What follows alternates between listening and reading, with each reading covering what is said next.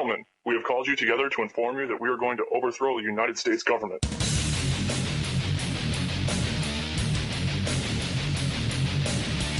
you still think that jet fuel brought down the World Trade Center? Does anybody else see a problem here? If the government has nothing to hide, why are they so afraid to answer a few questions? Thank you, ladies and gentlemen. Well, as you know, my name is David-Wynn Miller, but I punctuate my name. George Washington, Thomas Jefferson, Abraham Lincoln, Benjamin Franklin, all punctuated the name same as I did. They were all 34-degree Master Masons. Now, I don't know if there's any Masons in the crowd, but I am a 92nd degree Mason. I know you've been taught that Masonry goes to 33 and 34 degrees for Grand Masters. The reason I'm a 92nd degree Mason is because in 1988 I broke the math interface in all 5,000 languages, proving that language is a linear equation in algebra. This hasn't been done in 8,500 years of written language. When I did so, I was able to unlock the 2/3 of all the words missing from all languages in the world, and I can write any sentence in any language, frontwards and backwards, with the same meaning.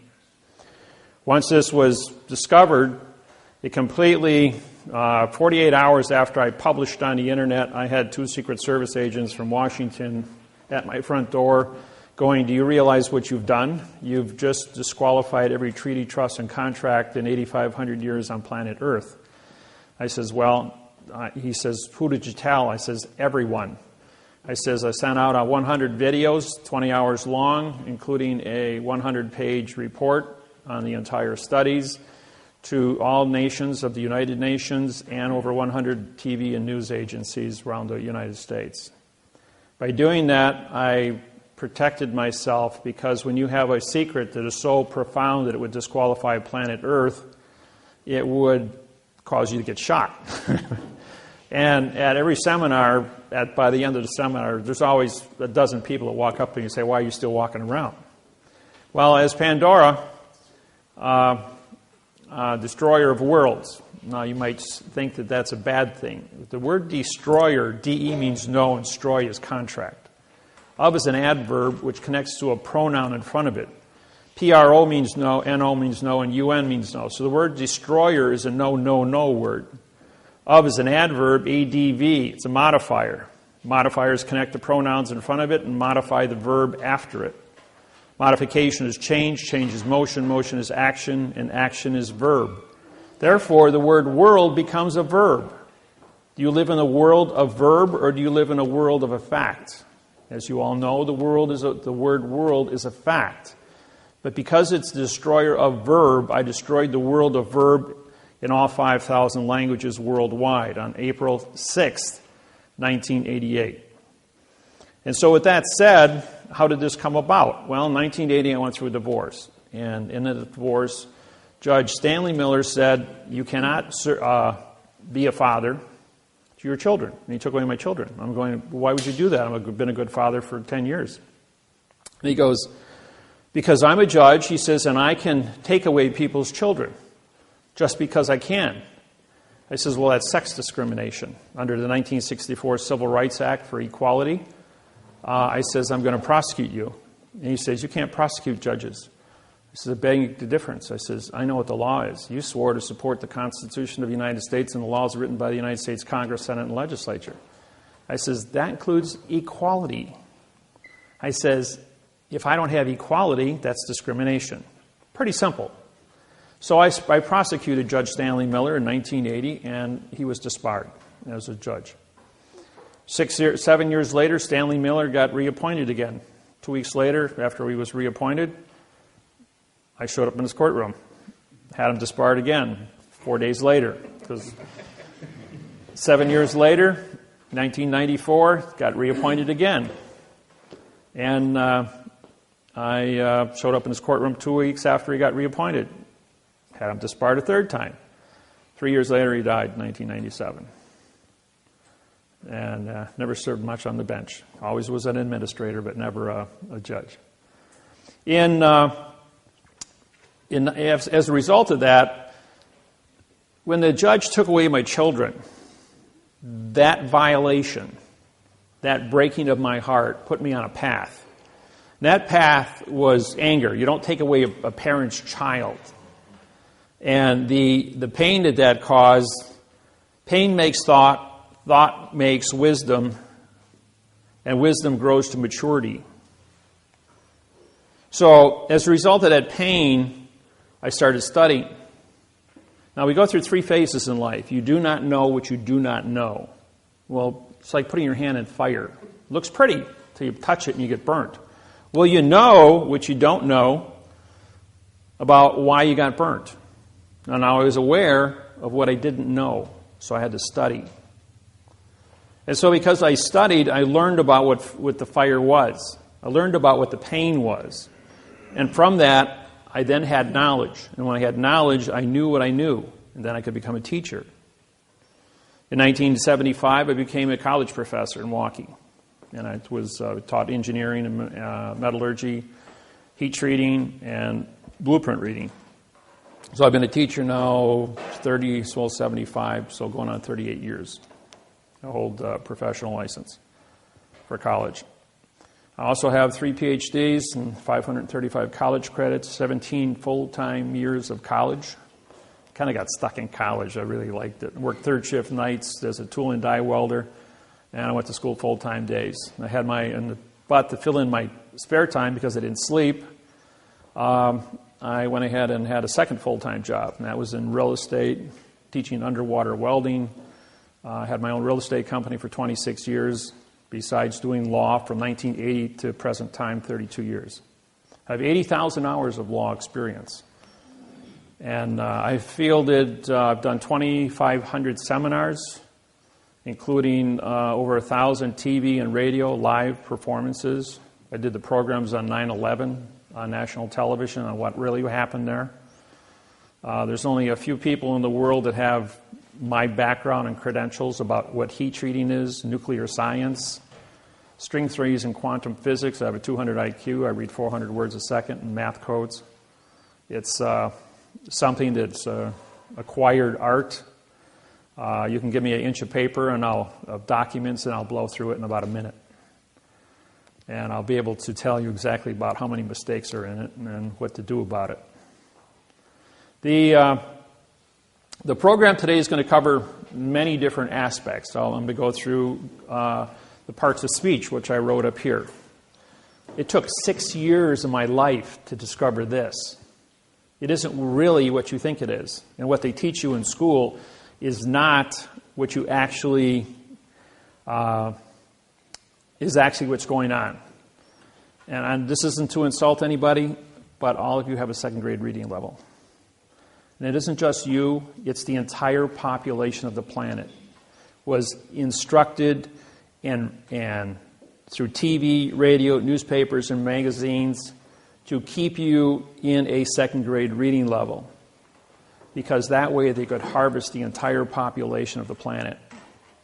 There's a few individuals called federal judges and chief federal judges at a state level that control what's called parsing, syntax, grammar, and the secrets therein.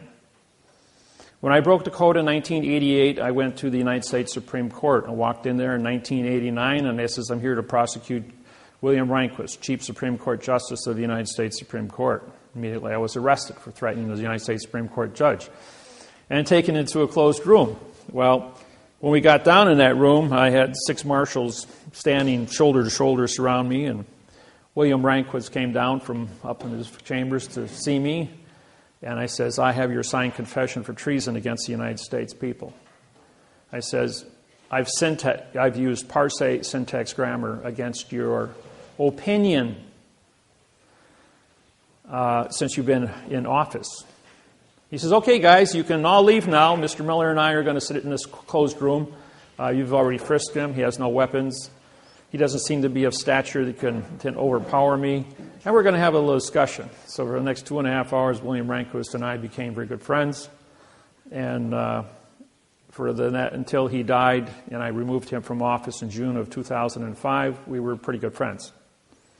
I taught him syntax, the math interface on grammar, and he taught me all the secrets of the procedures of judges. But a lot of the things he taught me, he was in error of because 2/3 of all the words were missing from the procedures by which he wanted to formulate answers.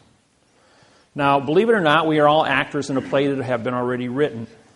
All of you believe that you have a certain amount of choice to make in life. But the fact is, and I will do this later this afternoon when we get into some history programs, that we are on timetables that run on 7-year international, on domestic bankruptcies and 70-year international bankruptcies. These bankruptcies control the planet for the last 6,500 years in all countries. All countries worldwide are controlled by the post office. Not the courts, not the judges, not the kings and queens, but the postmasters of the world run the entire planet, have for 6,700 years. Going all the way back to Pharaoh, henceforth the Masons. Now, a lot of you we're in this room today. A room is a closed area, so therefore it's a court. I'm going to show you a dollar bill here, which you're all familiar with, and on the back of the dollar bill you have the eagle, right? Notice the eagle's wings are turned up. If you notice the eagle's wings here are turned down, that's because it's a phoenix. This is Vatican rule, banking. And the flag here has yellow fringe on it. And the yellow fringe flag changes the dimension of the flag. This is a maritime braid for commerce. The fringe changes the description of the flag. It's under Army Regulations 840-10, Chapter 2-6. Allows for fringe to be put on military flags for parades. But anything you put on top of the flag cancels the contract of what a flag is. So even though you think you're looking at a United States flag, United, UN means no, and ITE is citizen. A no citizens condition of state flag. Controlled by Vatican banking. You're all under commerce. So who's the Vatican? They're postmasters. They work with Bern, Switzerland through the Universal Postal Union. On the 29th of September 2009, I did a seminar in Auckland, New Zealand.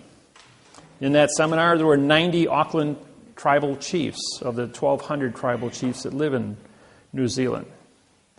I then made a statement that the post office since 1800 has never had a correct parse, syntax, grammar, law, rule, regulation, or code in any language with any people on planet Earth.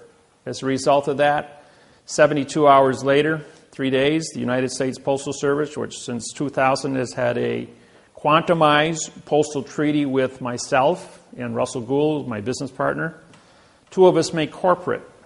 On the 27th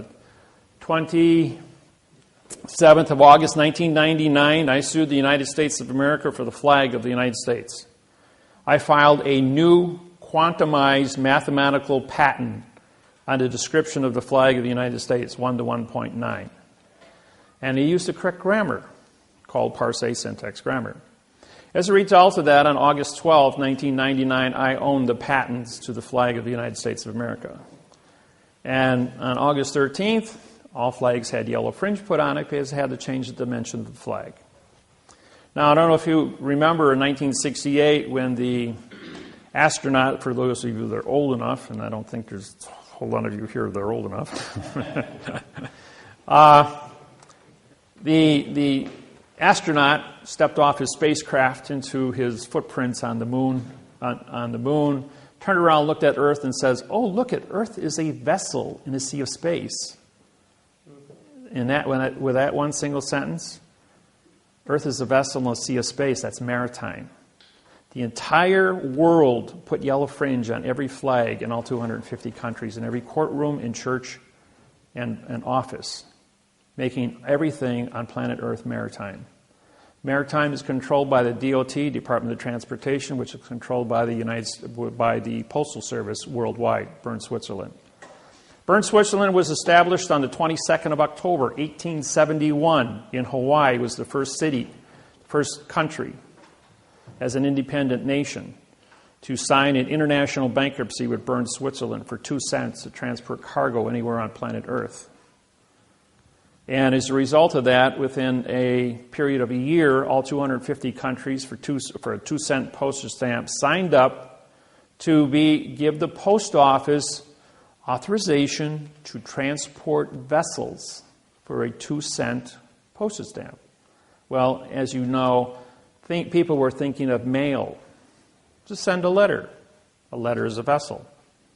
Well, the word vessel includes cars, trains, planes, automobiles, overland stagecoaches, pony expresses, and human beings. And by doing so, they then captured all commerce on planet Earth by contract for a 2-cent postage stamp. A year later, it went up to a buck a letter. But they got their foot in the door, and that was all that was necessary. Somebody left a little tiny article sitting in a newspaper in January 8th, 1872, on a microfiche dish in Honolulu, Hawaii, in the Iolani Palace Museum Archives building. Hightower and I went into that building that day, and we wanted to look for a flag of Hawaii. And they said, we guarantee there is no information in this building from 1869 through 1875. And I'm going, now, why wouldn't there be anything? Hawaii's the center of the Pacific. Anything moving from east to west and west to east has to stop at Hawaii to get coal, C-O-A-L, for fuel, as everything ran on steam back then. So Hawaii then became the center of the entire Pacific Rim, hub to a wheel. Very, very important location. And by doing so, that started a series of events through the Universal Postal Union to capture the entire planet, throw the entire world into a postal zone. And this little tiny article, as it was put into place, was left there. Nobody thought anything of it. Well, we did find a flag on the newspaper. It had 8 stripes instead of 7. But there was also a little square 3 inches by 4 inches with the obituary. The obituary of the Portuguese Masonic Eye, the French Masonic Eye, the German scale, and the English scale. So now we had ordering all Masons in the Hawaiian Islands to come to Honolulu, Hawaii to pay homage to King Kamehameha V, who died on the 6th of December. I'm telling you the story because it is relevant to the beginning of the takeover of planet Earth. As a result of this, it takes a steamer 3 days to go from Honolulu out to Kona and Hilo and back again. So 3 plus 3 is 6. January 8th and 6th is January 14th. January 14th, all the Masons get together with the post office, Immigrations and Customs, the Supreme Court of Hawaii. Guess what building they're all in? They're all in the same building directly across from the Queen's Palace in Hawaii. Immigrations, Customs, the Lodge number 1 for the Masons, the Postmaster General of Hawaii, all in the same building. And they cut a treaty. The treaty says that there was, in 1848, a law was passed in Hawaii that if Hawaiians are dead or off the land for 20 years, the land is free for settlement. So they went ahead and the Masons signed this contract to take over the Hawaiian Islands. Now, there's a law called the Rescissions Act. It goes all the way back to the Civil War. The Rescissions Act says that no law becomes legal for 3 days. And this 3-day notice, if you ever look at when contracts are signed, even when you all did your mortgages, either bought property or sold property, you couldn't pick up a check in your closing for 3 days. That's because of the Rescissions Act. That's Title 15, Section 1636 and 1639. Now, the Rescissions Act then went into effect on the 17th of January, 1872. Put a 20-year moratorium on it. It's January 17th, 1893, when the United States took over the Hawaiian Islands. For those that don't know anything about the Hawaiian Islands, takeover. Except it wasn't the United States of America that took over the Hawaiian Islands. It was the military, and the military is controlled by the post office. It was the United States Postal Service that took over the Hawaiian Islands. Now, as a result of this takeover, the injustice that people were a victim of went out there and sued the state court. The state court says, we don't have jurisdiction. You're in the wrong place. So the Hawaiians then went to federal court. They walked into federal court, United States District Court, and the district court said, you're in the wrong place. We don't have jurisdiction over you. You're a sovereign people. So they went to the United States Supreme Court, Washington, D.C. United States Supreme Court, Washington, D.C. You're in the wrong place. You sued the wrong people. They're going like, all right, we're being victimized. They stole our land. Who's guilty? So from January 17th, 1893, all the way up until January 6, 2009, nobody knew who was guilty. As a result of that, because I'm a Mason, and I syntax Manly Hall's The Secret of All Nations with Masons throughout the history of this world for 8,500 years. I have the book. There's only 5 copies on planet Earth, and I own one of them. And when I syntax that book is 18 inches tall, 1 foot wide, and 2 inches thick. It's now 6 inches thick because of all the missing words were put back into it. It covers everything on the planet, every religion, the tarot cards, witchcraft, grammar, all the parts of speech, parse, how words come together. It's got all the secrets in it. But the secrets were only written in adverb-verb, not prepositional phrases. So when I rewrote it with the correct parse, syntax, grammar, I then had missing secrets. I did the same thing through the Quran for the Muslims, and I did it through the Bible, King James Bible. I was able to discover the secrets, putting me as the chief federal judge of the United States of America, prosecuting judges for the past 32 years. That's what I do. I prosecute judges. I'm the bad boy. As a result of this, the reason I told you this is because everybody wants you to walk into the state court. Well, state is undefined. You live in the state of Indiana, right? That's not a true statement. You live in the Indiana Territory. The state of Indiana is the name of the vessel in dry dock called your courthouse. All courthouses are foreign vessels in dry dock controlled by the Department of Transportation. In other words, the port authorities control vessels in dry dock. All judges in the United States and all courthouses are paid by the port authorities. That's a very big secret. The port authorities are controlled by the DOT, Department of Transportation, which is owned by the Post Office, which owns the Treasury and the military and prints the money and pays the military to guarantee the value of the money. The United States District Court, United means no citizen. State is a condition of. District, D-I-S, means demon god of the underworld for T-R-I-C-T, trickery. This is Latin. In a closed area called court. So when you walk into the United States District Court building, you are in a vessel, a foreign vessel in dry dock. Could be a spaceship from any planet, but not from Earth. So you've left planet Earth. You are no longer in the territory of Indiana. Now, all the laws written in Indiana for Indiana people do not apply in a foreign vessel in dry dock. You speak a foreign language called Babel. You are a foreign entity. And as a federal judge, when you walk in front of me, what do I have in front of me? Do I have a document that actually says something, or is it written in adverb by babbling attorneys and lawyers? What I have in front of me are your vessels, your body. Hold a thought in your hand. Show me the three-dimensional object of a thought. Do you know that a thought is not of this world? A thought isn't found on the periodic table. It's not a solid, it's not a liquid, it's not a gas, it's not a chemical. And yet we all have thoughts. It's an energy, comes from our aura, electrical chemical energy, but it is not of this world. A thought can pierce dimensions, can change through time and space. I can hold the entire known universe, which they say is supposed to be 8.4 billion years old from the Big Bang, in the palm of my hand with a thought. Or I can crawl inside the middle of a quark, of a hydrogen atom, and exist there with a thought. So a thought is a very unique thing. We can close our eyes every night when we dream. And we can be anything we want to be in this world of thought. And I know everyone in this room has had weird dreams at times. And in those weird dreams, you see things that don't exist in this world.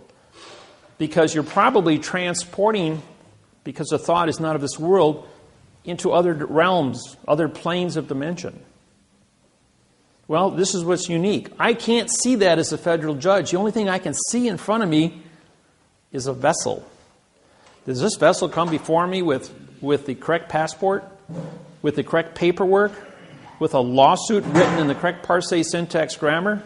Or does the vessel come before me on my foreign vessel spaceship from another planet, and are you trespassing without any rules, regulations, or codes? Well, the only thing I have as a judge in front of me is a vessel that's trespassing. And everybody knows there's a law for trespassing. And I don't care what language you speak, and I don't care what educational levels you have, or what country you come from.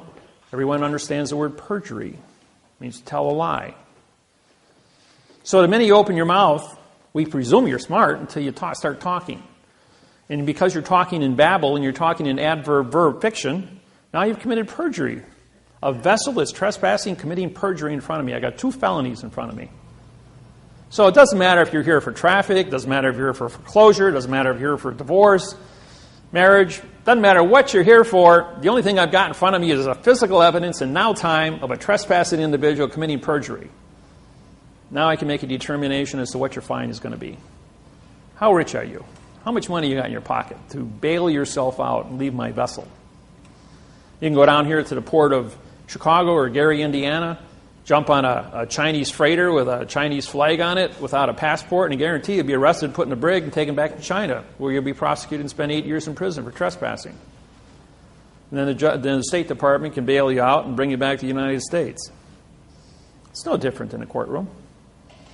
It's a big old trap, folks. People have been walking into it since 8,500 years. Really great piece of engineering. Just a little heads up on that. The reason I tell you the story about Hawaii is because it's the beginning of something that was very cynical. To capture planet Earth. All money on planet Earth is controlled by the Postal Service.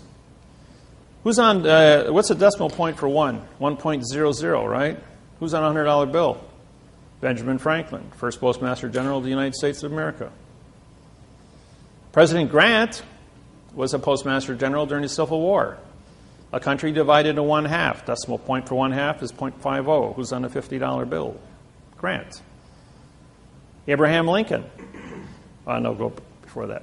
George Washington, letter carrier, Continental Congress, 1875. And he was a letter carrier. And on September 17th, 1789, the United States of America signed the Constitution of the United States of America. And so, therefore, he was the first president. Pre, meaning no. SI is simulation, and DENT is denture, contract. Anything, the word no is a negative. Negative is 0. 0 times any fact, simulation, or contract becomes 0. Therefore, the math interface says that a pre-simulation denture, better known as a president, is a person who only says nothing about nothing. Have you ever seen a president that ever made any sense? Okay.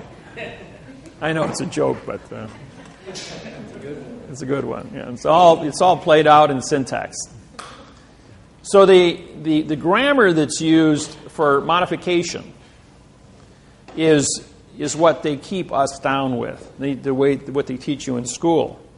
Now, lawyers and attorneys are all licensed to lie. They write everything in adverb, verb, adverb, adjective, pronoun, and pronoun, adverb, verb. They don't use prepositional phrases because they're not allowed to use a fact.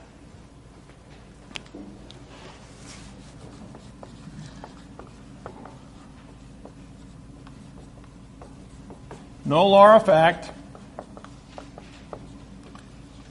shall be tried in court. And if you want to put that in there, of law, And everybody uses this terminology, attorney at law, attorney of law, whatever. Parts of speech. No is an adverb, it's negative. Law now becomes a verb, negative. Or is a neutral. Negative fact becomes a negative verb also. Shall is a pronoun in future time, connected to the adverb be, which now modifies a verb in past time. In is an adverb making court a verb. Of is an adverb making law a court a verb. Now we've got one jurisdiction, ladies and gentlemen. We have a verb law, a verb court, verb tried, verb law, verb fact. Now we have one jurisdiction called fiction, fraud, illusion.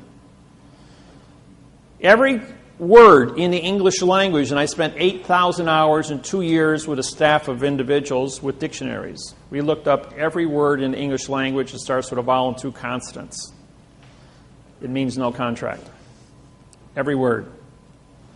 Now, when you look at any contract or any newspaper or magazine, and you see the word starts with a vowel, A, E, I, O, and U, and it's used as a single syllable, it means no contract also. Opinion. O is no. P-I-N is to attach or grab. I-O-N is contract. Opinion. No attached contract. Therefore, that's why it's called an opinion. You can have a gain, G-A-I-N, and you put A in front of it, again, you have no gain. You can have an attorney, A-T-T, no tort. You can have an illusion, I-L-L, which means you cannot see a contract. Imagination, I-M-M. You cannot mangle. You can't mangle something, therefore there's no fact. So the imagination, I-O-N, means contract. A-N-T, E-N-T, I-O-N-T-Y. Any vowel that appears in front of a vowel that ends a word means contract. It's a 2-letter contract. That's how you can tell these things. This is called parse, P-A-R-S-E, parts of speech. S-C is Latin for speech. P-A-R is parts.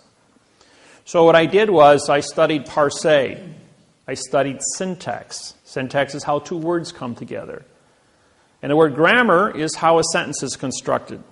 Do you know that all grammar, a correct worded sentence, only has 1 verb in it? The average sentence written by an attorney has anywhere from 3 to 5 verbs in it. Some sentences have adverb, verb, adverb, verb, adverb, verb. The whole sentence is written that way. There's not even an adjective or a pronoun, a preposition, article, or a fact. When you were in school, 5th grade, we studied prepositional phrases.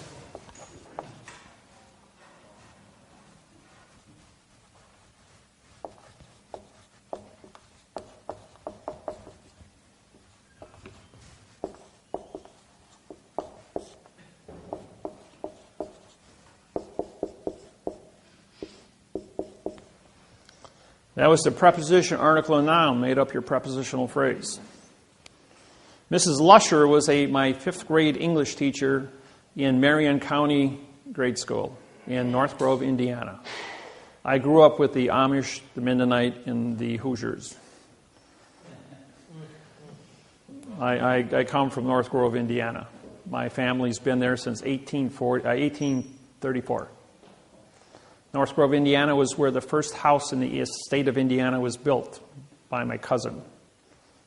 My fifth cousin on my mother's side. But we came here from Pennsylvania. I'm Cherokee. My great-great-grandmother was full-blooded Cherokee, and my grandfather came to Switzerland in 1780. Settled here in North Grove, Indiana. Half the people in the town are related to me as great aunts and great uncles, and going all the way back to 1834. My cousin, who I played with in 1957, was born in 1838. She died in 1957 when I was 8 years old. 114 years old she was, living in the same house her parents built in North Grove, Indiana. Isn't that something? She's in the Guinness Book of World Records. This is one of the oldest people living. And I think she's probably one of the oldest ones in Indiana. And I used to work on the farms with the Quakers and the Amish here in Indiana, cutting hay and driving tractors, and I had my fun playing in the hay, the harvest time. So I'm fully aware of the politics and everything. And Mrs. Lusher, my English teacher, was my next door neighbor. We had an 80-acre farm with 40 pigs. We had 40 head of cattle, and we were farmers too. My mom and dad gave that a shot. I had six brothers and sisters, so big family. When we studied prepositions, pre meant no, position. An article, anytime you have a vowel and two consonants, ART, we have no ownership. So if you have no position and you have no ownership, you have a no-no. N-O is no and UN is no in Latin. Better known as the noun. So what we did is when we disqualified this in 1999, we had to come up with a brand new answer for a mathematical interface on grammar. So we did this. We had a position, dropping the word pre. And the word lodio is spelled L-O, which is location, D-I is original, A-L is contract. And if you have ownership, in other words, for my pen, for is a position, my is lodio, and pen would then become a fact. Now, if I just were to drop one of these two positions here and say my pen and drop the word for, or with my pen, and I drop the word with, and to say my pen, my becomes an adverb, and an adverb modifies a verb. Modification is change, change is motion, motion is action, action is verb. See, in ADV, vowel and two consonants, modifier. ADJ, adjective, color, modifier. PRO, no, NO, no, UN, no. They gave us a lot of negative choices, all to go with this sentence here. When you graduate from judge school, you learn this article. You learn this. All judges, attorneys, lawyers, politicians all swear the same oath that no law or fact shall ever be tried in court. And no is a negative. That's why the sign says no trespassing, no parking, no don't walk. And see what the sign should read: for the trespassing on this land is with the fee of the $5,000. For the parking of the car in this space is with the fee of the $500. That's a performance contract. Everyone understands performance contracts. Now I have the Pizza Hut next to the Outback Steakhouse. Very popular places on Saturday night and Friday night. And the people came to my seminar from Pizza Hut.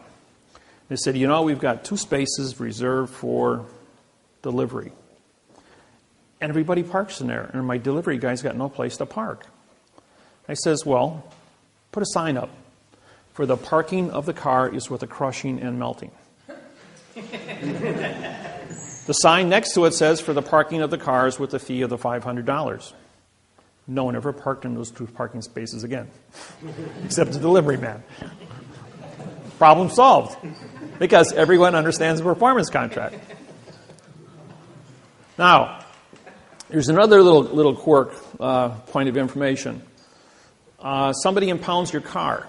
You parked it where it wasn't supposed to be parked, and they towed it, put it in an impound lot. And the guy wants some $250 for towing and $100 a day for storage. Well, anybody that's in possession of your vehicle that doesn't have title to it is renting your vehicle. So you send him a true bill for renting your automobile for as long as he's had it. If you want to go down to the local courthouse, you can pull up a lawsuit by Avis Rent-A-Car or Hertz Rent-A-Car, copy it, and sue the tow truck company. Or if a police officer orders a tow truck company to remove your vehicle from the highway and he won't give it back to you, send him a true bill for for rent-a-car. Your car will be back in 1 day, maybe a couple hours. Works every time. Just a little plug there.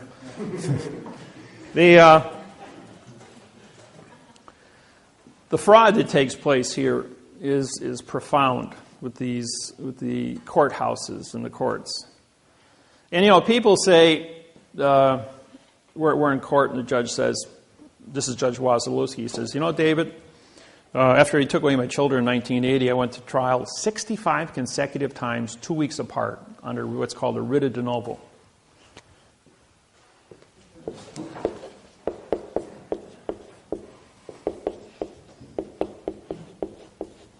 Now, this is a pronoun, adverb, adverb, verb. But if you put for the writ of de novo, then this becomes a 5, a 6, a 7, a 5, a 6, and a 7. This is French, but de means the, in novo, it would then become a fact. So I filed for the writ of the de novo. Now what that means is if you violate equality, that's discrimination, that's a crime. 1964 Civil Rights Act violation. So for the writ of de novo is your ticket to get a free trial for anything. I don't care what it is. They cannot move forward on any topic. If they want to foreclose your house and they use adverb verb, they didn't give you equal protection of the law. That's a prepositional phrase. For the protection of the law using the correct parse syntax grammar. Therefore, you can sue for a writ of de novo just for the be correct on the grammar. It doesn't matter if you got a mortgage or a deed of trust. Indiana uses the terminology mortgage. California uses the terminology deed of trust. Deed is a pronoun, of is an adverb, making trust a verb. The word mortgage, by it stands alone on top of your document, is called a pronoun. There's no prepositional phrase. You know, if I hold up this object, you see a pen. In Spanish, it's scribola. And if I hold this object about 5,000 languages, I'll get 5,000 different sounding effects to what it is. Does 2 plus 2 equal 4? How many of you think 2 plus 2 equals 4? All right, just all's fair.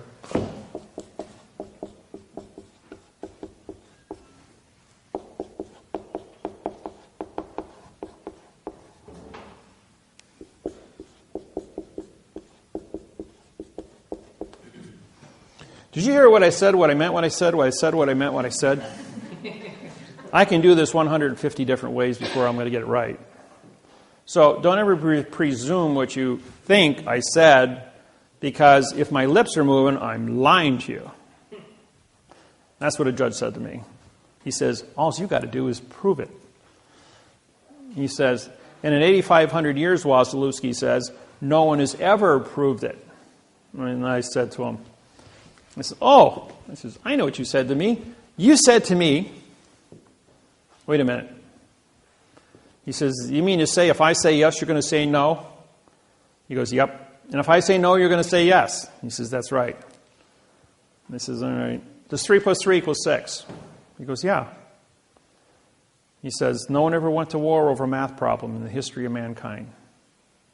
No religion, no political organization, no condition of state, no country ever went to war over a math problem. 2 weeks ago, President Obama and President Bill Clinton down on the podium at the Republican convention on national TV. And the closing statement by Bill Clinton was, no one ever went to war over a math problem in the history of mankind, and we're doing it correct. That's an exact quote from all 2,500 seminars I've done. And by the way, I was Bill Clinton's counsel for the sex trial. Remember the phrase, for those that are old enough? The question was, what is sex? Bill Clinton goes, depends on what the definition of is.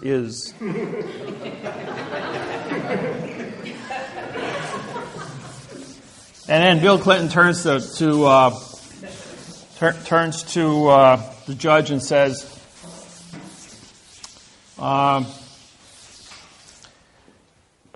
I just showed the American people a verb is and a noun is. Would you like me to show them another verb and another noun? And the judge stands up and says, there will be no further questions, Mr. President. This court stands adjourned.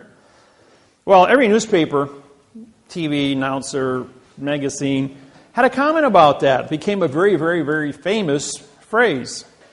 And that famous phrase was, one question and a demurred, where demur means to answer a question with a question. And the trial was over. And so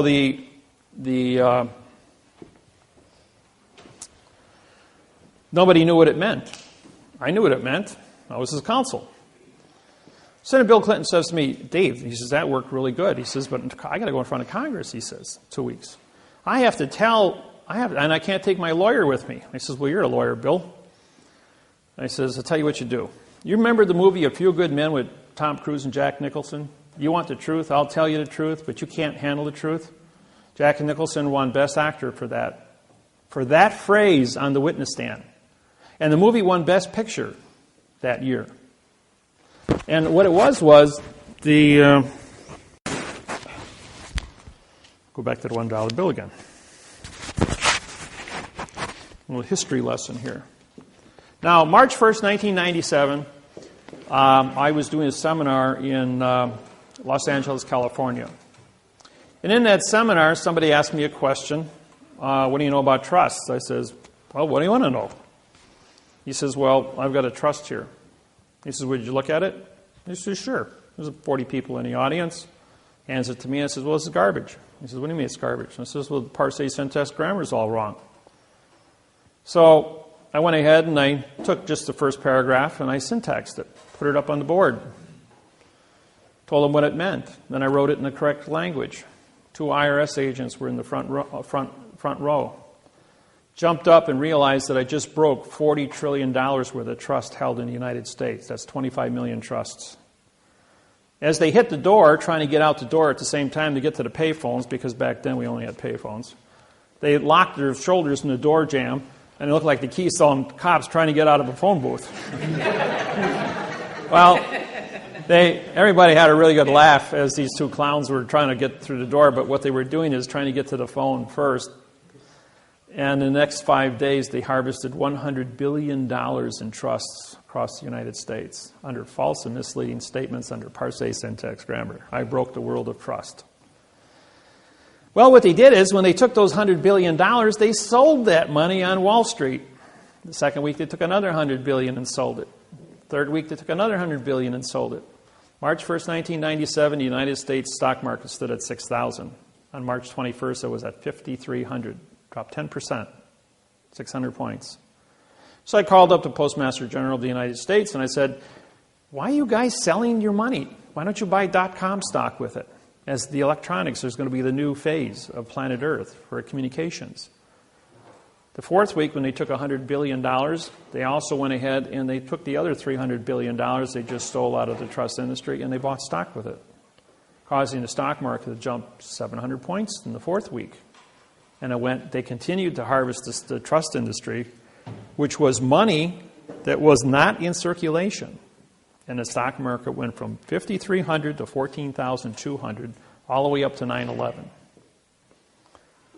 And then 9/11 brought everything back down to 6,000 again because of the new terrorist bill and all that stuff. We'll get into that later. But going back to Bill Clinton, he says, how am I going to go in front of Congress here in 2 weeks? I says, well, you're going to hold up a $1 bill. Walk into Congress, say, ladies and gentlemen, before we get started today, I'm going to tell you the truth. He says, but you won't be able to handle the truth. Phrasing Jack Nicholson. He says, you know, we're going to take you back to when you're 10 years old, 5th grade English. He says, first off, we have a line that goes around the money here. March 1st, 1997, I sued the United States Treasury under maritime law boxing. And that's why all your money today doesn't have any boxes on it. If you've... See the 10? It's got a circle around the 10. And the 20 has a circle around the 10. So does the 50s and 100s and the 5s. They're all the same. No more boxes except for the $1 bill. That's because there's so much Masonic information on the back. The pyramid has 72 stones on it. That's for 72, the rule 72 of banking. You take the interest first and you walk down to the principal. The all-seeing eye is Masonic. The capstone has never been completed because the process of discovery is always in motion. But going back to the beginning, it says the United States of America. Now, we all studied that prepositions were of, and the article was the. When you separate the prepositions, they all become adverbs. That means you have 68 prepositions and 38 articles. Together, you have 100 adverbs. So, the as an adverb now modifies united to be a no citizen. UN is no, IT is citizen. ED is in past time, which means you have no now time jurisdiction.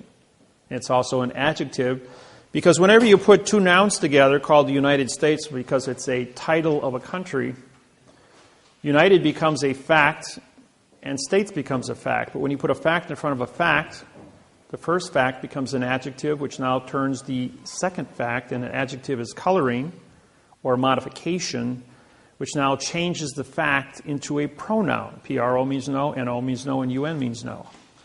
The pronoun is now connected to the adverb, ADV, vowel two consonants, no contract. And then the adverb modifies, modify is change, change is motion, motion is action, and action is verb, and America becomes a dangling participle verb on the money. Now, A is a single syllable. Therefore, A means no. M-E-R-I is Latin for mercy, and C-A is Latin for sheep. No mercy for the sheep. So we pay 65% taxes. But because America is the verb on a corporate instrument. Now we have two signatures on the money. Therefore, this is a corporate instrument. Corporations are under Title 15, Section 1692E, false and misleading statements. Carries a penalty of $25 million and 30 years in prison for every note published under Title 15, Section 78FF. Under Title 15, Section 1639A, there was no notification given to the United States population that the modification of grammar under Title 18, Section 1001, which is the fictitious conveyance of language, was going to be used on our Federal Reserve notes on our money. So to protect the fraud, we put a box around it. Anything in a box is an enclosed area and can't be considered. It was engineered, folks, not a mistake, engineered. Just like you build a space shuttle, it's engineered. If it's perfect, it works. Well, we had a perfect fraud. What's the first two little words over here? It says this note. It doesn't say for this note or by this note or of this note or with this note. It says this note. Therefore, we drop the preposition. This becomes an adverb making note a verb. Does this look like a verb to you? Misrepresentation. So now we have a Title 18, Section 1341, mail fraud. Carries a $1 million fine and 30 years in prison. Title 18, 1001, fictitious conveyance of grammar. Title 18, Section 13, Title 15, Section 1692E, false and misleading statements. And we have Title 18, 1621, perjury, because we didn't advertise it. Now we have 4 criminal acts that take place on the dollar bill.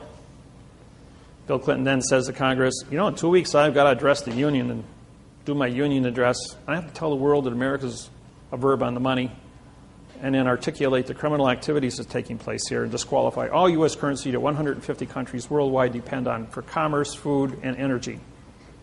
Or we can seal a case. All those in favor of sealing the case, raise your hand. 102 hands goes up, and he walks out and doesn't say a word. Now, who controls money? Universal Postal Union. Universal Postal Union gets the word, and all 250 countries are told to stand down. Bill Clinton's case is sealed, and nobody talks about Bill Clinton's indiscretion. Shortly thereafter, Hillary Clinton runs for President of the United States against Obama. Does anybody talk about the indiscretion of Bill and Hillary? Not a peep. Not even North Korea, not even Afghanistan, not even the Middle East countries. All the people that hate the United States are all told by the Universal Postal Union, you will keep your mouth shut and don't talk about anything of Bill Clinton, or he's going to spill the beans on the language. Squeaky wheel gets the oil. You think you got freedom of speech? Yeah. It stops with the money. Who controls the money controls the world. Always follow the gold. So therefore, Hillary doesn't make it. Obama's elected as the 47th consecutive left-handed president. Romney is right-handed, by the way. There's never been a right-handed president. What does that tell you? Who's going to win the election? Obama, yes. Or me. I have 5 billion people on my website. I have the 58% of the world's population studying parsing syntax grammar. I could very easily be as a written-in candidate come November 5th, 6th. Yeah, November 6th, that's right. Tuesday. Just like Lewinsky did in Poland. Stood up, people found him to be an honest person, and he got 92% of the write-in vote. Became the best president Poland ever had for 10 years until he took a bribe and got thrown in jail. True story. So the money is a key here. Always follow the money. Now, you came here, most of you, or some of you, are involved with mortgages. The mortgage that you are in possession of was written entirely in adverb, verb, adverb, adjective, pronoun, and pronoun, adverb, verb. The mortgage has 6,000 mistakes on it. It is a perfect document that has absolutely 0 facts on it, and it was not signed by your bank. No mortgage in the United States of 64 million mortgages was ever signed by the bank since 1934. Stalin captured Russia, nationalized it in 1917. He went to Rothschild and said to Rothschild, I need money to fight the Bolshevik Revolution. Rothschild says, you can have all the money you want. Remove the article from your speech in Russian. And Stalin killed 80 million Russians who refused to use adverb-verb grammar. That was a secret. Because there was no TV or radio back then, it was very easy to genocide a population and without having anybody know it. They did the same thing in Hawaii from 1800 to 1829. 38,000 Hawaiians had their heads cut off because the Hawaiian language has no vowel into consonant conception, and they use prepositional phrases. And because they wouldn't speak an adverb-verb like the church wanted them to study, they cut off their heads. And finally, after doing enough of them, people got the message that if we don't follow this new adverb-verb program, then we're going to be dead. So that's how they captured Hawaii. So this brainwashing of the adverb-verb scenario became relevant. And so Stalin was able to get financing and captured Russia. In 1934, Mao Zedong nationalized China, which had 1,200 dialects. Now they only have 4. So we need usually 3. I just came back from 23 days in China. That was quite an eye-opener, going to China. Everything you hear about China, total nonsense. I'm here to tell you, it's total brainwashing. Those people are... If I blindfolded you and dropped you off in China right now in the countryside, you'd think you're in Indiana. It's flat, all farms, people working, growing corn, wheat, barley, everything. Just they don't have any equipment. They're all out there working by hand. And they're pushing carts. They don't have tractors pulling things. Some of the bigger farms will use a tractor. And these tractors are pretty old. They're like 30, 40 years old. I didn't see any modern equipment anywhere, but I saw a lot of labor. They got 1.4 million people, 1 billion people. So they got plenty of people.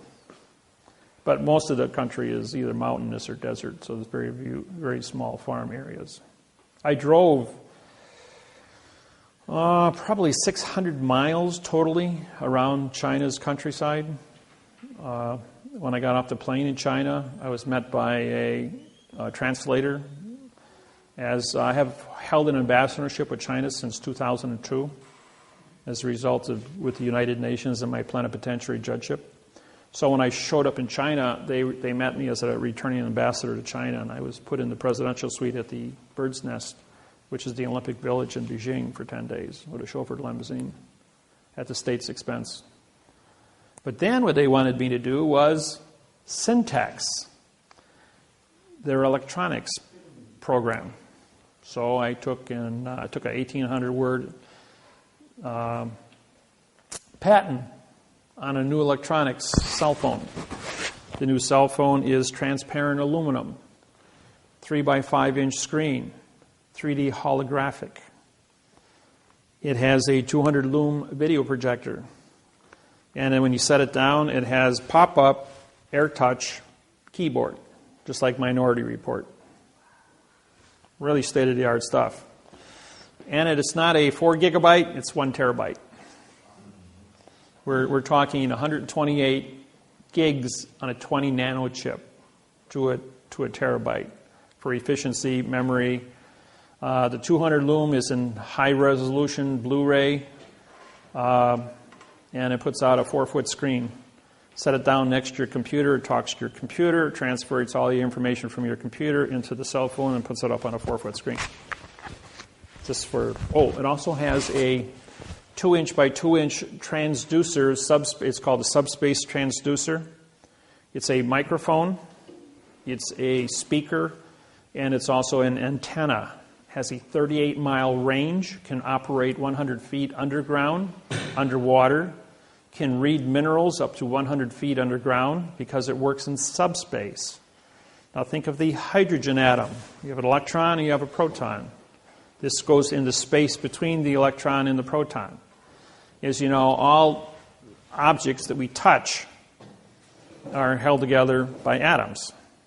Atoms run on electromagnetics. But this operates in the space between the atoms and the electrons in subspace. Therefore, it can transmit 38 miles between towers and also operates underground. So this is the next stealth technology. That doesn't exist anymore with this new technology. The military's had this for 12 years and has been declassified because all the other militaries in the world now have it, so they're going to make it available to the public. So this is going to be the new cell phones coming out. Even though your Galaxy 3 might be pretty special at the cell phone store, this next generation cell phone is going to be something else. It's going to be Star Trek material.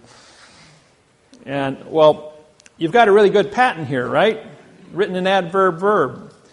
And I was at this meeting with 5 electronics firms that the Chinese government invited me to be there. We had the guy that developed the subspace technology back in 2000, Michael, and Joseph was a Nikola Tesla electronics genius. He built 4 of these Nikola Tesla coils. So bring these 2 guys together, and they got this great electronics patent. But what's an object, just like this pen, what's an object worth if you don't have a patent for it that's written in quantum language? They can be protected worldwide. So they brought me in because I'm the only guy on the planet that writes quantum. So we went ahead and we showed it. We brought in 2 university professors from Beijing and 1 from Hong Kong on grammar. And they looked at it and said the patents couldn't be rewritten in less than 4 months. I says, well, give me your patents and I'll bring it back tomorrow morning and we'll all get together. So I rewrote it overnight. It took me 8 hours to write 1,860 words in quantum and restructure it. So every sentence was certified mathematically frontwards and backwards. So when we went ahead and we brought this patent back the next morning, we had 2 3-star generals, 1 2-star general was flown in. We had 5 electronics firms, 3 translators, and the 5 presidents from the electronics companies. And they said, and there was 1 nuclear physicist from Beijing also, as I've got a 4-year background in nuclear physics, because I was with the Polaris submarine program for nuclear degeneration of steel when exposed to plutonium for reactors. I did the work on that. They came back and said it would take 4 months to do a translation. I did it in 8 hours. Then they said, can you write it in Chinese? I says, well, I don't speak Chinese, which is, as you know, symbols compared to our alphabet. I don't speak it, read it, or understand it, or write it. So I got on Google Translator, and word by word, it took me 1 hour to do 1,860 words. And I rewrote it in quantum Chinese, frontwards and backwards. Then he asked me, could you, because I reprogrammed my computer immediately as I worked the math interface on this, I then had interfaced the math program in 150 other languages. And my website is also written in 150 different languages. So it took 1 hour for me to translate from quantum English to quantum Chinese, and it took me 1 minute to translate from quantum Chinese to quantum French, German, Italian, Spanish, Arabic, and in Indian. And what they realized was that now they have a quantum program for a $20 trillion a year jump in contracts for international trade.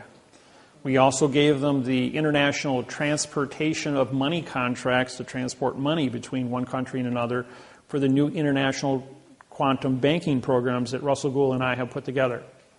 All 150 nations worldwide have been given the patents to this technology for free. I've made this all available so the whole planet can switch over simultaneously.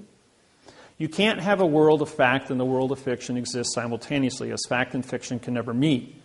So in 2000, we educated the entire planet banking industry, and we gave them all of these 115-page bank treaties written in quantum grammar. It took us 7 years to put together. This is a 32-year program, by the way, that I've been working with personally.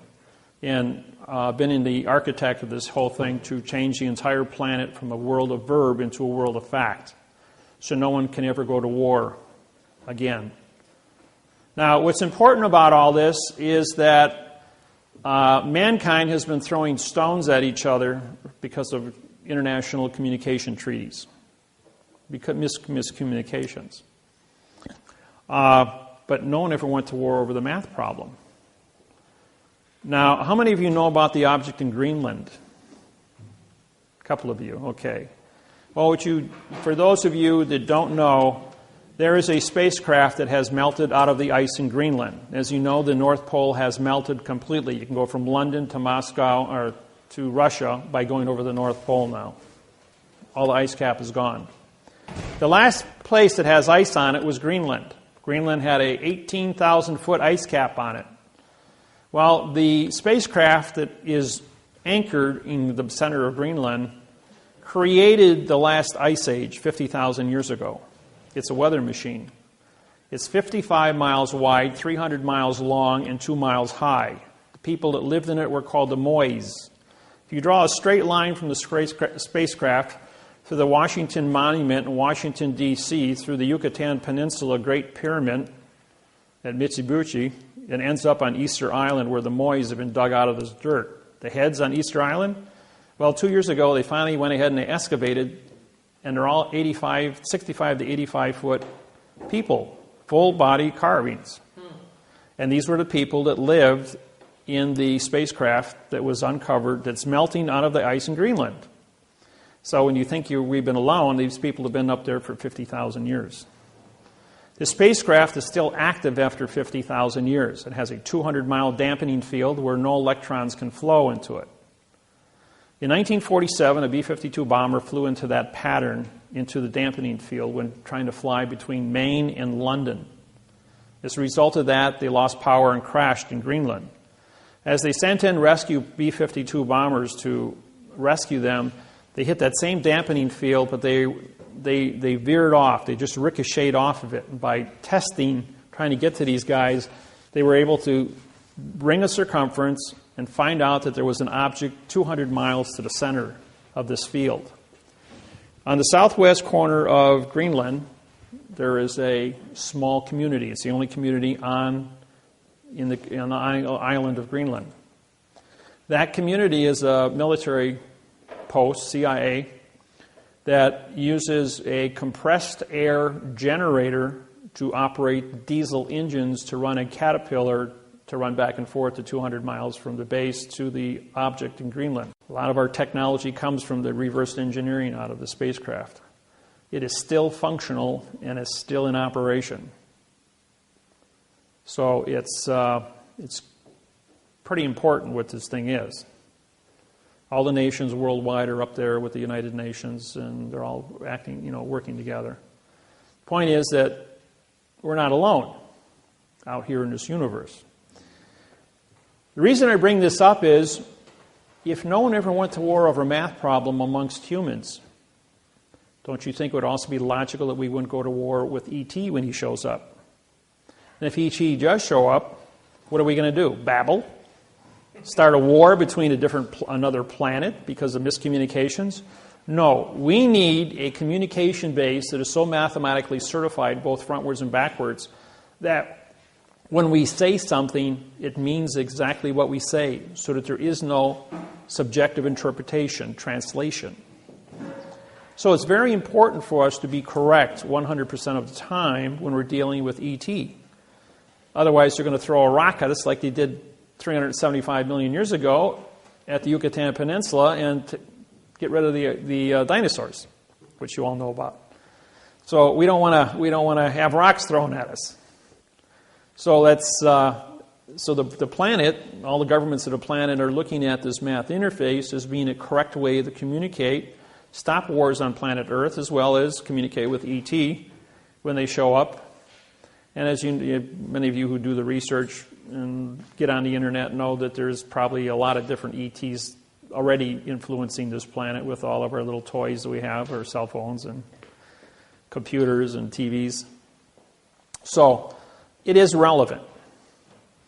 The school systems in China are adapting our quantum program. All the universities and colleges are going to be teaching it this year. As a result of these patents that came out from my 23 days in China, they realized that they were going to order all 150 trade partners to follow suit. Otherwise, they wouldn't be able to do business with China. The biggest new thing that's coming on the market is the word lithium. Lithium makes for the batteries. Now, China currently controls 80% of the lithium on planet Earth. 20%, the other 20% was known to be in Mount Weld in Australia, better known as the Linus mine. It's a 1 cubic mile of lithium that they've uncovered. Colombia, 3 years ago, somebody wanted to find out how big the salt flats were. So they drilled down 15 meters into the salt. And they found a 25 square mile a pure lithium bed of lithium. Enough lithium for the next 200 years to build about 600 billion automobile batteries. Yeah. So now if you add thorium to lithium, you can get 8 times more power out of the same size battery. Think of an ordinary car battery made out of lithium thorium that would have the power to drive a car 400 miles with a 4-minute recharge. That's all. Now, that's technology. I know battery technology. I built my first perpetual motion motor when I was 16 years old, my first laser beam when I was 12. I've been on the cutting edge of weird, futuristic stuff ever since I was a little kid. And if you do enough research on me, you're going to find out that I was taken when I was 8 years old. I went into a UFO for 3.5 hours. They put a machine on top of my head. And whatever they did to me, they put all this information into my head. And why I've been able to build this program without any interruptions from anybody for the last 32 years. And I fielded over 100,000 questions at seminars. And I haven't missed any. So you cook up the best question you can think of, and I'll tell you the facts. I'll tell you the facts going all the way back 8,500 years and how it's going to influence all the cross-referencing with it. People go like, that's impossible. You can't know that kind of information. Ask me the question. We'll find out. Now, I did a seminar in Bellingham, Washington. I had 86 people in the audience, and I told everyone, I says, I'm going to answer all your questions today. And one gentleman on my right side here, he stands up. He was about 75 years old. And he says, that's a pretty bold statement. He says, you don't know what kind of questions we're going to ask. So how can you say you know all of our answers? I said, tell you what, you be the official question counter. I says, and you count how many questions I'm going to answer in the next 2 days. So he went ahead and he counted, and at the end of 5 o'clock on Sunday, he stands up and he says, well, that was impressive. You answered 125 questions successfully, including history, and I agreed with every answer you gave. He says, I got 2 more questions. He says, who is God? He says, well, that's probably the easiest question I've been asked since I started this. Now, remember I said at the beginning of this seminar, what is a thought? Hold a thought in your hand. A thought is not of this world. Okay, everyone in this room studies this word God. Matter of fact, we have 5,000 different sounds of words for the word God. It's a very unique word. Now, you also, when you study God, you also study the devil, or what evil is. So you have to, it's called perspective. You have to know what's good and you have to know what's bad. So you have an understanding of what choice is. Now, because you have choice, you can choose to be a good person or a bad person. Now, everyone in this room, you will read different books at different ages, at different times. You will talk to different people, your brothers, your sisters, your parents, your ministers at the school, at the church, teachers. And all through life, you accumulate information. The end result is we all have 1,000 separate definitions that we have accumulated to answer one word. So, and that word, God, because you all have 1,000 different sources of research to answer that one word, now says that God has created man's image. Image, imagination, creation, art. So each one of you formulates your own definition based on your own subjective interpretation of your own educational capacity, your own IQ. IQ is based on the amount of percentage of your brain activity that you use for thinking. To come to a conclusion, to stand in front of a mirror, look at yourself and say, I know who God is, based on these definitions. And no one, I don't care who you are, can tell you who your God is because they weren't there for your 1,000 points of study.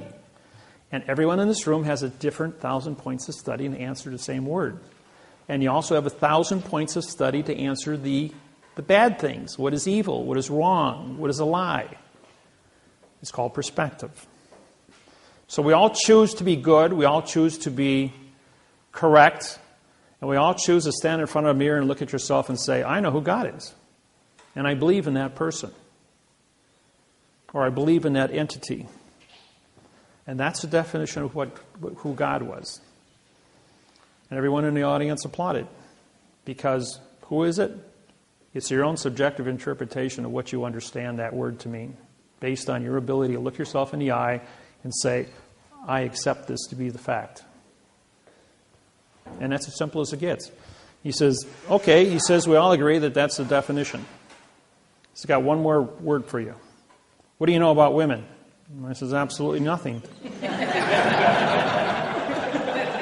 He says, see, you can't answer every question. And 38 women stood up and said, that's the right answer. And all the and all the men in the audience applauded.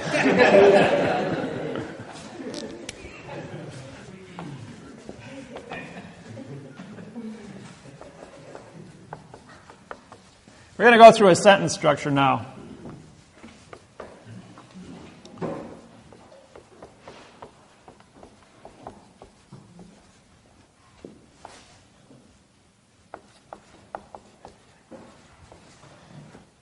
The first part of a sentence, we use the word for.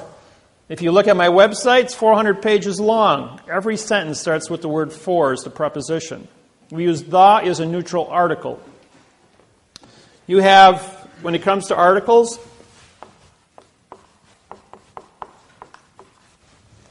or what we call lodio, we'll put a square bracket because this means no contract. You have a, and, the, this, these. Those are the 5 that I use in my program. Pretty simple. It seems how you have 38 articles and we only use 5. Second part is there's a consequence.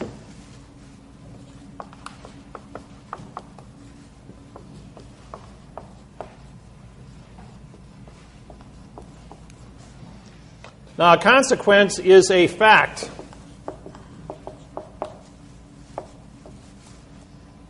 In other words, I stand here and I look at this room, and I have knowledge. My knowledge allows me to understand people, tables, chairs, architectural structures. I specialize in 115 different fields, being an engineer, background, metallurgy, heat treat specialist, chemist, biotech, medical fields. I understand medical fields. I can look at every part of this building. I'm a master mason, bricklayer, concrete, lay tile, carpeting, 6,000 yards. I hold knowledge of 180 different fibers used in carpeting. Chemistry to put those things together, which your clothes are made out of, cotton, wool, polyester, rayon, all the different combinations of that. Whether it be the coefficient of expansion, allows me the metals, gases, chemicals from all the different parts of the periodic table and how they're used to create different elements. I was the cook for Chemtron electrodes, made super metals, stuff that never was ever heard of before. 1988, I wrote the math interface on all metals. It was called the polymer technology, proving that all metal is plastic, that all glass is plastic, that all plastic is plastic. And so the consequences of having knowledge creates a cause. As we get older, we acquire more and more knowledge, which allows us to understand the consequences of the facts. The third thing we're going to do is we're going to think. Thinking, I'll put that in ing. Thinking is a verb, which is motion.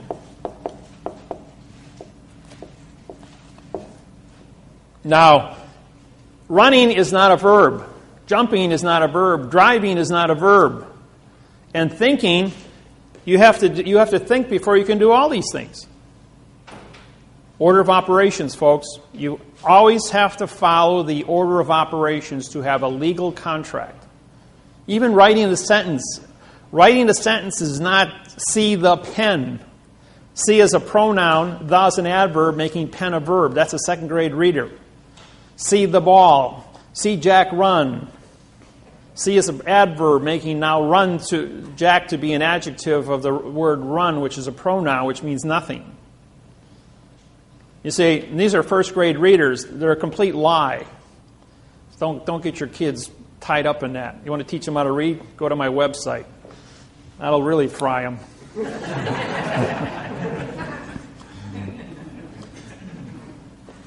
4, when you think, okay, we look. This is we'll put this to be sight, or see. You see stuff, and you need a see. You need a see see treaty. You need a sea pass. Sea pass means that you can move a vessel in a sea of space. So when you have knowledge, you have these positions that you're going to see and absorb points of information. You hear points of information. You're using your 5 senses to absorb information. And with that information, we then store it as a computer. So the consequences is a storage. Just like a computer. And we keep all this information in until we're asked the question. Then you go into motion. Just like when you enter in the keyboard. You might put stuff in, it's going to store it. When you want it out, you hit enter, ask it a question, you hit enter, and it does a search. It goes thinking, and now gives you a claim.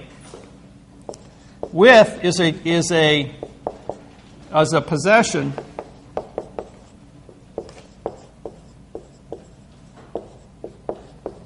Possessive, which becomes your claim. Now, claims are, you only have 2 different things. You either have a plus or a minus. You're either going to have an award, not award, you're going to have a value. See, the word a means no award, W-A-R-D. Award. Now, the word award is because the contract is written in adverb verb, means you get nothing. You might get a future tense, futuristic Federal Reserve note. Or you might get a promise, pay to, in future time. which is a pronoun adverb scenario. But you don't have any now time facts. So therefore, with the possessive, you possess a claim. The claim has to be defined. So we're going to go here 5 of the contract. Now the contract has to be of the contract terms. Number 6 is with the correct sentence structure, communication, parse, syntax, grammar. Okay, what does that mean? Well, there's a thing, you hear the word right, you hear the word truth. Truth is an opinion, by the way. Everybody believes in God, that's your truth, but that truth is based on your opinion of subjective interpretation, so therefore truth is an opinion. And O means no, and PIN means to attach, and ION is contract. So you have no attached contract because your subjective interpretation of your ability to communicate with any other individual is based on that other person's ability to understand what you're saying in the first place, which is babble. Because it's all adverb-verb scenario. Now, I may be talking to you in adverb-verb because that's the only language you understand. If I stood up here and talked to you and for this knowledge of this individual is with the claim of the correct parse, syntax, grammar, start using prepositional phrases, this would not jar well with your perception. And you'd kind of get lost. So it takes about 200 hours to adapt to this technology. And you will get a migraine headache because you're all brainwashed not to see an article. You might think that's a joke. It's not. Sublimic messaging through TV, radio, newspapers and magazines, school books have been there your whole life, right in front of you. We hide it in plain view, just like we hide a flag in plain view, and we cancel this contract by putting a Coke can on top of the staff, which is a phoenix in this case. If the wingtips are down, it's a phoenix. If they're up, it's an eagle, which is postal. So you can either be under postal guise or you can be under the Vatican guise. Either way, you're under somebody's guise. G-U-I-S-E. It's not a disguise, it's a guise. G-U-I-S-E. Dis meaning no, guys. This means no, by the way. Finally, number 7 is by the author.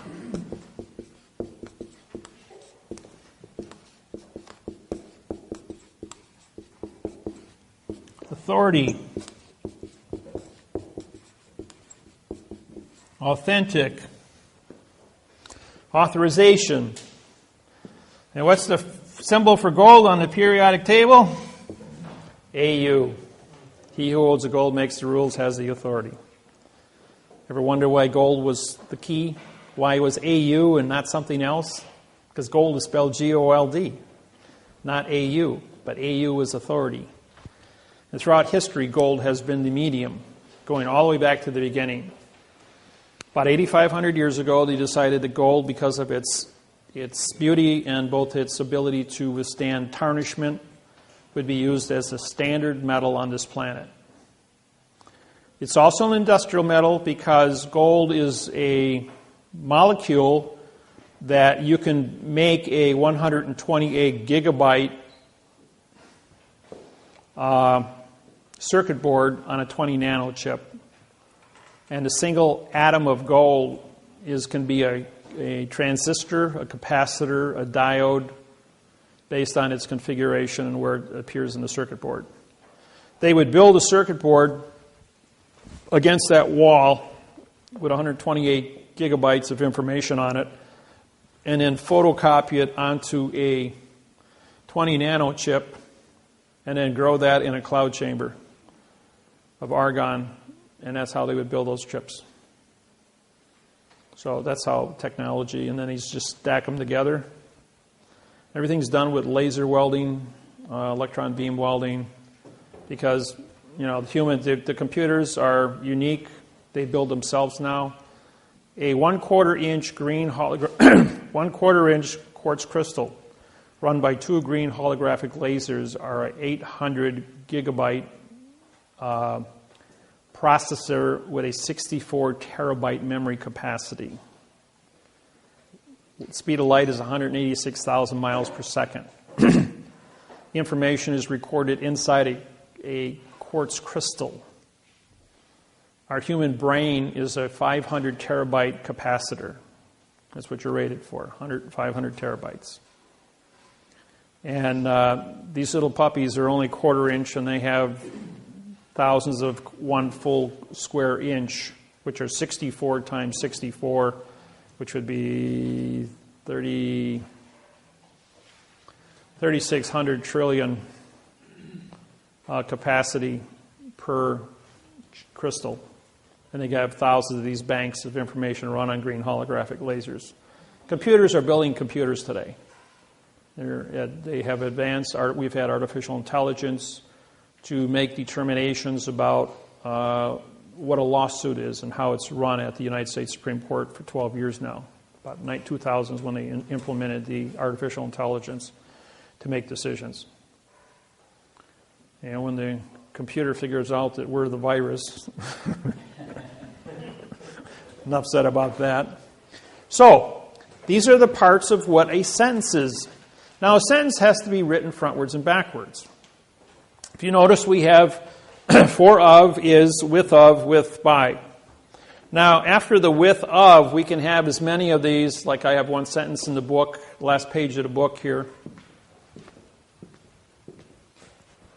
This is my book. It's 96 pages long. It's written in 9-point print. It's the only book in the world that's written in quantum language. I have no competition. I have no plagiarizers anywhere on the planet. It's kind of unique to be one source of 8 billion people and nobody's giving me any competition. I have a monopoly on this thing, virtually. And it isn't because I have a monopoly. It's because it's so unique. The condition of math, the condition of a fact in a world of 8 billion fictions is so unique that it stands alone and there's no plagiarizing. All the judges, all the attorneys on planet Earth in all languages have been ordered to search history. Go into the archives of written history going back 8,500 years. Is this an original program? The answer was yes. This whole thing is 100% original. That there's never been anything like it on the planet for communication skills. So the books took me, this is 8,000 hours or 80,000 hours of my work put in 96 pages. This is part of it. All the new stuff is updated on the internet, on my website. But this gives you about an 80% solid base that you can hold in your hand and read. And it takes about 200 hours. I charge $200 for the books because they're the only ones like it on the planet. There's no competition for it. So they're very unique. People that have them guard them. They don't treat them like garbage, like the local newspaper, because when you put value on something, it becomes valuable. If I gave you this marker, you'd use it, put it down, and walk away. If I charge you $200 for this marker, you'd put it in a glass jar, put it up on your fireplace, and say, "That's valuable." You know, because of what it means to you. Education is the same way. You go to college and you pay for an education, you put value on it, you stay awake in class. If somebody else gives you a scholarship and your schooling is free, you sleep through class. Or you put a tape recorder and say, "I'll study later," but you don't learn anything. Yes? So does it teach you how to write sentences or to read? Yeah, it's got all that. As a matter of fact, the back of the cover page, this is the key to the book. This one page took 6 years of my life to write, 12,000 hours of study. To go and travel all over the United States. I spent a great deal of time in the fifth basement under the Philadelphia Library. It's a top-secret library facility with books that go back 600-700 years. And once I get into the old books, I can syntax 2/3 of all the missing words. What's unique about what I do is you can put anything in front of me and I can tear it apart and tell you what it meant, what the condition of thinking of the individual was, how it cross-referenced with history, and then rewrite it in the correct format, showing you the secrets that were built inside of each word through the parse and the right way that the math shows that the sentence should have been written. Even if a person wrote a sentence incorrect, I've memorized the book on synonyms, the book of parse, the dictionary, Encyclopedia Britannica, World Book, Rules of Trusts writing, and with that amount of cross-referencing as a historian, also did 12 years on genealogy, knowing where the planet started from and how the different ethnic groups have moved across the planet with 13 tribes and how they've interfaced with each other. So my my background is very unique. I sleep 3 hours a day. I didn't sleep for 8 years completely. I was, for those that don't know, I died on December 3rd, 1975. I had my right kidney removed. Both of my adrenal glands were surgically removed by a South Korean doctor in an operation. I had gotten sick. My right kidney was killed I was caught in the 1968 riots in Milwaukee, and they kicked my right kidney like you tee a football off 7 times. I got pinned down by 8 boys. After I got out of work, I had arrested one of them for shoplifting. I worked at Sears and Roebuck. I was 18 years old. So his little gang of guys jumped me when I got out of work at 9 o'clock at night, and they tried to kill me.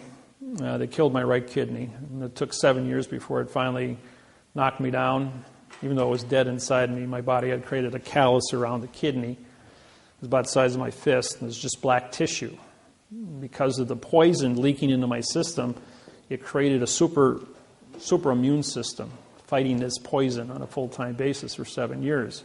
When they removed that, the doctor, who had never operated on a human being before, cut my right adrenal gland out with it because it's attached to the kidney. Then he thought he was supposed to remove my left kidney, which was healthy. So he cut that in half and took out my left adrenal gland and half my left kidney. Well, it left me, I went into anesthesia shock and I was flatlined. I died on the operating table. They couldn't jump start me, and I wound up in a morgue, cut in half with my heart hanging out of my chest for 35 minutes without a heartbeat. I mean, it's in plain view, the coroner and the nurses down there. And then as soon as they signed my death certificate according to the coroner, they had an exact time and location. So whatever the future event took place, they had a recording of an individual in a morgue at an exact point in time with an exact match, and I was jump-started. My heart started beating, and they rushed me back upstairs, and they put me back together. I woke up 2 hours out of surgery and stayed awake for 8 consecutive years, going to school full-time and working 2 full-time jobs. I walked out of the hospital in 72 hours. Recovery time is 2 weeks for the loss of a kidney, and I walked out in 72 hours. So I got on this kick of studying. I was going to save my own life because I only had half of one kidney, and he said I'd be dead in 3 years. Well, I'm 63 years old now. I was born on September 17th, 1949, and I haven't aged in 35 years. I stopped aging when my kidney... See, what happens is, 2 years ago in London, they discovered the gene that causes aging in the human being. When I died when I was 25, my aging genes and my cells died also, and my DNA, according to what the doctors have been able to surmise. So my aging gene, because it's gone, I stopped aging at the age of 25. I've probably aged 5 years in the last 38 years. So like my cousin who was 114, I probably will live to still be young like this when I'm 100 years old, which would be cool. But it's with this program being as unique as it is, and so important to the existence of this planet and all species on this planet, it's unique that I was chosen with this as a meek person. Now, what does the word meek mean to you? Some people say it means timid or shy or weak. The word meek means I have absolute power over all things on the planet. And I have discretion. In other words, I'm a teacher. That's what the word meek means, that I have absolute power, but I teach people. I don't hurt people with this technology. Even though I am the judge prosecutor, because the judges are the ones that go out and harvest the people, I sit down with the judges and I say, listen, here's your signed confession. You can choose 30 years in prison, or you're the guy that created, you buried the bodies, now go dig them up. Or retire. That's it. You got 3 choices. Because if you think you're going to continue, ain't going to happen. So, and that's unique. And I have a lot of people all the way across the world at the top of the food chain, ambassadors, presidents. I was elected King of Hawaii in June of 1997. That's not a joke. The 72 Hawaiian families got together and they elected me the King of Hawaii. But I am a king over one thing: parse, syntax, grammar. Now, grammar controls contract. So all contracts, treaties, and trusts with the United States government and the Postal Service are a result of what is written on paper. I don't interfere with any culture on planet Earth. I don't interfere with any political organization, religious beliefs, nothing. My sole purpose is contract. What is a preposition? What is an article? What is a fact? Or I should rephrase it. What is a position? What is a lodial? What is a fact? So, when I was elected king, I was a king of contracts. That anybody, any 2 people, any 2 tribes within the Hawaiian 72 tribes. Same thing with the 1,200 Maori tribes and the 3,460 tribes of Australia. I hold those positions also. That I was elected into a position and adopted by their tribal councils to be in charge of contracts. And countries all over the world have asked me for help in the suppression that they've suffered from one country taking over their country. Take Ireland, for instance. In July, I did a radio show for the Irish Republic on their by internet radio. It was supposed to be a 20-minute spot, lasted 2 hours and 45 minutes. When I got off the radio, the next day my phone rang, and it was the Irish Parliament called me and said, could you write a constitution for us? And they said, how much time do you need? 3-4 months, they said. I said, how about tomorrow afternoon? He says, you're going to do a constitution for us in one day? He says, yeah. I says, I'll deliver it to you tomorrow. It'll be 59 paragraphs long. And I did. Overnight, I wrote them a constitution, supplied it to the Irish Parliament. They took 2 days to pore over it, voted on it unanimously, took it to the London Parliament, and London Parliament pored over it for 3 days. And in August, I think it was August 2nd of 2011, Ireland received their independence for the first time in 660 years from England. 2 days after that, Queen Elizabeth was on BBC announcing that all United Kingdom constitutions were null and void because I syntaxed them. She pulled my passport for New Zealand and Australia, so I syntaxed their constitution disqualified the United Kingdom worldwide. When they pulled my Canadian passport, I syntaxed the Magna Carta. It was sold at Christie's of London for $6.7 million as a historical document with no value. When the United States Congress, Senate, Legislature, and Supreme Court gave me a hard time here a couple of years ago, I syntaxed the Constitution of the United States of America, wrote a new Constitution for the United Nations. And now the Constitution, the Bill of Rights, and the Declaration of Independence is going to be auctioned this year in Washington, D.C., because it's a historical document and has no value. Benjamin Franklin was a triple agent, French attorney working for the English crown to capture the United States and give it back to England, which he was successful in doing through adverb-verb.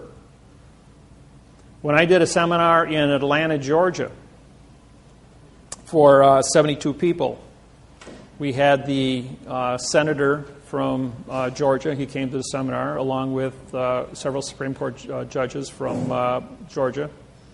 I said to him, you guys had a civil war down here.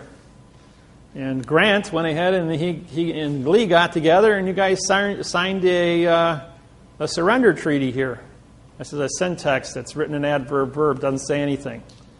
I says, the southern states are as independent as of a Confederate agency as the North is. I says, you guys were never conquered by war. This is Title 28, Section 1359 is collusion. You had a gun to your head to sign a contract. The contract was written in adverb verb. Both people had a second grade reading level. You don't have a contract. You know what happened the next day? The Confederate flag was raised above the Capitol in Atlanta, Georgia. Made all the newspapers around the world. And all the southern states put up the Confederate flag on top of the Capitol buildings. Florida, South Carolina, Georgia, Alabama, Louisiana. Everybody's going like, what's going on? It says, you can't surrender to a gun in your face. When the Constitution of the United States ended on November 2nd, 1859, the United States of America did not exist. The South was an independent country. They created the Articles of Confederation. Article was a pronoun, of is an adverb, making confederation a verb. That was a lie. So they don't exist either. It's an illusion. So their illusion versus the United States of America, of is an adverb, making America a verb. Illusion. How does two illusions create a fact? They don't. So therefore, everybody's still independent. And I spell independent, I-N-D, a vowel and two consonants, no contract, because it's an opinion. So you got 8 billion people with an opinion about where you stand and who you are. So when they put up the flags, the United States Supreme Court came back and said, we don't have jurisdiction. And they were right. And they see, all these years, 150 years went by, and nobody knew what they were doing. Until I stood up and said, hey, the king has new clothes. And everybody knows the king has new clothes story. Question? Just want to go back to the book. I think on your website, I saw something referencing to some DVDs to study along with the book. All the DVDs from every seminar I've done since 1999 are on the internet. Free. Just type in David-Wynn Miller videos. Anything you want. Facebook, MySpace, Twitter, Google, AOL, Yahoo. I can't even think of all the rest of them. They're up there. Gmail. And you'll get all the videos you want. There's 200 hours of different videos, seminars. There's the Facebook has got the 17-hour series from Australia. I went down there. That's when they pulled my visa. You see, I'm a federal judge in New South Wales, Australia, Auckland, New Zealand, and also a full barrister with the British United Kingdom. Now, I was awarded that because they couldn't win. They lost 129 cases to me. I've indicted 129 of their judges. And they don't know what to do with me, so they had to make me a barrister and a federal judge, thinking that that would be okay, you know. Well, the very last trial I was at, in the Land Environmental Court, the judge stood up 4 times and bowed to me. All of the lawyers coming and going in the courtroom during the time of the 1.5-hour presentation I put on in front of 4 TV cameras. I mean, these are the big TV cameras they had in the room there, which were broadcasted all over Australia to all the courthouses so that they could watch. And then I told the judge, I says, you know, Judge, you've been on the bench 28 years, but you're the new kid on the block. You got pulled for this duty, and you've only been sitting on the bench here in Land and Environmental for 3 days. I says, and they set you up to come in front of me because they knew what I was going to do, and none of the other judges that were older than you wanted to get caught in my crosshairs. And I says, I'm the only judge in this court. I says, that seal you got behind you is a good cartoon. I called it a cartoon. The judge turns around and looks at it and says, yeah, it's a cartoon.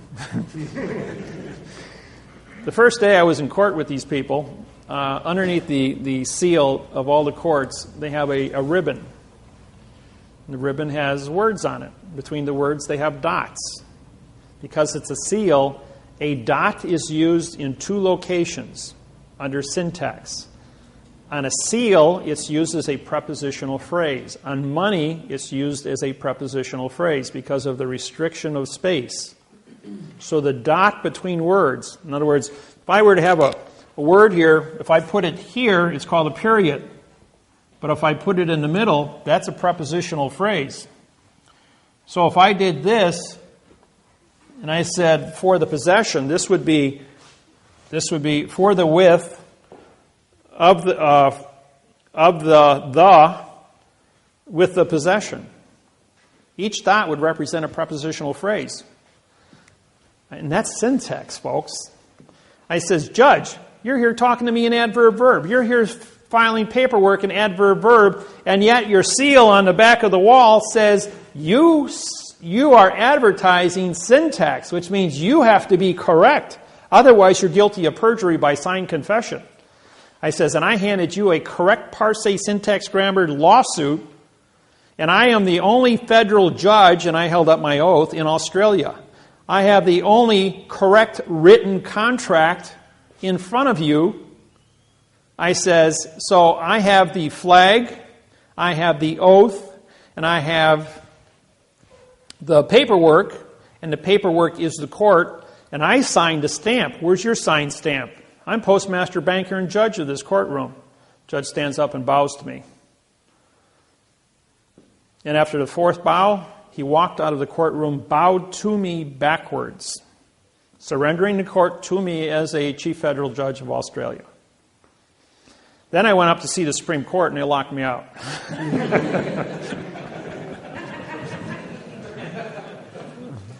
So they wouldn't even. And then 2 weeks ago, I was in Honolulu, Hawaii. I walked in the federal building, and the guard goes, "You're Judge David-Wynn Miller." I goes, "Yeah." He says, "I got a flyer on you." He says, "You're not allowed in the building." He says, he got on the radio and he called the marshals. He says, "You can only be in the building if the marshals are escorting you." So I had 5 more, the guys that run the metal detectors, 5 more sheriffs come walking over. And they're all standing there in front of me with their arms folded. I says, "I must really be a dangerous person in your courthouse here." He says, "Well, you're here to arrest our judges." I says, "Yeah, I have warrants for 33 judges in your courthouse, signed by the United States Supreme Court and the World Court at The Hague. I'm the chief judge of Hawaiian Islands, federal judge." I says, "You guys are only district, which is demon god of the underworld for trickery judges." I says, "So you don't have any standing here." I says, "I've got the only standing." I says, "Not only that, you anchored your vessel, which is your courthouse building, on our island." He says, "I'm the elected king of Hawaii, and you've got your vessel anchored on my island. Do you have a drogue law?" That means to anchor. "In the correct parsing syntax grammar to anchor your vessel on my island?" "I don't think so." "Do you have a sea pass, SEE, to pass through our borders? Do you have a sea treaty, SEA, to move your vessel amongst the sea of space?" "You don't have any of these treaties?" It means you're trespassing. I says, "And I've got warrants for your arrest." So then 3 marshals come down. "Yeah, what are you doing here?" I says, "Well, I'm here to see the U.S. attorney here in the courthouse." I says, "I'm going to indict Judge Kobayashi over in Maui for treason."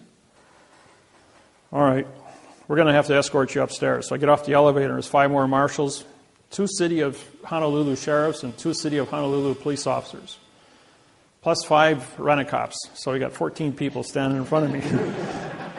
I must be a really dangerous guy. "You're here we're going to have you indicted for harassing our judges." I'm going, well, first off, they're not judges. They don't have an oath of office. Number 2, I have warrants for their arrest. Number 3, all of you gentlemen standing in front of me don't have an oath of office to carry a gun or a badge. I says, I syntaxed it. I says, I have my oath with me. I says, and I was elected as the king in this, so I have diplomatic immunity. I'm a sovereign. I'm the only sovereign in the United States. I have my own country. My own country. And guess what the land of my country is? The land of the courtroom during the time of contract. No one has ever claimed the land of the courtroom during the time of contract. So every courtroom I go into on planet Earth is my country on planet Earth because I was appointed to me through the United Nations, or all 200 countries treated with me, saying when you come into a courtroom, you are the senior chief judge under land of the contract, and because your contracts are written in quantum grammars, which creates the constitution of the land of the contract. The courtroom. And the courtroom is not a geographical location. It's paper, folks. The land of paper is the contract. Because the contract of the paper is not bonded to the room is just a point of convenience. So, what is a courtroom? A courtroom is a piece of paper. And the words on the paper are the thoughts. Hold a thought in your hand, show me the three-dimensional object of the thought. So therefore, the understanding of the courtroom is the correct parse syntax grammar on paper in a geographical location that is neutral, called the land of the courthouse, or the land of the courtroom. Now, let's say we were in court today, and every person in this room sat here in front of me with a different contract, one for divorce, one for trespassing, one for shoplifting, one for traffic, drunk driving, underage. and as a result of that, does your contract for traffic have anything to do with his divorce or his marriage or his trespassing? The answer is no. So each one of your paper contracts that you have is a vessel in a sea of space. And your name is on that document. Therefore, that is your bill of lading, your passport to be in the closed area called court.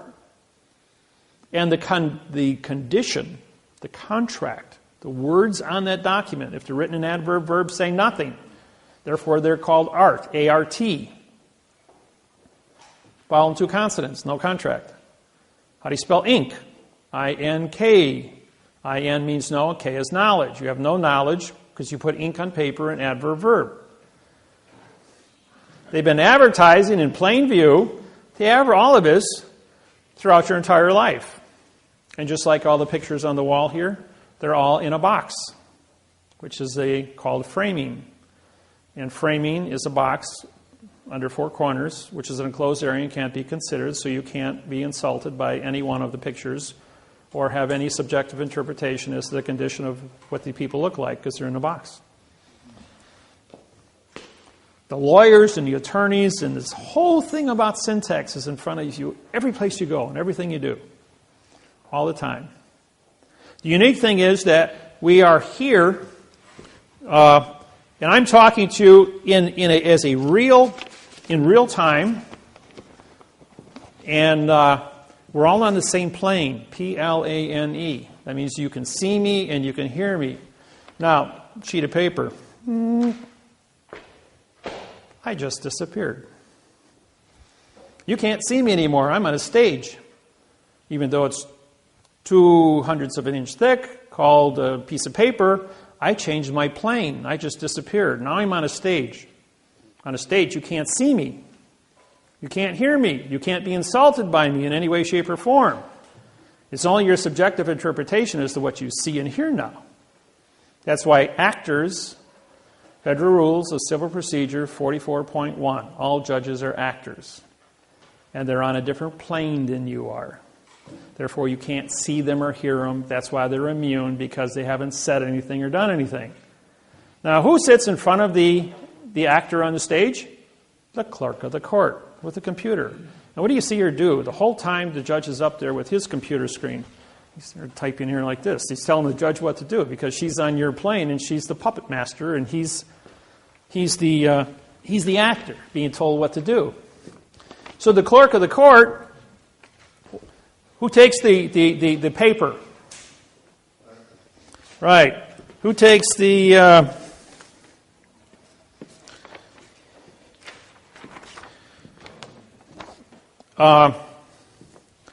clerk of the court takes your money, gives you a receipt. That's called banking. You go to the bank, the teller at the bank takes your money, cancels your check, gives you money, which is doing a transaction. Just like ordering food at a restaurant. You order your food, the waitress writes it down on a piece of paper, which is a bill of lading, takes it back, brings out your food, gives you a receipt. If your MasterCard, you sign it. If it's cash, you take it up to the cash register. You do banking. She gives you a receipt. You give her money. You pay for your cargo. You go to the court. You hand her the vessel. You see a space. The vessel comes to the port of the court. The vessel gets docked. Therefore, we put a docket number on it, docking the vessel.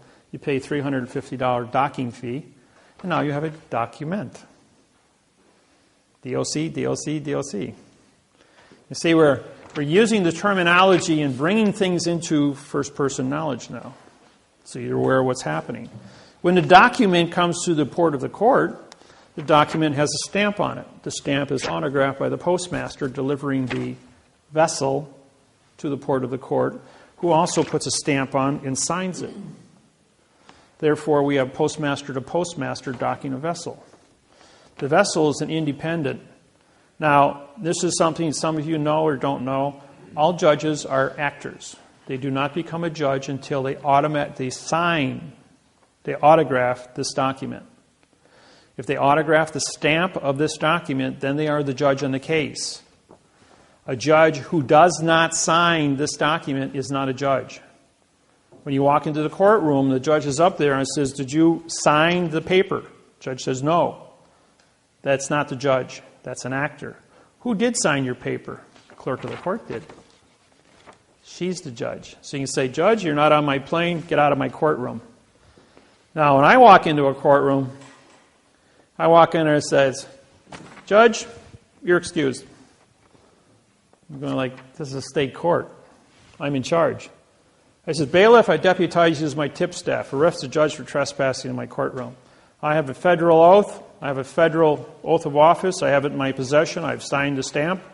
I'm on a federal plane. That's a federal flag. This is a federal court. We're here for money. This document says there's money on it. This stamp is $1 stamp on it. This is postal money. We're in a postal vessel in dry dock under a postal stamp. This is a federal flag." I says, "This vessel has jurisdiction and I have an oath of office that matches this contract. I am the only standing federal judge in this courtroom. Arrest that man as an imposter." That judge is usually running out the door as fast as he can get before the bailiff can get a hold of him. Then I turn and I says, I've syntaxed the district attorney's paperwork here, and now I'm prosecuting the district attorney for a $25 million fine and 30 years in prison for false and misleading statements to damage a citizen. And about that time, he's running out the door. And if he's standing his ground, then I got the bailiff arresting him. And if you've been in court and you've seen this happen and that, you're going like, never seen that before. The other attorneys do the same thing. When I was in Australia, we did this. And a district attorney, my client was a dwarf, stood 3 feet 9 inches tall. And when she walked in there, everybody kind of got out of her way. And I was there, and the judge goes, "Are you a representative?" And he says, "No, sir, I'm a claimant." "Well, who's that?" And he says, "She owns the property. I'm a claimant on her property." "Well, you're not on title." I syntaxed the mortgage contract for New South Wales. I says, "It's false and misleading." I says, "Because I syntaxed, I'm a claimant on the document for false and misleading statements. I syntaxed the prosecuting attorneys who wants to foreclose her property. This man has committed a felony against this court. He's got a second grade reading level. Doesn't have an oath of office. He's not a barrister. I don't know what he is, but he's got a wig on. He looks like a clown, personally." And this guy is like, "How can you talk to me like that?" I says, "Because I'm a federal judge in New South Wales, and I have a federal oath, and we're in a state court, mind you." And I says, "And as a state, it says you may be a state judge, but you're not on our plane, therefore you've not come to court. Clerk of the courts," I says, "I hereby deputize you as my clerk." I says, "Bailiff," I says, "you're now my tip staff." I says, "This is a federal court. Arrest this person for treason against the people. Arrest the judge for impersonation." And the judge stands up and goes, "We're going to continue this for another 45 days. I said, "You can't continue anything. I already arrested you guys. You're out of the picture." And this guy turns to these 12 barristers sitting behind him and he goes like, this guy just handed my head to me in a basket. He goes, do something. And they all took their coats and pulled them over their heads, and they're all talking through their coats going, he's your problem.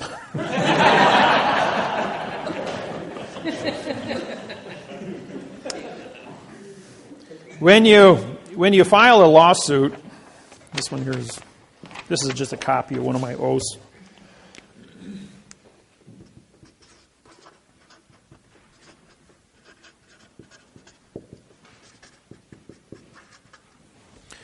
What I do is, we have a stamp on one side because it has value.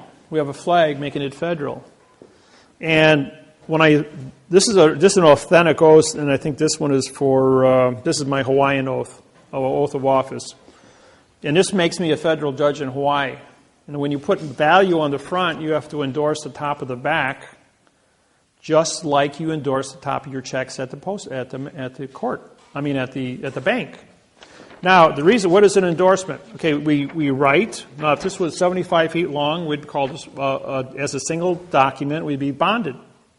We roll it all up, called a scroll. And so, now that it's been rolled up, we put the wax seal on here, going all the way back 6,700 years, and the king would then use the ring to put the seal on.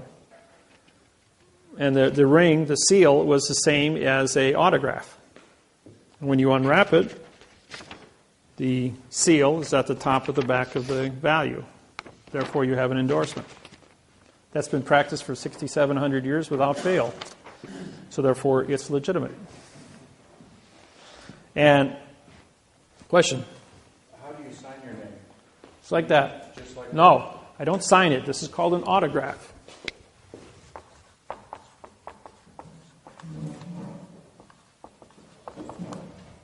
Autograph.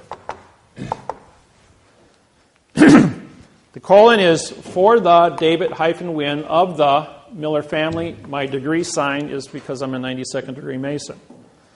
The Masons all over the world have said the Masonry stops at 34 degrees. How can you be a 92nd? Well, the different cities I traveled to, and I've been in over 1,200 of them, have challenged me, have come to meetings, have gone to lodges. And when the Masons and I get together, they bring their books. I have my books. I have the Legenda, 1859, signed by me in 1859. And that's another story you don't know about. Yeah, your question?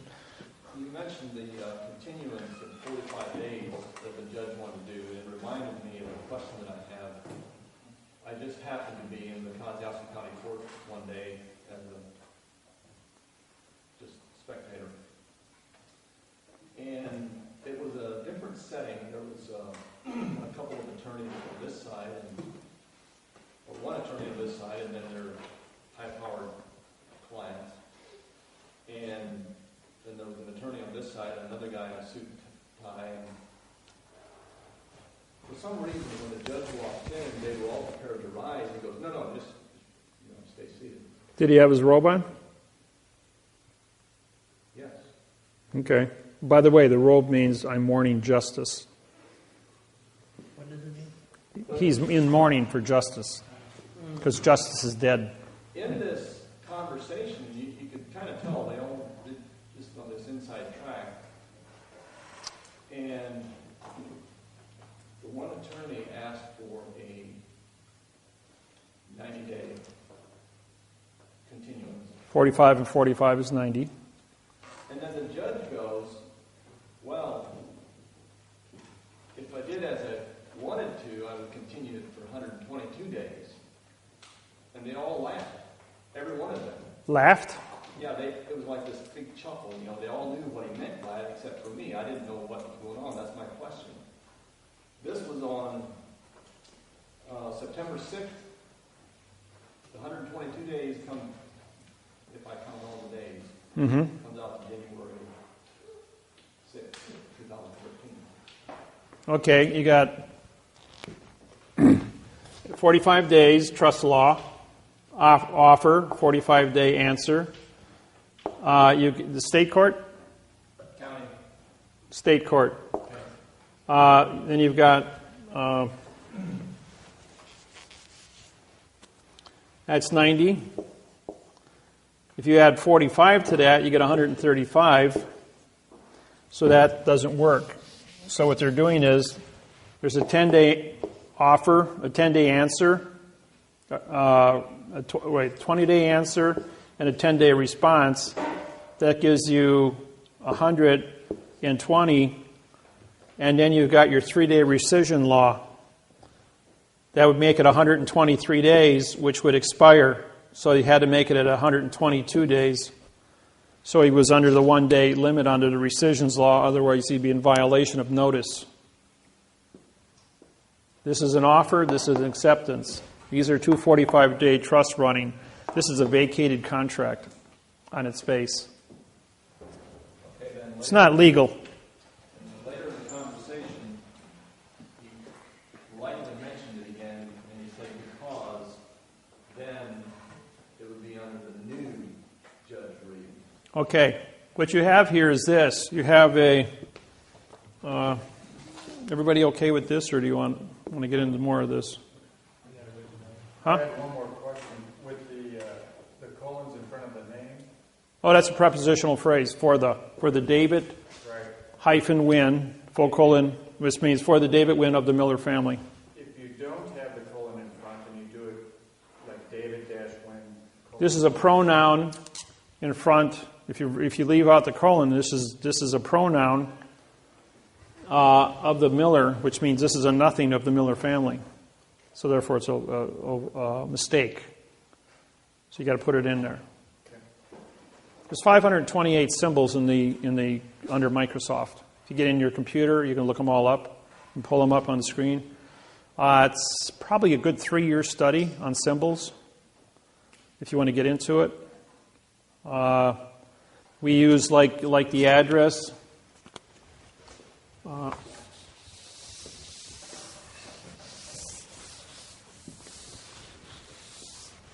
Like my address in Milwaukee.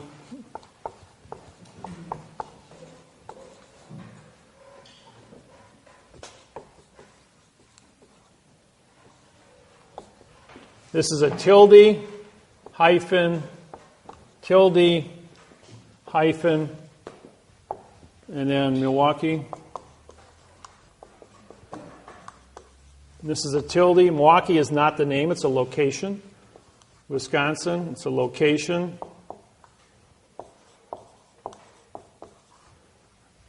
And you put tildes. Tilde means location. Anybody want to correspond with me and by letter or mail me things? That's where you send it. David-Wynn Miller, 5166 North 63rd Street, Milwaukee, Wisconsin, 53218. That's my address. What would happen if you put a hyphen between the tilde and Milwaukee? Would that be wrong? No, you don't. Not here. When you start, you just use your tilde. Now here would be, this is a comma, hyphen, tilde. Microsoft will also give you, will say this is correct. If you drop off the hyphen, you're going to get an underlining, which means you're using the wrong symbolizations. So you got to have a comma. Now, when you write the state, this is a letter, this is a number. These are two different entities. You don't, even though this might be a WIP or WI dot for postal codes, whenever you go from a word to a number, like this here, you don't need the, this actually has have to have a hyphen here too. But from the number to the street, you can use the hyphen.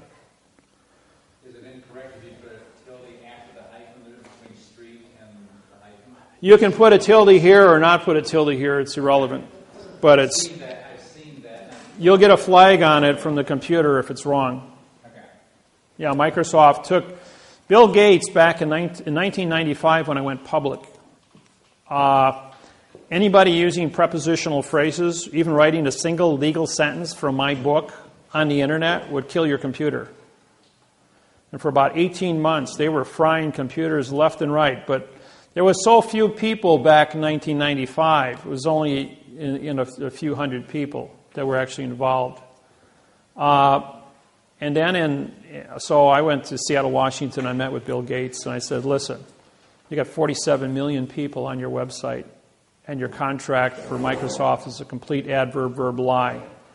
Feeling lucky today under Title 15, Section 1692E, under false and misleading statements for a $25 million fine per person. Put the antivirus in there and take it out. So a couple days later, no more problems. So then computers upgraded, right? People that had the old computers, and I've got a couple of the old ones from 1995, where the antivirus never went in. It's still trapped in the hard drive. If you plug it into a new computer, it'll kill it. It'll actually start on fire. I'm serious. And some of the old computer hackers go, that can't happen. So they fried up 2 computers going, we ain't going to take your new one and cook it. But there's a few of the old dinosaurs still laying around with that old virus, that old secret virus laying in it. But nobody uses 95 computers anymore. I got the old 86 processor yet, someplace in my basement.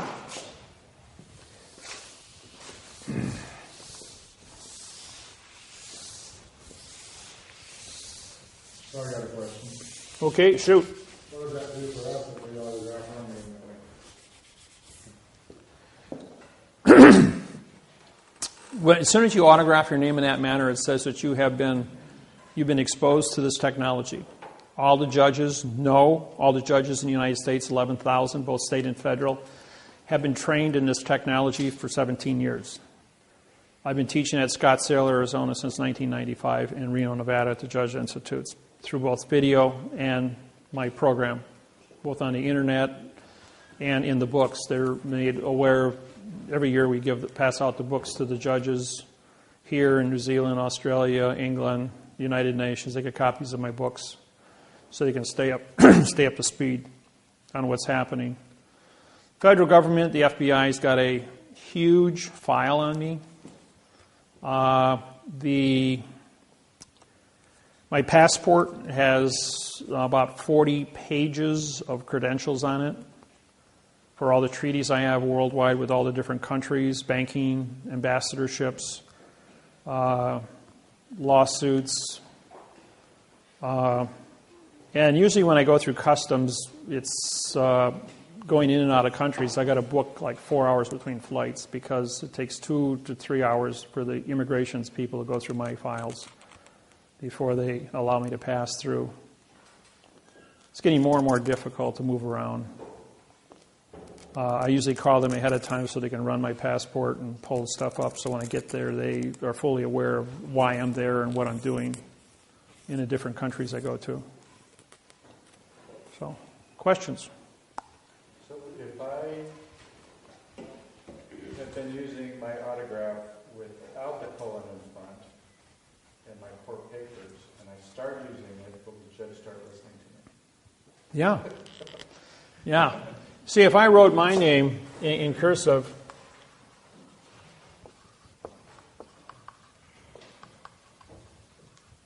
like that, the word cursive,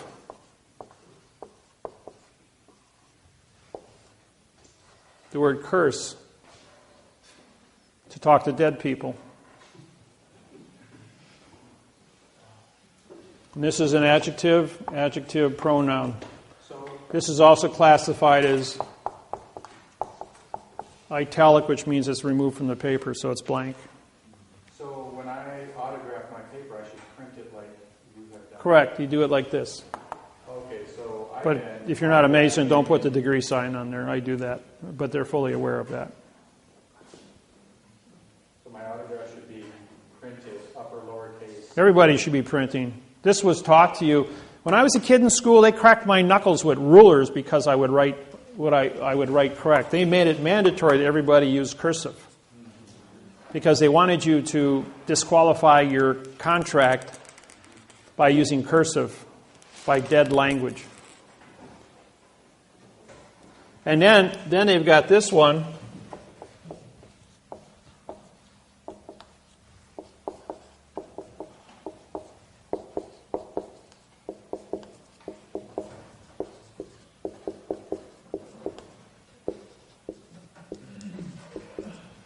Everybody know that little one? This is an adverb. This is a verb. I swear to talk to dead people in the future tense to make fiction, the being an adverb with no contract of an opinion, so as an adverb to make an illusion, me as a adverb, feel like an adverb today, folks, to modify the verb God, which is incorrect.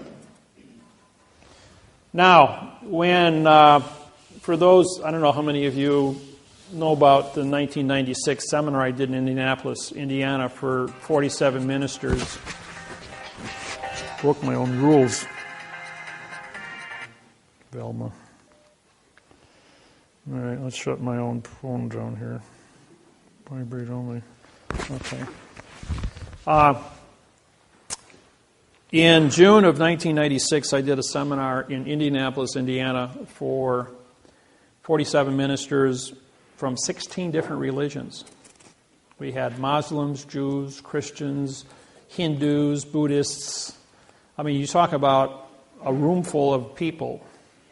And I was to do a 12-hour seminar in front of all these ministers on syntaxing all their different Bibles and conduct this thing for 12 hours and keep peace at the same time. And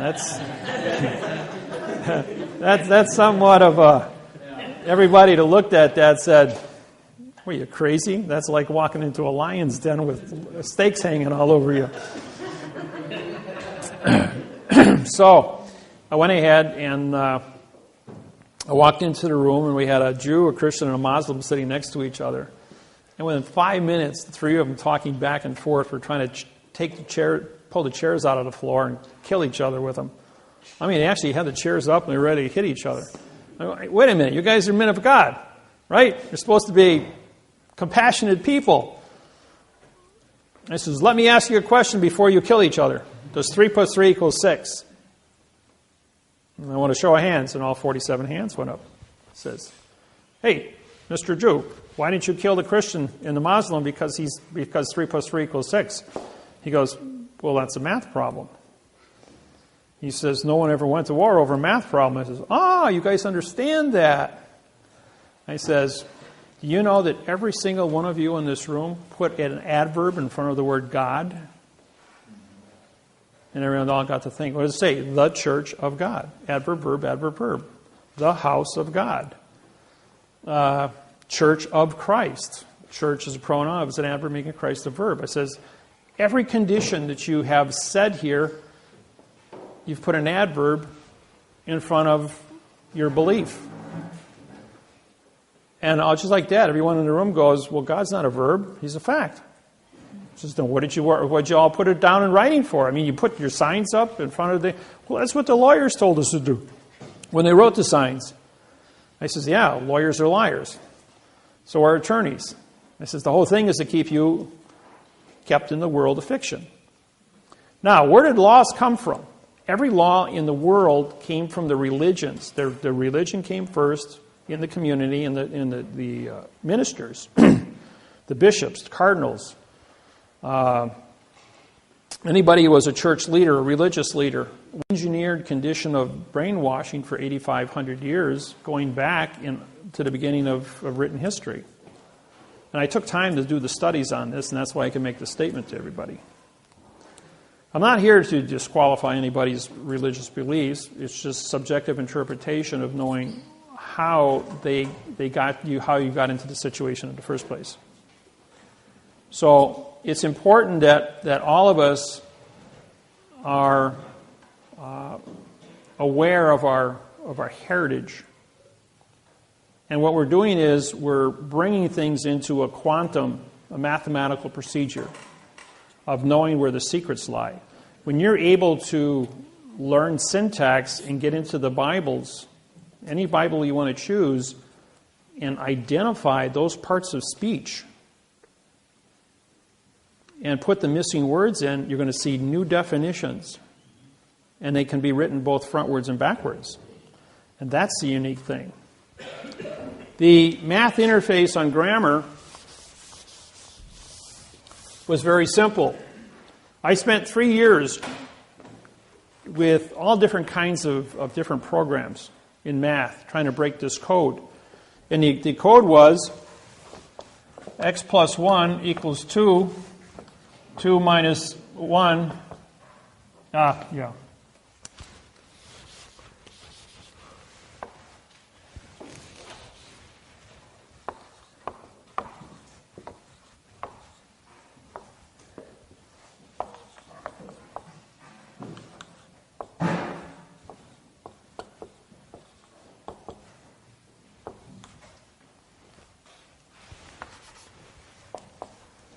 So you got x plus 2 equals 3, 3 minus 2 equals 1, 1 equals x, x times 2, 3 equals 6, 6 divided by 3 equals 2, 2 equals x. In other words, we add, subtract, multiply, and divide to find out, by doing math backwards, what the secret is to correct the math. And no one ever went to our oral math problem because they said we just do it backwards and check your math. That was pretty simple. So, what I have in my hand here is a pen. I throw that pen up in the air. The motion of thinking didn't change this fact. So motion, and the courts always want you to file motions. But they change the facts with motions because what they're doing is they're modifying the facts with adverbs, creating verbs. But the verb, now they want to say the pen, does an adverb making pen a verb. They want to take this article and change it into something that's not. Therefore, you commit perjury. So if we go back to this problem here, if we have a fact here at the beginning, and we have a fact over here, we have a fact here, and we have a fact here, this must be a correct program. The thing that appears in front of a fact is a conjunction, which is and or. Those are the only two conjunctions in the English language.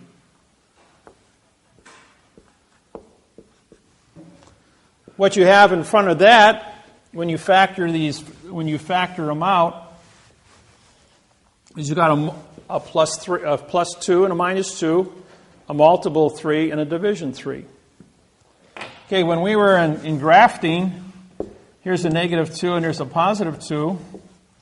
When we go up and down the scale, it's motion. Therefore, we assign the number to a verb, and we factor that out because a verb doesn't have any modification. That's your thinking of a sentence. What is left is add, subtract, multiply, and divide, which are opposite operations, better known as the preposition or the position. What is a position? A position means we will use we're going to have a contract first before we get started. We agree that we're going to use the ABC alphabet to identify this pen or this object. With the ABC alphabet, we're now going to take this object and we're going to spell it pen, P-E-N. What is the pen for? The pen is for writing. So we're going to have a alphabet, a spelling, and a definition. Therefore, we know what the position of this object is. Now, who owns this pen? For my pen, with my pen, of my pen, by my pen. You say, now I can go ahead and identify this because of lodial positioning of ownership, which we used to call the article. But the article, when you had a preposition, it meant you had no position, so you could presume anything. If you had no preposition and no ownership, but an article, which meant no contract, you had a no-no. Henceforth a noun. But now we had to change it to a position, lodial fact. With that said, we now have a word that has 900 definitions. I proved that every word in the English language has 900 definitions because we have 68 articles and 68 prepositions and 38 articles. That gives you 1,800. When you multiply it, divided by 2 is 900.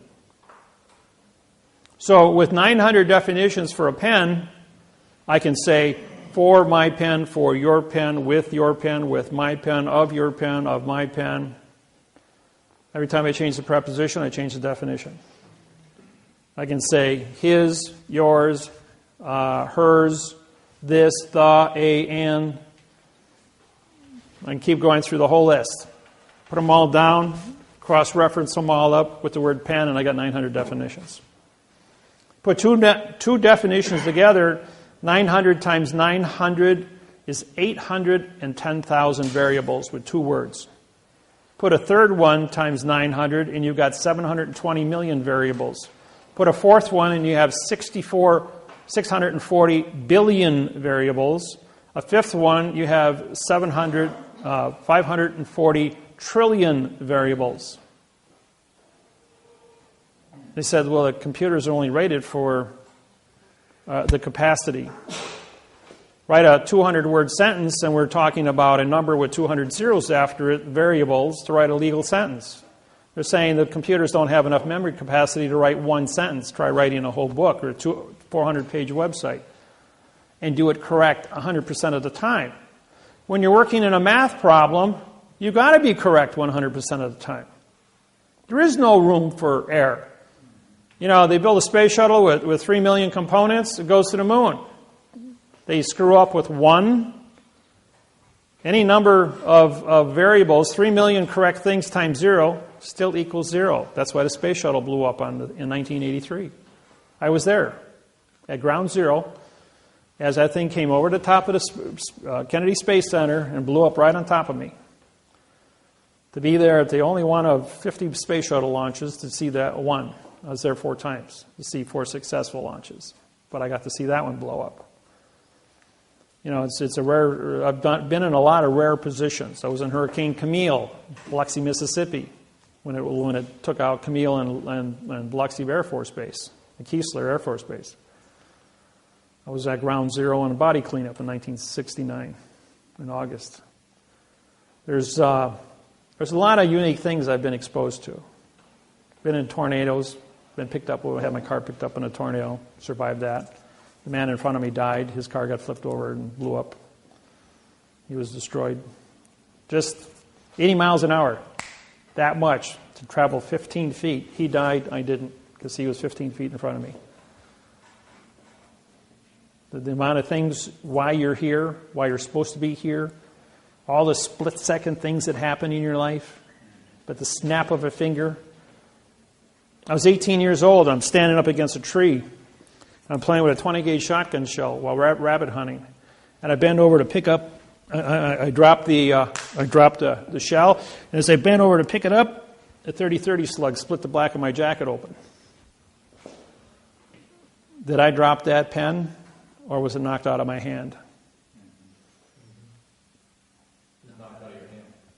And I bent over to pick it up just as the slug split through my jacket, and I still have the bullet hole in the back of my middle of my back. A scar formed years later. And it's quite prevalent. It's about 1 inch in diameter, about a 1/4 inch deep, where the bullet went through me. But why am I still here doing this? Is because I'm supposed to be. And if they are successful in assassinating me, they just go back and reset the clock and jump and fix it. Because this math interface on communications will stop wars and guarantee that planet Earth does have a future, not only with our own people, our own races, our own tribes, or with E.T. when he shows up. Because eventually we're going to evolve. We're out there in space. We're broadcasting. You don't think those signals don't go out? And somebody's going to be listening someplace and show up here? You know, do the math. We're a young planet. We're a young species. Amongst the billions of years that this world's been around. The proof of that is in the spacecraft up in Greenland that they've been here 50,000 years ago. And those guys were 65 to 85 feet tall. They had dinosaurs. The world was big way back when. Now everything is small. Question? Yeah, you talked a couple times about ETs. What exactly are they, or what's the purpose? ET can be many of anything. It means extraterrestrial, which means not of this world. And, you know, there's been millions of sightings worldwide. of spacecrafts, right? Even a couple weeks ago, opening night of the Olympics. Anybody watch that on TV? In London, they had the fireworks went off above the stadium, and that's a no-fly zone because of security. And there was a UFO above the stadium, about 50, 60 feet in diameter, because everything went up in so many different spectrums of light. It was cloaked, had a cloaking device, but because of the amount of light frequencies from the explosives of all the different fireworks, chemical light, it illuminated the spacecraft above the stadium. And it was on YouTube, and over 200 different countries videotaped it.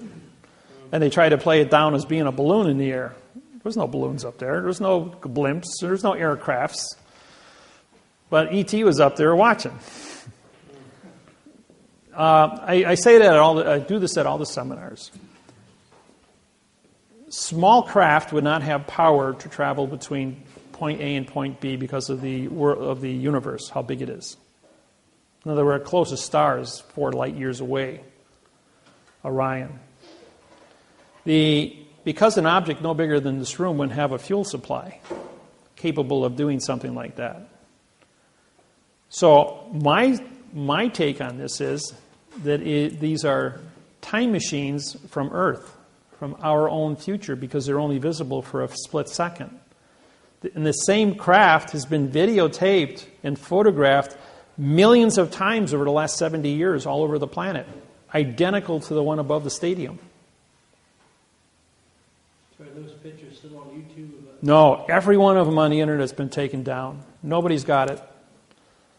There was a few sites that were up there, but the government's been chopping them off left and right. Anything with the... If you type in... but people do have copies, and they're putting them up as fast as they tear them down. So if you type in UFO over Olympics opening day, it'll pull up a whole bunch of different sites and see pictures of it. My surmise is that these are time machines that come back in time to view or stop events that would destroy the planet. Some crazy guy setting off a dirty bomb, for instance. They run the video backwards and find out who's responsible, come back in time to remove this individual. Inasmuch as mom and dad never met. Instead of turning right at the corner, he turned left and never met his mate. Therefore, the individual was never created. The crime never took place. It's something as simple as that. Being able to fix the time-space continuum, because, in the Cold War, from World War II until present day, they built 88,000 nuclear bombs. They didn't detonate any of them because of what happened. Everybody knows Oppenheimer, the guy who developed the atomic bomb, World War II, in Area 51. His brother died 2 years ago. On his deathbed, he gave the GPS location of 2 B-2 bombers in Germany that had flown through the Philadelphia experiment at the time it took place in 1944. The window was opened, and the 2 B-2 bombers flew through that window in 2007 or 2008 it was, and they flew back in time and landed in Germany in 1945. And they built this hangar, and they had this hangar completely covered over with dirt, 20 feet of dirt, with these 2 B-2 bombers with 4 nuclear bombs in there, but they didn't have fuel for them. Otherwise, they could have flown those bombers into New York City from Germany. And on his deathbed, he gave the GPS the location of those 2, and they were dug up. That was up on YouTube, that they had recovered these 2 bombers that had flown back in time and verified that the window is still open on the Philadelphia experiment. There's events that are taking place that are becoming more and more relevant to the relevancy of what quantum language is and its importance in the timeline of this planet, and why I'm allowed to teach this, and how specific events have taken place that I've uncovered in contract language, like the beginning of the post office, how the fraud took place, and been able to unravel Who do you prosecute in court? When we go to court,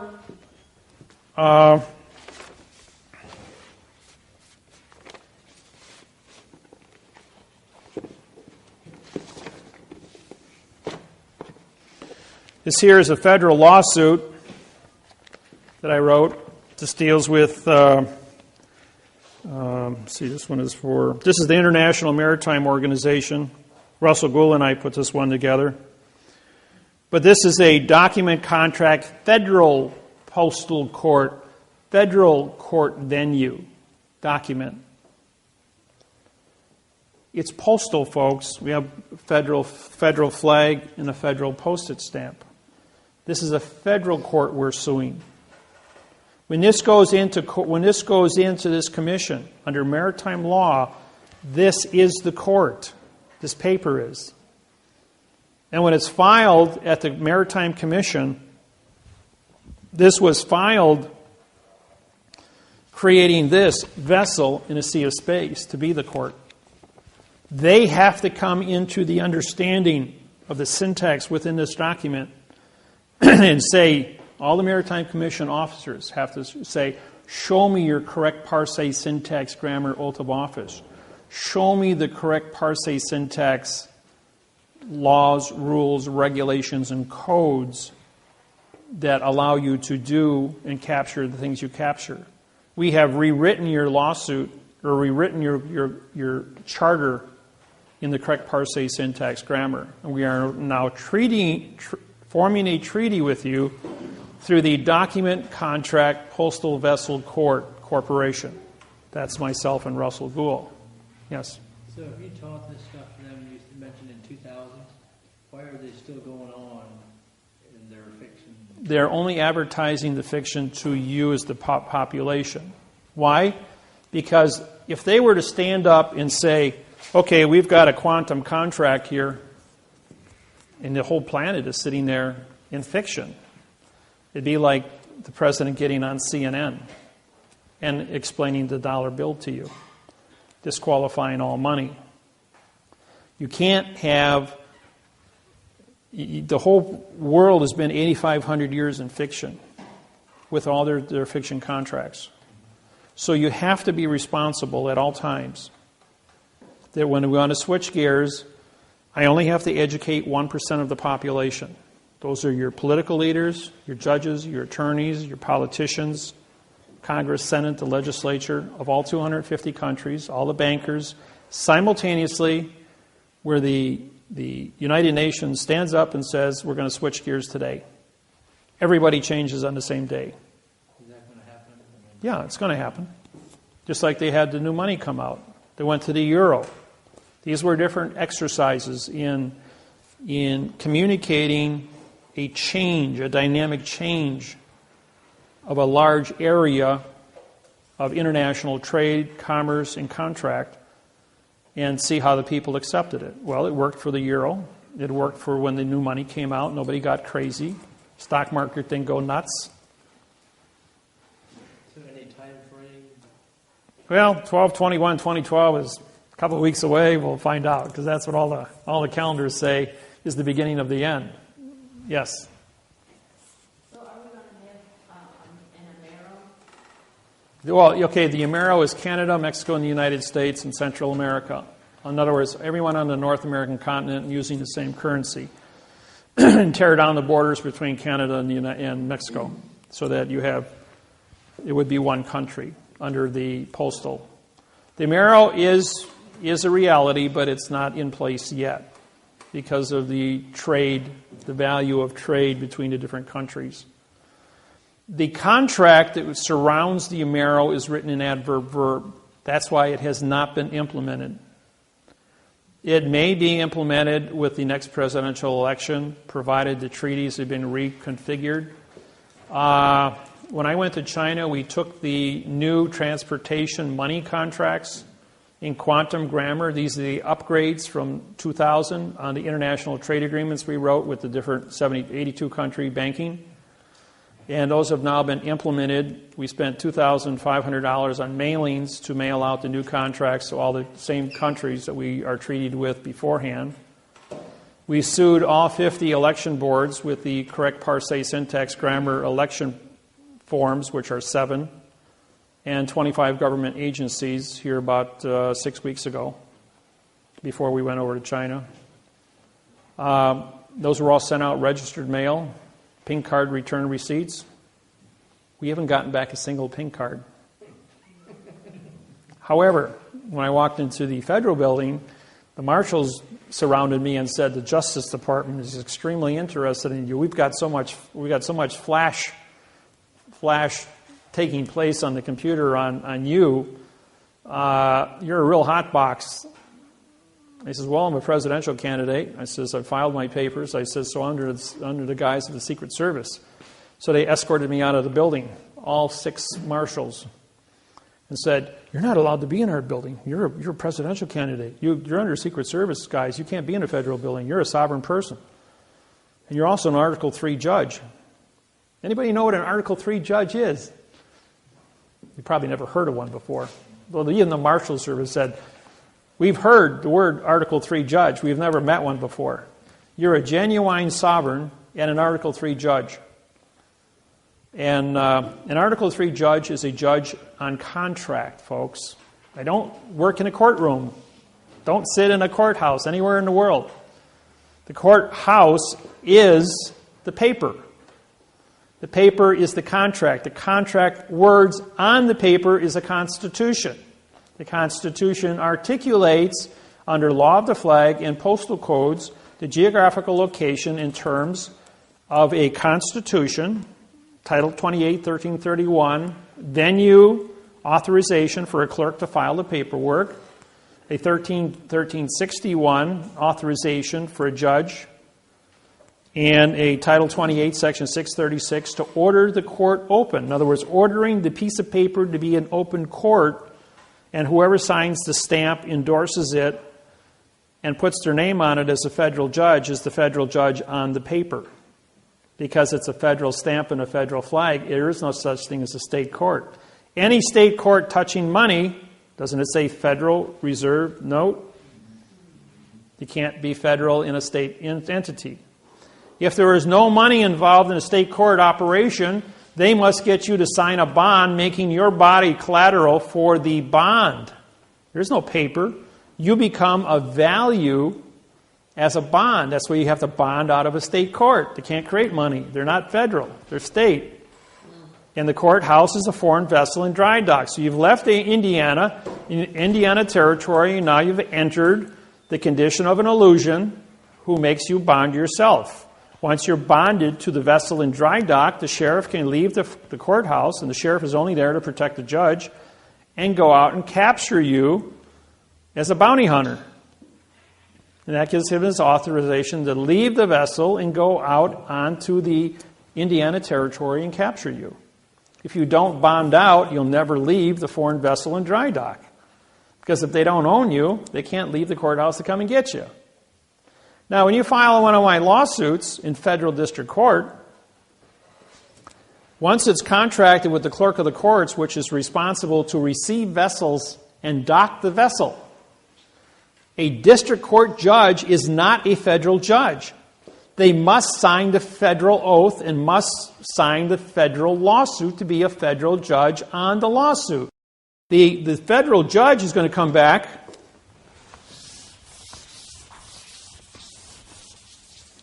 Federal judge is going to come back, and here's your case number. It's 12 CV 123. That's what the clerk puts on your paperwork. The judge is going to come back and he's going to answer you 12 CV lowercase 0123.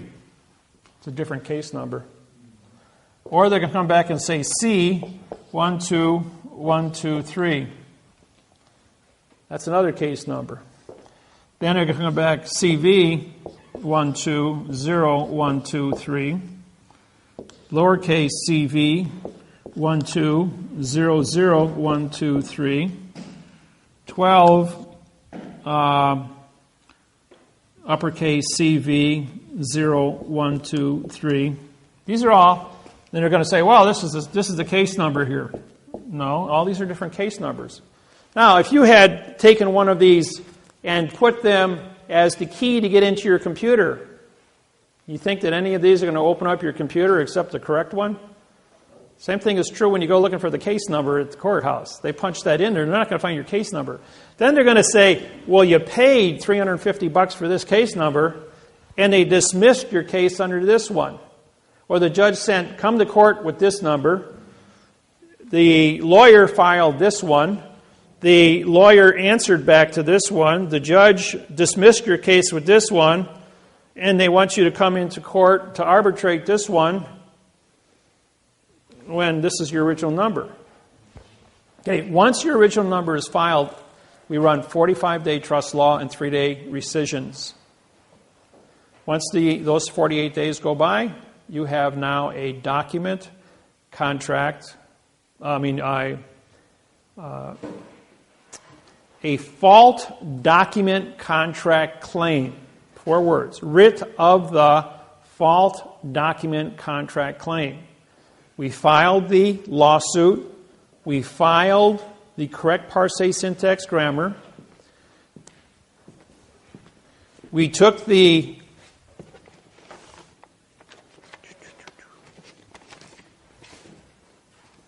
let's see here. There it is. This here is your deed of trust to your property here in Indiana. And we identified every single word by placing a number on top of it. All 6,000 words. So we couldn't, if we take this document and write the word adjective on top of the word red, we wouldn't have enough space, right? So we use the number 3 in place of it. When we do numbers, you can read 300 words a second when it comes time to correct this document. You know that? Just takes a little bit of practice, and all of a sudden, like, you're aware you can read 300 words a second in number codes. The mind can comprehend 10,000 thoughts a second. So doing 300 a second is just, once you get used to it, it's a breeze to blow through contracts and read in number codes. Question? Does this stuff have anything to do with our birth certificate being fraudulent or... Okay, birth certificates. When you are born, the United States government allows you 45 days under trust law, and on the 45th day you're declared to be a dead person because your name on your birth certificate is null and guerre. Okay, on that 45th day, they then take your birth certificate and sell it to the Internal Revenue Service and issue $1 million worth of cash to go into your account. Why do they do that? Because they need money to account for your wages, medical expenses, automobiles, buying houses, and then accumulated interest to pay for your retirement at 65 through 100. If they don't put $1 million in cash into a numbering system as a value for the energy of your life, there would never be enough dollars in the system to support the entire planet's operations as the population expands. This is a good thing. Number 2, under the redemption, it's called the redemption, which was created by Janet Reno in 1995 under Bill Clinton. Redemption was engineered to capture anybody that would steal money from this treasury, from this number, and put them in prison for 30 years for mail fraud banking. Why? Because the redemption program was set up in adverb-verb, and if you use adverb-verb, you activate the Title 15, Section 1692E, and Title 15, 78FF for a $25 million fine and 30 years in prison for bank fraud. And if you don't study this program, thousands, tens of thousands of people were put in prison for using the redemption and stepping on that trap. Lost their homes. Peterson, Clark, and Schweitzer, Leroy Schweitzer, promoted this thing and went through and harvested over 2,000 families across the South and the West, lost their homes, went to prison. They took their farms, their cars, their homes, their pension, everything, put them in prison, which resulted in, for those that are old enough, the Freeman standoff in Montana, Montana Freeman, 1995. And guess who prosecuted the 100 FBI agents for fraud and misleading statements on that exercise? I did. I'm the judge. And now the same U.S. attorney that was involved, went up against me in 1995, is involved with the Kansas case I'm involved with on a foreclosure. When my name popped up last week, she went ballistic. She says she lost that case in 1995 and it was a burr. You know where burrs go. And as a result of that, she is just livid. She wants my head on a stick. I'm going, well, have fun. I says, well, first off, you got a 2nd grade reading level against my 28th grade reading level, and I'm going to have you for breakfast. So it's just a matter of a couple of weeks before we file the indictments against her. Question.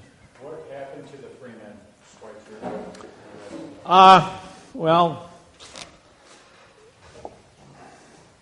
here's the state of Montana.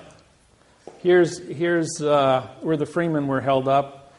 Here's Billings, Montana, and I was right here in Cat Creek. Now, when I showed up in Billings, I got off the plane, and a gentleman met me, and he says, "Come on, we're going over to my ranch." Well, I had corresponded with this man several times. When I got to the ranch, there was about 20 guys with shotguns. And he said, "You're going to stay here and write a lawsuit at gunpoint, and you're going to write this lawsuit to get these guys out of trouble up here." Well, it took 5 days to put together the lawsuit to do it. Then I went on the radio to do a radio show in Billings, Montana about parsing, syntax, grammar, and how the fraud works. The FBI, 5 minutes after we started broadcasting, blew up all 4 radio stations in Billings, Montana.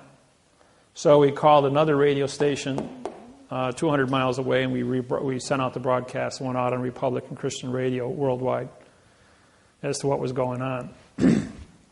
38 miles south of the compound, there is a limestone quarry, 125 feet deep. Some of the other free thinkers, I guess you could call them, freemen, witnessed 2 105 howitzer cannons being moved at night down the country road very quietly. And they set up 2 120 millimeter cannons in the quarry. They then evacuated everybody within 5 miles away of the quarry because they would hear the blast of the cannons when they were fired. The idea was to shoot a shell 20 miles up in the air under a full moon and have it fall down on top of the compound, blowing a hole in the ground 100 feet wide and 50 feet deep, saying they had explosives and blew themselves up, hence solving the problem. In 1820, the area, now Lewis and Clark showed up here in 1834 on the Yellowstone with Sashagowean. In 1820, an Indian treaty was cut up here with the French. The farm of the freemen had never been ceded into the United States of America. It was a whole in the United States of America under Indian treaty. And this was purchased land. When everything got conquered, the Treaty of 1820 was overlooked. So the freemen were sitting on sovereign territory, not part of the United States of America, outside the jurisdiction. It was a whole in America. That's why the FBI came from Puerto Rico. 100 agents were deputized, not of the United States citizenship, and surrounded the compound, but couldn't go in. They couldn't trespass onto a foreign country because they didn't have a permit to be there. These are some of the secrets that you people don't know about, and as a federal judge, I have classified information about all this because I handle lawsuits for all this stuff. When it was exposed that the cannons were here, it was my job then to get word to the freemen. The senator from Denver, Colorado shows up, and he took 9 of my cassette tapes in about grammar and gave it to the freemen. After playing the tapes, they said they realized that their whole entire position and the way they were thinking was a lie. They realized that their treaty, even though they were sovereign within this little hole in the world, was also a lie because the treaty was written in adverb verb and didn't mean anything. And they were also told about the 2 howitzers, that if you don't walk out before dark, you're not going to walk out anywhere. We're going to put a hole in the ground here. So they surrendered. Now the senator, when he went there from Colorado, we had a button microphone on him. Looks just like a regular button on a suit, but it was actually a nickel-sized transmitter with a 300-foot range on it, tied to another mic to a recorder, spy, like a spy camera. And we have him on tape in his voice stating that, I don't care about these people, I'm just here for the show. He says, I'm here to make sure that they all get blowed up. And yet, on TV, he made a statement that he was there to try and help them get out of here. He was there to orchestrate this thing. What is Denver, Colorado? You got Cheyenne Mountain. Cheyenne Mountain is closed. Cheyenne Mountain in 1995 was active, but it was closed right after this. And everything went up to Mount... what's the name of it? They pulled Cheyenne Mountain out and everything went up to... there's another mountain about 30 miles away. NORAD headquarters were moved over there. I forgot the name of it right now. But anyways, the mind control programs by the Air Force are also up in that same location. In each one of the shootings at all the high schools that took place, also these students came out of, including the last one in Arizona, their parents were affiliated with this here, and those kids were all part of the brainwashing program. And the minute the kid goes brainwashing grammar, you type in the word grammar, up pops 20 million websites tied to David-Wynn Miller. And so they tried to hook me up with this whole thing. As far as the Freemen go, they then, when they saw the tapes on grammar, they realized that the FBI had no correct grammar. There was no correct anything. So they threw up their arms and said, okay, take us. And they've charged them with 200 counts on 45-day intervals. And each count was brought to them in adverb verb. The statement is, we are here to participate with the correct sentence structure, communication, parse, syntax, grammar for the avoidance of the perjury. Show us your laws, rules, regulations, and codes with the correct parse, syntax, grammar so we can avoid perjury. Case dismissed. Wait another 45 days and bring one more charge. They've been in jail since 1995. I think Peterson died already, so did Clark, and I heard Schweitzer just recently died. All in prison. Whatever, out being released because they were always waiting for trial. That's how that happened. But the military, as far as these things go... Oh, by the way, the senator from Colorado, I missed my plane. I got bumped to another plane in the emergency road. I sat right next to the same senator.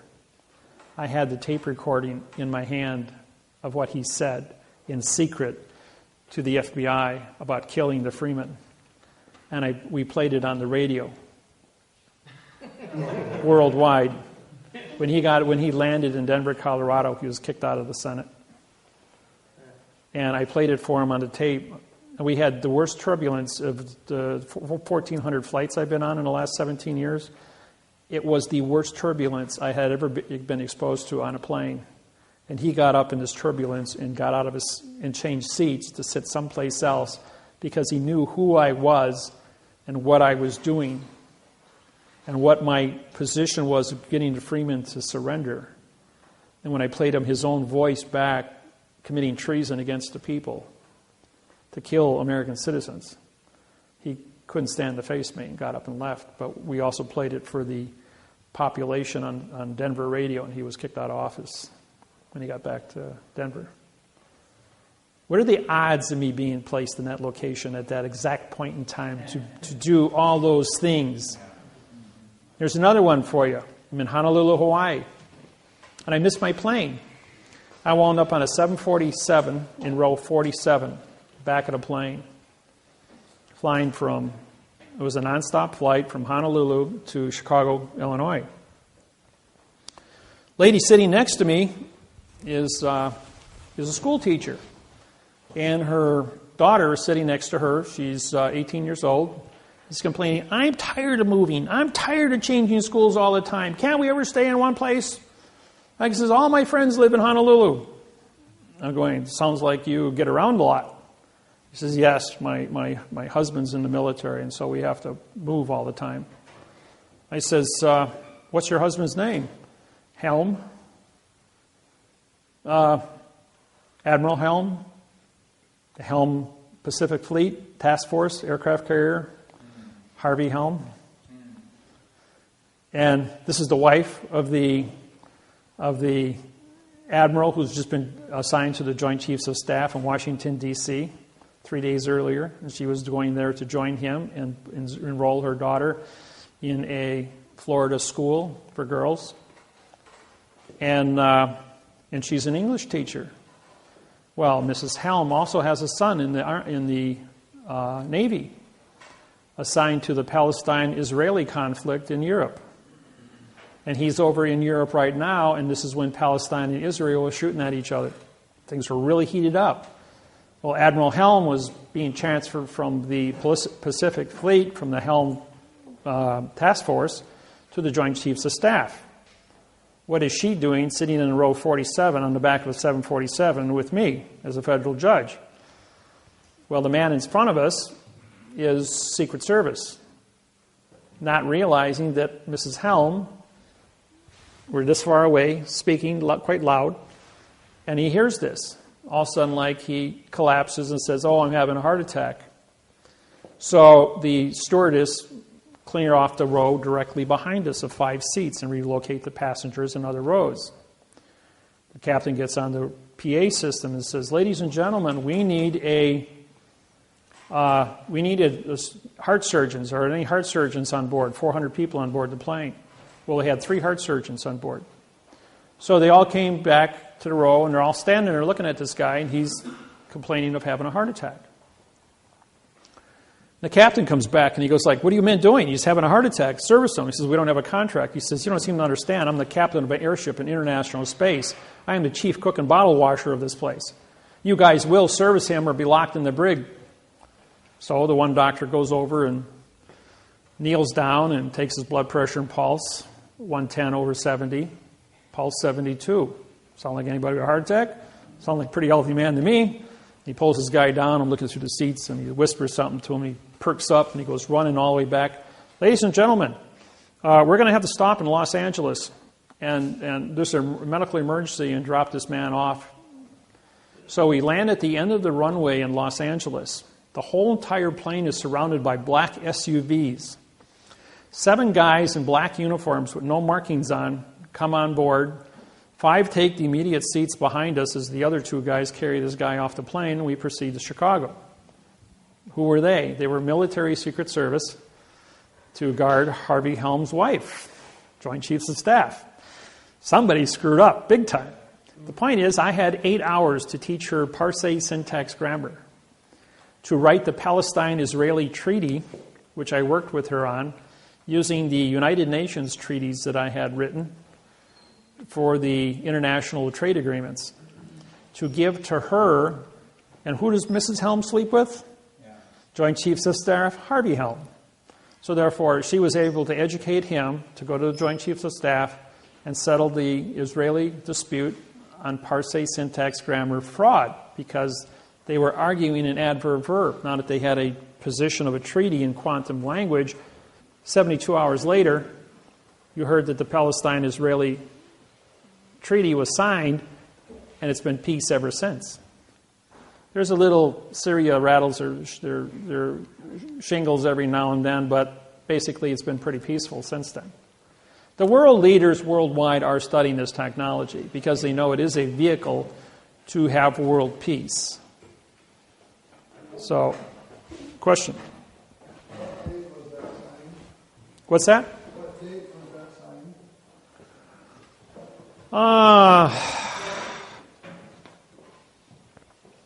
I don't know. I've been doing this for 17 years. I couldn't tell you which day. You can probably pull up Harvey Helm on the internet from the Admiral Helm. It'll give you a history of his position with the Pacific Fleet when he was transferred to the Joint Chiefs of Staff in Washington at the Pentagon. That'll cross-reference the exact dates of the Palestine-Israeli conflict. And then you can get your treaties from that. I can tell you how to cross-reference things. I don't remember the exact dates myself. So, I've been talking for 3 hours without giving you guys a minute break here. I told you guys, you got to throw something at me after a couple hours, otherwise I don't shut up. So, we'll do a lunch break and then we'll start back up. Okay. 20 minutes, whatever, half an hour. All right. What you're walking into and what you see. The flags that you see all over the world, there's 11 different flags in the United States, military and civilian operations, including the new one.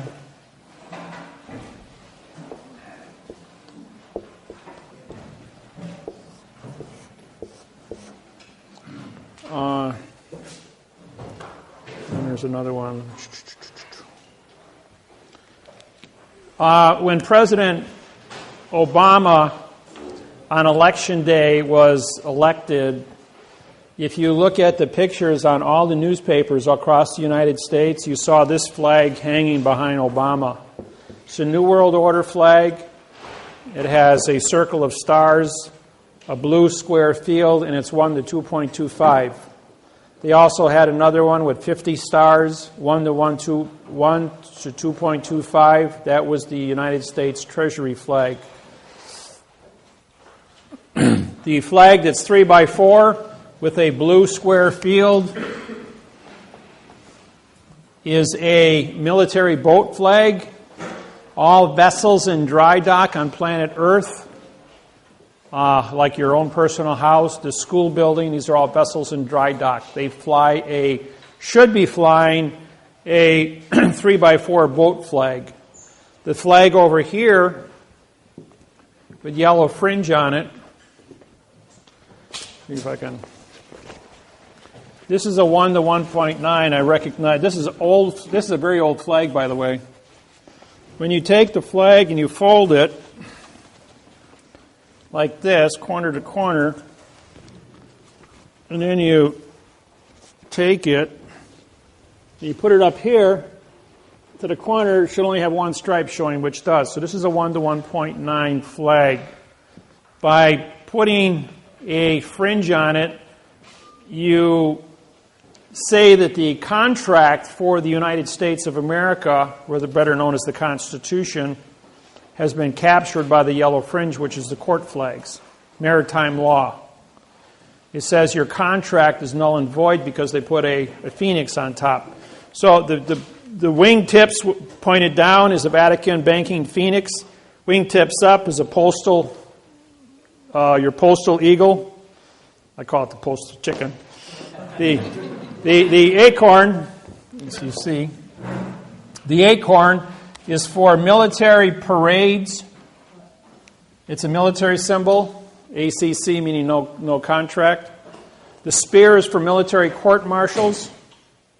And the ball is for military advertising and military recruiting. Henceforth, you have it in front of the post office with the ball on top. And inside the post office, you have the eagle on top because the post office is postal. Henceforth, you're in the postal building, but outside, it's where you sign up for the draft. Everyone you turn 18, you got to sign up for the draft. You've got 90 days after your 18th birthday to do so.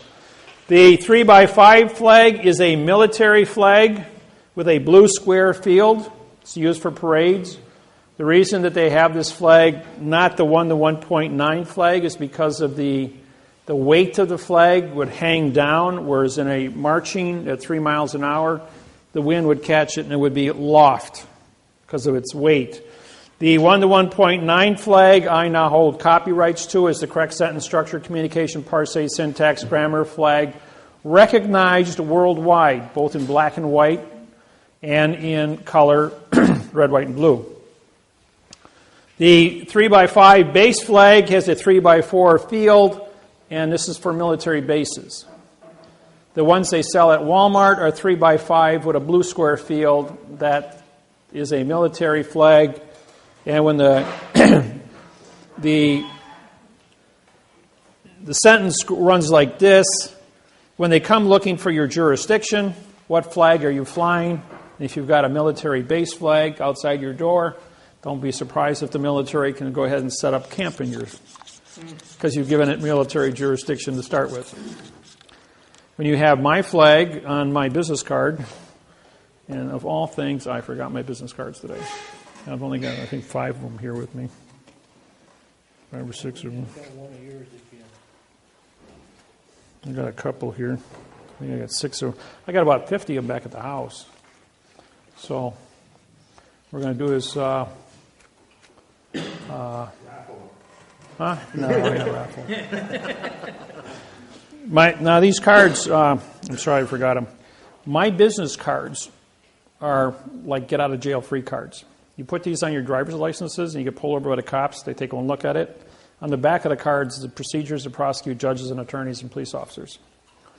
They take one look at that, and they start reading it and going like, oh, he belongs to that group. This group is not allowed in the courthouse. They won't give you a citation. Thursday last week, I blew a stop sign on the phone with no seatbelt. The police officer was right there, sitting. I mean, I blew right past him.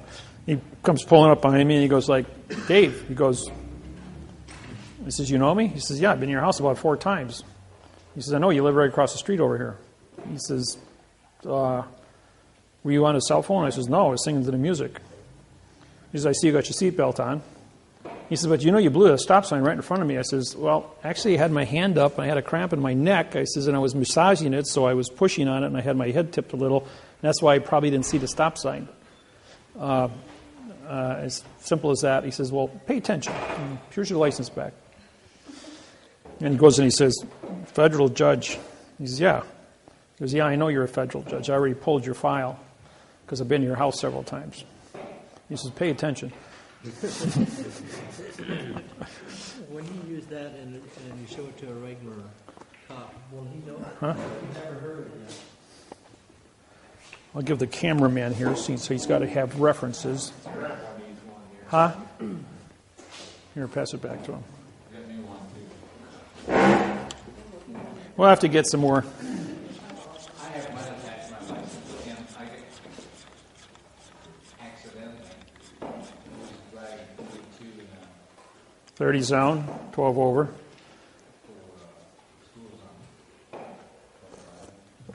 Oh, 25 school zone, yeah. That's public safety violation. Yeah, so he looked at it. I said, are you sure you want to do this? After he brought the ticket back, he ordered me out the car now. I mean, he yelled at me. And I said, wait, am I under arrest? And he said, no. I said, am I free to go? He said, yes. I took the ticket and left. See, now, if you would leave your vessel, you're a captain of your vessel. Right. If you leave your vessel and stand on the street, then you're a vagrant. I was not going to get out. And therefore, you were under arrest. I was not about to get out of my car. One of my students called me up the other night, and he says, I got a ticket, Dave. Can you make it go away? I'm going, how much was it? 87 and 55. That's 32 over. That's public safety violation. He says, all the cars were driving that fast in L.A. on the expressway. And I says, he singled me out. It's still public safety. You blow a tire at 87 miles an hour, and you're going to be so much scrap metal rolling down the highway, taking everybody else out with you. I says, no, I ain't going to stand by that. I just said, I'll see 150 guys. Yeah, when it comes to school zones, you won't get... School zone is public safety. You got to watch out for children because they don't pay attention. They run across streets. You tag a kid, I'll tell you what, they're going to throw away the key on you, especially if you're going fast like that. So, but this one here, I'm going to give you guys a history lesson in a minute. This one here, this one, the 2.25 flag, I went to Washington, D.C., and I had one of the 1934 gold certificates from China. This was on original clay paper with butterfly ink. And it was an original copy of a $500 million note. My surrender commission is $50 million for surrendering a document. Secret Service showed up, wanted to arrest me for passing fraudulent documents. I had 6 inches of credentials out of New York State Bank to verify it. He says, "Where's the rest of it?" He says, "There's $8.7 billion on this package." I says, "Well, it's in Austin, Texas." I gave him the address. Well, they surrounded the property and they got the guy with the rest of the notes. He wound up with 8 years in prison. As a federal judge, though, being at the United States Treasury, I says, "I want a receipt for that." I says, "I'm turning over United States government property to the United States government to be put back into the Treasury." The 8 officers of the United States Treasury all came into the room to meet me and to review the note, along with the 2 Secret Service agents, and they wrote me out a receipt for the note. He says, "If this is legitimate, we owe you $50 million. So 10 days later, I called back and I asked for each one of the individuals. They no longer worked there. The note disappeared. I think everybody took a commission, including both Secret Service agents, and they all retired elsewhere. But I never got paid. Then the guy says to me, "Where's your bodyguards? How can you transport this much money and not be captured?" I says, "You ever hear the word secrecy? It's the best fault in the world." So, I'm going to do a little history lesson for everyone, since how everyone has never... I go to universities, colleges, high schools, and you'll never see this in any of the schools taught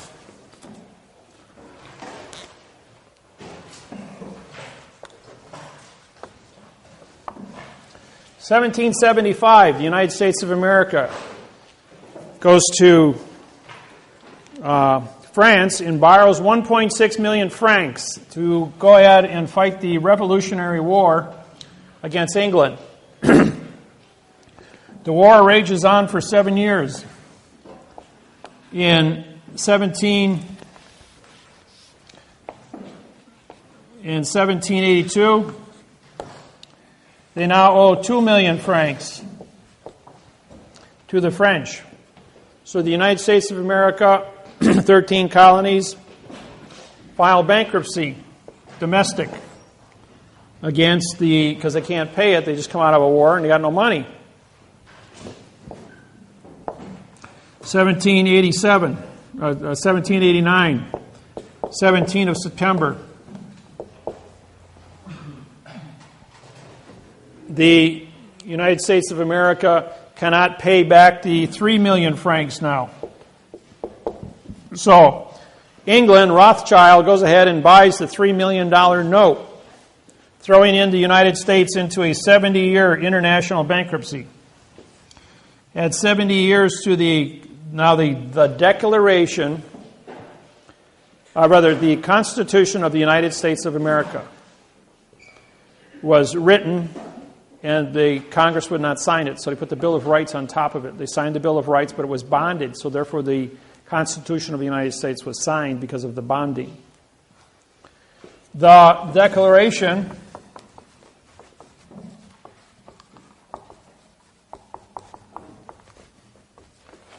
of Independence.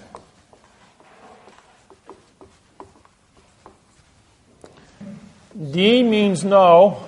Claire means speak. At is location. ION is contract. In means no. D means no. Pend means write. Ants means contract. You shall not write contract and you shall not speak contract. Benjamin Franklin. The is an adverb. You got a prepositional phrase of the, but they split it. The is an adverb making declaration a verb. Of is an adverb making independence a verb. Both false and misleading statements and fictitious conveyance of grammar. Henceforth, the Declaration of Independence is being sold at auction as a meaningless document written by a French attorney who was hired by the English Crown to capture the United States of America and the founder of the Continental Congress. Welcome to treason at its first course, Benjamin Franklin. Since I brought this out in 1995, there's been eight major books published on Benjamin Franklin's treason as being bigger than Benedict Arnold. for those of you who know Benedict Arnold. How should you write that? Huh? How should you write that? Well, not declaration.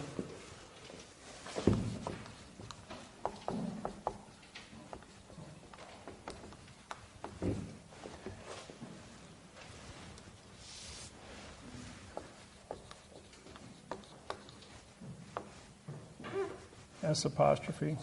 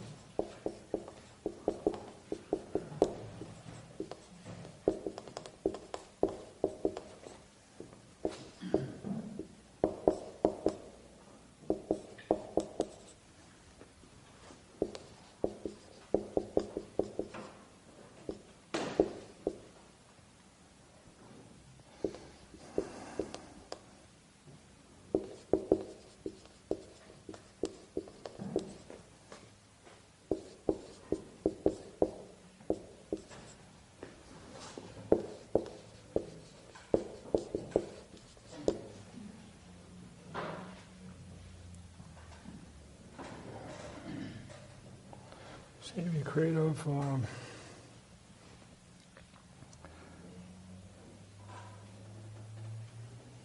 What's another word for improvement?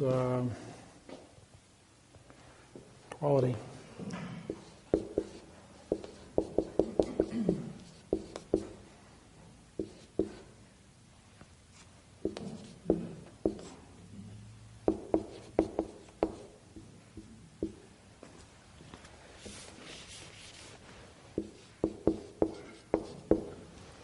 Something like that. For the people's knowledge of the Constitution is with the claim of the correct sentence structure, communication, parse, syntax, grammar, with the rights and freedoms of the creative quality of our lives. Fill it in. Huh? That's what I was thinking.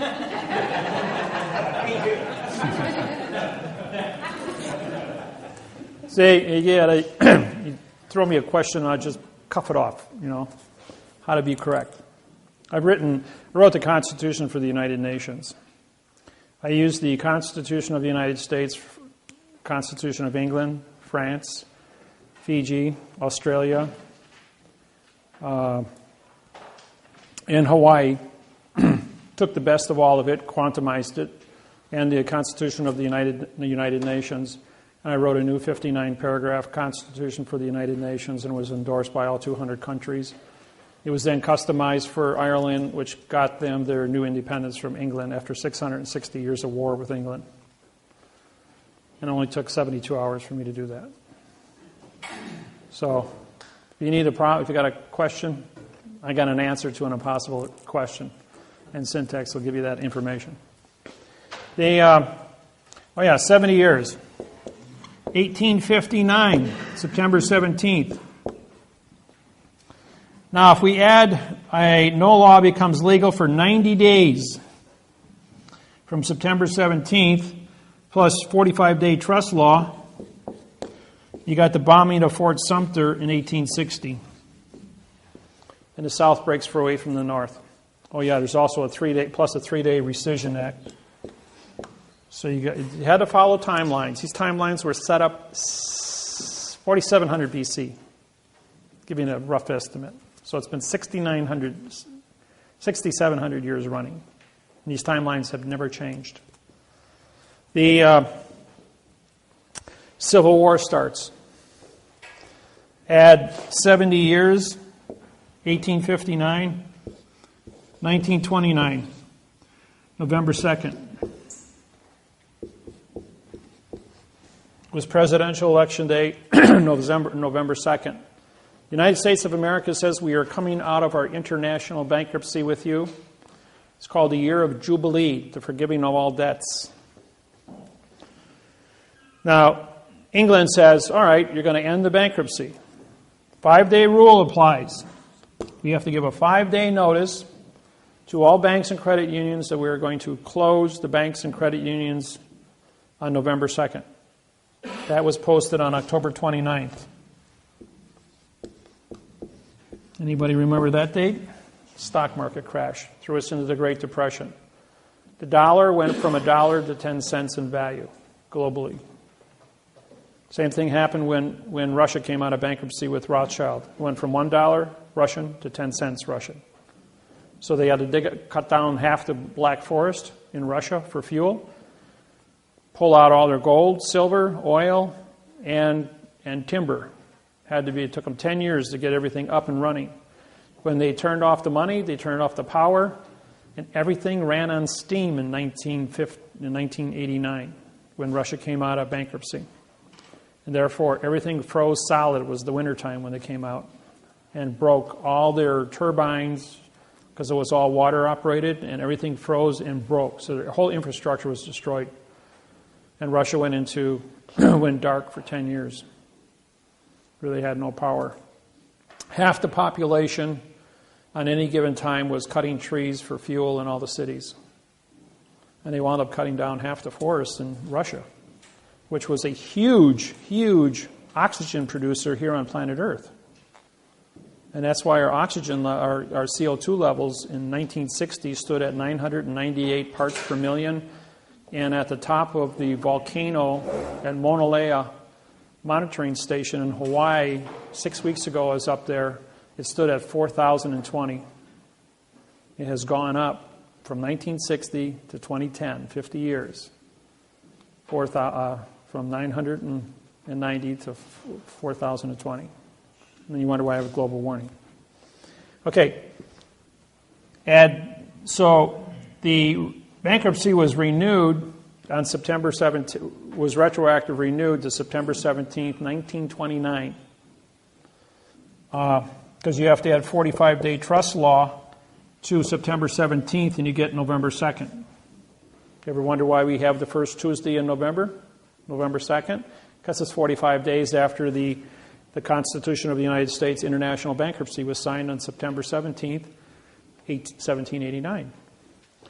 Add another 70 years, and you get 1999, November 2nd. Just happens to fall on that date. The president on November 2nd, 1999. Those of you that are old enough and remember, we counted ballots, as no law becomes legal for 90 days. Because there was no law in the United States, the bankruptcy, the IRS does not exist for 90 days. The United States government does not exist for 90 days. The United States military, under the Universal Postal Union, was ordered at DEFCON 2 with their finger on the nuke button. We were at 1 minute to midnight for the end of the world. If China or Russia launched an attack against the United States when we didn't exist, they were going to go to nuclear World War III. That's how close we were to the end of the world. So for 90 days, they had everyone count ballots. Watch the left hand while the right hand took care of business. And on February 2nd, 2000, Bush, with 47% of the vote, was the 45th consecutive left-handed president in the United States. No president has ever been right-handed in the United States since 1775. What's the significance of that? Left hand develops the right side of your brain, which is logic. The right-handed people use their left side of their brain, which is emotions. Anytime two of you were to get into an argument, no matter what you are saying to each other, and you are heightened emotionally, I can throw a math problem at you, like 3 times 3 times 3 equals 27. In a time it would take you to analyze the answer of that, you would take all your energy from your left brain, transfer it to your right brain, your blood pressure would drop 60 points, your emotional would become stabilized in 3 seconds, and you'd be using the logic side of your brain and stop fighting. So anytime you get upset, do a math problem, completely cancel your emotional upset. How's that for a fix-it? Didn't know that about your human brain, did you? Yes. Aren't the elections in the even years, though? 1999, November 2nd. President doesn't take office until the even year. They're elected on the odd year.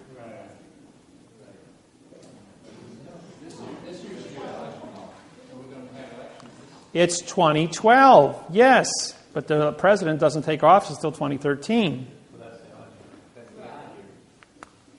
No, 1999, November 2nd, was the end of the Third International Bankruptcy. There was no election take place that year. I mean, the election took place, but the president wasn't appointed until the 2nd of February 2000. And Bush was reinstated.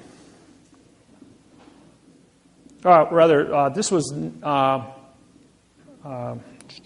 Bill Clinton. Bill Clinton said on November 2nd he would be the last president of the United States of America. On the 2nd of February 2000, the United States of America Corporation took over. The democracy was dead. The Constitution expired. So what's the law of the land now? You're a postal employee. You carry postage stamps in your pocket. So where does the UCC fall in? UCC is copyrighted by England, has no effect on the United States. If you use copyrighted material from a foreign country on a foreign vessel in dry dock, you're babbling because you don't have a copyright release. Only attorneys and lawyers and judges have a copyright release from England. That's why they joined the bar. If you're not a bar member, you can't practice in a foreign vessel in dry dock. So how do you capture a foreign vessel in dry dock? You don't. You create a court within a court. In other words, when you file a lawsuit with a stamp on it, it's a postage vessel. The postage vessel, when the sentence structure says, this is the document because it came to the dock, received the docket number, and is now a document. Document contract. 2 or more people make contract. There is 2 people, your claimant and a vassallee. Document contract, postal vessel. Postage stamp on a piece of paper is vessel. It's federal, so it's a federal court venue. The word jurisdiction, people, means opinion. Don't use the word jurisdiction. Why do you think you have a jury? A jury, J-U, means no law, and R-Y is contract. It's a no-law contract. The word judge sits on a plane different than yours.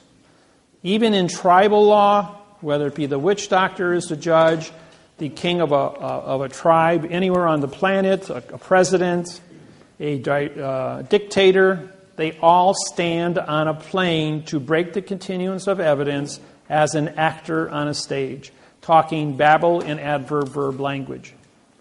Therefore, you go into an auditorium, you see a person on a stage, they are under contract to perform, you buy a ticket, which is a contract of your opinion. Your opinion is on stages. Your stages, here's the plane of the stage, and then you have your seating going up. This breaks the continuance of evidence with the stage, and you are only witnesses or opinion entities watching actors on a stage. No different in the courtroom. So the only way to engage and have your rights or whatever you're trying to do... Engage means no contract, I-N-G. To gauge when you go in there. And that's a correct word. You do gauge a situation. Gauging means to analyze, to look at the knowledge of your environment. You're gauging the difference between right and wrong, good and evil. You're gauging the conduct of what the actors are, ACT, no contract people, because they write everything in the courtroom is in an illusion. And I'm going to put a courtroom up here in a minute and show you the tricks and the traps that are going to happen inside that. So when I go to file a document, or a doc. No, it's a document. Okay. Do I put my stamp on that document? Yes, and you sign it, making you the postmaster and then they stamp postmaster, banker, and judge authorized to transport the vessel from the street into the vessel in dry dock. You send before you walk into the courthouse to dock your vessel, you mail it registered mail to yourself. Your vessel has now been registered with the post office, which is controlled of the port authorities, which licensed the courthouse to dock its vessel on planet Earth.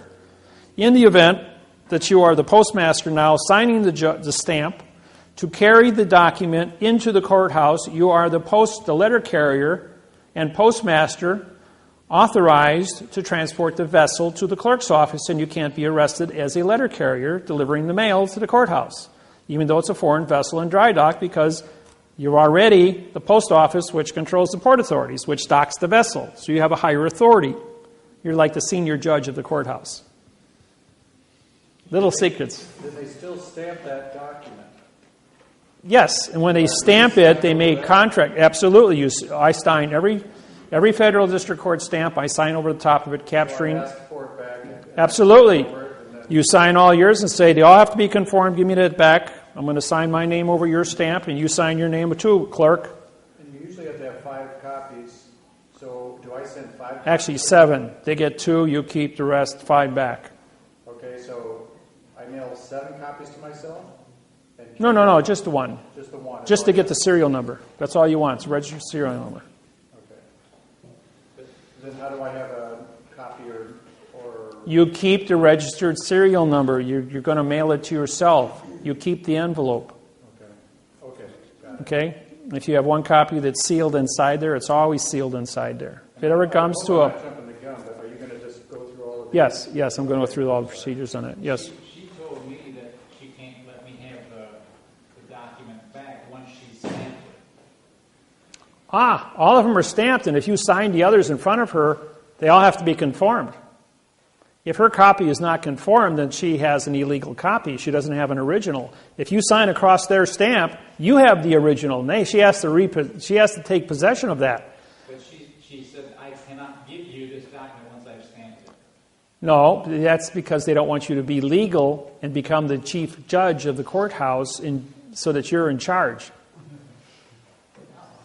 You become the chief judge of the courthouse when you do that. So if they don't give it back, how do you respond? Oh, I always get it back.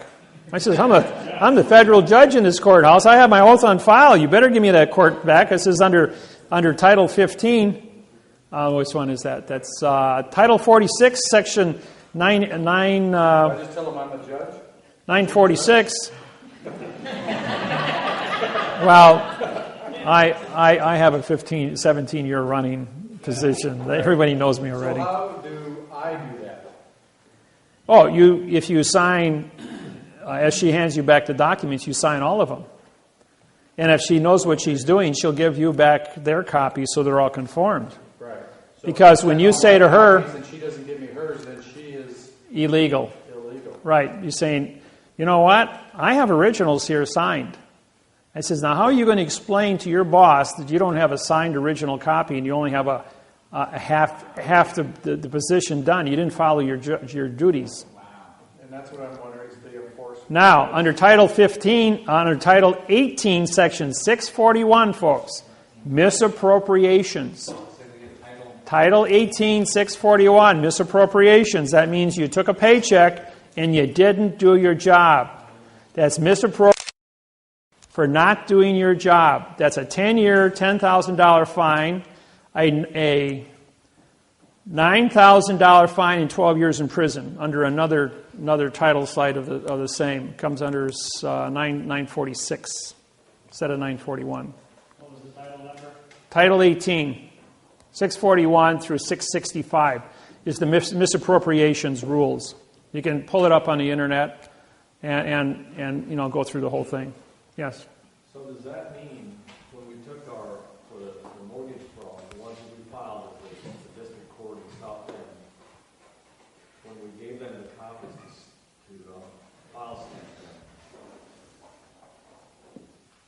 those to have them all file stamped and have the case number stamped on them. Correct. And then we took ours back and they kept theirs. Correct. So, was that correct, or did you... No, they have their 2 copies, you have your 5. But in front of them, you sign or autograph, you autograph your name across their stamp. And when you autograph your name across their stamp, they have to give you back those 2 to autograph also. Otherwise, they're not in conformity. And that makes you in contract with that building, with that vessel being docked. And when she gives you a receipt for your money filing, you also sign that receipt. You sign your name across the registered mail sticker. You sign your name across the money sticker that's put on your registered mail. You sign your name across the stamp. Anything the post office gives you, you sign your name, autograph your name across it. Not sign, but autograph across that stamp. And if it ever comes to push and shove where you got to walk into court going, I'm a federal judge, I'm federal postmaster, I've signed my documents. I have the physical evidence in my possession that goes with this. This was docked at the post office before it was ported with the port authorities. The post office has jurisdiction over the port authorities. And so therefore you haven't filed protocols. In my lawsuits that I file with you as your mortgages, identify the clerk of the court on the 48th day as the federal judge of that lawsuit, because she's required or he's required, the clerk of the court is required to autograph her name or his name on that stamp as the postmaster receiving a vessel in dry dock. That's protocol. If they skip over that procedure, they're guilty of misappropriations. They can go to jail for 12 years. And you can have, when you download the laws on this, you take it in with them under misappropriations, and you present that to them saying, here, read this. See what this says? Now do exactly as I tell you. If you got a problem, you get your supervisor. You got a problem with that, you get the chief judge. You got a problem with that, call John Roberts at the United States Supreme Court. You got a federal judge here, chief federal judge can call the United States Supreme Court John Roberts. You can call Hillary Clinton, Secretary of State. Now he's Bill's counsel. So I'm killing flies in windows, glass windows with 20-pound sledgehammers, and I'm not breaking the glass. And so they come to me and they're going like, we're not going to obey this. We're not going to do this. I'm going like, you want to go to jail for 12 years? Feel lucky today? And he says, I'm the last man you want to go ahead and play games with. Right, but you can do it. But why? If you follow the procedures, you can do it too. It's all about conviction. It's all about being cool and collective. Of course, I have an advantage of you guys because I don't have adrenal glands, so I don't have the jack high, jack low. Me, I'm just data. I'm a Spock. Since Star Trek came out, everyone's called me Data and Spock. Yes. On your autograph, is it printed or can cursive be? No. Always print it. Print it. Okay. Yes. And when I did that in school, they cracked my knuckles and said, "You will not write that way. We're going to force you to be in fiction." Cursive writing in school? Say again? They're taking cursive writing out of the public schools. Did you know that? They're taking it out because of this program. Yes, I've been suing, and the teachers are going, "This is correct. We're wrong." And they're changing. This program is changing all languages on the planet. You can't move forward. You see, on January 6, 2012, there was a little glitch that took place. The Hubble's telescope took a picture. And the picture showed 3 more of these spacecrafts in Greenland headed this way, which will be here on 12/21/2012. For those of you that watch TV, there's a new TV show with no electricity. You know why? Because when you put up here's Earth,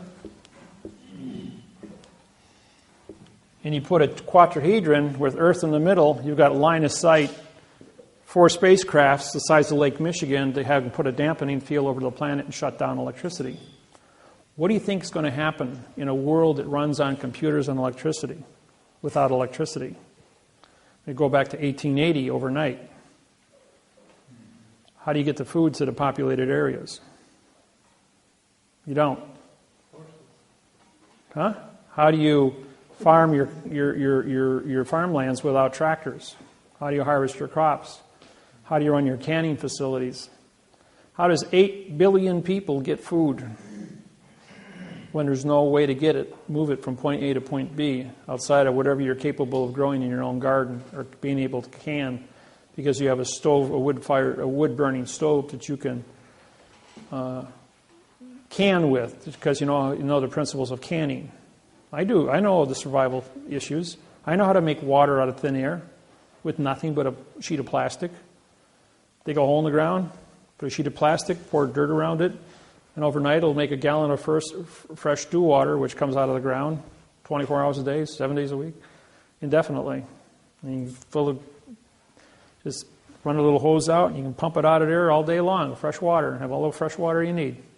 As pure it can get, evaporating out of the earth from underwater, from the cistine. How to make fresh water, how to do food, how to do canning, how to live without electricity. I've been there. I know how to do it. I always tell people, if there's ever any kind of an emergency, the place you want to be is in my back door because I know how to stay alive.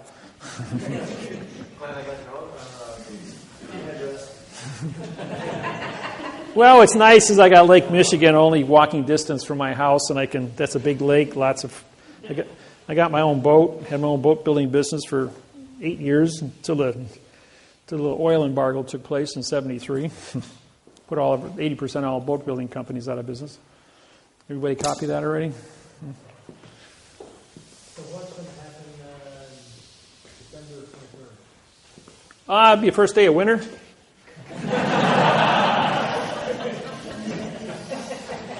And remember, if the world doesn't end on December 21st, make sure your 401k is paid up on December 22nd.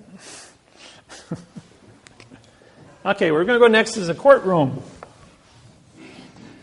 I missed that. What was that about the 401k? I said, if the world doesn't end on December 21st, 2012, make sure your 401k is paid up on December 22nd.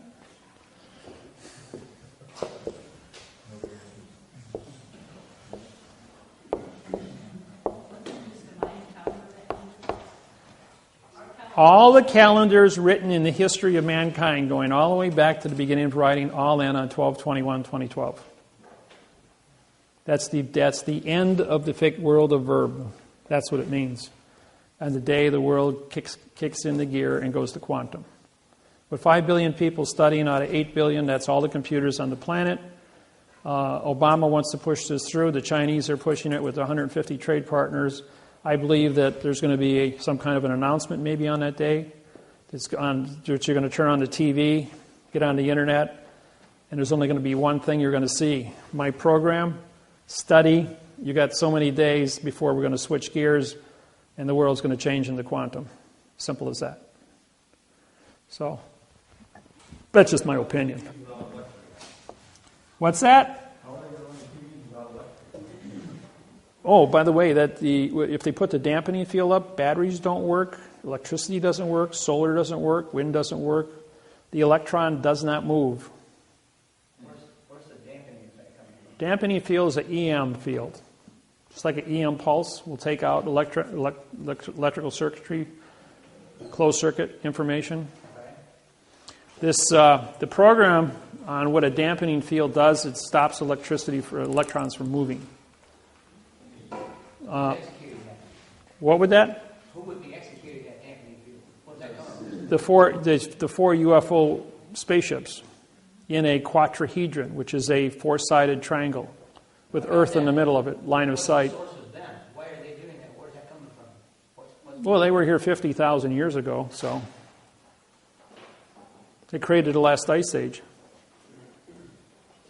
Now, the people that leave that spacecraft, like if you go from Greenland, Washington Monument, Yucatan Peninsula, and Easter Island, it's a straight line. They're on straight lines in nature. If you go from the Lexer Pyramid through Memphis, Tennessee Pyramid, it intersects as a straight line with the Lexer Hotel in Las Vegas, Nevada. A sphinx, a pyramid, an obelisk. A sphinx, a pyramid, an obelisk. A sphinx, a pyramid, an obelisk. If you have time,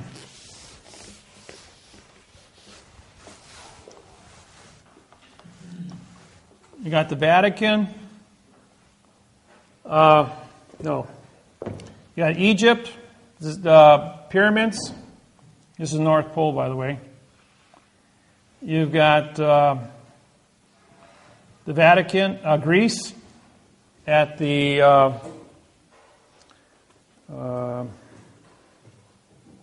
Acropolis, where there's a obelisk. Obelisk at the Acropolis. Vatican Square.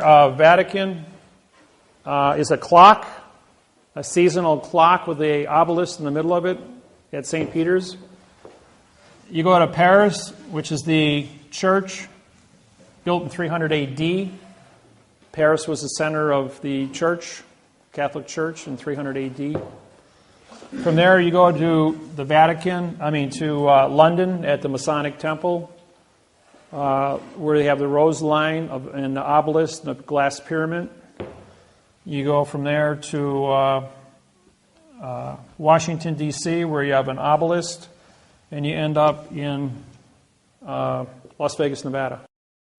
Straight line looking down from the North Pole.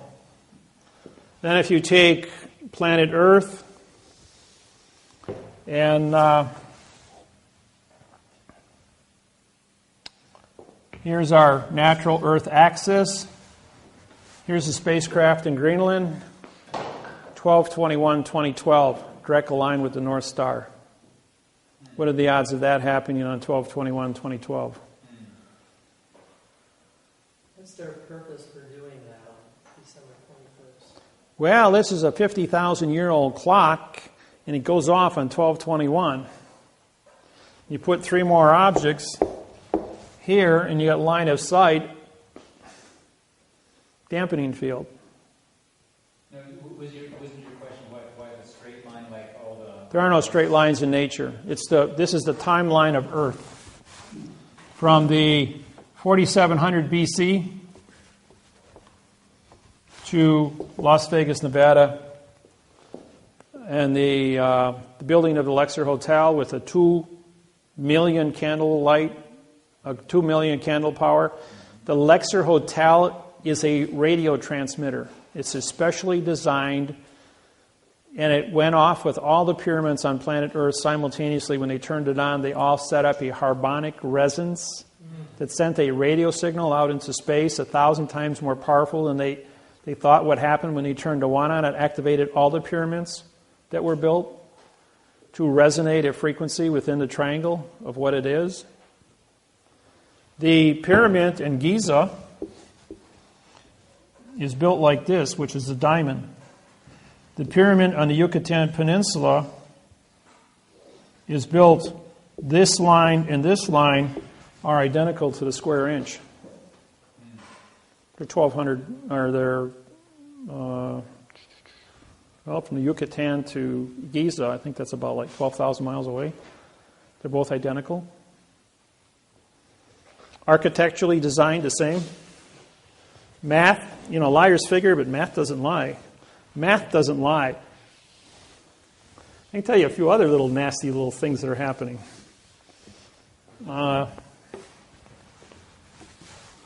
Here's planet Earth. Here's North Korea. 2 years ago, they detonated 2 atomic bombs, right? Those that did their homework. Okay, these things went off. It was 5 days apart. 140 miles off of Chile. They had a 9.5, biggest earthquake recorded in the history of keeping earthquakes.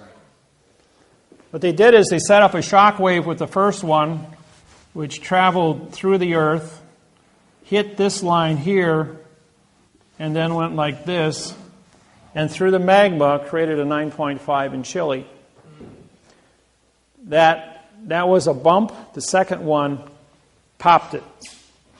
Okay, when it popped the Chile one, that was on the Ring of Fire. for the Pacific Ocean.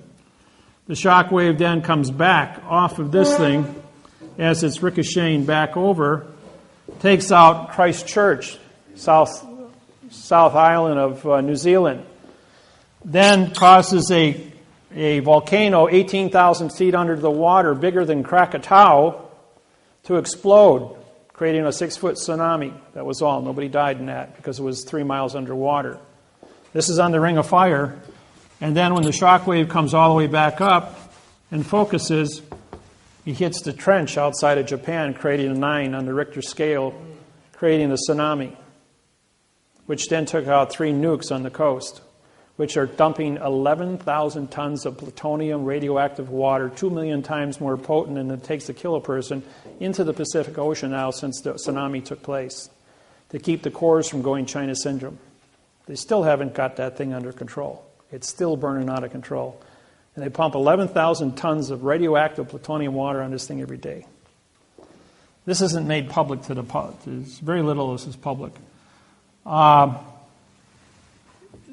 Satellite photos in, I think it was April, showed that they're drilling a hole 27,000 feet deep.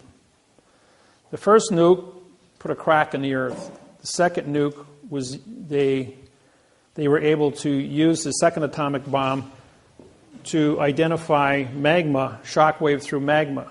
They can target through a shape charge any country on the planet with a shape charge through magma. There's a no-fly zone over North Korea, so their Air Force is useless. But the magma, they can go anywhere on the planet through magma. This was an experiment in a country, the Chile, which is totally... Okay, when Chile got hit, Chile was raised 15 feet as the Pacific plate slid underneath Chile. When the magma came back, it raised the Asian plate 15 feet, including the island of Japan was raised 15 feet as the Pacific plate flattened out and moved underneath. And Hawaii, which is dead center in the middle, dropped 1 foot.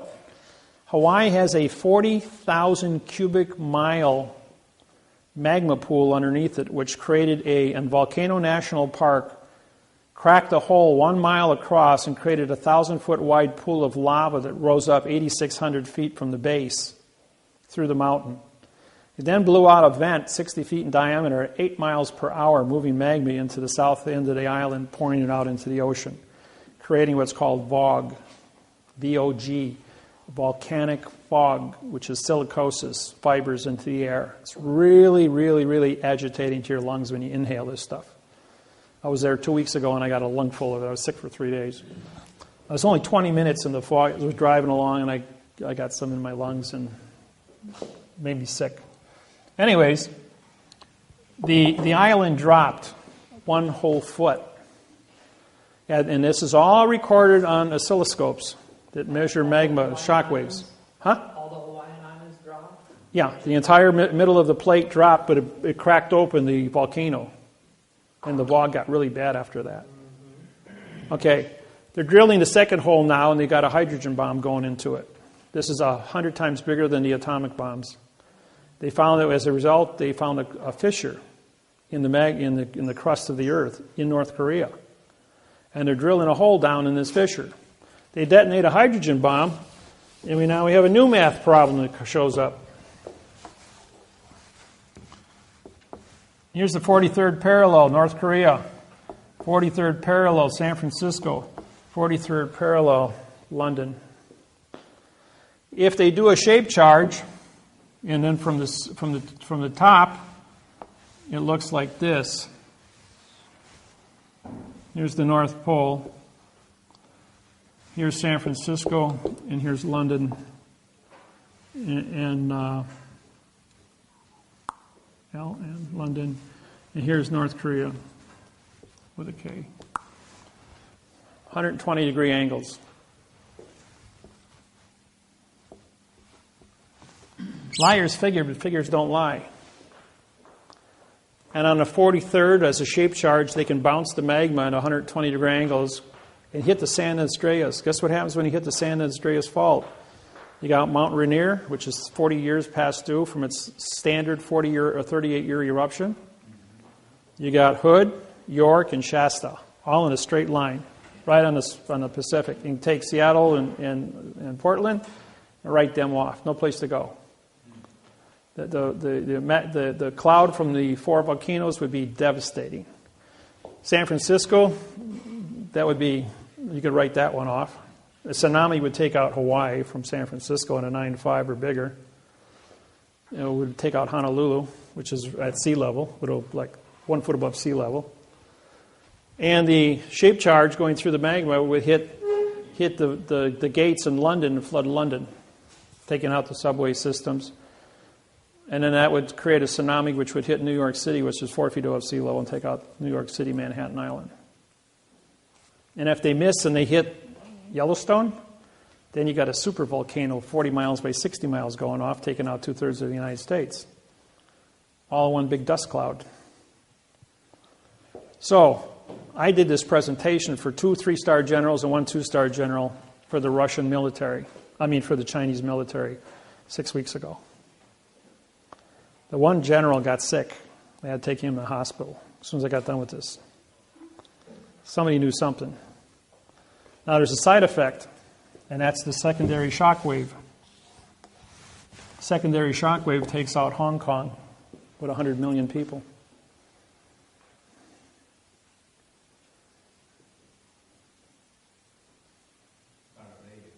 Huh? Yeah. It's also contract. What's the mindset? Who is the mindset behind all this? Well, I'm a guy that does a lot of big thinking. I deal in math, as you know. And when I start doing math, and I start drawing pictures, I start tracking all the history of mankind, the whole thing turns out to be a big math problem of straight lines all over the planet called ley lines. Turns out that ET going back 100,000 years, and all these ley lines where cities are built on this planet, the 8,500 years of masonry, the book that I own, and all the secrets in 8,500 years of masonry that are written down, now syntax, and all the mathematical procedures are brought out through that syntax, all the truths that are hidden inside that book. And in knowing how to cipher all this stuff and bring out all the timelines and the facts. And the facts that I say are coming in the future versus the facts that are already been certified through the book in the last 8,500 years. If it's been true for 8,500 years, then why wouldn't it be true for the next 6 weeks?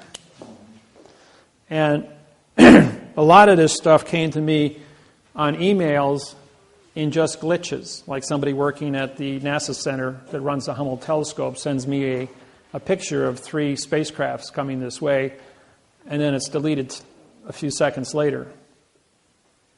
And then I run the math problems on it and all the rest of the information. You know, anybody remember when Obama took the podium the first day he went to the Joint Chiefs of Staff? He walked up and says, "I didn't make this mess. There's only one president at a time, and I'm not it yet," and walked away. And that was it. Everybody's expecting some great speech. Fact is, he got a bloody nose. He got told about all kinds of things that are not included in the presidential election. What they say and what's going to happen behind closed doors about what's happening with this math interface and how it's affecting the planet. What ET is doing and how it's affecting the planet. All the different terrorist threats and how it's affecting the planet. All the UFO sightings, as well as the time travelers keeping order. Why we're still all here. Why this is allowed to move forward with no interference on a global basis. And when I'm talking a global basis, I mean 150 language translations from my website to be as big as it is, uncontrolled, and with the order that is being conducted from it has been very architecturally designed so it doesn't scare people. And those that need to know, need to know. Those who don't know have no power to make an influence on it. It's only the world leaders that are in a position of needing to know things that are going to be told what is correct. The people, as long as you got your 6-pack of beer, your 600-channel TV, and your Ruffles potato chips, you don't care where the tank parks as long as it doesn't bump the satellite dish. And that's mankind's reality. Question back there. Have you heard that there was a planet between the Earth and Nah, that's somebody's tale. That doesn't exist. What's your... So why would you take the time to share the information with us? Got to start someplace. No matter where you go, there you are. And wherever you are, that's where you're supposed to be. Make no mistake about it. Everyone is exactly where we're supposed to be. There are things that are said here, things you hear here. You're all good people. Why shouldn't you know what's going on? You're not going to see it on CNN. You're not going to see it on the news. Liars figure, but geometry doesn't lie. And using magma, the Earth's liquid, internally as a target, as a weapon. Okay, let's say they don't do anything. But they make a phone call to the premier of China, and make a premier to the London and to Rothschild. North Korea is a very poor country, 85% unemployment. And he says, we've got an atomic bomb here that we're going to detonate and take out Mount Rainier or the Shasta, York, Rainier supervolcano called Yellowstone if we're not given a certain amount of money to support our country. If we're not given open trade and use it as a blackmail weapon. Now they can't stop it. It's in place. It's 25 miles. It's 5 miles underground. And all they got to do is push a button. And what happens if you take out if let's say the supervolcano goes out and 2/3 of the United States are under a cloud for 4 years. You got a black winter, no food. Population after the end of 4 years is a few 100,000 people. The Northern Hemisphere is completely devastated just because somebody pushed the button. Or the people from the future know who the button's going to be pushed, and those people are removed. There's always a point of control. There is a future. What kind of future is going to be is going to determine. It's relevant that mathematics become relevant because of ET, as well as Earth's own ability to communicate peacefully.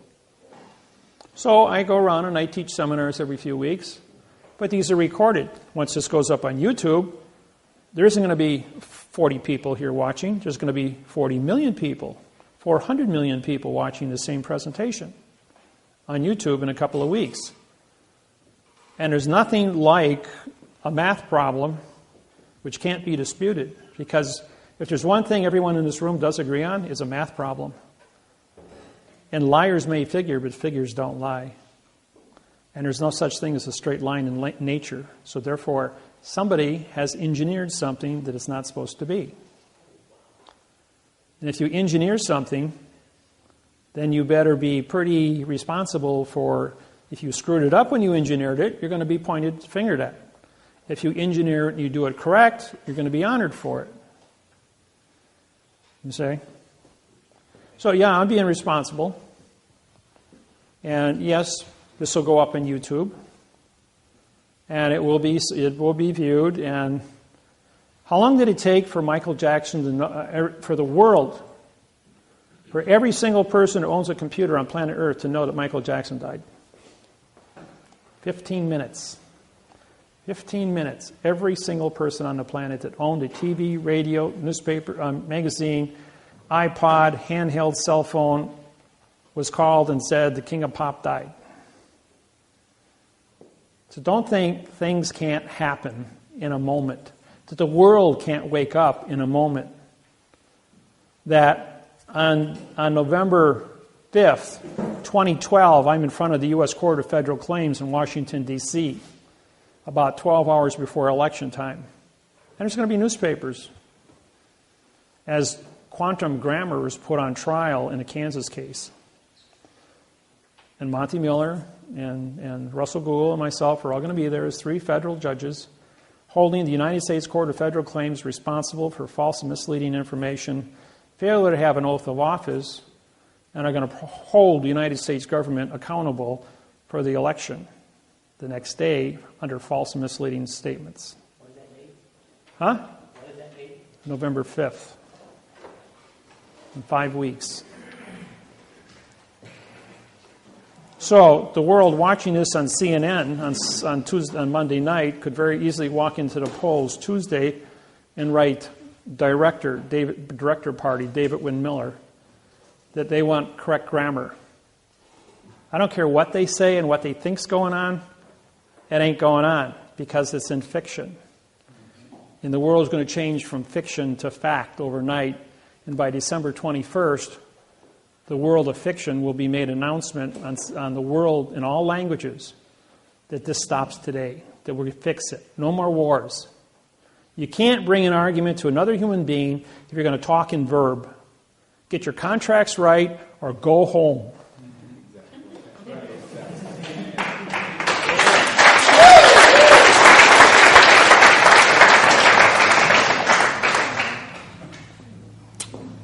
All right. What are they doing with the HARP? What's that? What are they doing with the HARP program up in Alaska? High amplification array radiation pulse. HARP is a alpha-beta transmitter. There are 12 units around the planet. They can reach down as far as the equator. They are used to control the frequency of your brain through radio wave influence. It's used to take you from an alpha, which is aggressive, to a beta wave, which is docile. It gets 98 degrees Fahrenheit in a populated city like Los Angeles, and people tend to get crazy at 98 degrees. So you change your mind to a beta wave and make you all nice and comfortable at 98 degrees, not irritated. Mob control, that's all it is.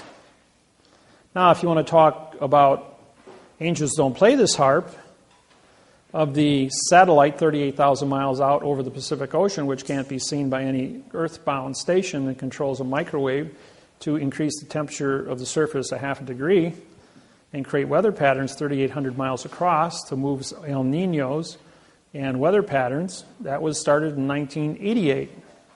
It ran until 1997 when I had it shut off.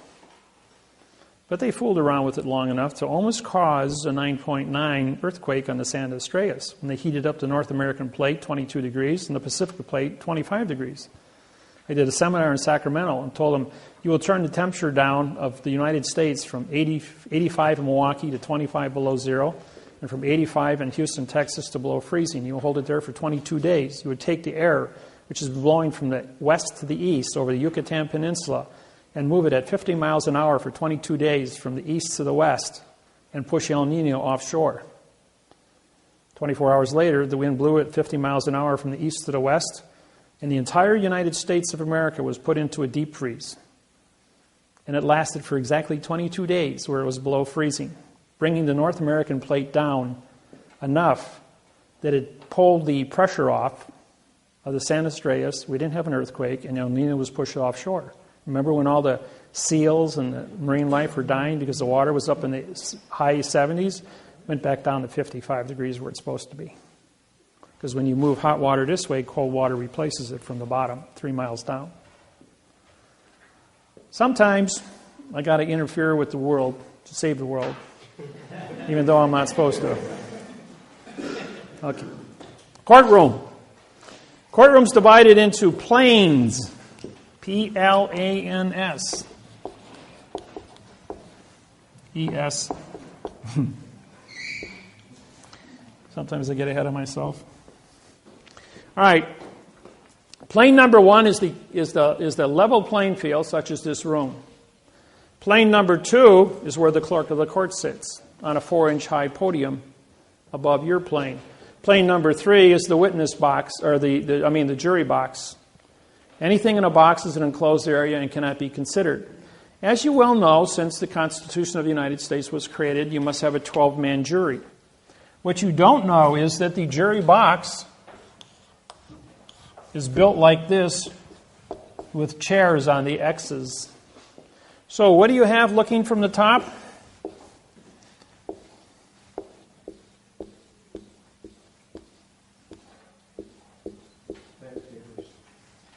You have two petite juries of 6 people each, which is illegal.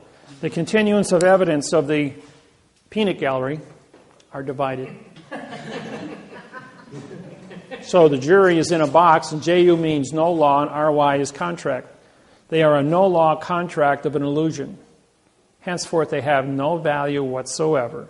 Never ask for a jury trial because a jury doesn't have a clue how to read and write above a second grade reading level. That's why it's a no-law contract. Then the witness gets put into a witness box, which is an enclosed area, cannot see evidence or give testimony, to a jury box, which cannot see evidence or see testimony, to a judge that's on a plane, not even in the courtroom, as an actor in black robes, mourning justice. And justice, JU, equals no law. S equals speak. TI equals title. And CE equals judge. This is Latin. Judge title speaks no law. And what's the first word you guys do in your anger?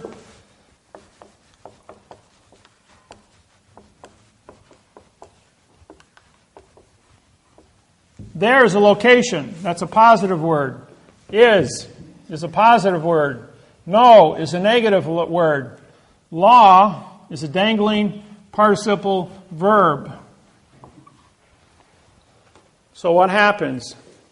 There is plus and plus, now pointing towards no to be positive, making law a negative, because no is still a negative.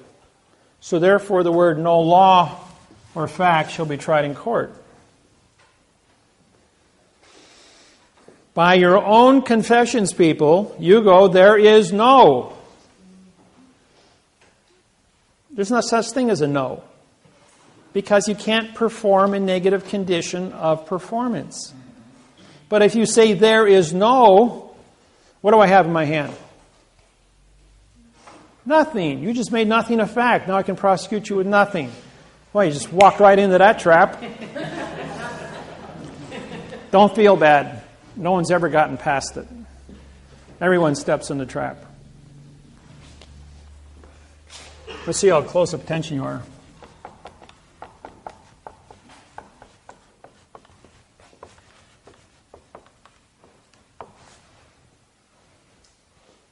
What is your name?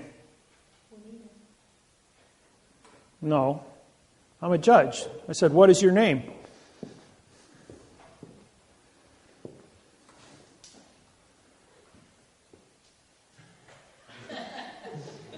I just called you a what?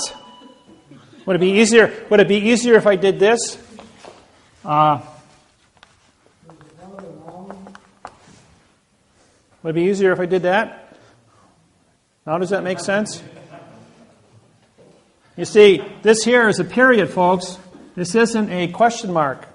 That means, what is your name? Do you see a question mark hanging above me? Yeah.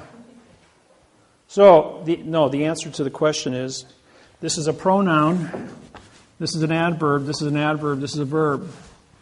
Even if you were to identify the word what to be your name, why am I calling you a verb? You don't exist as a dangling participle verb. The answer is, this is the answer to the question, what is your name? You identify syntax. You say, well, what is a pronoun? This is an adverb, yours an adverb, and name is a verb. Can I see the correct sentence structure, communication, parse, syntax, grammar for the avoidance of the perjury? The judge is going to go, okay, case dismissed. Please leave the courtroom. Bang, just like that. Don't care what you're there for. Because the traffic citation, anything he's got to say to you is a lie. You can always tell I'm lying to you. My lips are moving.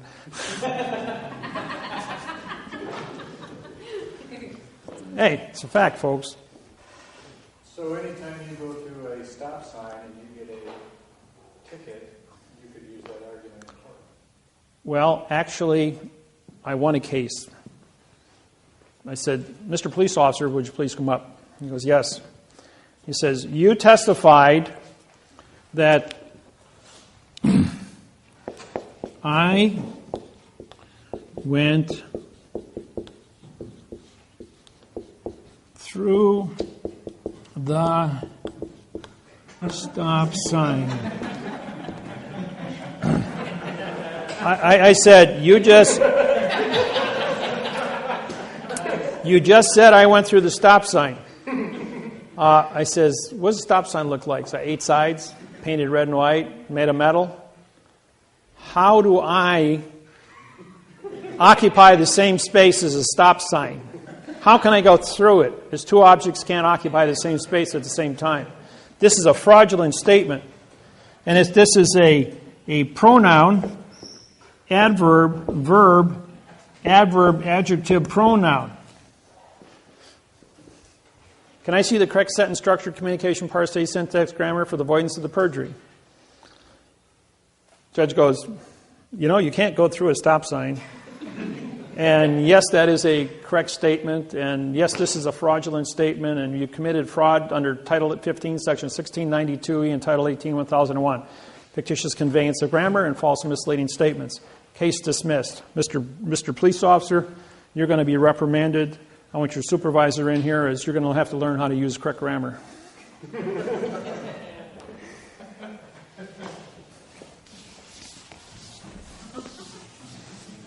You see, these are all tricks and traps, little things that are hidden in plain view right in front of you. And all the little things that go on right in front of you that you don't even understand.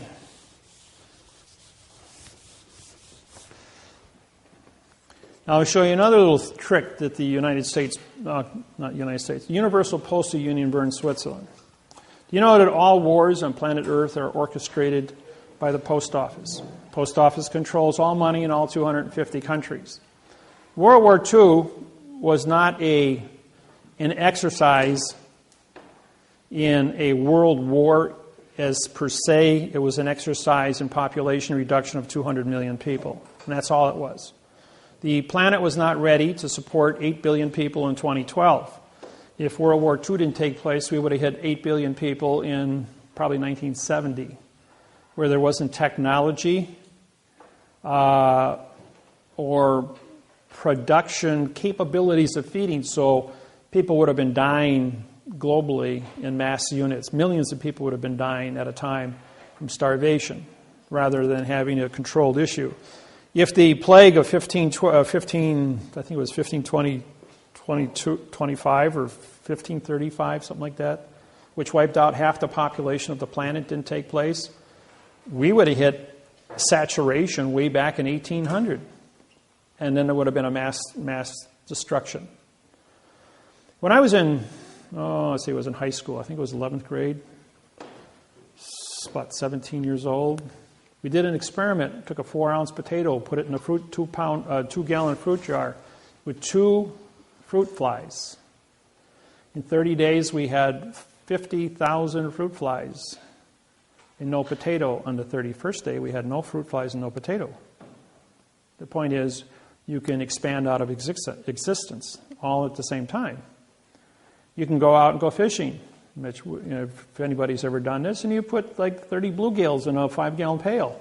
And in 1 minute, all 30 bluegills die of suffocation. At the same time, they're all gone. When the oxygen runs out, they all go perish. Well, the same thing is true with the things that are happening on this planet about what orchestrates. So we're going to take you back into history, to Hawaii, which is a cause and effect. 1848, King Kamehameha makes a proclamation that if Hawaiians are dead or off the land for 20 years, the land is free for settlement. And being Hawaii is the center of the Pacific, it's very important.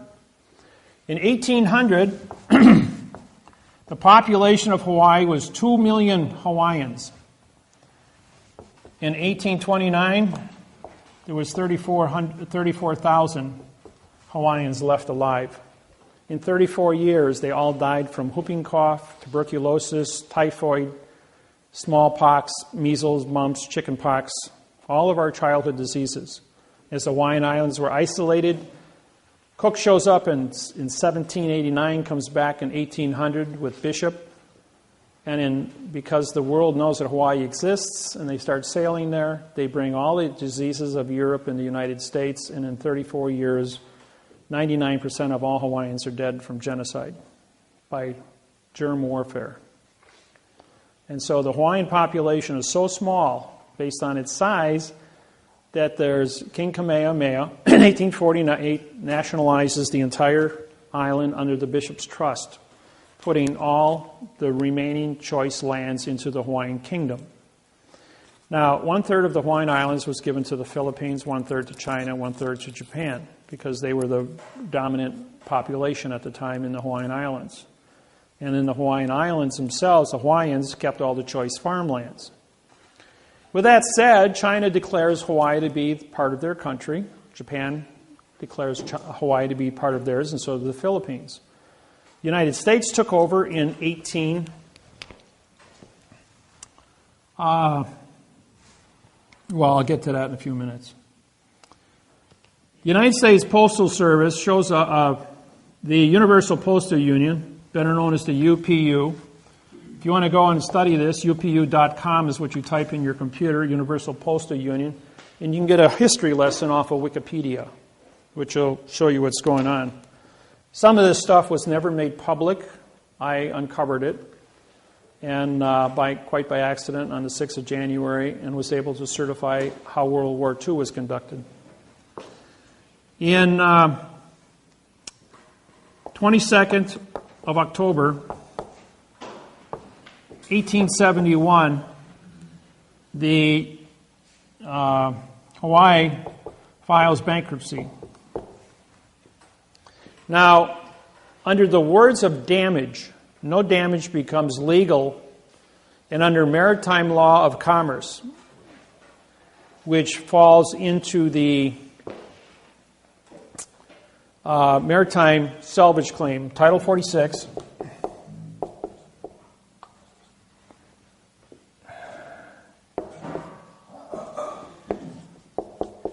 Chapter 16, Section 781. That's your salvage.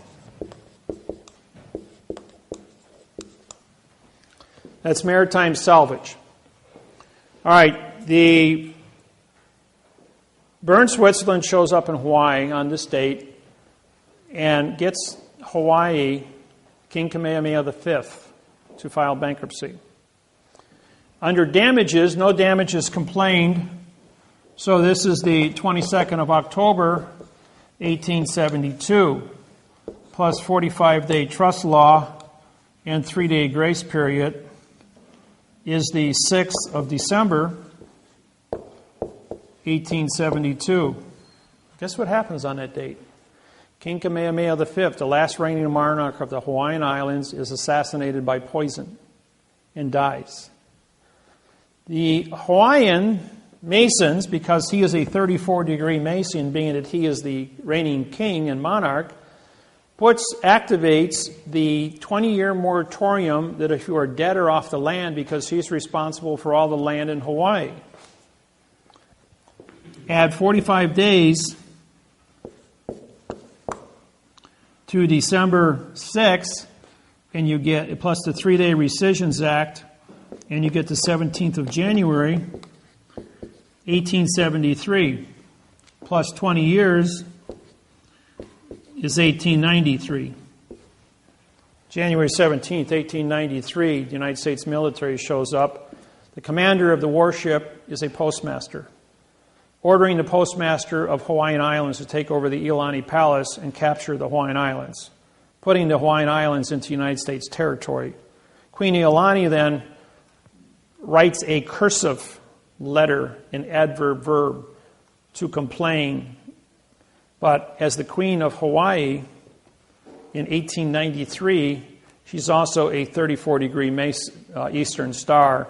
And when you join the Masons or Eastern Star, you surrender your king, queen, presidential, or director's position and are now work for the Masons as a postmaster. And guess what's right across the street from the Iolani Palace? Postmaster, Lodge number 1 for the Masons, the Post Office of Hawaiian Islands, Immigrations, Customs, and the Supreme Court of Hawaii, all in the same room.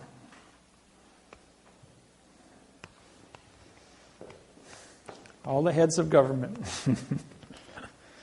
So, I looked at this and I'm going like, all right, here we have 45-day trust law. 1 year damages was vacated. 45 trust law and 3-day grace period allows them to assassinate him. Plus 45 days and 3-day grace period allows them to take over, plus the 20-year moratorium, capture the Hawaiian Islands. All done by timetables. Now let's work backwards from this. As we know, that bankruptcy is a 70-year international condition, plus a 45-day trust law. If you add 45 years and 3-day lemon law, you get 7 December 1941, bombing of Pearl Harbor.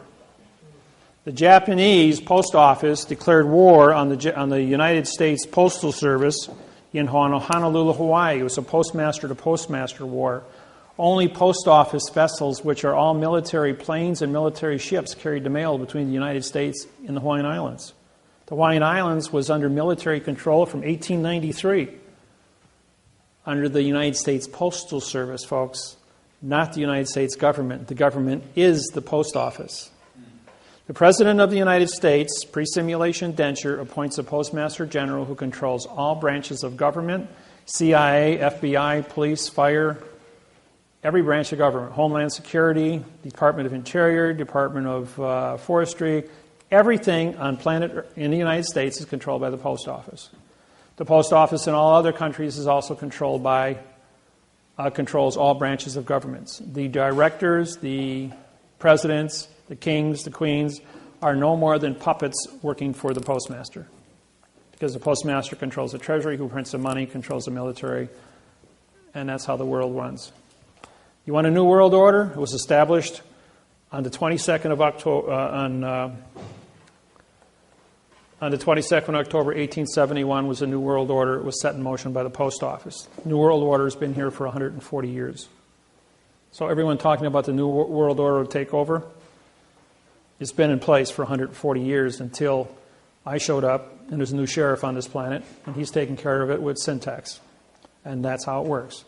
And the whole world has to change. Now, what is my position? My position is a teacher, as a plenipotentiary, which means I'm an ambassador judge working for the United Nations to teach planet Earth how to be correct mathematically. Who's in charge of the planet? Well, I'm in charge of grammar. I'm not here to arrest the politicians, the criminals, the bankers, the judges. I'm here to make sure that the infrastructure of this planet is mathematically certified to be correct. We have machines in place. We have buildings in place. We have computers in place. But the people who operate the machine, the people who think about the machine and how it is run, is corrupt in their thinking. So we're going to fix the contracts, and then with the new thinking in a correct mathematical procedure, people will not go to war. And if you want to go to war, you have to create a math problem and an argument. A contract is mathematically certified to give you justification to do this. Otherwise, you're just babbling about your opinions, about what angers you, and it doesn't have, your opinion has no foundation in law, or in the law, or in the control of people. So, the people that created the nightmare know where the bodies are buried. Let's educate them, let's get them up to speed, declare amnesty, fix the wrongs, and get the world functioning on a correct format. And that's what it's all about. I'm not here to hurt anybody, just to educate everyone so we're on the same page of music. So when you look at a politician who stands up and he talks to you in quantum grammar, you understand what he's saying. He's not lying to you. And he can actually write a treaty, write a trust, write a contract, write a constitution, so that you absolutely know what it means, that 3 plus 3 equals 6. Not that we're going to play games that 2 plus 2 equals 4 with 100 different definitions. And it's only up to the subjective interpretation of an individual's ability to hoodwink you, or trick you, or make you think one thing and do something else to you. Or pass it so we know what's in it. Yeah. So you had a question? Well, I was just going to say, to finish the bomb, the atomic bomb on World War Oh, Postmaster. The world, the United States, was allowing Nazism to take place and would not get into World War II. So the post office allowed the President of the United States, Roosevelt, knew this timetable. He knew that the Japanese were going to bomb Pearl Harbor on December 7th. 1 minute after the international treaty, which was signed, but he was 90 minutes early. The people, the Japanese pilots who were in the planes, because the rising sun is their symbol, thought it would be poetic justice to hit on the rising sun. But they couldn't bomb until 8 o'clock and the sun came up at 6:30. So their enthusiasm got the better of them, and they forgot about the timetables. And they were supposed to wait until 8 o'clock to do this. But because of time zone changes, somebody screwed up by 90 minutes, and they bombed the Hawaiian post office 90 minutes before the bankruptcy expired. And they bombed a country under bankruptcy, throwing the United States into a rage and allowing World War II to start. Of course, the United States population rose up, was very angry, and everybody ran in and joined the military, and the war became what it became. So there was, sometimes things get screwed up because there's other things on the table that are affected years later. Population control. Now, how about World Trade Center? Everybody watched this on TV 100 times. Heard all the stories and all the rumors, but you never know what really happened. Because have a nuclear physicist background, along with a heat treat specialist, coefficient of expansion, and metallurgy, we have a building that's 1,300 feet tall. Now let's throw an anvil that weighs 500 pounds off the top of the building. How long do you think it's going to take to hit the ground, hit the sidewalk? 12.8 seconds. 12.8 seconds. How long did it take for the World Trade Center to fall down? Anybody know that? 4.8 seconds. And that's compressing all that concrete and steel. What does that say? That says somebody changed gravity, didn't they? Even if the thing was burning out of control, floor by floor by floor, it'd probably take 2 weeks to melt down to the basement. But to accelerate gravity at 3 times its normal speed? Now, I put this presentation on national television in 11 states for an hour with the blessings from physics professors and demolition experts from mining all over the United States. When they saw the presentation privately, they then said, put this on national television because this is the rest of the story that people don't know about. Now, when you core detonate the World Trade Center with C4. Now, in 1988, I told you I wrote the mathematical procedures to prove that all steel is plastic. Okay, there's a little thing called an iron molecule. And being that I'm a metallurgist, here is a cube. In the center of a cube, below 1650 degrees, you have one nuclei. It's called an iron molecule. When you heat that above 1650 degrees, it becomes what's known as a face center cube molecule, and now you have 6 nuclei. Iron is the only substance in nature that can change its identity. Once it becomes a 6 face-centered cube nuclei, this is now plastic. Red steel. Cherry red steel. Just like plastic. Tie it in knots, beat it with a hammer, make swords out of it. Anything you want. Heat glass at 2200 degrees and it's liquid. Pour it in anything you want, cool it off, you got glass. Take plastic, at room temperature, tie it in knots, you got your plastic bottles, nice and flexible, doesn't break. Cool. Concrete. Pour that concrete block, it's liquid with lime, heated to 1780 degrees. As it cures, 22 minutes later, it turns into plastic. And the chemical reaction becomes epoxy resin. And then in a little less than probably 20 minutes, it turns from epoxy into concrete, and it goes into a center cube, making hard brick. So concrete, steel, and glass are all plastic. They all have a coefficient of expansion of 6.3. Anybody want to guess what the coefficient of your plastic soda water bottle is there? 6.3. That means that anything that's plastic will be affected by C4, plastic explosives. So you core detonate the building with C4 plastic, or thermite, which is a 6.3 also. When it detonates, it creates a bubble, 1,300 feet in diameter. When C4 detonates, it creates a shock wave of 85,000, roughly 85,000 pounds per square inch pressure. All of you that watch the video, this is a 400-foot wide building. The debris field is 850 feet wide above the building when it's still in a static position. Watch the video. The building is standing there, and you've got a debris field 550 feet beyond the 400-foot center line. So it's 850 feet in a half second. That's 1,600 feet per second. That's a good acceleration equal to a bullet, or equivalent to a C4 detonation. Every building within a half a mile of the World Trade Center had its windows exploded out at that exact second. And what's the one thing you saw in the air? Instantly, when the building was still, when this was going on, what was completely surrounding the building?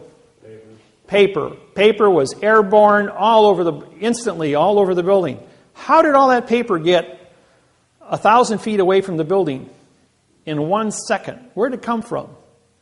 Well, at the exact second of the core detonation of the World Trade Center, what you were looking at was not a concrete, steel, and glass building. What you were looking at was smoke. Not molecules of concrete, steel, and glass, but atoms of concrete, steel, and glass. Paper is not affected by a 6.3 detonation. Only concrete, steel, and glass turn into smoke. And so you've got a static pile here of smoke.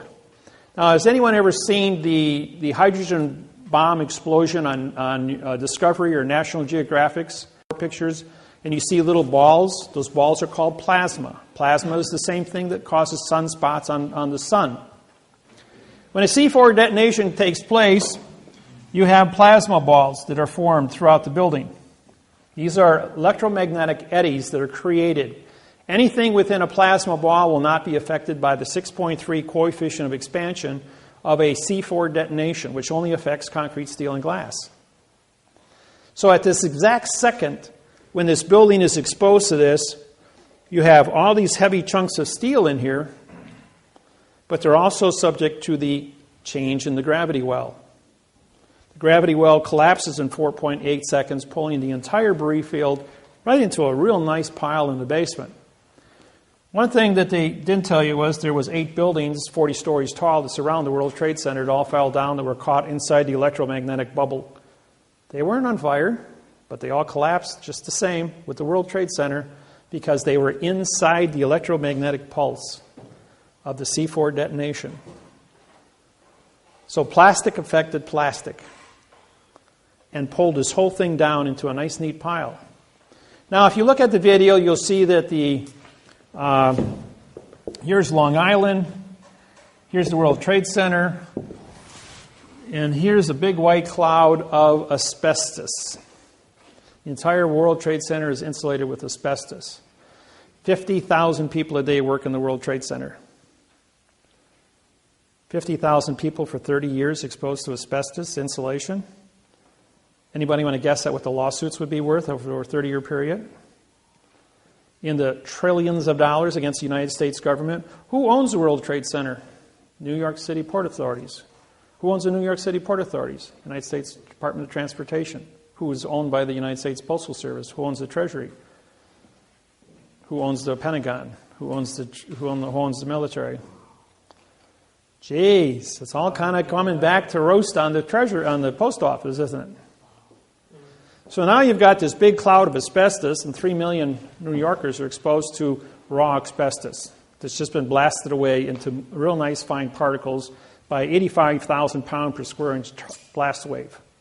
Coefficient of expansion of asbestos is not 6.3. It's only blown into a free atmosphere, not into an atom format. So therefore, this here becomes a death trap for everyone exposed.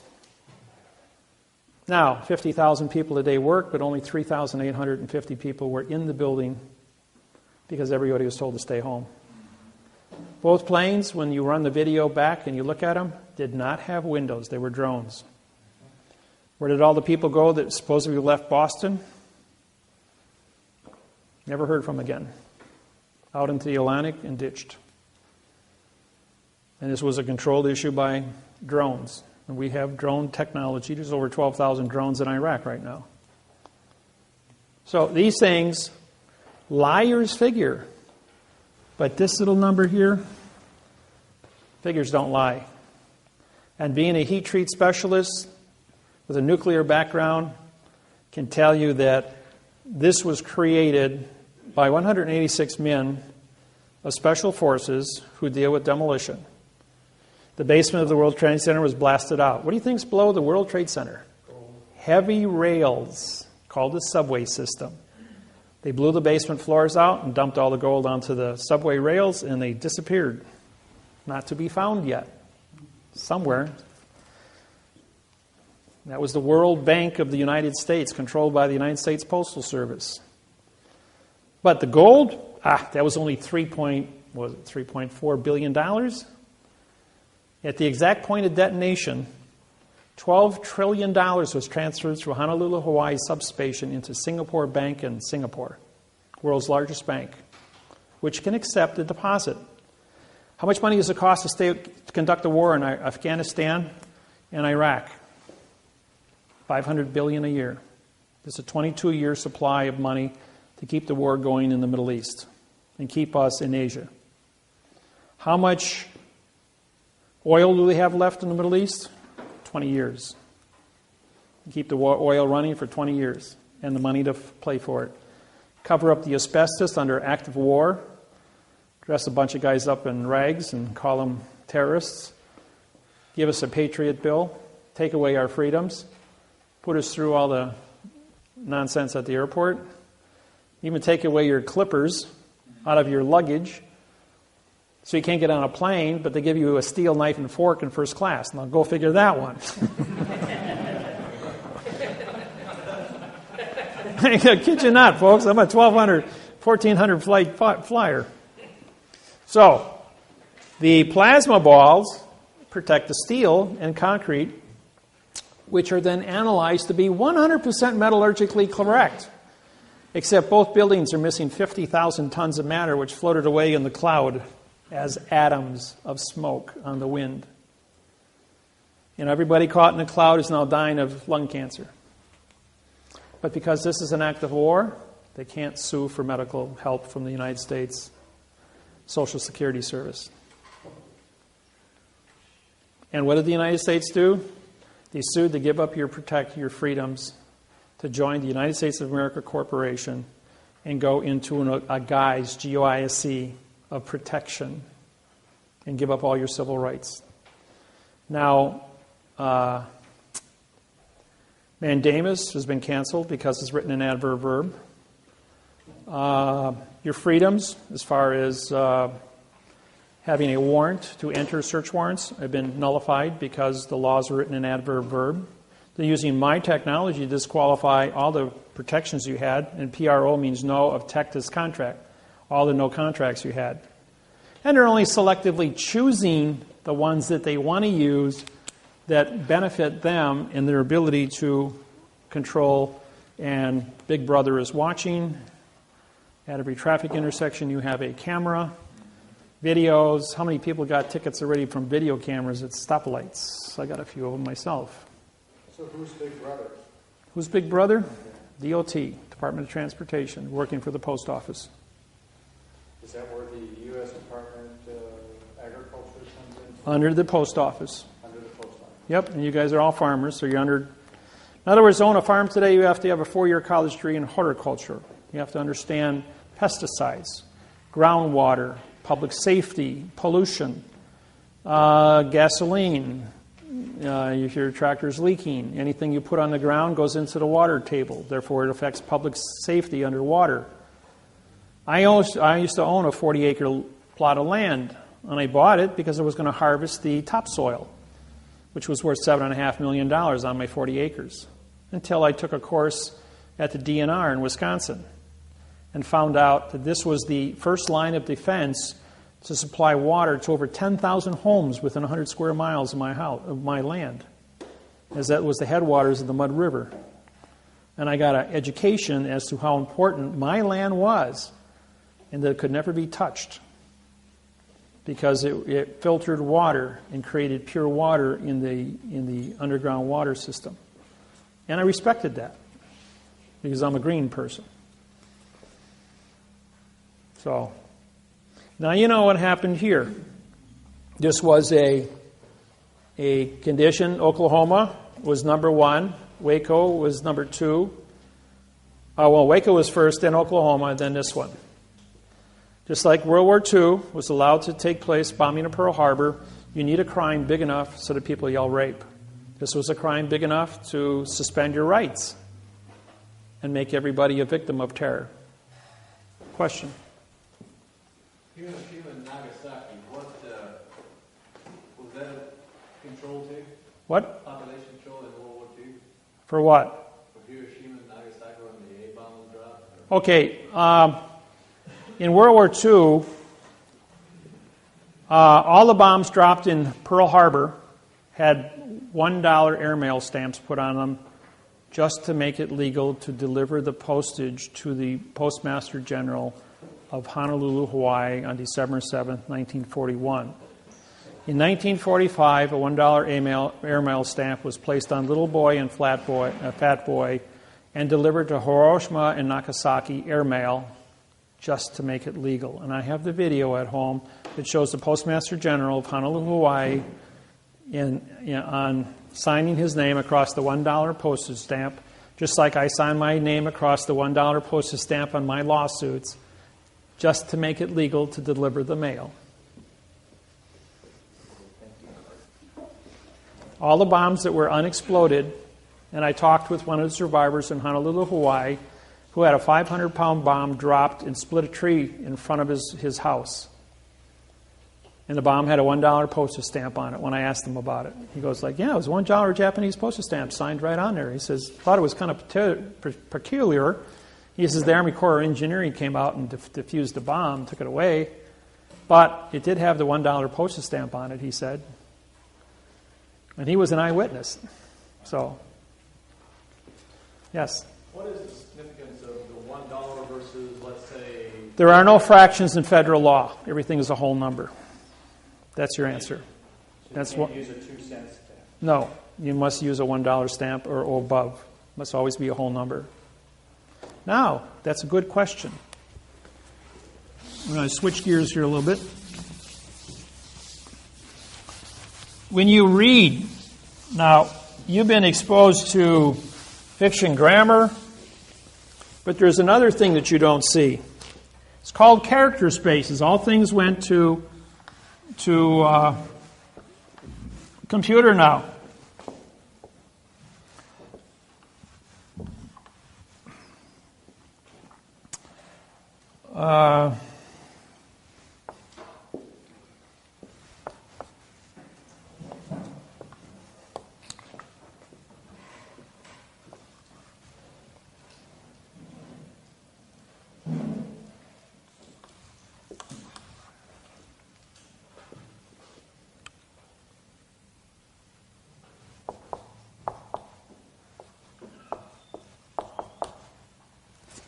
No, wait, that's, yeah. My spacing is wrong.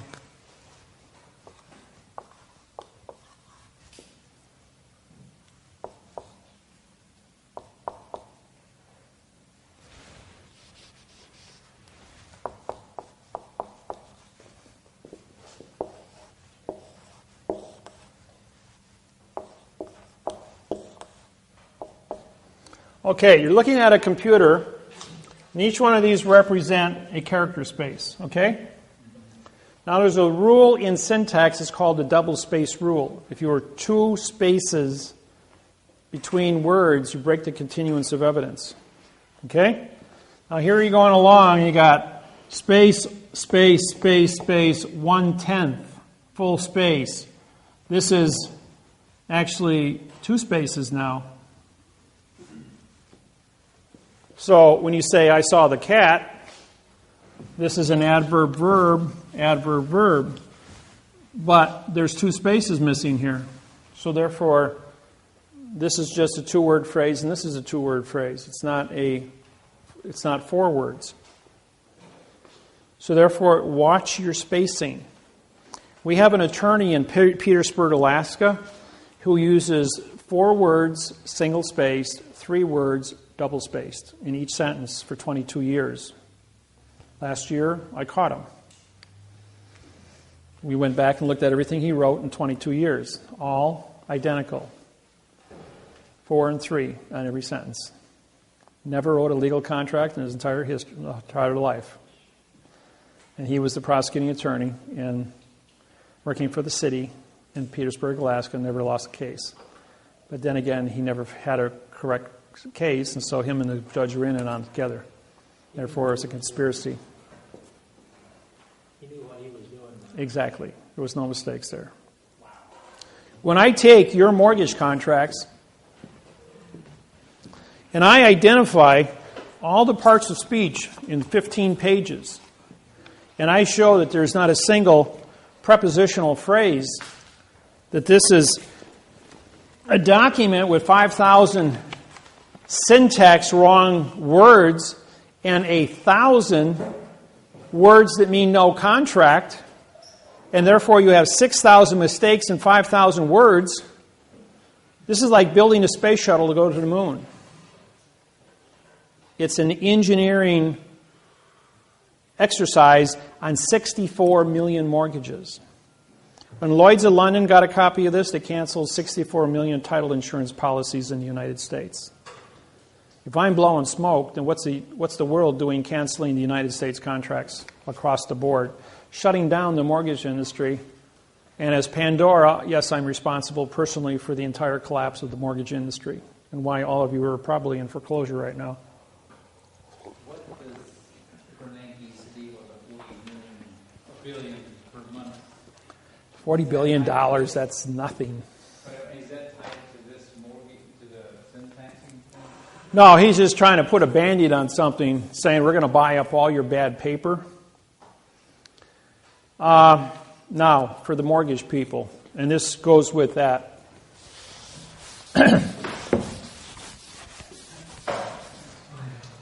Here's how the plan works. We have a document that's a fraud.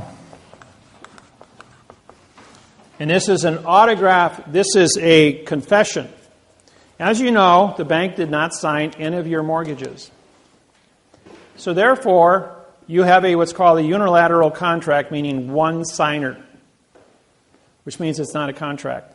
You are classified as a borrower or a trustor, ending the word in OR, making you responsible for what? A contract that's written in adverb verb and says nothing. You are responsible to pay back money to a contract that doesn't exist. All the money listed on the document is in a parentheses. So if we have quotation marks,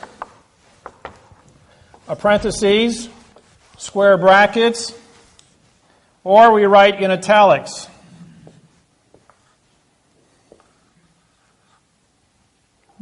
Kind of bad.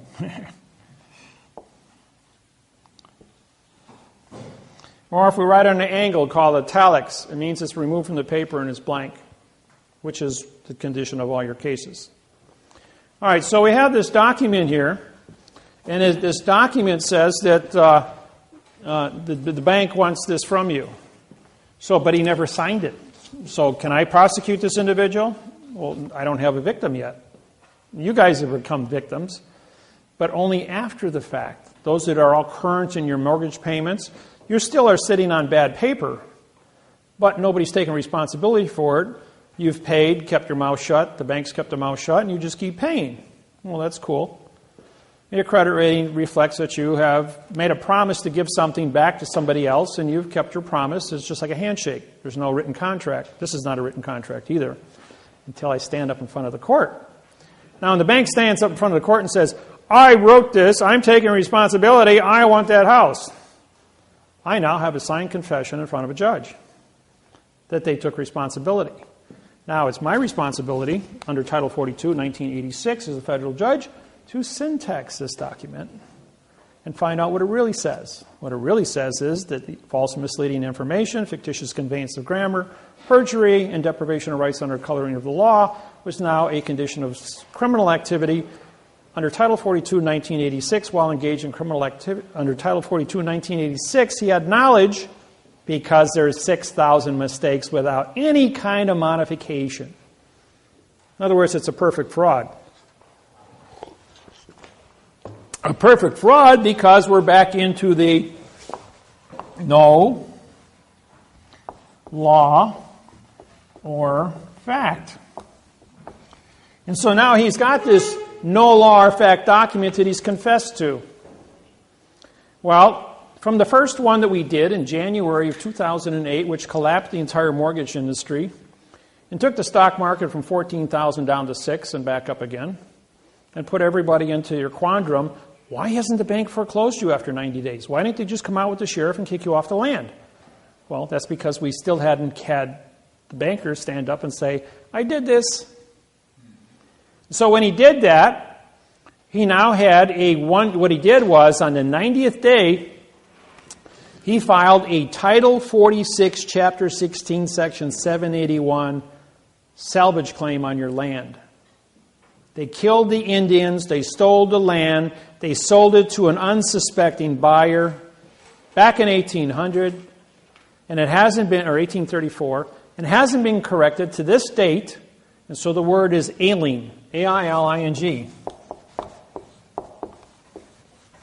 Comes from the word failing, with a square bracket around it.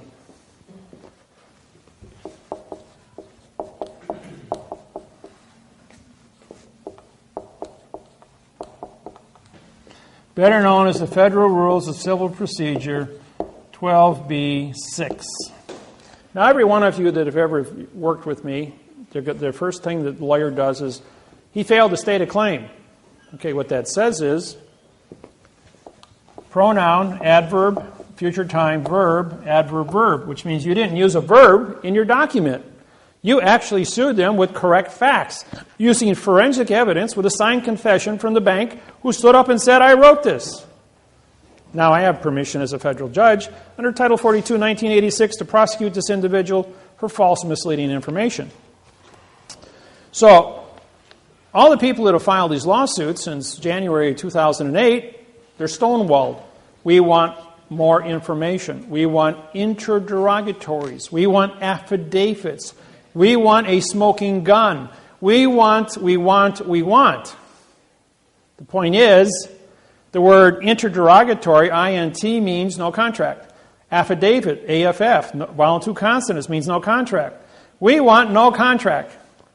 We want you to participate in nonsense for 3.5 years of no contract to keep you into a verb fiction. Which means as long as you say nothing about nothing, you can't prosecute nothing with nothing. Which part of no don't you understand, the N or the O? Okay.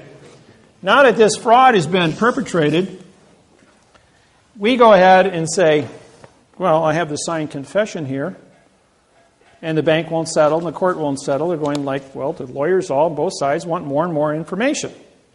Well, in the U.S. Attorney's Office in California, they said, well, we've got to find out who wrote this. I says, well, first off, this is owned by a corporation. A corporation is a dead entity, just like this piece of paper is a dead entity, is a vessel in dry dock. Even though you have a president and a vice president, a director of a corporation, who is this individual? He is not a living, thinking entity. He is a corporate trustee Trustees are created by paper documents. There is no living person to look at. You only have a machine run by a set of rules and regulations. That machine creates the trustee and tells the trustee what to do. But all the language is written in fiction. So what is the subjective interpretation of nothing? Well, at some point here we have to come to a settlement. So how do we get these people how do we get the machine, the corporation, to sit down and confess to a U.S. Attorney's Office that, yeah, we're responsible, yeah, this was engineered as a lie, yeah, somebody's got to pay. Well, the fine is $25 million times 64 million homes. That's $400 trillion. That's pretty big check to write. The United States Treasury is $17 trillion in debt. United States Treasury might be $17 trillion in debt, but the United States banking industry has stolen $700 trillion from the United States Treasury in the last 84 years. So what do they do with all that money? Where's it sitting? Well, it's sitting offshore. It's sitting in trusts. It's accumulating interest. And the bank owes the United States government $400 trillion. That's according to just for the mortgages. That's only for 64 million mortgages. That's not counting all the industry, corporations, licensing bureaus, Department of Transportation, and everything else. So this is a really big number, probably $1,000 trillion. Point is, we're only going to deal with the mortgages right now. So I said to the bank, I says, well, the U.S. Attorney says we can't get past, we've been in court 3.5 years now and we can't move forward. They want more and more and more information. I says, all right, would you like me to settle this? The guy says, no one's been able to settle it. What are we going to do? I says, I'll fix it. So I made a deal with Chase, Bank of America, Wells Fargo, and Citibank. Brought all the boys in. Sat down and said, hey, you know, guys, you wrote this. I syntexed it. I have a signed confession in my hand. He says, well, we didn't sign it. There's no signature under. I says, yeah, but you stood up in court and you held it up and said, I want your house. When you did that, you confessed. And I've got all of your confessions. Because, after all, I have a lawsuit that says here you want their house for not paying the bill. So therefore, you held this up and confessed to it. Now I have a signature signed in front of a judge. And now you're liable. We can't pay that. You'll bankrupt all the courts. All the banks will go bankrupt. Not true. Okay, in this hand here, you've got a $25 million check. Now you're going to confess that you wrote this. You're going to pay $25 million to the Justice Department. The Justice Department is going to get $17.5 million of the penalty, and the whistleblower is going to get $7.5 million for every one of these confessions. Then the whistleblower is going to sign a contract. He's going to get $500,000 in cash. Well, that'll be negotiated anywhere from $500,000 to, say, $2.5 million, depending on what you need, how big your family is, what your liabilities are. That's negotiable. But the initial thing was $500,000. Okay? Now we've got $7 million left over. And you have to buy a $7 million CD at the bank that just screwed you, who paid a $25 million judgment to the government. What happens when you buy the $7 million CD? They get to fraction bank it at 10-1, making $70 million and selling it to MasterCard at 18% interest. And in 9 months, the $25 million is all paid back in interest to MasterCard. The bank goes, we're going to make excuse my French, a shit house of money.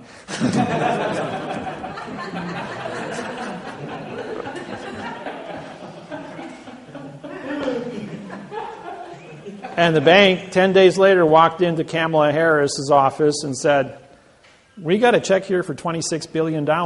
We'd like to settle this lawsuit. And all the homeowners get paid. March 6, 2012. 10 days after I met with the banks in Oceanside, California. Now that they had a remedy,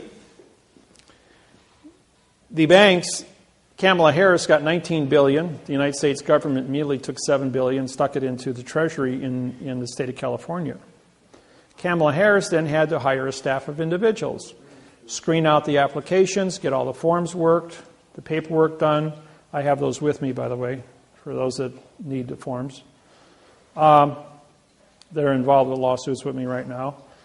And the bank is waiting for their redeposit of the $70 million for every $25 million they paid out on.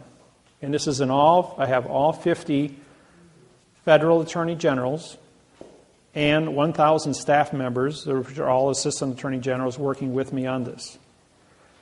Now, they are hiring 3,000 more attorneys to work with the U.S. Attorney's Office to process 22 million foreclosures in the United States.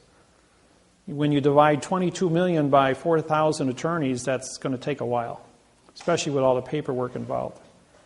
It's going to result in an $8 trillion a year windfall for a government that functions on $2 trillion a year and only collects $500 billion a year in revenue from the IRS, from taxes. So this is a 16-to-1 payback with my technology. Who am I? I am the cash cow of the United States Treasury. Why do they leave me alone? Why do they let me do what I do?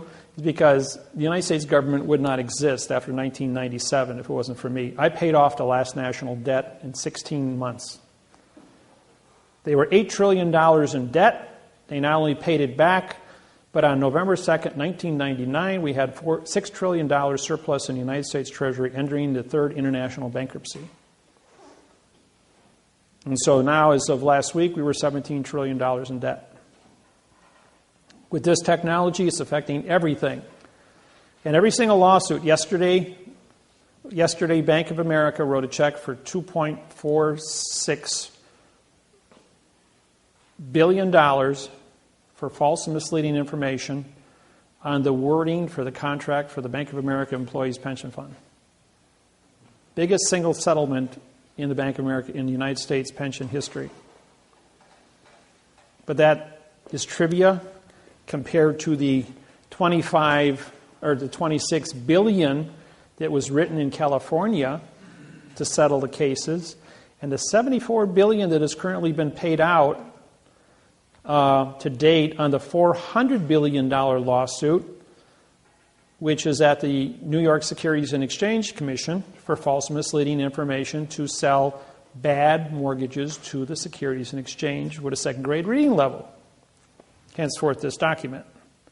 But under the Clayton Act, they're going for 4 times damages of $1.6 trillion against the banks. This is just the first 1% of the 22 million cases that are out there. There's a 3% bottleneck in the United States court system. It will take 30 years to go through the 22 million foreclosures. That's why they've hired it. They want to bring this down to 10 years instead of 30 years. Question? I'm just curious on the, you mentioned $7 million going to the CD. You get the interest off it on a yearly basis besides your 5. Just like you win the lottery, you get the interest from the lottery for 20 years. The state keeps the initial chunk of money that you just won, $300 million, and you get the interest off it. It's more money than you can spend within reason against paying for all your toys that you would fantasize for any individual. And it keeps, there really isn't any money around out there. Everything's got to be working. Interest is a working condition of money. So every time they have a problem, they come to me saying, here's the information, sort it out. And it takes me just a couple seconds because I've been doing this since 1997 when I issued new money in the United States. So does that go on indefinitely, or is there a time frame that will stop? There will always be a condition of foreclosure. There will always be people in bad luck. There will always be, the new contracts, however, have to be written in a new parsé syntax grammar.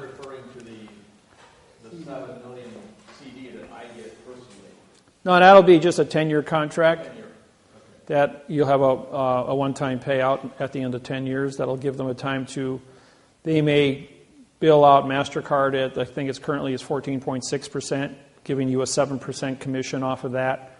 7 times 7 is 49, so that's $500,000 a year for 10 years on top of that, and then a windfall of 7 at the end, which would be reasonable. The bank makes $70 million off the top of that at a 10-to-1 fraction, where they're only paying you paying you the face value of 7, but actually collecting on 63 million all the interest. See? Give me time to gear up and get used to the cash flow before I get Yeah, I'm sure McDonald's will appreciate you. Yes. Well, eventually, with that all being said, then these banks, they're not going to fight. Right. In other words, the banks will say, "Oh, you finally caught me. Okay, yeah, I confess. No prison, and we're going to go ahead and negotiate this plan. You guys win. The federal government gets $17.5 million. They win. The IRS, now, everyone, you're entitled to your minimum wage, $8 an hour. You work 8,700 hours a year on your property to guard the home and the farm. At minimum wage, that's $87,400 a year for the husband and the wife. Anybody on title?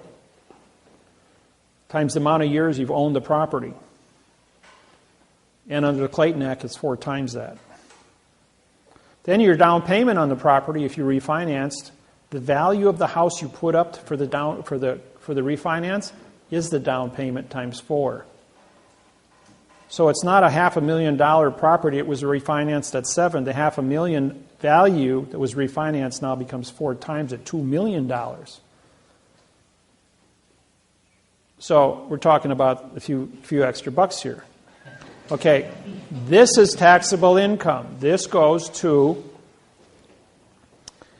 you have your caretaker fees, then you have 4 times your damages. Now the Rescissions Act stipulates under Title 15, Section 1636A, that you must give a 3-day notice that you're going to engage in a false and misleading mortgage contract with only one person signing. That didn't happen in all 22 million or 64 million foreclosures. And the Title 15, Section 1639A stipulates that if they didn't stop and correct the mistake within 3 years of the mortgage refinance, that they are liable to return all the interest to you since the first day. And under the rescissions, under the Clayton Act, you get 4 times the interest paid in. Those you can pull off your IRS forms that you filed with the taxes. These numbers are then calculated by you.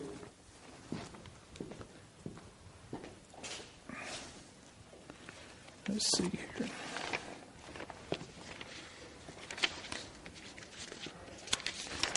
And this is the form that the United States government created. Well, it's not the real form. This form was originally written in adverb verb. The form was because you are filing quantum lawsuits to get paid because you have forensic evidence of fraudulent grammar and fraud that's been perpetrated on you.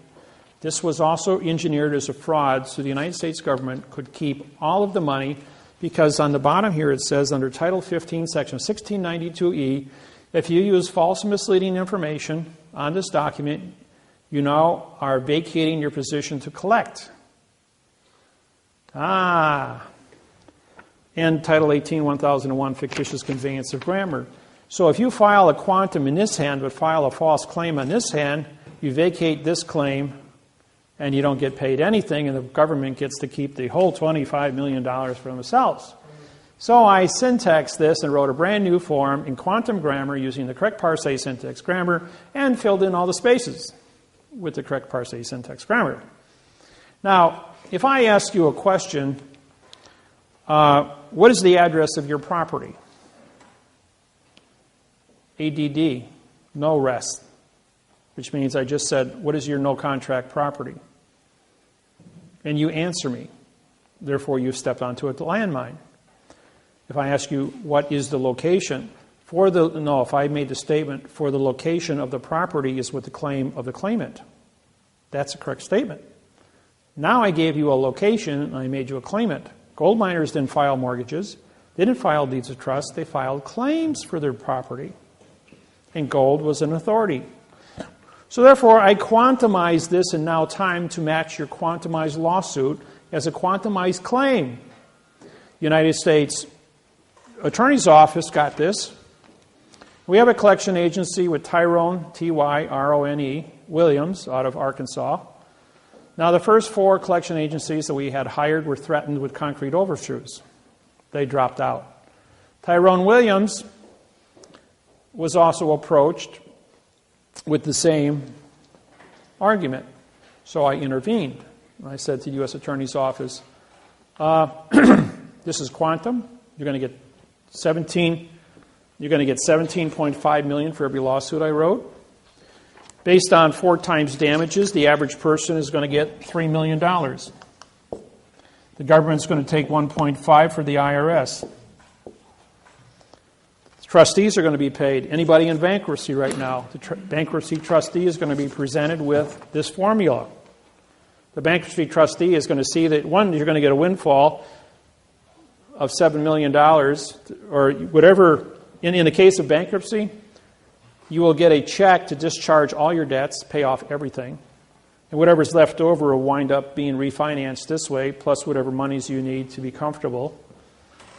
This over here goes to the IRS. I don't know about the IRS liability of this, but if you add this to this, the average lawsuit I write is a $20 million windfall for the United States government. Now the judge says to me, we're going to dismiss this. This is gobbledygook. This makes no sense whatsoever. I said to the judge, I says, you know, Your Honor, I'm here in Honolulu, Hawaii. There's a judge in front of Judge Kern. They got 22 people here. I'm a claimant in all the lawsuits. I says, $25 million a pop, plus $3 million for the IRS. That's $28 million a pop. I says, I don't know what your pay grade is. I says, but you start costing the government $28 million for every person sitting here, times 22, that's $1.4 billion. You're not going to have a job very long. I recuse myself. Well, before I get kind of getting ahead there. After I said that to him, he says, who are you? How dare you talk to me like that? I held up my oath of office and says, I'm the Chief Federal Judge of the Hawaiian Islands, and I believe I have a warrant for your arrest over here. And right then and there, he recuses himself and he walks out of the courtroom. Well, in comes another judge, Kobayashi. I want appearances. So I gave my name, and first thing out of my mouth was, I says, I saw you standing in the door, so I heard you. I know you heard what what Judge Kern just heard. I says, and I looked at my list and I says, I believe I have a warrant for your arrest. And he ran out of the courtroom too. Then Judge Mulloway, she's the Chief Federal Judge of District Court in Hawaii. She comes walking in. I know you don't have an arrest warrant for me, she says. She says, because I was appointed by President Obama just last year. I says, oh, fair enough, you know. I'm still the Chief Federal Judge here, and you're a District Court Judge. I says, oh, by the way, I have your oath of office here. It's written in adverb verb, so therefore you're not a Chief Federal Judge. You're not any kind of a judge. You're just an actor in black robes. I don't care who you are. I don't care what person's name is in this courtroom. If David Miller's name is on there, I want you in this courtroom on April 12th, 2012, at 9 o'clock in the morning. So all 22 of us showed up on April 12th, 9 o'clock, and I walked in the courthouse and got 6 marshals standing in front of me. Judge Miller, do you have your credentials? I says, yep, here's my oath of office, here's my warrants. Are you here to arrest our judges? I'm going, no, I'm just here to go to court. I've got a 9 o'clock appointment upstairs. He says, would you guys like to come with me? He says, well, yeah. He says, we're going to have to. He says, we have orders to accompany you when you enter the building for everyone's protection.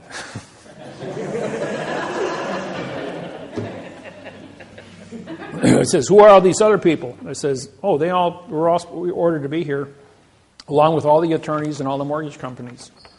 He says, well, you're the only ones here. What's this all about? I says, I put a 15-month freeze on all the foreclosures in the Hawaiian Islands. And 5 of the 6 marshals were in foreclosure. They all shook my hand going, oh, thank you for not having us kicked out of our home. So they were all in my, I said, would you guys like to come upstairs with me? So we all tiptoed upstairs in Kern's office. We go walking in. And Judge, as soon as I walked in the door, Judge runs out of the courtroom because I got a warrant for his arrest. And I walk up to the clerk and says, well, we're here. Where's Mulloway? He ordered us to be here. And he says, oh, I'll go check. Runs in the back room. There's a whole bunch of screaming going on back there. The clerk comes out all red in the face, and he goes like, the judge has ordered the courthouse closed and ordered his courtroom closed, and everyone is ordered to vacate the building. I says, well, where's Judge Mulloway? You got to go down to the clerk's office and find out. I says, well, the judge just ordered the courthouse closed. So the 6 marshals and I, we go down to the clerk's office, and I have a order opening the court up, ordering with me. I was prepared for all this. I walk to the clerk, says, I'm ordering the courthouse open as chief federal judge. He stamps it, signs it, and I sign it. I said, by the way, where is everybody? Well, the phone's over there, go call. So I called the chief judge's secretary, and she picks up. She says, all the judges in the courthouse are on a plane flying to San Francisco. Judge Kern is the only judge in the courthouse, and he ordered the courthouse closed, which is illegal, can't shut down the federal government. So right then and there, I says, all the judges committed treason, vacated their posts, and left the country because they're in international space. So now we got a new complicated lawsuit that I'm putting together. So every time I show up in Honolulu, it's World War III, you know. It's so these forms were critiqued so that they match your quantum lawsuits, so that you have. I've taken all the precautions necessary so that your language is correct. I took all the boxes off the paperwork, so there's no boxes. The only thing, when the judge, when somebody asks you a question, like, what is the location of your property? Well, you have to have all the words defined, which is in the lawsuit. You have to have your name and address to be legal as far as understanding what an ownership of location is. That's in the lawsuit. You have to have a cause and effect as to why you have ownership and why the bank doesn't. That's in the lawsuit. Because possession is 9 points of the law, and no one ever gave you a legitimate contract, and you've been the caretaker, trustee, and guardian of the property, which puts you on it, and there is no contract. And I mean the word no is an adverb, making contract to be a verb, which is an adverb verb fiction. So there is no paper in existence on planet Earth that says you do not own the property as being the original settler on the property. As the American Indians, even though we know the military moved them off, didn't have writing. They didn't have treaties. There has never been a correct parse, syntax, grammar contract written for that object, and because you are the only person on it, under the maritime law of salvage, are the only people that have ever existed as original owners. Do you have a mortgage? The answer is no. Do you have a debt? The answer is no. Do you own the land? The answer is yes, because possession is 9 points until somebody can show you a correct parse, syntax, grammar contract that says otherwise. So if the world of fiction wants to play the world of fiction, that's one thing. But when Iceland got a hold of this, Iceland forgave all the mortgages in Iceland back in March this year, rather than pay $25 million a pop to Wall Street. So everyone's title clear in Iceland now, even though it's a very small country. Yes? Now, if you're a good old boy and you just bought a place and everything's current, how would you go about knowing the documents fraud? How would you go about? Would we have to get in contact with you? Or? You can bring a lawsuit against the bank with the existing contract that you have right now and follow the procedures of suing for false and misleading information. Excuse me. On the contract and showing where the bank had Lodial, L-O-D-I-A-L, title to the property. If you're the only person standing and nobody has claim to it and you're on the property, under 1 year moratorium, technically you own the property. If you, Are you saying we have to live there 1 year? yeah, you'd have to be there 1 year under 1 year damage claim. That no one's ever filed a damage claim against you for false and misleading information. Okay? No. Now, there's a numbering, this is a numbering system. There's only 5 patterns of numbers in the entire world of fiction. And once you memorize these numbers, there's an old rule maybe most of you are familiar with, Sherlock Holmes. Everyone know the name? Okay. Sherlock Holmes says, when you remove all the things that cannot be possible, what are left, however irrelevant you believe them to be, are the facts. The point is, when we apply the same philosophy to the world of fiction, we actually come up with the facts. So, what is an adverb? An adverb is a modifier. It modifies the condition of the speed of thinking.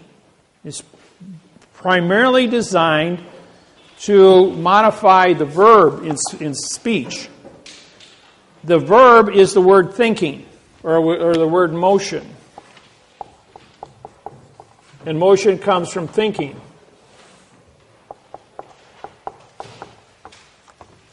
So the adverb is a modifier of speed. Now, when you modify something, you change it from its origin. Well, if it's not origin, it's perjury. Simple as that. If it is not the fact, and you changed it, that's perjury. I don't care what language you speak, I don't care what country you come from, 8 billion people understand the word perjury. And so you've told a lie because you've created an opinion.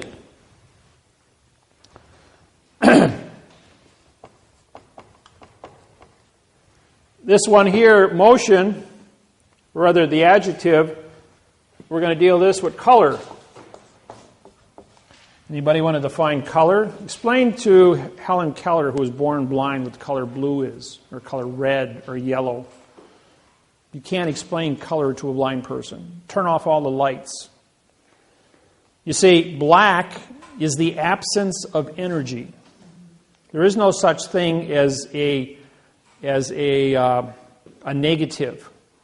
You can only have different degrees of energy in the universe. There is no such thing as a negative. So take this room for instance. We've got thousands of candle powers of fluorescent light, and it's very bright in here. But let's go to midnight, turn all the lights off in here. It's so dark that you can't see the hand in front of your face. Or go into a cave underground. And I was in a cave. I have my little tiny LCD flashlight on my keychain. And they turned off the lights for about a minute, so everybody's eyes were fully dilated. And I turned that little light on, and for 300 feet down the cave, you could see everything clear with just that one little LCD light. Or you take a football stadium that holds 70,000 people at midnight, no moon, absolutely black, so you can't see the hand in front of your face, and just light one candle. An entire stadium will be illuminated that you can see by one candle, because you have black, which is just the absence of energy, but even the smallest spark of energy creates an illusion, will give you the reflected illusion that is necessary. So you can't prove a negativity. The adjective, ADJ, means no contract because the IVE is contract. And the adjective is going to, color is an opinion. And an adjective cannot exist unless it is filed by a fact, because the color has to be able to modify something. The word black pen, black is a fact. Pen is a fact. Black is an adjective. Is this a black pen, a carbon pen, an ebony pen, or a charcoal pen? All colors are black. I have a black jacket on, or it appears to be black, but actually when you put it against my black pants, it's actually a black blue. Just one hair off of black with a little bit of blue in it. So, but when I put the black against my shirt, it looks like a complete black and white combination. But when you put it against another shade of black, you're going like, well, there's some blue in this. Just a little bit, but it isn't black. So there's 1,200 shades of each shade of color. And there's an infinite amount of colors, so how do you argue color? Even an individual, the pigmentation of your eye and its ability to see color and the amount of oxygen you have in your blood, or how many red cells or how many white cells, will affect the color of your blood that goes through your eye and affect the shade, where one person will see burgundy and the other person will see bright red. Another person will see green or brown. My friend Lyndall is colorblind. I says, can I have that red pen? She says, I'm colorblind. I can see a brown pen. Is that the one you want? So she could only see brown. And I thought to myself, wow, a beautiful bouquet of flowers. Bucavelias, for instance. Beautiful purple flowers. She only sees as gray and white. You know, she can't appreciate all the colors in the world.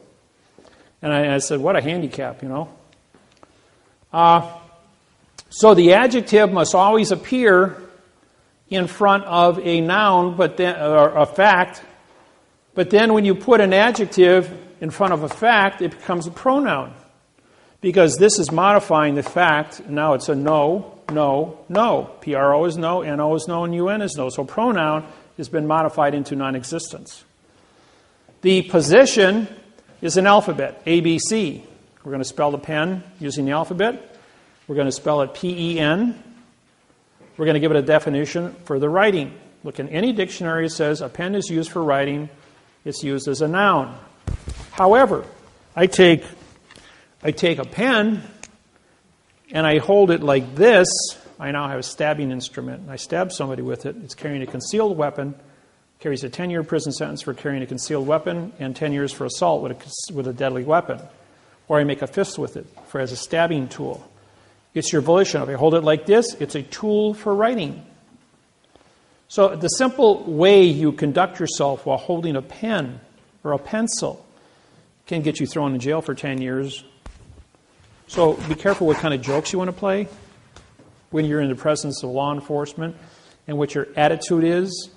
If the government wants your farm, they can charge you with carrying a concealed weapon and throw you into a quandrum of an illusion, get you to sign off and turn over your farm to the government, which is a foreign vessel in dry dock, and all of a sudden you're sitting on the street going, what happened to me? I was writing a check for 1 minute, and next thing I'm guilty of an assault with a deadly weapon in a bank with a ballpoint pen. What kind of nonsense is this? See how easy it is? My buddy, he's an electrician, gets pulled over. Cop sees a piece of copper, 1 inch in diameter, with tape wrapped around the end of it. So I see you got a club in the car, carrying a concealed weapon. He goes, no. And he says, well, I'm going to charge you with carrying a concealed weapon because you have a club in your car. He says, I'm an electrician. I just got done wiring a 600 amp, 600 volt circuitry system. It runs a 1 inch wire. And that's the end that we put the tape around and connect our rope to it, and we pulled it through the line. When we got it on the end, we just chop it off, and I'm taking it to the junkyard to scrap it out. Now I'm going to charge you with carrying a concealed weapon, $2,500 fine. And he goes to court, and they sue him for $2,500. And he calls me up, and I intervene, and he gets his refund back, and they drop all charges. Just because I said, can I see the correct sentence structure, communication, parsing, syntax, language for carrying a concealed weapon? Oh, doesn't exist. Well, then how can you charge somebody with something that doesn't exist? Give him his money back. By the way, it shut down Adams County for 3 months. That little sentence. Because the man who charged him $2,500, the real judge walks out of the courtroom. His brother-in-law is a plumber. He's in the hallway. And I followed the judge out. I'm just standing there, got my suit on, look like an attorney. And the judge goes to us, hey, put my robe on and go in there and take $2,500 off this guy. And put him in jail for 30 days. So the brother-in-law, being a plumber, puts on his robe and walks in there and says, I'm the judge, give me $2,500. You're 30 days in jail. And the sheriff arrests the guy and puts him in jail. I make a call down to the chief judge at Federal District Court, in Madison, Wisconsin, I explained just what happened. And they shut down the county. Half the people got fired that worked in the county when they found out nobody had an oath of office. None of the judges, none of the clerks, none of the police officers. I mean, it was a complete rout. Don't think because they're public officials that they're legal. There's a movie that just came out a couple of years ago at Denzel Washington, where he's a drug dealer. When he blew the whistle back in the 60s, 60% of all the police officers in New York City and Manhattan Island were arrested as co-conspirators for drug dealing. 60%. Huh? No, Serpico is a different one. A lot of people went down on that one also. But this is where a drug dealer turned state's evidence under the False Claims Act. And Compton is the second largest county in the United States, next to Los Angeles County, was taken over by the Crips and the Bloods. When the FBI went in there and broke that up, 60% of all the people that worked in government, from judges, attorneys, police officers, clerks, all went to prison. And Compton was under the jurisdiction of Los Angeles County for 8 years before they were able to reform a government. Don't think it can't happen. Yes? So what can we do when we have a county sheriff that has the oath that they've been using for years, the one that is on file currently is completely void of any... Send it to me in an email. I'll syntax it and send it back to you. In Hawaii, we have 92 judges. We syntax all 92 oaths. When the Hawaiian kapunas walk into court, they hold up the oath and say, "You have false and misleading information. You're not a judge." We have the clerk's false misleading information. And then what they do next is they prick their finger and put blood on whatever document was brought them into court, saying it's called koko. Hawaiian word for blood is koko. Well, the paper is fraud. The language is fraud. The blood is human. Therefore, it's real. How does fraud and fact come together? Can't. Vacates the contract. Therefore, they don't have authorization, they don't have an oath, and the cases are vacated and the Hawaiians go home. That easy. So can we do that in court here? You can try it. You're not in a sovereign position like the Hawaiian people are, because you are a postal employee, but you did walk into a foreign vessel in dry dock under false pretenses. So it's easier to take the paperwork that's generated by the state in fraud. If it exceeds $21, now becomes a federal crime under false and misleading information. A lot of times, like in March, I was in Honolulu and I sat in on Kern's court. There were 13 felony cases brought in facing $5,000 to $10,000 fines and 2 to 10 years in prison. Judge says, "So your lucky day, ladies and gentlemen." As each one of the people were brought in, they all got $20 court costs in case were vacated in front of me. Nobody knew what happened, but the judge and I did. Number 13 came in, fifth drunk, 44-year-old man, 5 times drunk driver. He blew a 3.4. Legally, he should be dead. Caused a car accident for 2 people in a hospital. That's public safety violation. I won't deal with public safety, first off. Judge says, "Well, it's your lucky day, sir. We're only going to charge you how much? $2,000 today instead of 10, because it's your 5th offense. And instead of 10 years in jail, we're going to give you 3 years in jail. Is that okay with you, sir?" And he goes, "Oh, thank you, Judge. Why are you being so generous?" He says, "Well, it's just your lucky day today." DA goes, "I object." Judge said, "Objection noted." Write it up. He writes it up. DA takes it up, paperwork up to him. "Here, sign it." Judge says, "I ain't signing that." So I held up my hand and I did this, and the judge says, "Okay, I'll sign it." And he took him away. But I wasn't in the court. I says, "But I wasn't in the court." David, Yes. I have an oath of office here from a police officer. Could you just look at that real quick and see what you would say on that for syntax?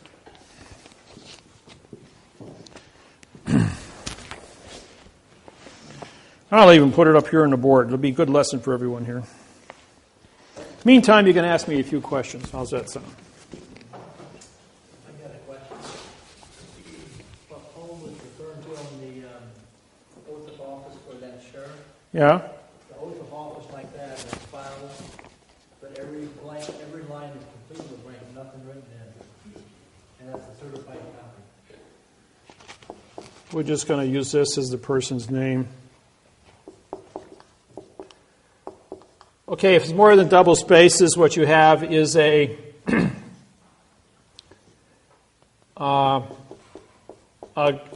group of pronouns that are on the paper. There's no legal sentence called grammar. Now this is we're going to use these dashes to represent character spaces.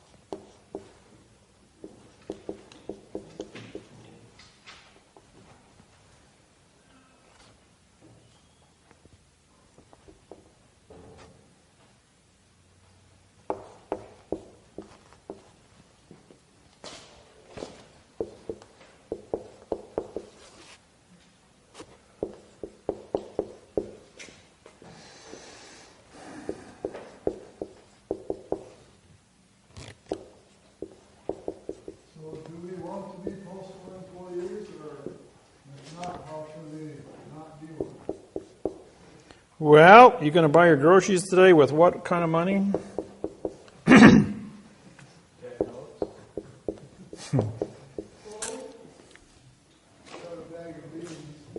Well, if you want to go, you go ahead and barter.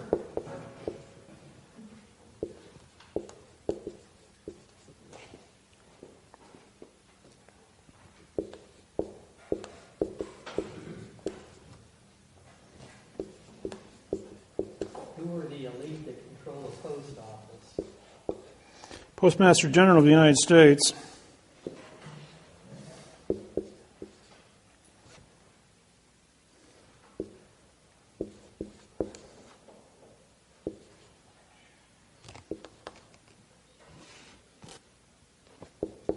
Wouldn't it be better for you to run for Postmaster General than President?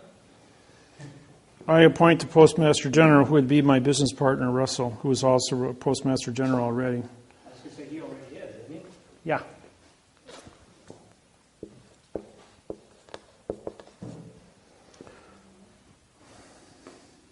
So how do we vote for you in plan?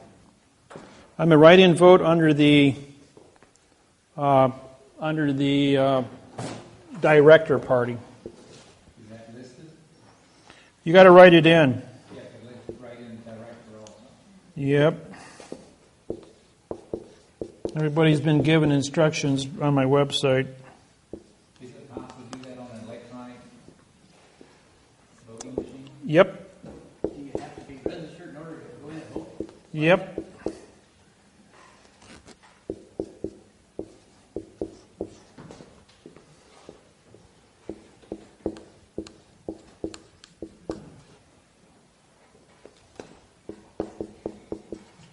The Constitution of the United States no longer exists, so therefore it's irrelevant. State of Illinois is a verb. I'll just take that. All right. This is a I, comma, so this is a pronoun for. Having is a pronoun modified by the bin. Now we have 3 character spaces, which results in a 0 here as a dead continuance. And then you have a pronoun appointed. AP means no, point, and ED is in past time. So you have 3 violations on a word that should be used as a condition of state, now meaning nothing. 2 is a adverb in future time. The is an adverb. Office means no contract as a verb. I mean, this is an adjective. The reason this becomes an adjective is because there's a two-character space break between police officer and the word of. So there's a 1, 3, 4. And again, you have a break here in officer, office, OF meaning no, is a vowel and two consonant. Then in is an adverb. Rather, there's a double space here again. So in becomes a pronoun, the is an adverb making city to be a verb, of is an adverb making Wheaton to be an adjective of in, which is a pronoun, the is an adverb making county to be a verb, of is an adverb making DuPage, an adjective of aforesaid. Now, aforesaid, af means no, and F-O-R-E also means no. So we have a double no here of the word said, which says nothing. Do is a pronoun modified by the adverb solemnly, which then modifies the verb swear. Or, in the word affirm, which means no contract, as a pronoun, comma. That I will, that is an adverb. That is a pronoun. I is an adverb. Will is an adverb. Support is a verb. The is an adverb. And then it was the Constitution of the U.S. So that would be a verb, the adjective, pronoun, adverb, adjective, pronoun, and united means no citizen. Where's my prepositional phrase, 5, 6, and 7? That's a $25 million fine and 30 years in prison. He's carrying a gun and a badge without authorization of an oath of office. That's 12 officers, I have. Yeah, and that's exactly what you've got. And when I do this, just like when the marshals surrounded me in Honolulu, I said, you know, guys, I got a signed confession of all you guys. You all are facing 25 years in prison as organized crime running the government. Is the reason all these oaths are irrelevant or wrong because the corporation took over the United States government in that time? They have to maintain a condition of zero. The word comes from the word alien, remember? Alien means corruption from the beginning. We killed the Indians, stole the land, sold it to an unsuspecting buyer. Simple as that. All right, because they were corrupt in the way they conducted themselves, took over this country, bastardized grammar for 8,500 years, they have to have one condition of contract. That contract must be in fiction at all times. You can never prosecute an individual for nothing. You can never prove nothing. You can do nothing wrong with nothing. So, which part of no don't you understand, the N or the O?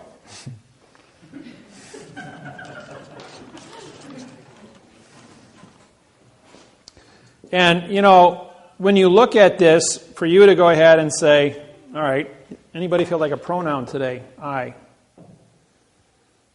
Where's your condition of contract? For the I? Why isn't there a name here? What it should say is for the person's first name and second name with the punctuated words.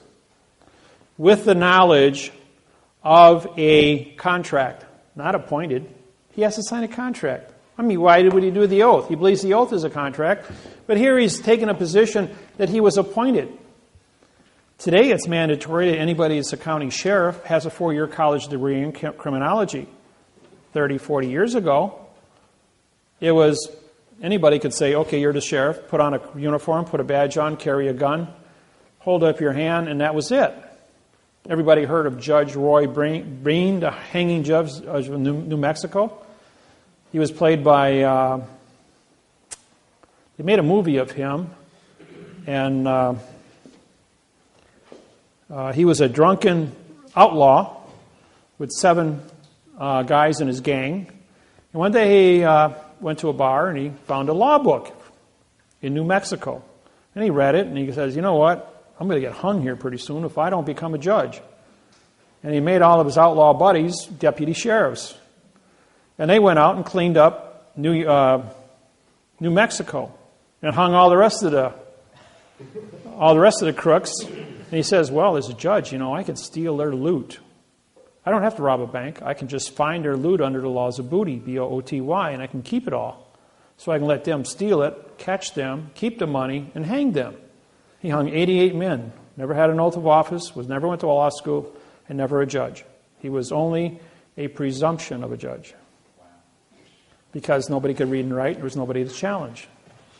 But because he had his deputies and he had the law book there, and he knew a few tricks as a result of that, he became what he became. What constitutes the fact of a judge, or anybody that's an officer of the court? It's only your presumption. Don't forget, you've left Indiana, you've entered a foreign vessel in dry dock, and you speak Babel. Everyone has a second-grade reading, an attorney or a lawyer. And just put a 1 on top of every the on the paper, and the letter A and the letter and. Now, if there's only one word that follows that word, the, and there's a comma, that word is going to be a verb, 2. If there are 2 words that follow that word, it's going to be a 3 and a 4. Like here. 1, 3, 4, and there'll probably be a 4th word, which would then become a pronoun. If there's only 2 words, it'll be a 4, 1, 2. If there's 4 words, it'll be a 4, 1, 3, 4. And then they have another comma. Throughout the entire mortgage of your own property, if you look at it, you will see there are 3, 4, and 5 word combinations set off by commas to break the continuance of evidence. And then with the commas, you'll have spacing or numbers, parentheses, quotation marks, italicizing, or double spaces. And those are going to break the continuance of evidence, so they keep isolating these 4 little phrases to stay within this procedural argument. Now, the Internal Revenue Service says, under penalty of perjury, adverb, verb, adverb, verb. So you got a 1, 2, 1, 2, 1, 2 scenario. The instructions from the notary, a notary,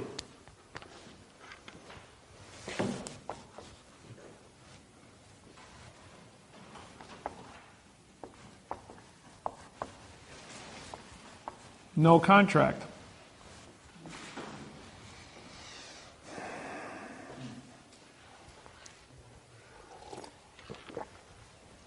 We're going to give you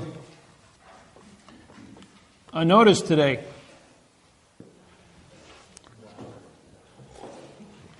Which is not ice. We're going to give you a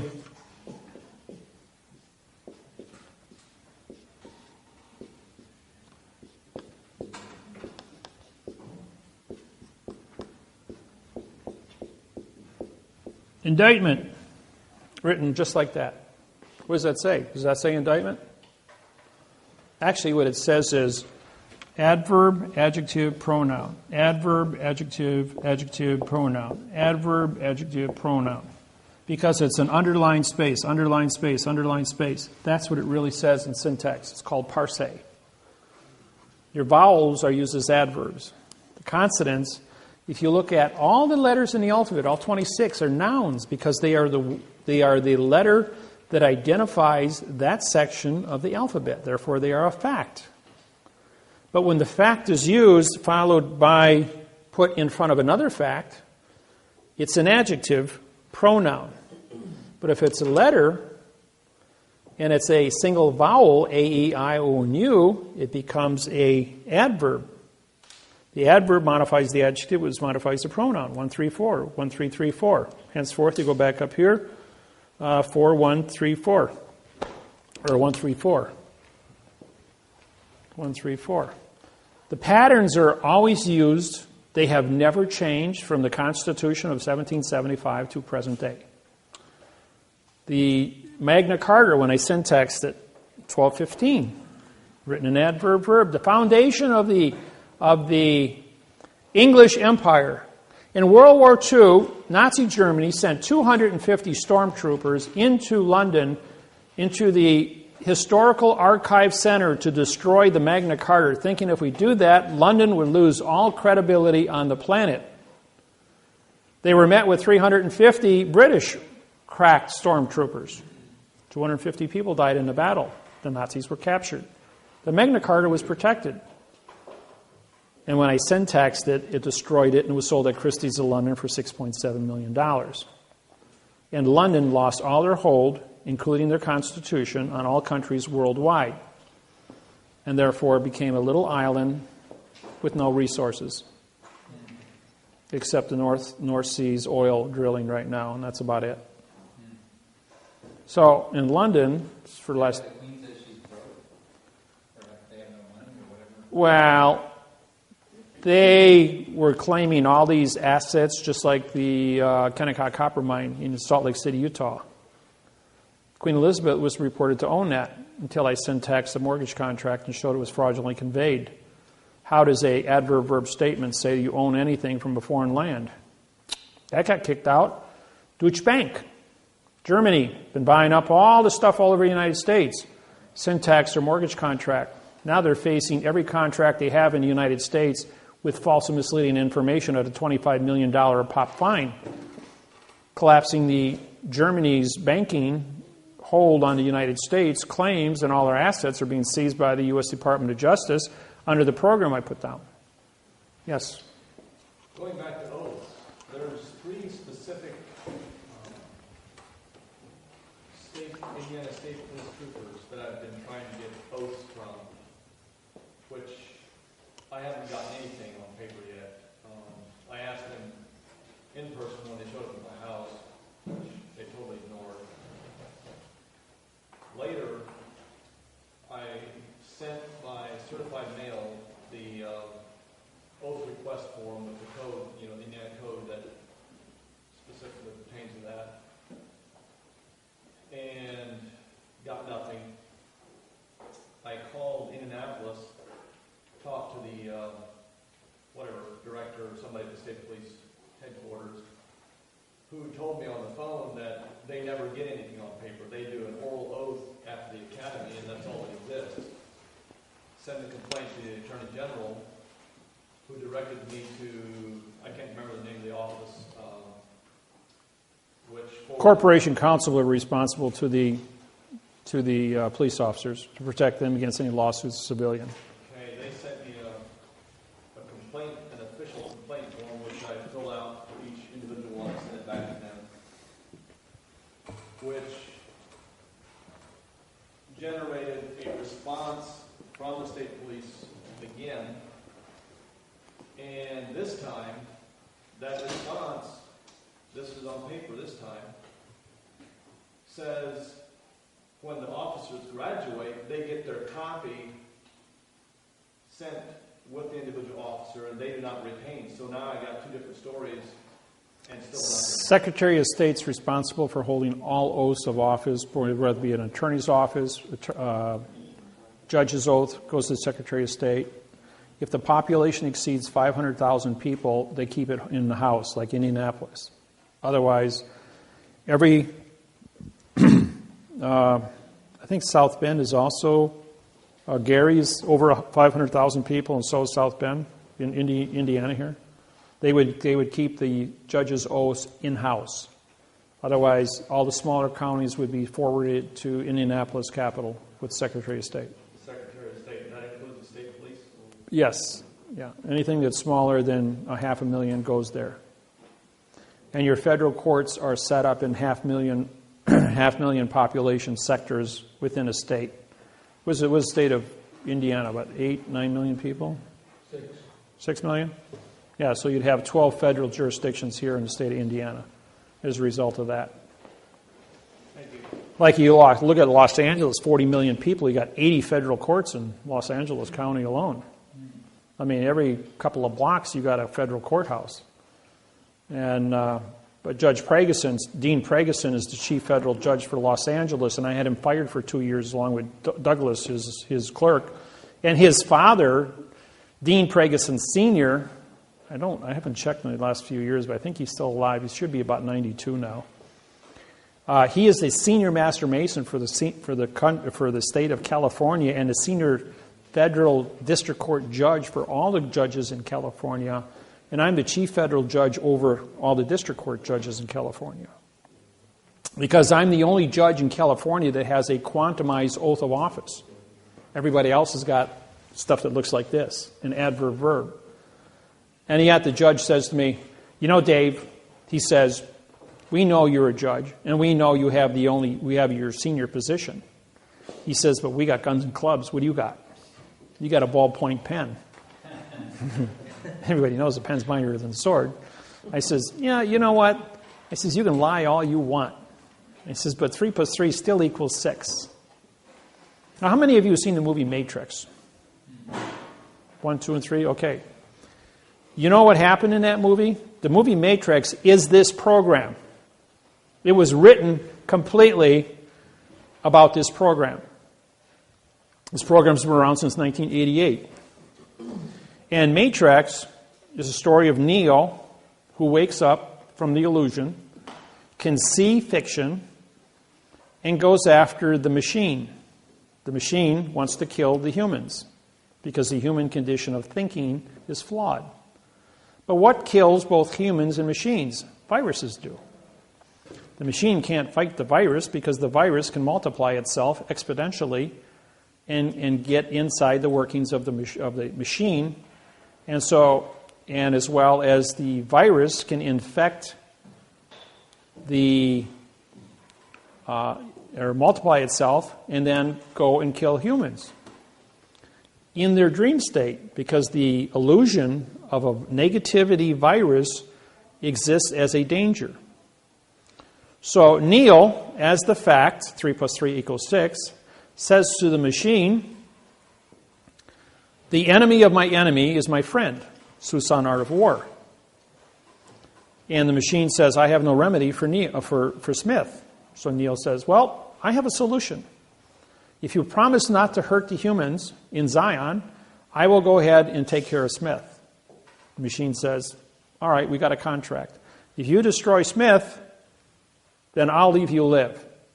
I'll call off all my drones, and anybody that wants to go free can go free. Henceforth, the architect. Now that little scene of the architect and Neil's ability to communicate with the architect, saying, we've been here 6 times before. And Neil says, choice. It's all about choice. Remember about who God is and what the devil is, what good and evil is, what choice is? Making decisions in life. Understanding the fact in the fiction. So Neil says, well, I understand the fact. When I can see the fact, and I know that in a dream I can do anything, I can be Superman in the dream. Says, okay, I can go out there and play the Superman routine. I can fight Smith. I can fight the machines. And I can win all the time. So finally it comes down to the confrontation where he makes a contract with the machine. And then the next thing, bang, he's right back in the Matrix with Smith.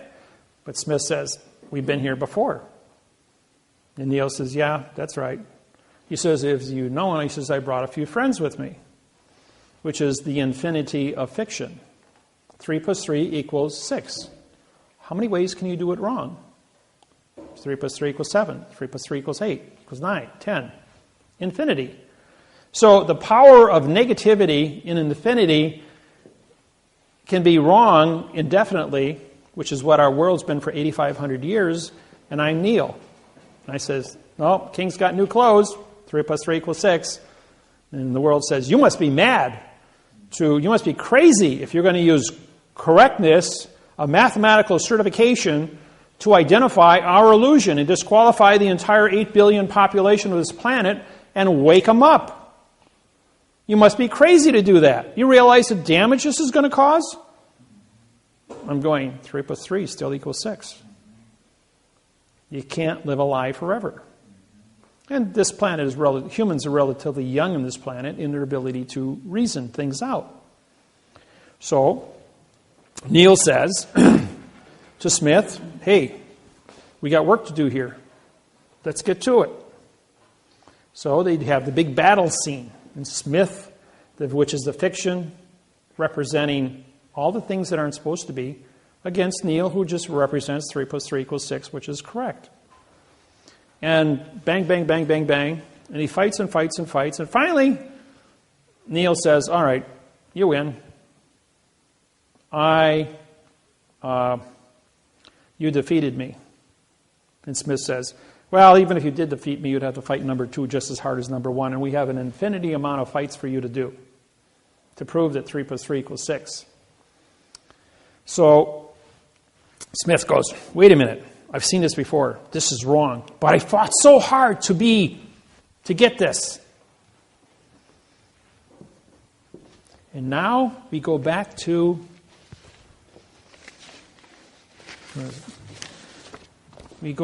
Smith, the mortgage contract. Sometimes you have to learn through stories, okay? We have a mortgage contract here, which is Smith, and I represent Neil. And the mortgage of fiction says, I'm going to conquer you. So what does Smith do? He absorbs, he touches Neil, and he turns him into Smith. He says, there, I've conquered you. 3 plus 3 equals 7.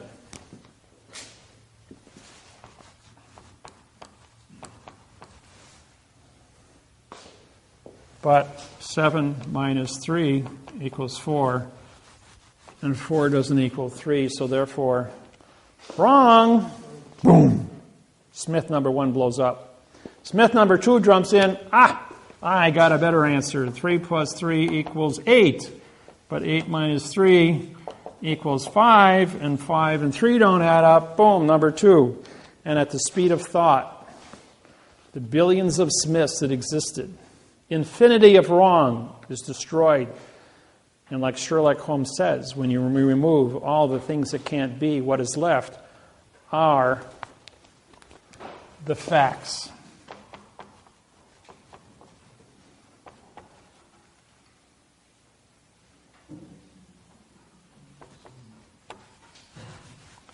And 3 equals 3. So therefore, Smith is destroyed in a microsecond of thought, and what is left are the facts. And when I syntax this, when you remove all the things that can't be, what is left are the facts. A blank sheet of paper.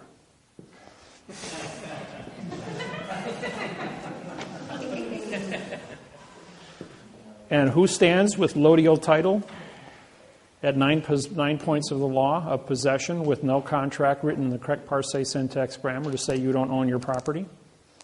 You get clear title. 900 homes in Chicago were then, on March of last year in 2011, June 2011, 900 homeowners were awarded $7.5 million each at an $8.5 million check written by Bank of America, given back their homes, and all expenses for moving in and out for 3 months were paid for by the Bank of America. It cost them $8.5 billion. And that's for only 900 houses. That was all over CNN. Yes? Brings me to a question that's been burning in my mind. Do you write I don't know what I want to call it, a document to secure the ownership of that home then, if everything else was fiction? I have quantum mortgages, yes. And when I wrote I had my own real estate company for 26 years. All the homes that I bought and sold, I bought them in fiction, but I sold them in quantum. The people that bought them in quantum, they looked at the contracts and this gives me a headache to read it. I got to hire a lawyer. So they went to a lawyer. The lawyer took one look at it and said, if you don't want to buy this home, I'll buy it. This is a real contract. This actually gives me lodial title to this property. And he says, I know the court can't take this away from me. I know that a bank won't touch this. I can pay for this property and have lodial title to this land. And it can never move it off of me. So what does that mean in terms of being taxed on the property? Taxes still pay for the policemen, the firemen. It's called bailment, B-A-I-L-M-E-N-T. It's a bailment manager. You will be the trustee of your property. No one owns property in the United States. You are only trustees. In other words, the guardian of the land. The people, right now, you're the last person standing on the property. So the new information that you're going to get will identify you to be a factual trustee, but show me a second trustee who has a better contract that is timely than yours to be who you are at this point in time and now time. I write quantum trusts. I write the only quantum trusts in the United States. They have never been broken. They've been taken into federal court and challenged. The federal court throws them out, saying you can't bring those documents here. We're a fiction. These are factual documents. You don't have copyright infringement capabilities of entering into these trusts. The trusts are factual holding trust, they do not. You can't do banking with a quantum trust. You can have a second trust if you want, or do something with an ordinary checking account, but a trust is no more than a holding position of a quantum mortgage, or a quantum contract on your land to describe it. A quantum trust is a trust that identifies you to be a trustee, and you are instructed to do specific duties within the confinements of that trust as far as management goes. But you can never enter a world of fiction with a quantum trust, because fact and fiction can never meet. People who want to buy trusts from me, I will not sell them a trust if they don't know quantum language, for one thing. And if they think they're going to use it for something that's not legal, I'm not also going to give you a trust for that. You don't have any amount of money you can give me. I'm financially independent. I make all the money I need. I'm financially set for life. I can't be bought, sold, traded, or anything else. I've had lawyers walk up to me with a suitcase with $2 million and say, here, go on vacation. Stop bothering us. I'm going like, I day trade that. I said, I've lost that in a day. That don't mean anything to me. I don't have adrenaline, so I don't get emotional. Yeah. So what I hear you saying is that I can't use this quantum trust to interact with the banking and the... No. Can I hold other objects other than like real estate property? Let's say if you have any object that you wish that is paid for in cash that has no adhesive contract in fiction due to somebody else, you can create an identity of that contract and put it into the trust, like personal belongings in a household, for instance. You can put an automobile in there, a tractor, farm equipment.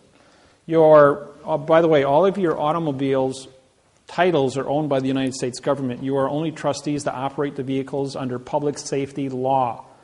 Public safety laws supersede all laws on planet Earth. You get the smallpox, you will be put into a plastic bubble, and there ain't no contract, and nobody's going to come to your rescue that's going to take you out of the bubble until you're healed or correct. You have a contagious disease of anything that threatens public safety, you'll be put into a plastic bubble or incinerated accordingly. If you think a 747 come here with 400 people on board and's got a contagious disease, they're not going to hesitate to vaporize that plane in midair. It's never going to land in the country to expose it, because once it lands, it would get out of control, so they would vaporize it. Public safety has number one billing. 1.5 million people die every day of starvation. The world knows it. Can't do a thing about it at this point in time. Now, if they implement a Nikola Tesla coils, a 6-foot coil produces 200,000 watts of electricity, can be placed on top of every wood telephone pole in America, giving us about 100 times more electricity than this country is capable of using.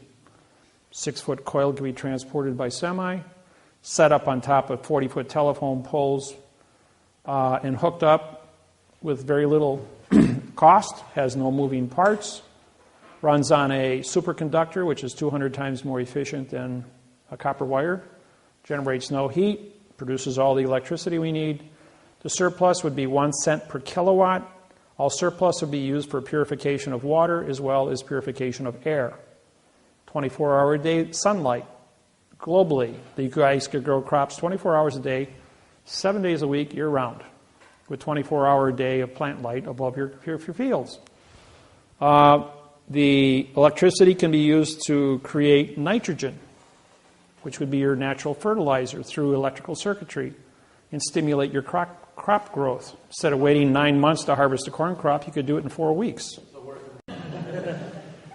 Well, we have the technology. It's just that the oil companies, the hydrocarbons, don't want this released at this point in time. However, if I'm president, this will be mainstream. I'll get up and I'll announce it to the world. I've already completely mapped out a complete program on the construction of the contracts, communication skills, making Nikola Tesla coils mandatory globally. Ships at sea could be powered by coils run on electricity, Oil would never have to be transported again. Oil is relevant because we can have tar for roads, but then concrete is safer because you don't have all the off poisons leaking out of the asphalt. Cars could be run on lithium thoride batteries, which have a 400-mile cruise range for every battery size, car battery size technology. Now with the new discovery in Columbia of the new lithium pool, there's more than enough for the next 300 years for all the cars on the planet. And there will be more advanced technologies coming out. You can go with mercury, silver mercury with thoride, which is even 10 times more powerful than that. It's highly pollutionary because of the mercury, though. But there's other molecules that we can, utilize. Yeah. Will you need an ambassador to the Cayman Islands? For what? Well, I'm just volunteering. What, you like the sunny weather? Hey, Indiana's great. I lived here for 20 years. Yes. You were talking about the technology. I was listening to Russell Gould the other day. He was talking about if somebody has technology like that, to come to you guys, if you guys can help bring that out to mass market. So yeah, we have people that have developed, like Bill Martz up in Canada. Miller is his name, Bill Miller, in Canada, Edmonton, Canada, developed a perpetual motion motor. And this goes back about 10 years ago. And I walked into his shop along with 20 of my other students from the seminar. He invited us over to his house and he showed us this motor. The thing was 3 feet in diameter, had a 180-pound armature, 0 to 1,860 RPMs in 2 seconds. That's some serious torque. And then after it come up to speed, he disconnected it. It's hanging by nylon ropes in air with a dozen 100-watt light bulbs that he turns on and then accelerates the speed of it. And this thing's putting out 60% more electricity than it's generating. Because what he had done was the series of magnets, along with the coils, were set up in a harmonic frequency to follow the sine wave.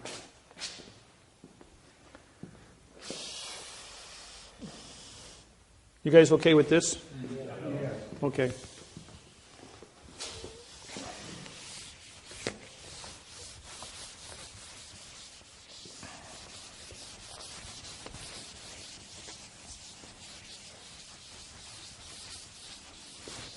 See, when you can syntax is the most powerful tool in the world, just so you know.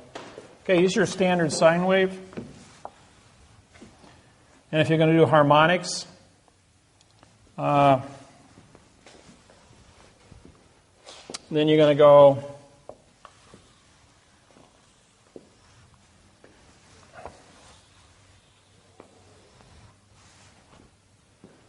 see, this here would be your 44,000 cycles per second. This is the electromagnetic pulse from the sun, based on the nuclear explosions from the sun. And we're showered at 44,000 cycles per second. And this one here would be 22,000. This hump here would then be 22,000, and this here would be 110,000. The point is that you take your sine wave and you step it down from your coils into 60 hertz. And then as you step down your cycles, you increase your amperage and bring it down into a usable voltage. So you have a primary, secondary, and a harness power, which you cut off in substations. The initial voltage would be running out at probably 25,000 on your big lines, which are your big, high, 100-foot tall power lines, and it also be subbed off into 660 volts, 440, 220, three-phase, down to single-phase, 110s for your houses, stuff like that. It's all basic electronics. I've been in electronics my whole life. I was building TVs when I was 18, my first laser at 12, and I even built my own perpetual motion motor at 16. So when Mark showed me his, I said, what you've done is you've hit 1,860 RPMs. You have a harmonic resonance within your electromagnetic fields. As your motor turns, you got your series of magnets, primary offset by your secondary fields, which are then looping in that manner all the way through, going all the way back to the beginning. And then what you're doing is taking this electromagnetic pulse from the sun and you're matching it up to your power source here. These are permanent magnets and coils. And these were only ceramic magnets. If you go to rare earth magnets, which are 5 times more powerful, I've got one at home that's about the size of this little middle of the pen here, and it picks up 3 pounds.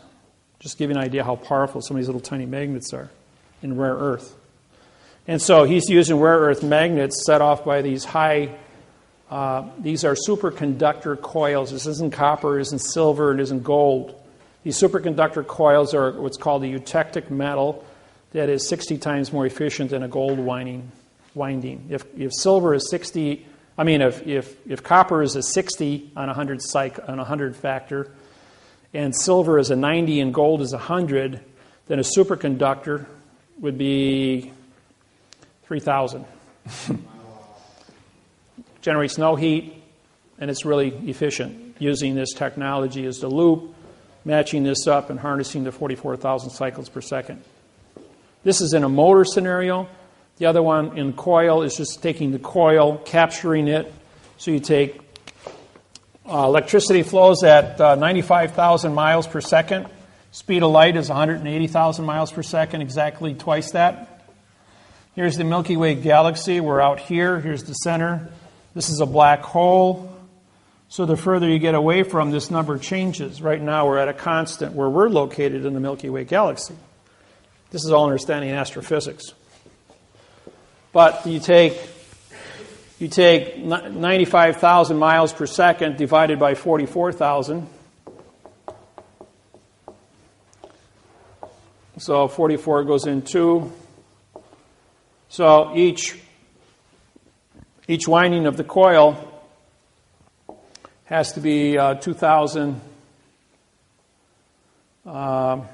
This is in miles, and this is in frequency. So you got 22,000 miles has to be divided into whatever hertz you're going to be running. So this would be, if you're going to run a 60 hertz, which is above frequency, but you probably want to be in the 660 range hertz, divided in there. So you'd have about a 30-foot length of wire for each coil.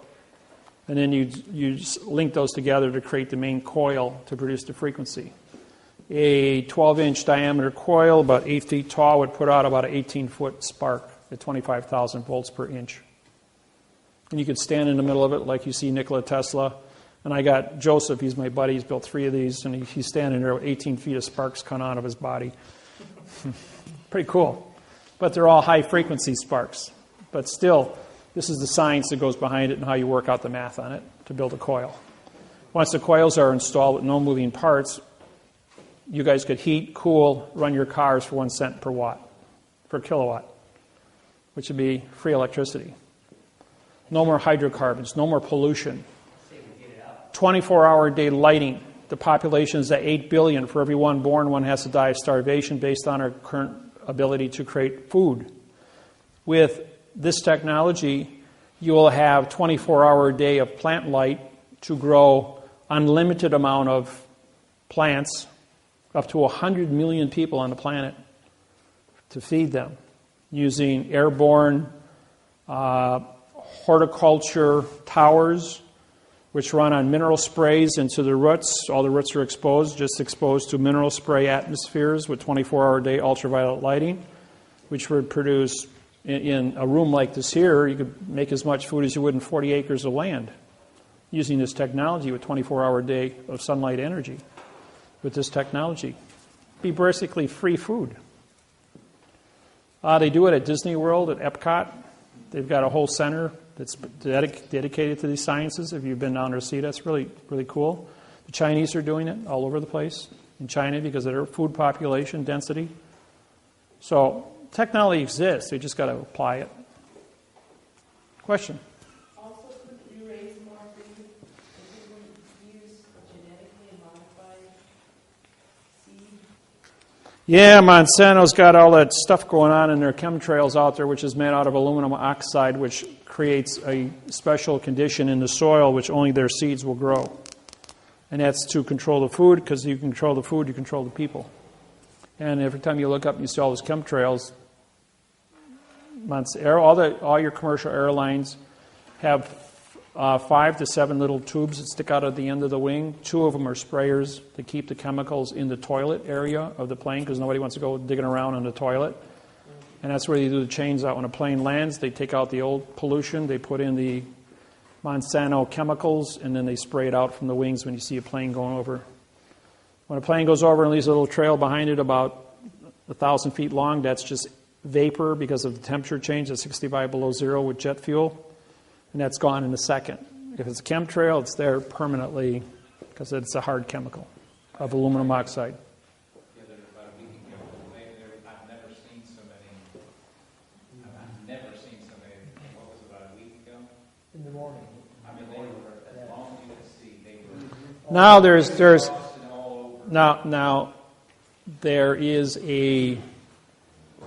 a second side to this. It's true we have the chemtrails.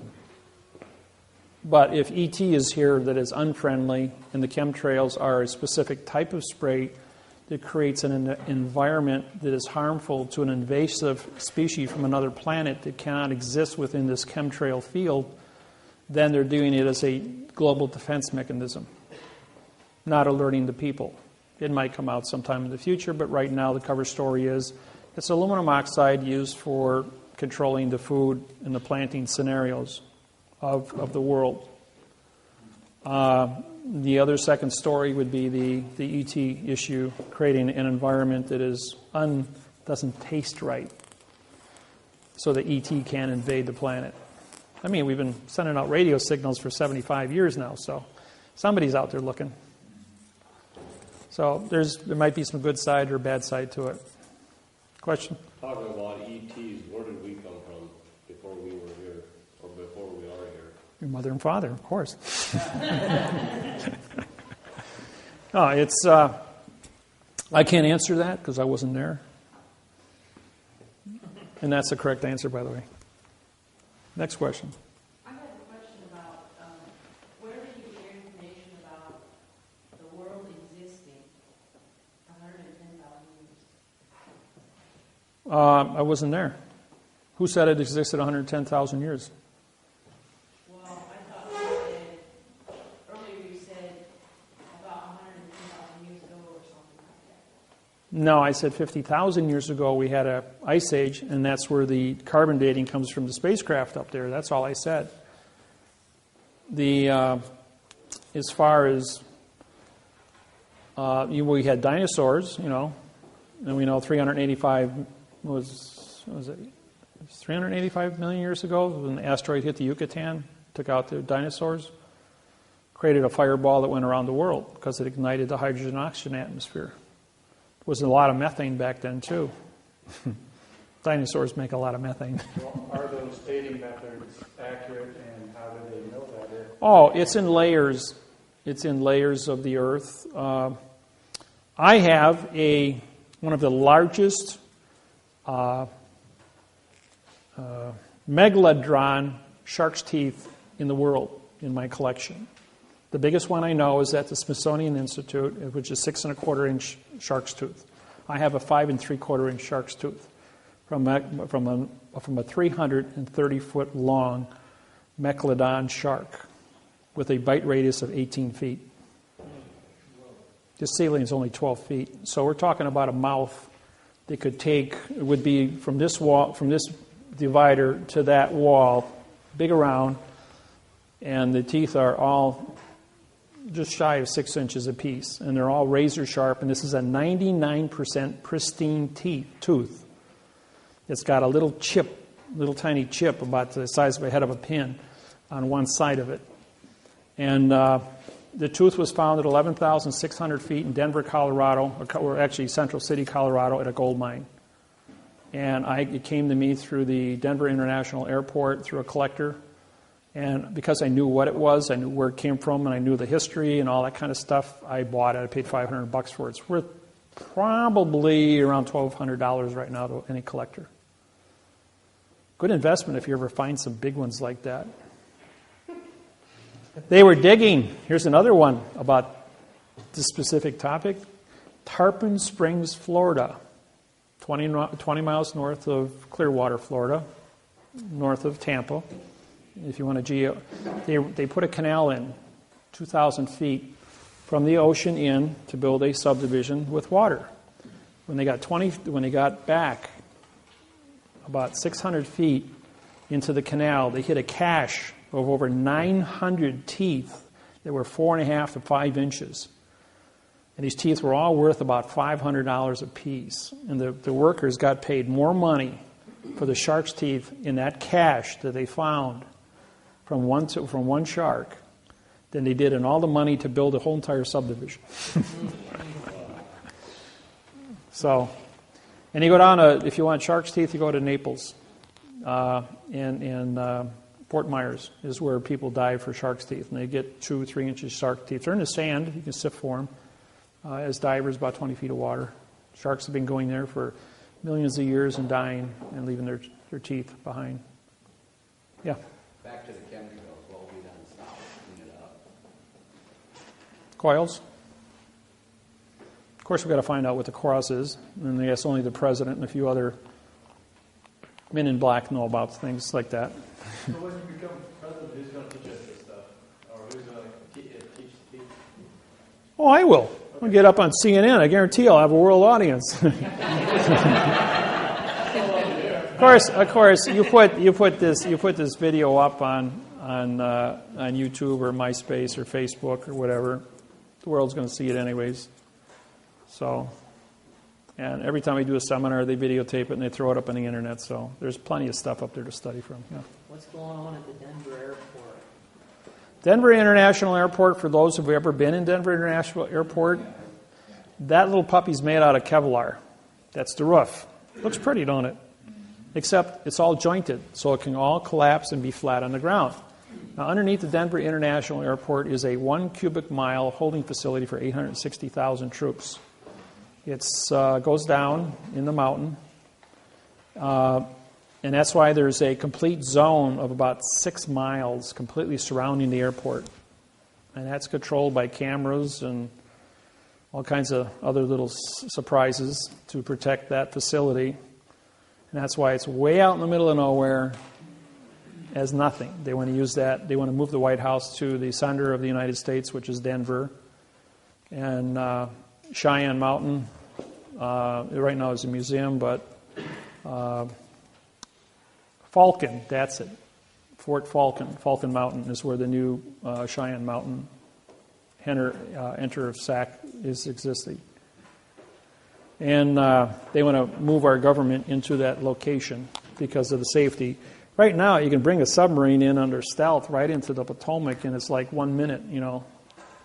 Everybody remembers the 4.5 or 4.7 earthquake in South Carolina? That was a 20 megaton nuke that went off underground about, I want to say 1,500 feet underground. That was and when they detonated those 2 nukes up in North Korea, same seismograph. Look at all the seismographic history of every nuke that was ever detonated underground. It's all the same number. They were moving one underground, and it went off. And it was just an earthquake, and it shook Washington. Yeah. Back to you about running for president. You said the last 47 were left-handed. Yep. I seen you writing right-handed. Oh, boy.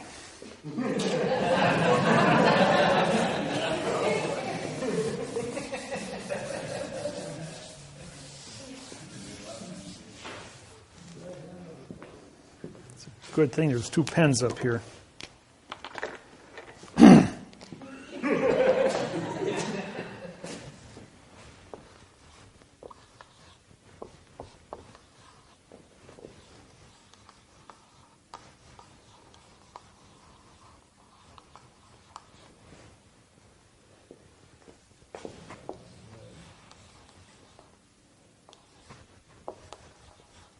I got a little trouble with those bees yet. Come on, Dave. Get your head together. Think.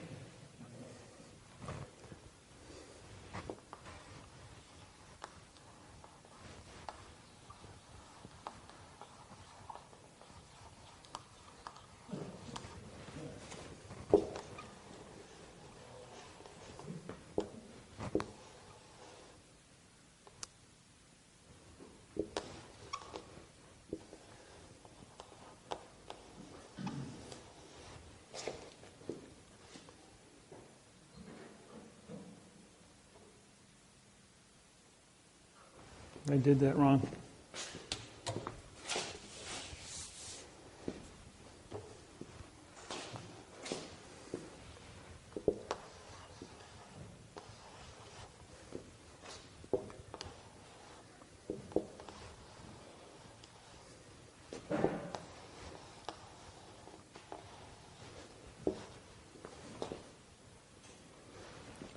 Why are you writing, person?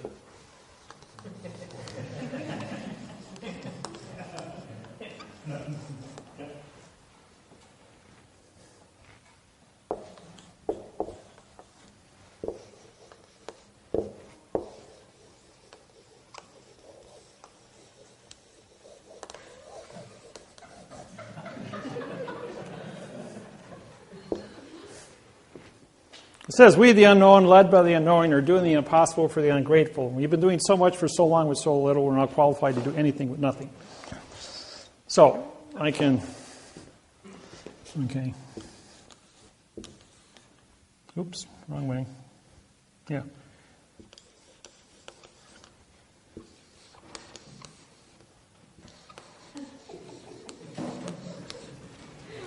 Okay? I can do it frontwards, backwards, both hands, both directions.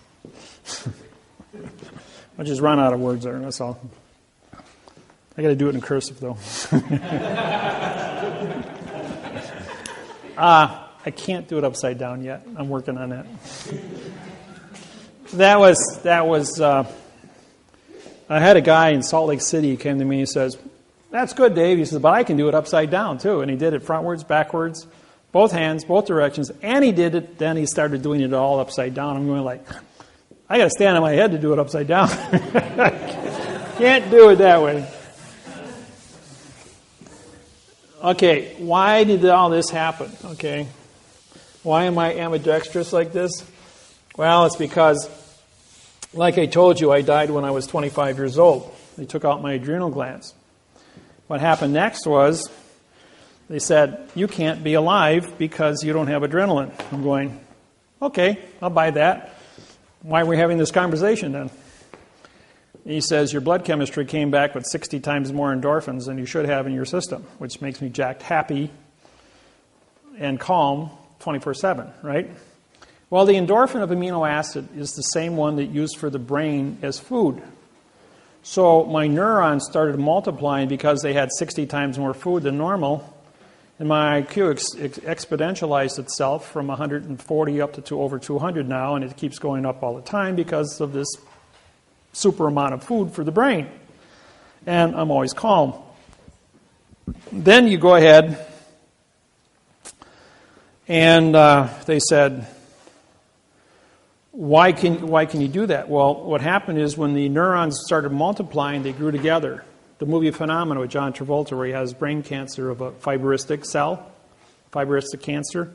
Well, my brain started growing neurons to a point where my two hemispheres grew together, so I have one brain.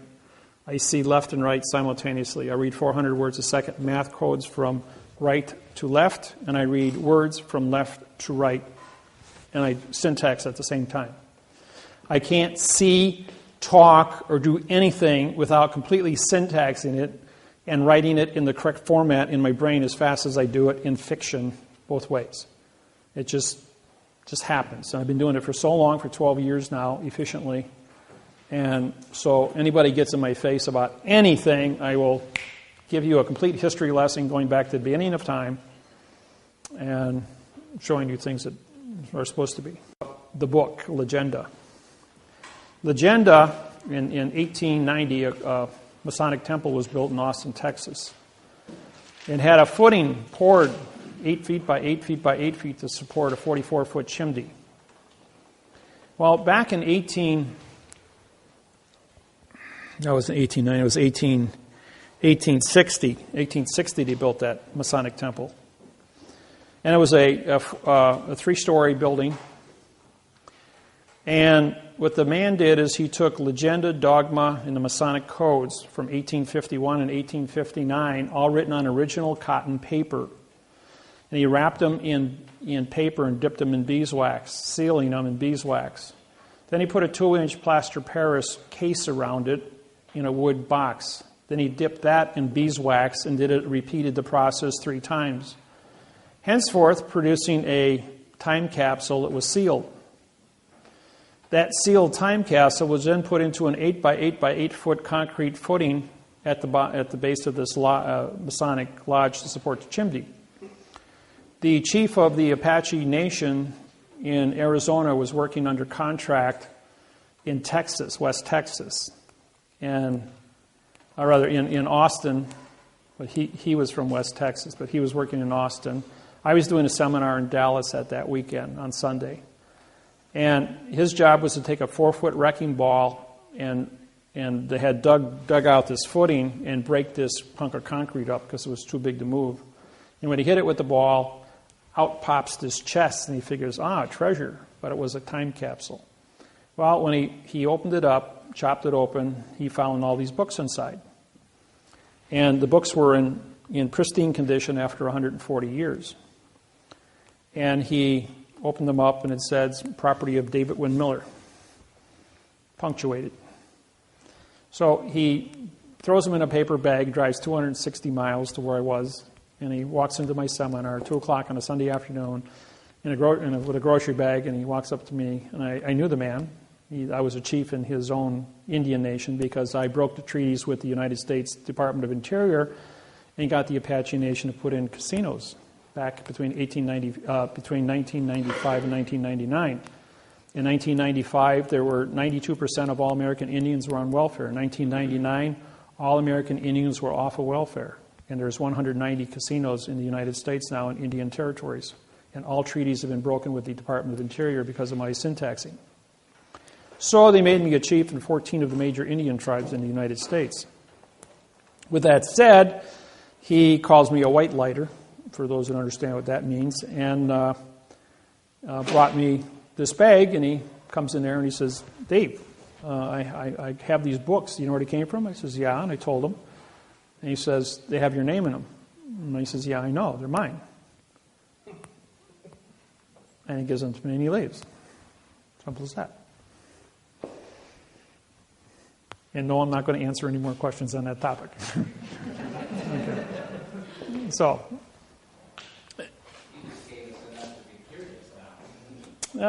curiosity goes forever.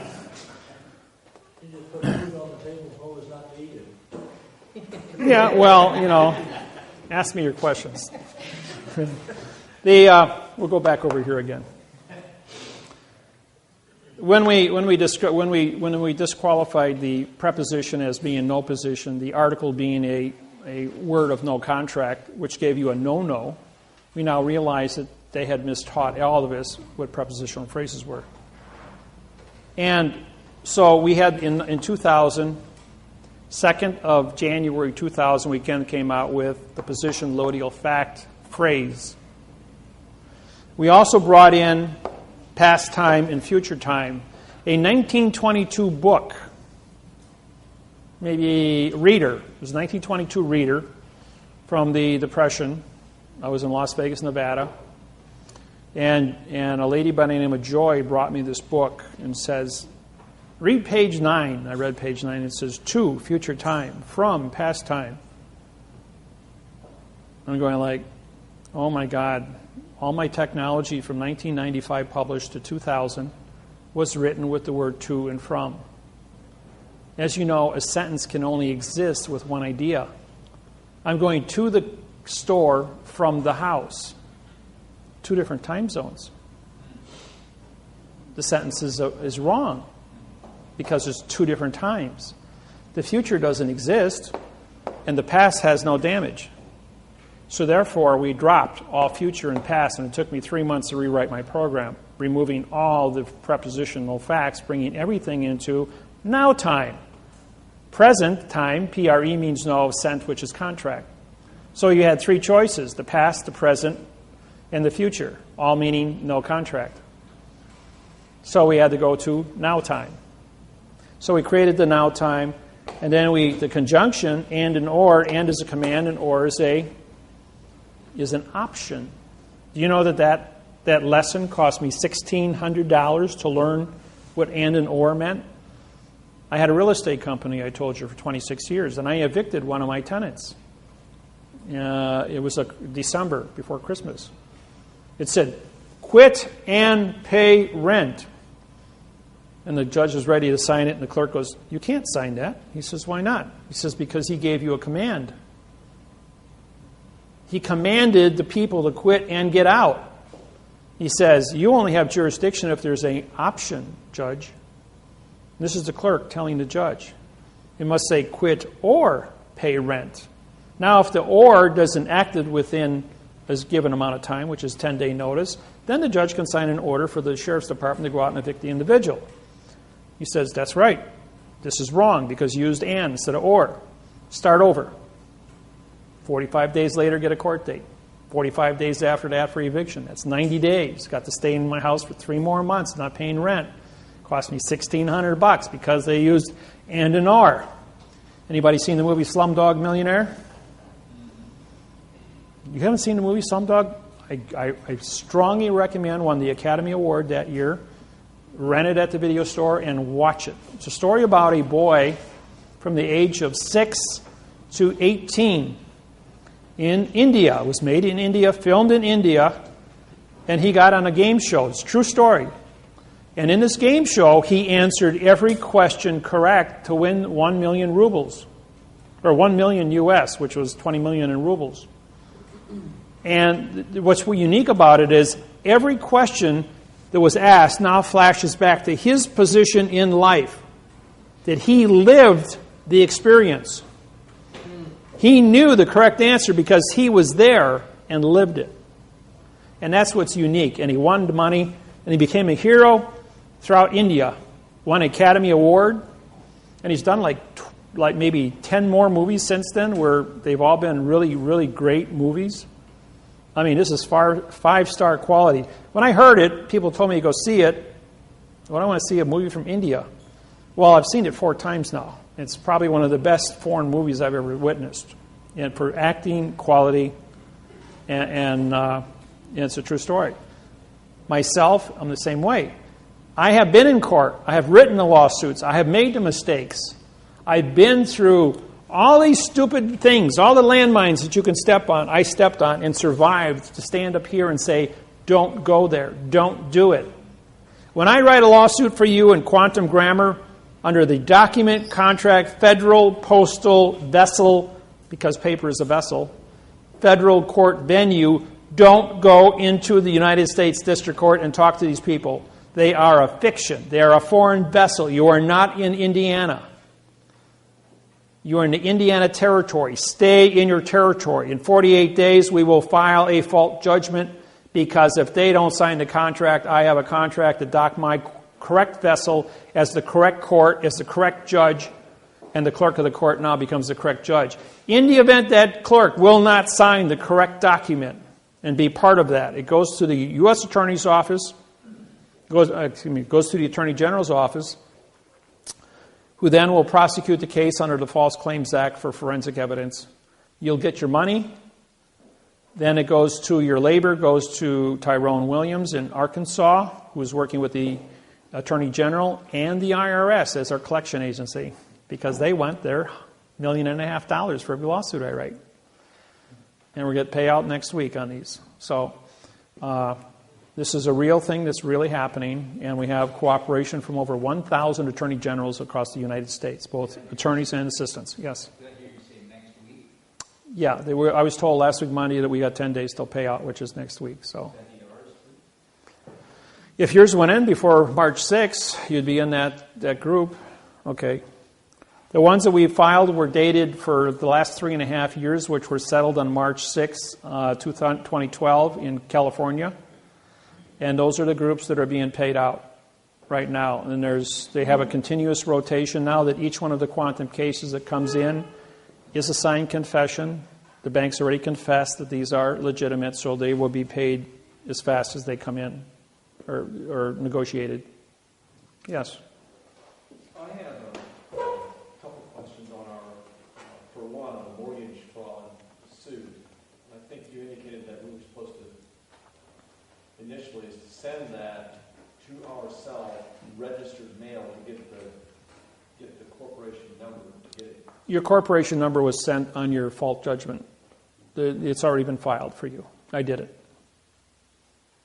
Everybody that has cases in here with me, your cases have already been filed registered mail. I have your serial numbers. They're in my book. If you don't have a copy of it, if you physically do not have a copy of it, I have it stuck in my book. Okay. Yeah, ours was blank. Right. But you would fill those in after the fact. But I have copies of those already and they're registered. Okay. So, yes. So back to the mortgages, it doesn't matter what state you're in? All 50 states are the same. All 64 million mortgages in the United States were set up by the banking industry to be a fraud, established in 1934 to be harvested. When the year of Jubilee ended, anywhere from 6 to 9 page documents that were used prior to that were all null and void. And in the 2nd of February 2000, a new contract was issued by the United States Department of Housing and bankers from the post office and was standardized throughout the United States. There are variables between private investors and the industry and the National Banking Association. There's a slight variables. They had to follow the same criterias, but I have 38 different copies of banks that I've done. So what's happening is I've syntaxed all of the 38 different mortgages. They take about 40 hours a piece to syntax. And then I match them up to make sure that everything is, and it's already been recertified by college professors and university professors and U.S. attorneys' offices all over the United States, as this guy knows what he's doing. This is a math procedure. This thing cannot be defeated. It's been tested in 150 languages in every country of the world. It's been proven to be an original program from A to Z. The website, my books, all original, no plagiarizing. I know of 3 people that tried to plagiarize and charge people $1,500 to come to a seminar to mimic my website, talk about the videos on my website, and then sell postal badges to people for $2,200, thinking they wouldn't have to pay taxes. Within, I would say, 8 to 12 hours, upon doing a seminar for this, the FBI was notified because my students are always watching. And my students are everywhere. And when I say everywhere, I mean that literally. And it's almost impossible to get through a gauntlet without bumping into one of my students someplace who's going to immediately pick up the phone and say, "Hey, Dave, we got a guy here that's identified himself to be you or plagiarizing you. And because you call me on this cell phone, my cell phone, you're talking to the FBI. Anybody calls me on this cell phone, you want to talk to a judge, just call me on the cell phone. The FBI will record it, immediately transmit it within a few minutes to the federal judge responsible in that case, and he will be brought up to speed that I've been notified that now he is on my list of people to pay attention to. And you might go to court the next morning and find out your case has been vacated, that you're not going to jail for whatever reason you went to court for, and it's hands off. Get away from this thing as fast as possible. We have too many people that don't know what's going on to harvest. It'll be nice and easy, but if you touch this guy, you touch his students, he's going to drop a nickel on you, and you're going to have a problem. Yeah. Okay, I have another area of concern. I don't know if you recall this or not, I had originally when you did the suit for me regarding the charges in the local court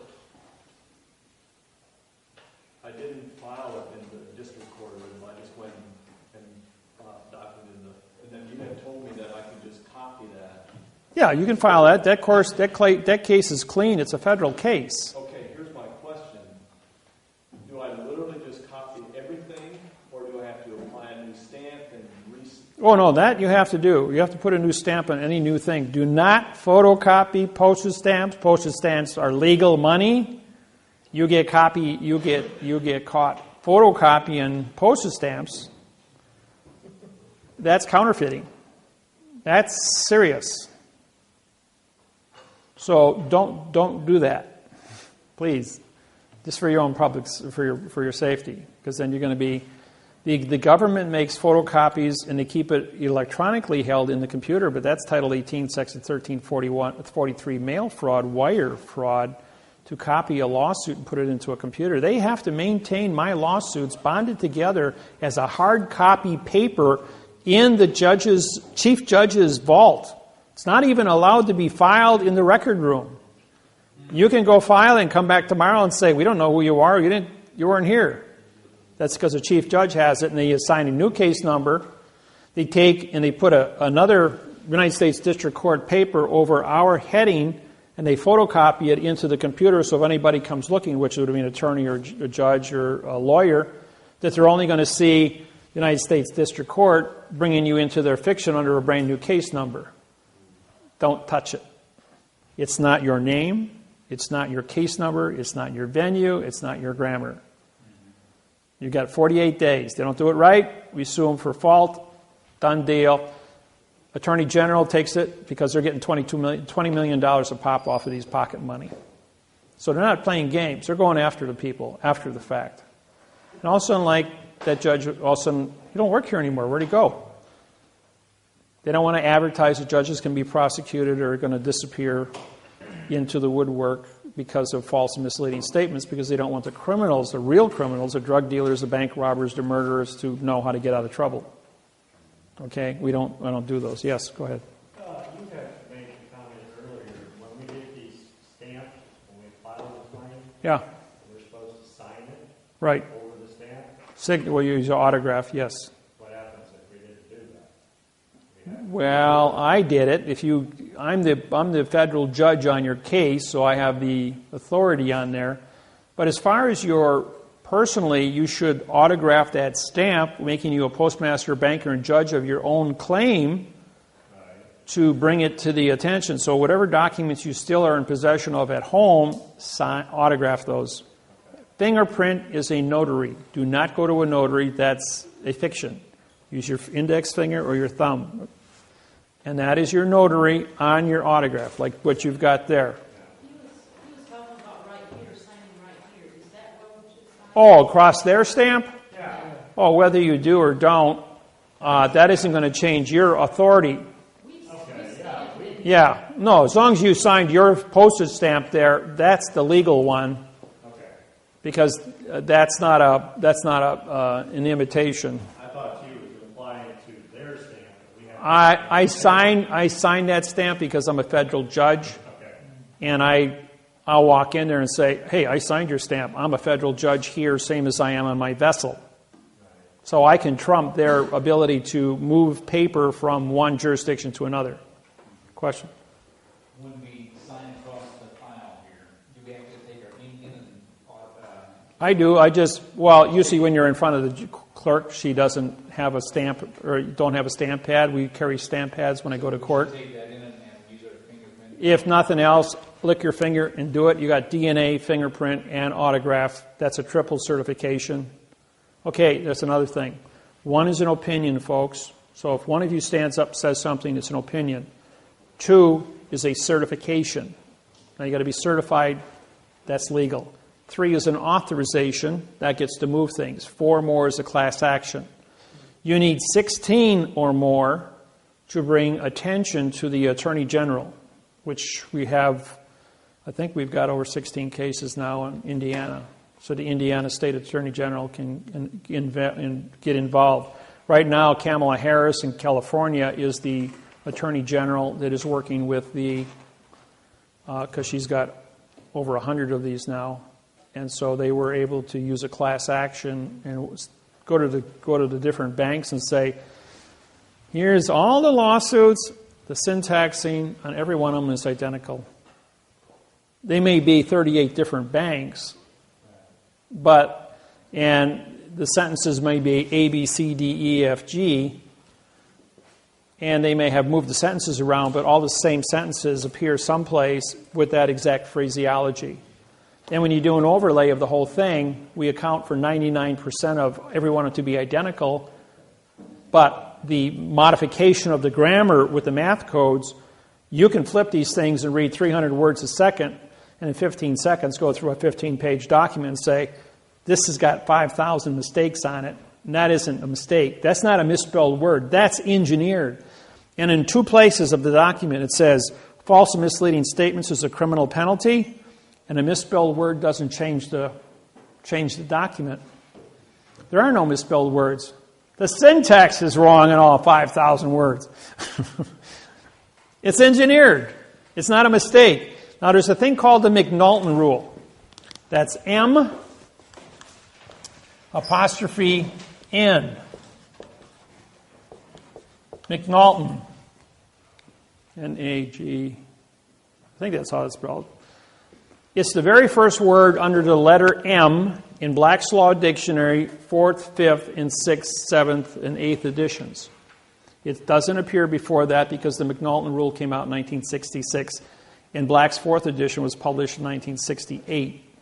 That's why it's in the 4th. If you've got anything earlier, it won't show up. Okay, what is the McNulton rule? It's called the right-wrong rule. The right-wrong rule means that if you have knowledge of a lie, perjury, false and misleading statements, or fictitious conveyance of grammar, and you do it, that means you're guilty. If you don't know you've done it, then you can't be held liable for it. Like a police officer standing up and saying, I saw you go through a stop sign. But the way he said it, the grammar was wrong. So he doesn't understand syntax because he was never trained in it. But the fact that you went through a stop sign, if you can make an argument of physics, 2 objects can't occupy the same space, it'll get thrown out. But if you said you failed to stop for a sign, and then you rolled past the sign, or you rode through the intersection without stopping, using the correct grammar, then you'd be found guilty, okay? Because he's a professional witness. And after all, you would be in a fiction court, and 99.99% of the people wouldn't even know they're being hoodwinked by syntax in the first place, if you didn't know how to speak in the correct format. So the McNulton rule, the judge stands up and says, and Banks stood up and said, for 3.5 years, I don't know anything about this. The lawyers wrote this for us. The lawyers work for the corporate. The corporate is a machine. The machine says, we're looking for a person. A person is a corporation.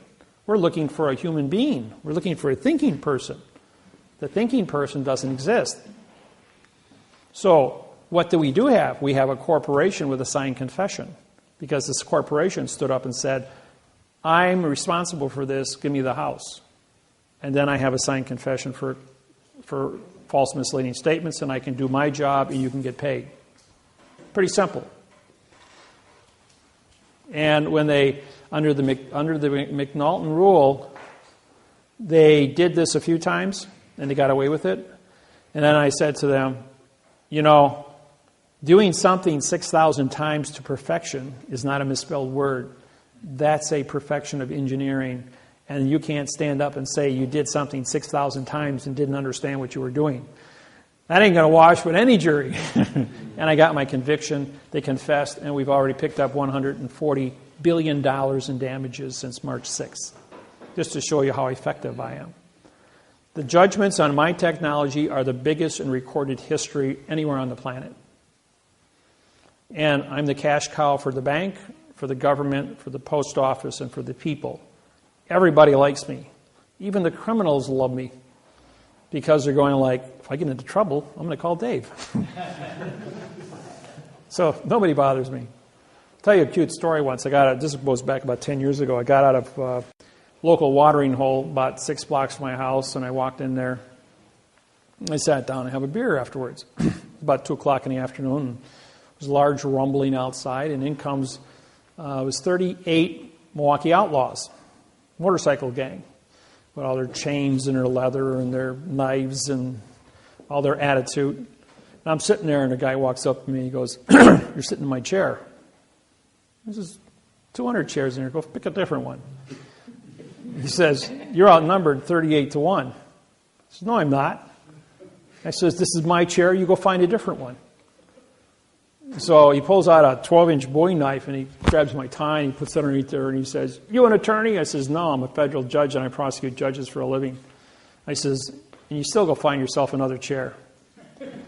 He says, "You ain't afraid." I says, "What do I got to be afraid for? You ain't going to do anything." I says, "All your frazzle," I says, "doesn't mean anything."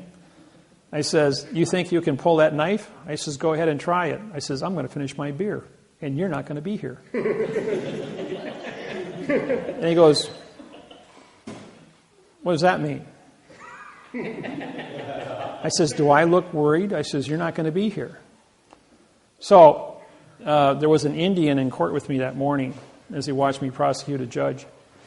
And he says, "Hey, wait, no." He says, "That's Judge Miller." He says, "I watched him prosecute a judge this morning. He is who he says he is." So the president of the club steps in and says, "Okay, put it away." He says, "Well," I says, "It's still my chair." He says, "I ain't moving." He says, "Well, let me buy you a beer." He says, "There's an apology for that." He says, "Well, as long as you're buying me a beer and I'm going to be here for a few minutes drinking my beer, how'd you like to know how to get out of your traffic tickets?" So I said, "You just go to court. You sue for the correct parsé, syntax, grammar for the avoidance of perjury." Boy, that like rang a bell in everyone's ears, and this guy picks me up, puts me up on the thing, and says, "Do a seminar."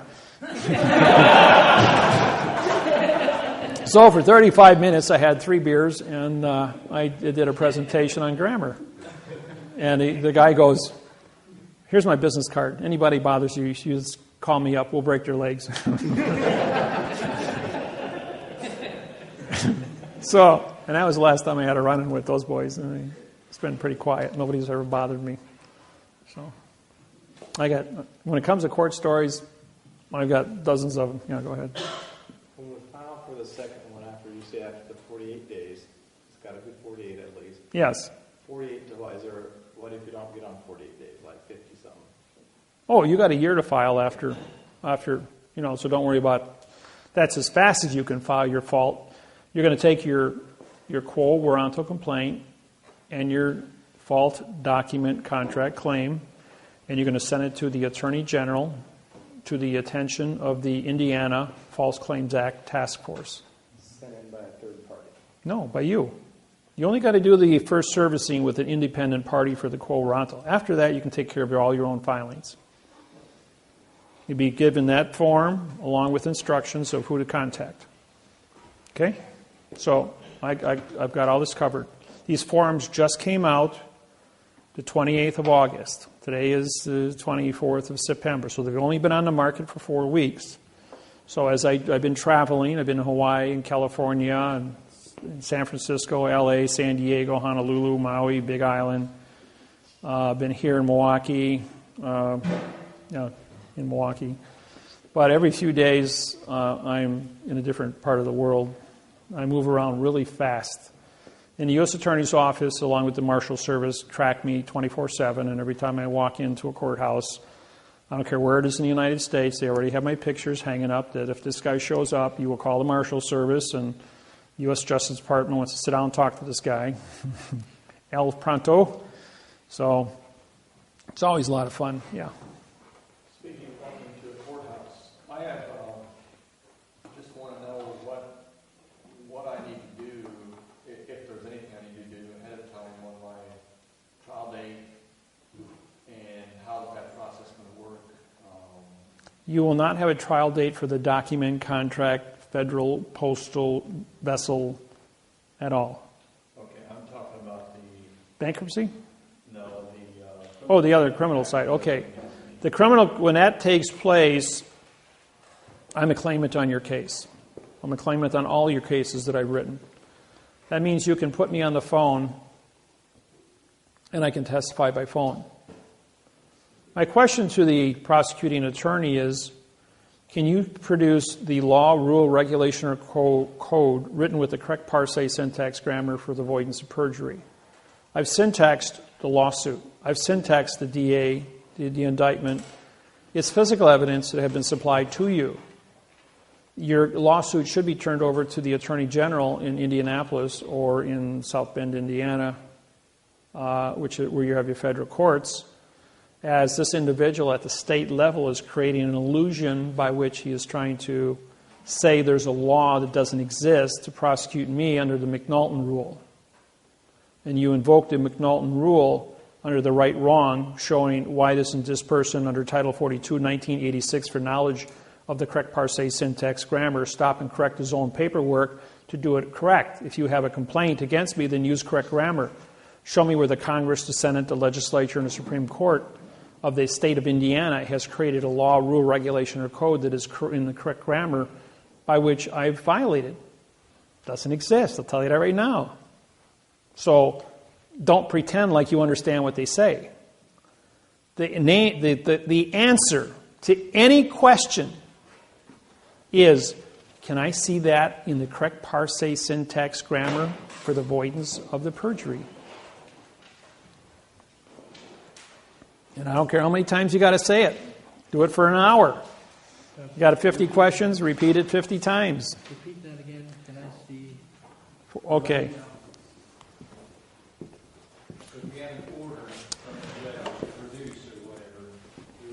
The word order is spelled how? O-R-D, a vowel, two consonants? No contract? So you just ignore it or not? And they come out and... Don't forget the judge is not on your plane.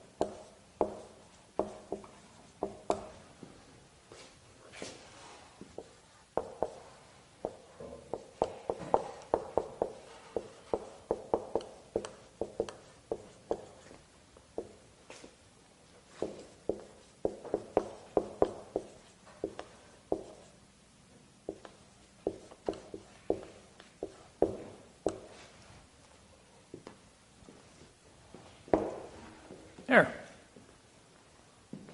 You can repeat that sentence to anything that fiction has to say to you, and in most cases we'll vacate the case within that one sentence. Even when they ask me for my name? We did that already. What is your name? Now he's going to say, well, arrest the nom de guerre, uppercase spelling, which is a dead person, name, assigned to your driver's license, because it identifies you as a nom de guerre dead person. And as a citizen, you have your state ID as a nom de guerre identity, henceforth putting you in the jurisdiction, but you've already entered the courthouse. So therefore, you left Indiana. You now are in the state of Indiana, which is the name of the courthouse, as a foreign vessel in dry dock controlled by the port authorities. While on that vessel, you have now trespassed, and no matter what you're there for, you're in a trespassing position, unless you have a United States passport and you have your paperwork filed ahead of time with the clerk of the court in possession of the stamp, put my business card on with a flag on it, a stamp, and you would then become a postmaster under the correct parse, syntax, grammar, advertise with your contract to say, I have a contract here with the correct parse, syntax, grammar. This individual sitting next to me, who would be the DA, doesn't.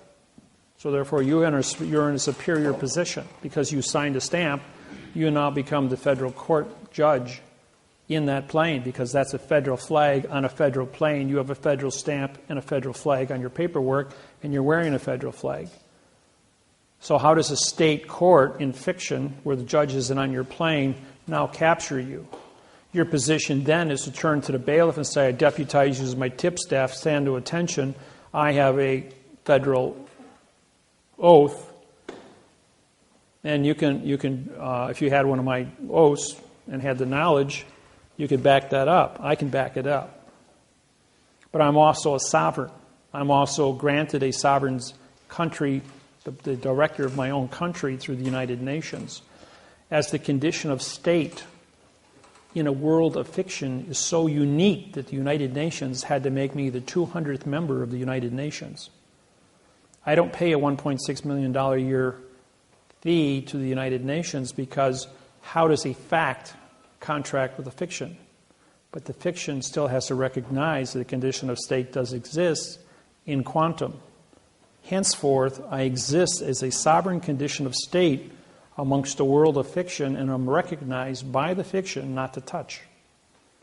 But to be a teacher, as a plenipotentiary judge, to go out in the world and do so, as an ambassador contracted with 82 countries, have diplomatic immunity to that end. So once I got that, they locked the door behind me. I'm the only guy that does it. They gave me that position, and I've been completely honorable and trustworthy to that position and responsible. And it's published all over the world, and it's respected by the other countries. And that's why the Justice Department and the State Department and the judges around the world are hands off. This guy is who he says he is. So what is the paperwork that I have to have filed in the court before I get there? As a person who has signed a stamp, you have a constitution on your document. That constitution is like an oath of office. But to have an oath as a judge responsible only to your piece of paper that you have signed that stamp on, and file an additional oath with that, with the clerk of the courts. It says you will only be responsible to be a federal judge on your own personal document for the correct parsé, syntax, grammar. And as a judge, you're immune from prosecution. But you have to be correct at all times.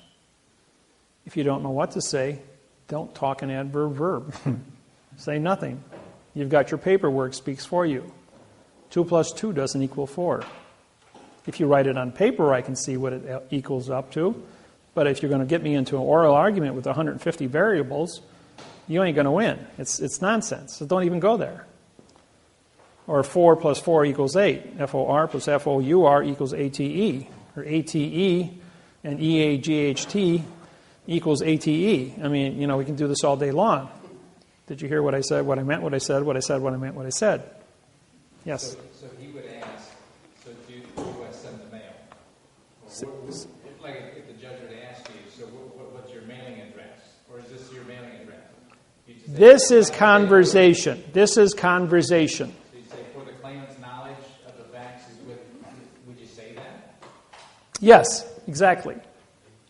That you're asking him, ask me a sentence that's in written quantum language. All the information is in the paperwork.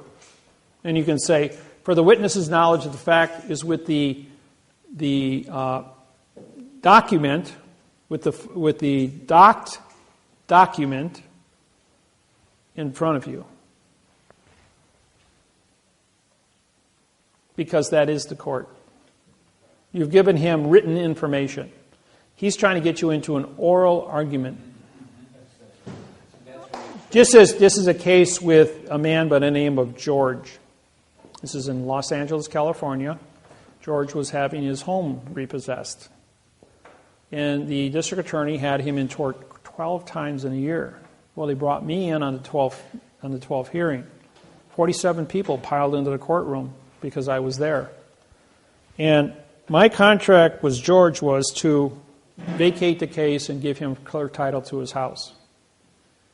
So George comes in, he gets before the judge, he says, I have counsel. And the judge says, okay, counsel, come up. I says, the prosecuting attorney over here has 110 pages. I've syntexed all 110 pages. It says absolutely nothing. He's used false and misleading information, fictitious conveyance of grammar, and has committed mail fraud because he's taken a paycheck for committing this fraud in the first place under misappropriations. Judge says, you're correct. That document does say nothing. I hereby vacate the case.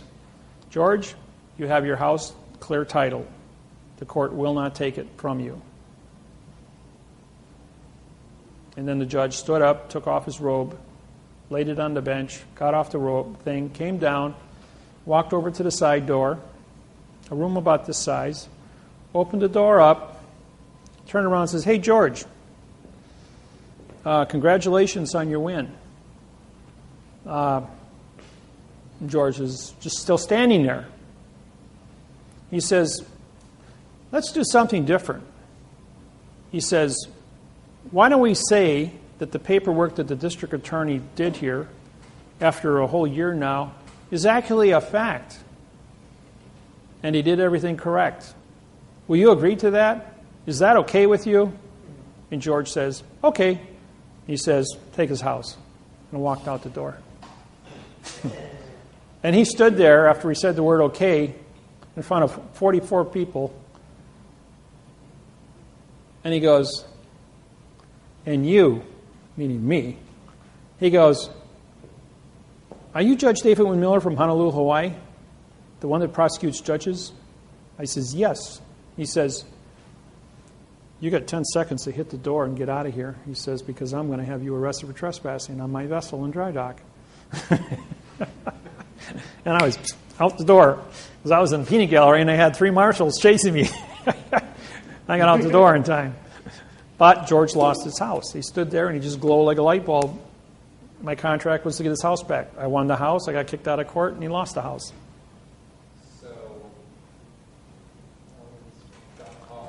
He should have kept his mouth shut and walked out of the door, yes. So then everybody, we went all outside in the parking lot, and I said to the people, did I win the case? They said yes. Did I fulfill my contract? They all said yes. Did George give back his house to the district attorney? Everybody said yes. Am I liable? Everybody said no. Enough said about that. Let's go back to the seminar. So we all had a seminar this afternoon.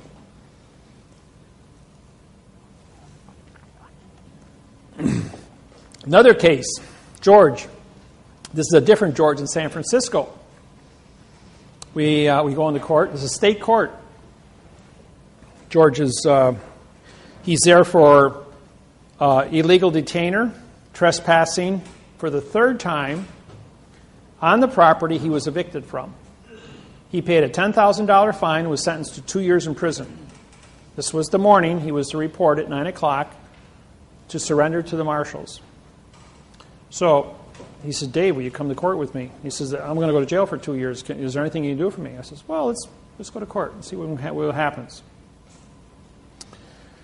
So he presented me with a 6-page document for his illegal detainer and trespassing.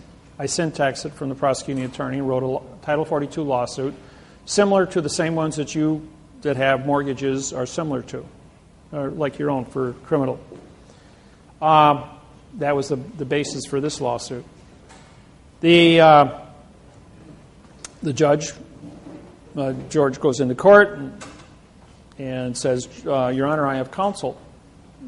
When he was asked, anything do you have to say?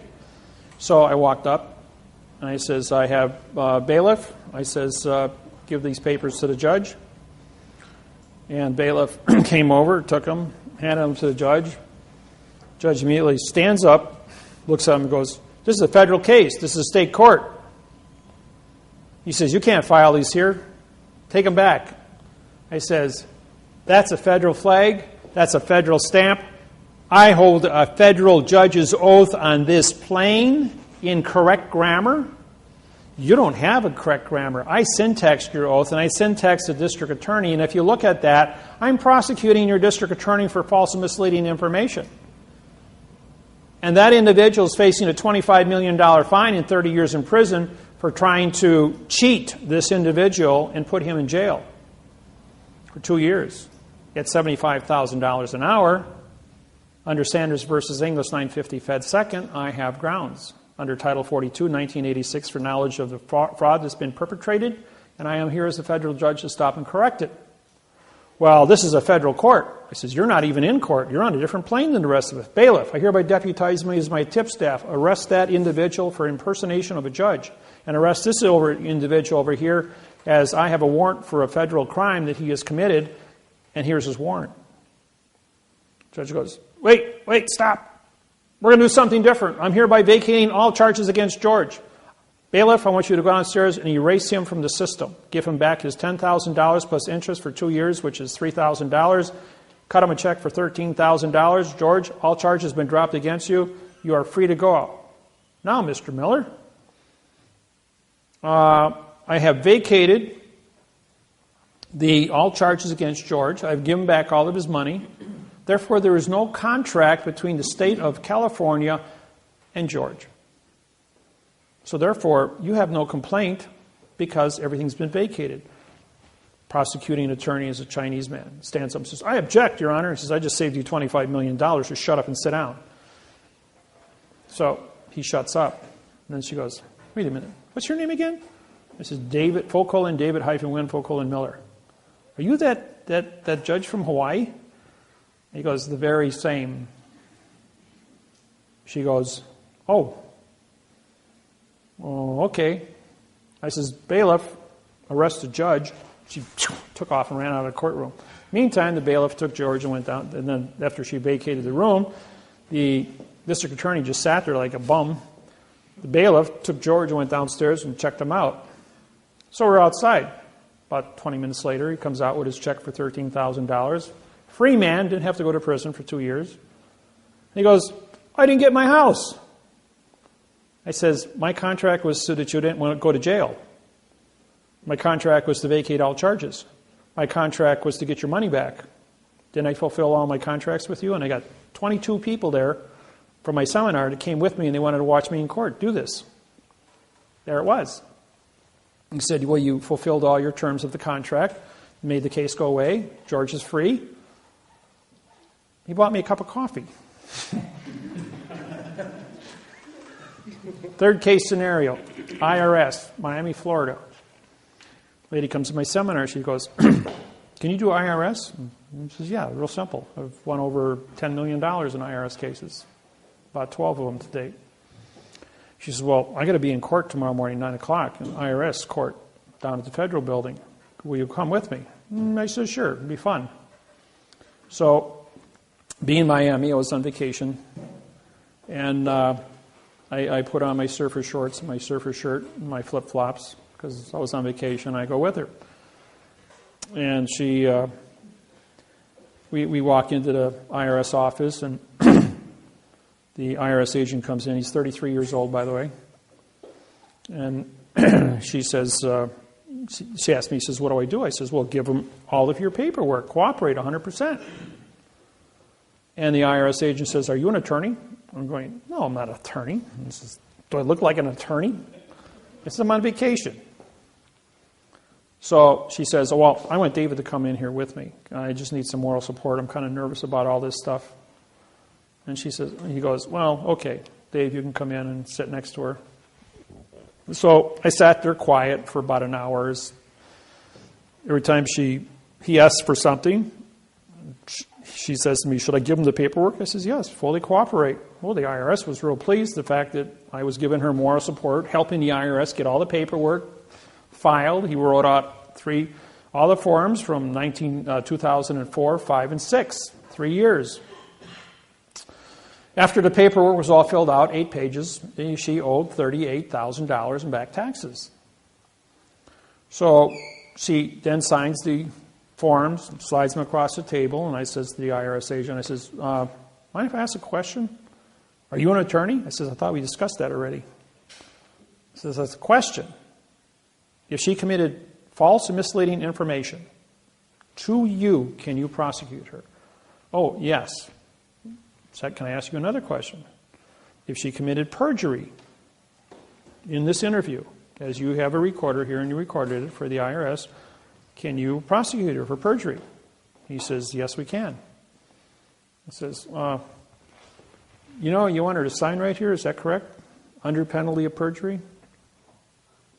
You know that under is an adverb, means no contract. Of penalty, which is a verb. Of is an adverb, making perjury a verb. You want to show me the verb perjury and penalty in the dictionary? Isn't that false and misleading information? Isn't that perjury by your own confession? And then I syntaxed in the next 35 minutes, all 8 pages.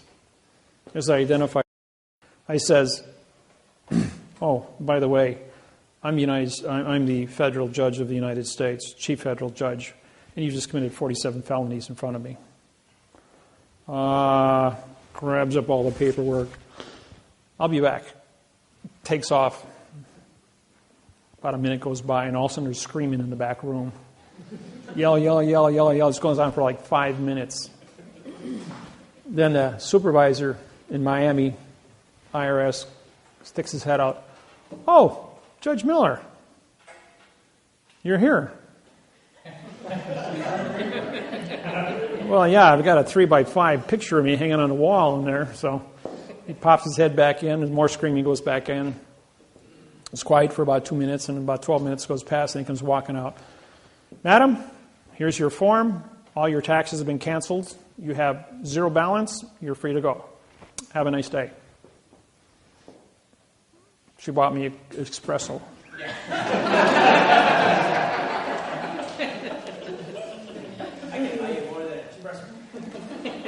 Tastes like mud. So, you say, I do a lot of stuff for fun. And anybody, I don't care.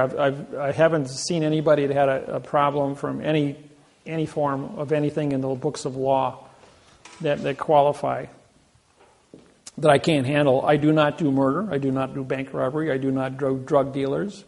I do not do rape cases. I do not do public safety violations. You drive 40 miles over the speed limit, have fun in court, because I'm not going to defend you. I'm not going to say anything to assist you. That's reckless and endangerment of public safety. I don't touch any of those cases. I have an agreement with the government not to publish lawsuits on the internet because criminals would use them for the wrong purpose. And then, for that fact, it would go anywhere. If you do have a case with me, I respect that you will treat it with respect. If I am on your case, I will sign and fingerprint, or autograph and fingerprint your cases. I will be there in the event you have a judge that will sign that document and be a federal judge, or one comes out of Washington of the 300 judges that are assigned to work with me out of Washington in your jurisdiction and orders me to court by subpoena, I will show up and I will testify and do a presentation in front of a grand jury. I was ordered to Michigan. After 7 attempts to go in front of a grand jury, I finally made it in front of a grand jury. And when I testified, we were probably 2 hours on the witness stand in front of the grand jury. And the Attorney General, who was cross-examining me, every single question he asked, I syntaxed and made an ass out of him. I mean, the guy was really beaten up by me on the witness stand. And then finally, I was on the witness stand, and he made a comment to the judge. I'm going, you're out of order. The judge says to me, Judge Miller, there's only one judge in the courtroom, and it's my courtroom, and I'm the judge. I'm going, oh, yes, okay. And then the judge perks up and says, you're out of order.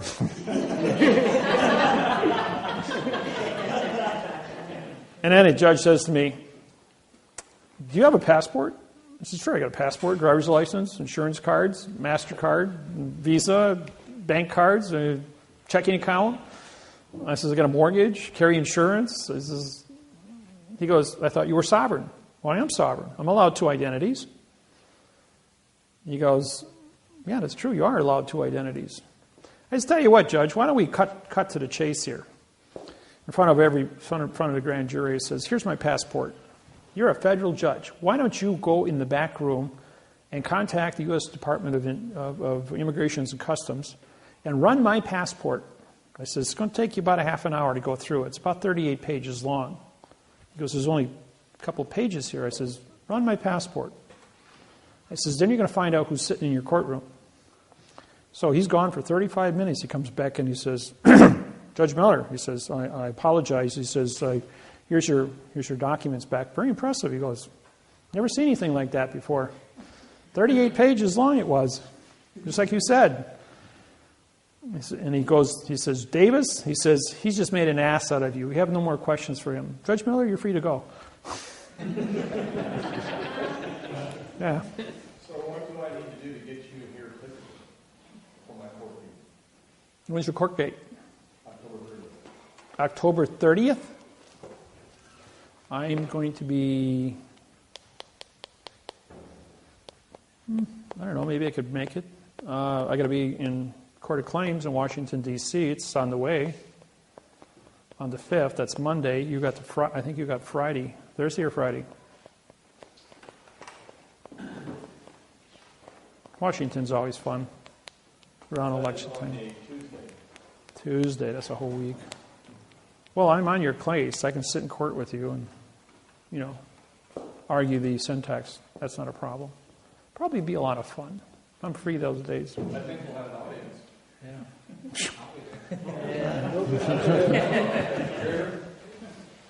Yeah, I think we'll have an audience. There usually is standing room only when I show up. In Wisconsin, when I go to court, people come from 500 miles around to just watch a traffic case. You can't even get in the courtroom. Judge walks out in the court in the hallway and he says, Miller, come on outside here with the DA. We're going to do it outside in front of here where there's no witnesses. And the DA's running down the hall. He won't talk to me. He won't talk to me. Except in quantum grammar. He won't. So is there a process for that? Or are you just going to show up and... Well, let me know what your dates are and times. Okay. It's only about a 3-hour drive from walking. Is this okay for my badge? Yeah. Except that's the wrong flag. The wrong flag. Yeah. That's a 1x2 flag for one thing. Your blue field is 40-60, and from here I can see it's a 50-50. Okay. You can download one off my internet site. No, you didn't. Your computer shrunk it or did something, but that's not a print. Yeah, it changed the size of it. It's 1 to 1.9. The one on my business card is correct. I need one of the business cards. Oh, okay. Well, no, they're in my. I had them in my bag at the room. So, just a couple of miscellaneous questions.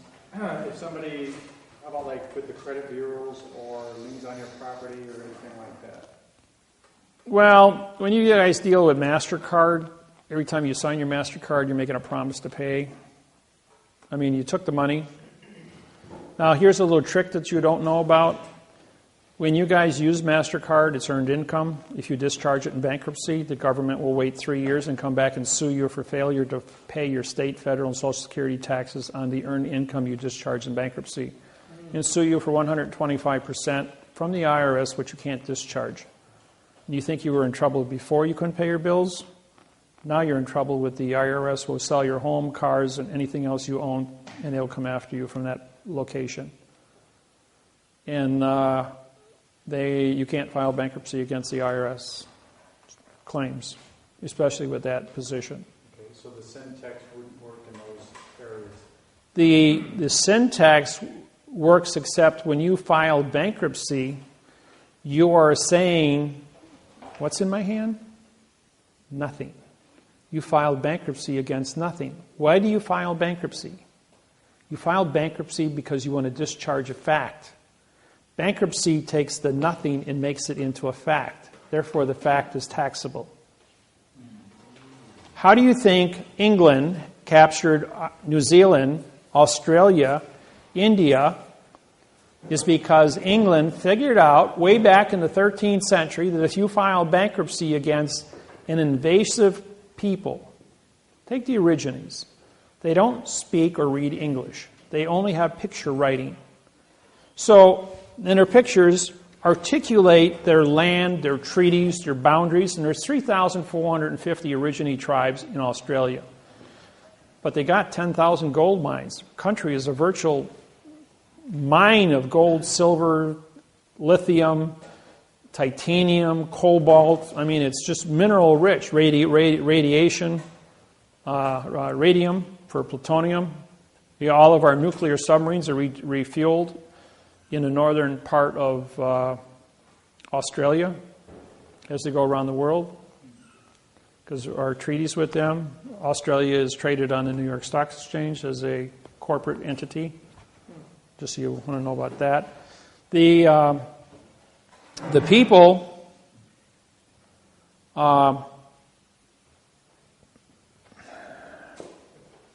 just lost my thought.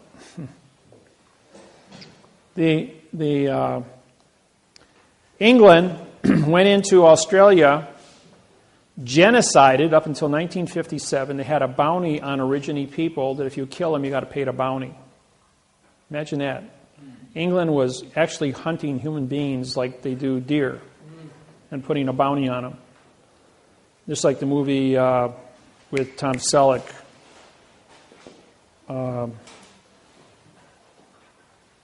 Quigley Down Under. Good movie. The Aborigines were genocided. Then they went ahead and they stole their land and they sold it to the unsuspecting settlers from around the world as they came in as new people. Then as soon as the people bought the land, the government came in and filed bankruptcy on the individual, bankrupting them off the land.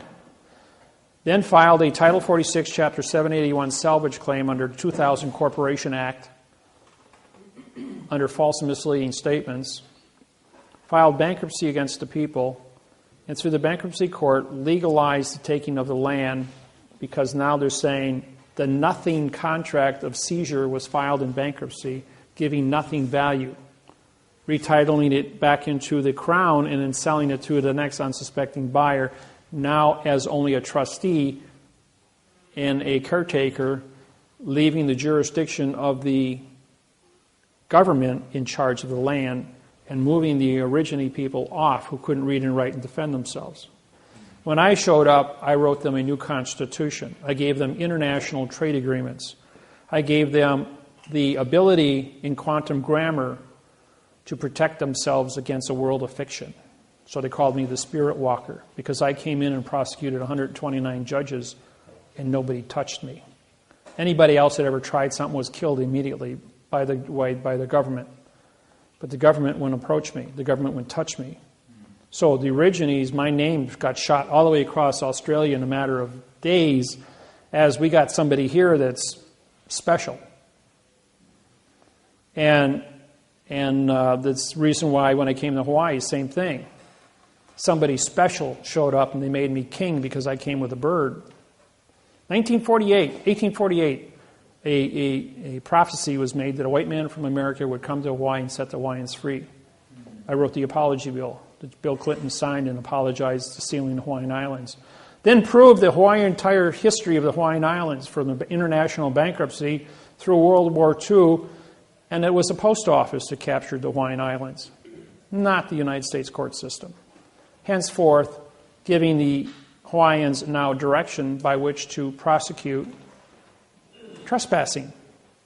And who paid the docking fees for all the buildings in Hawaii for the past 200 years on a sovereign country?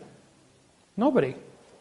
It's about $64 trillion in back taxes that the Hawaiian people are owed, which they kind of perked up to. Yeah, wow. So then you take all of that, and then you go down to Australia, you syntax their constitution, null and void. Write a new constitution in quantum grammar, giving the Aborigines original constitution before the English got it, putting them in now control. And then going in and prosecuting the judges where they're running out of the courtroom. They're standing up bowing to me as the chief federal judge of Australia and New Zealand. And the Aborigines are in there watching this. And then having 2 federal attorneys, 2 federal barristers, 2 federal solicitors and 2 federal, state attorneys, all stand up, all 8 of them, one right after another. We are in peril, danger to move forward against the Aborigine people. As Judge Miller has explained to us as a chief federal judge here in in Australia, in Sydney, Australia, New South Wales, as to how much criminal activity we have done in closed chambers in the back here in the last 8 hours. He can walk the walk, talk the talk, and he explained to us in detail the operations by which we are to be prosecuted as, that we don't exist as a government, as a court, or as a people, that we are trespassers. We hereby vacate our position against this Aborigine who we want to sue. And that's been 4 years now, and he's still a free man, and there's been no activity. And that word went all over Australia.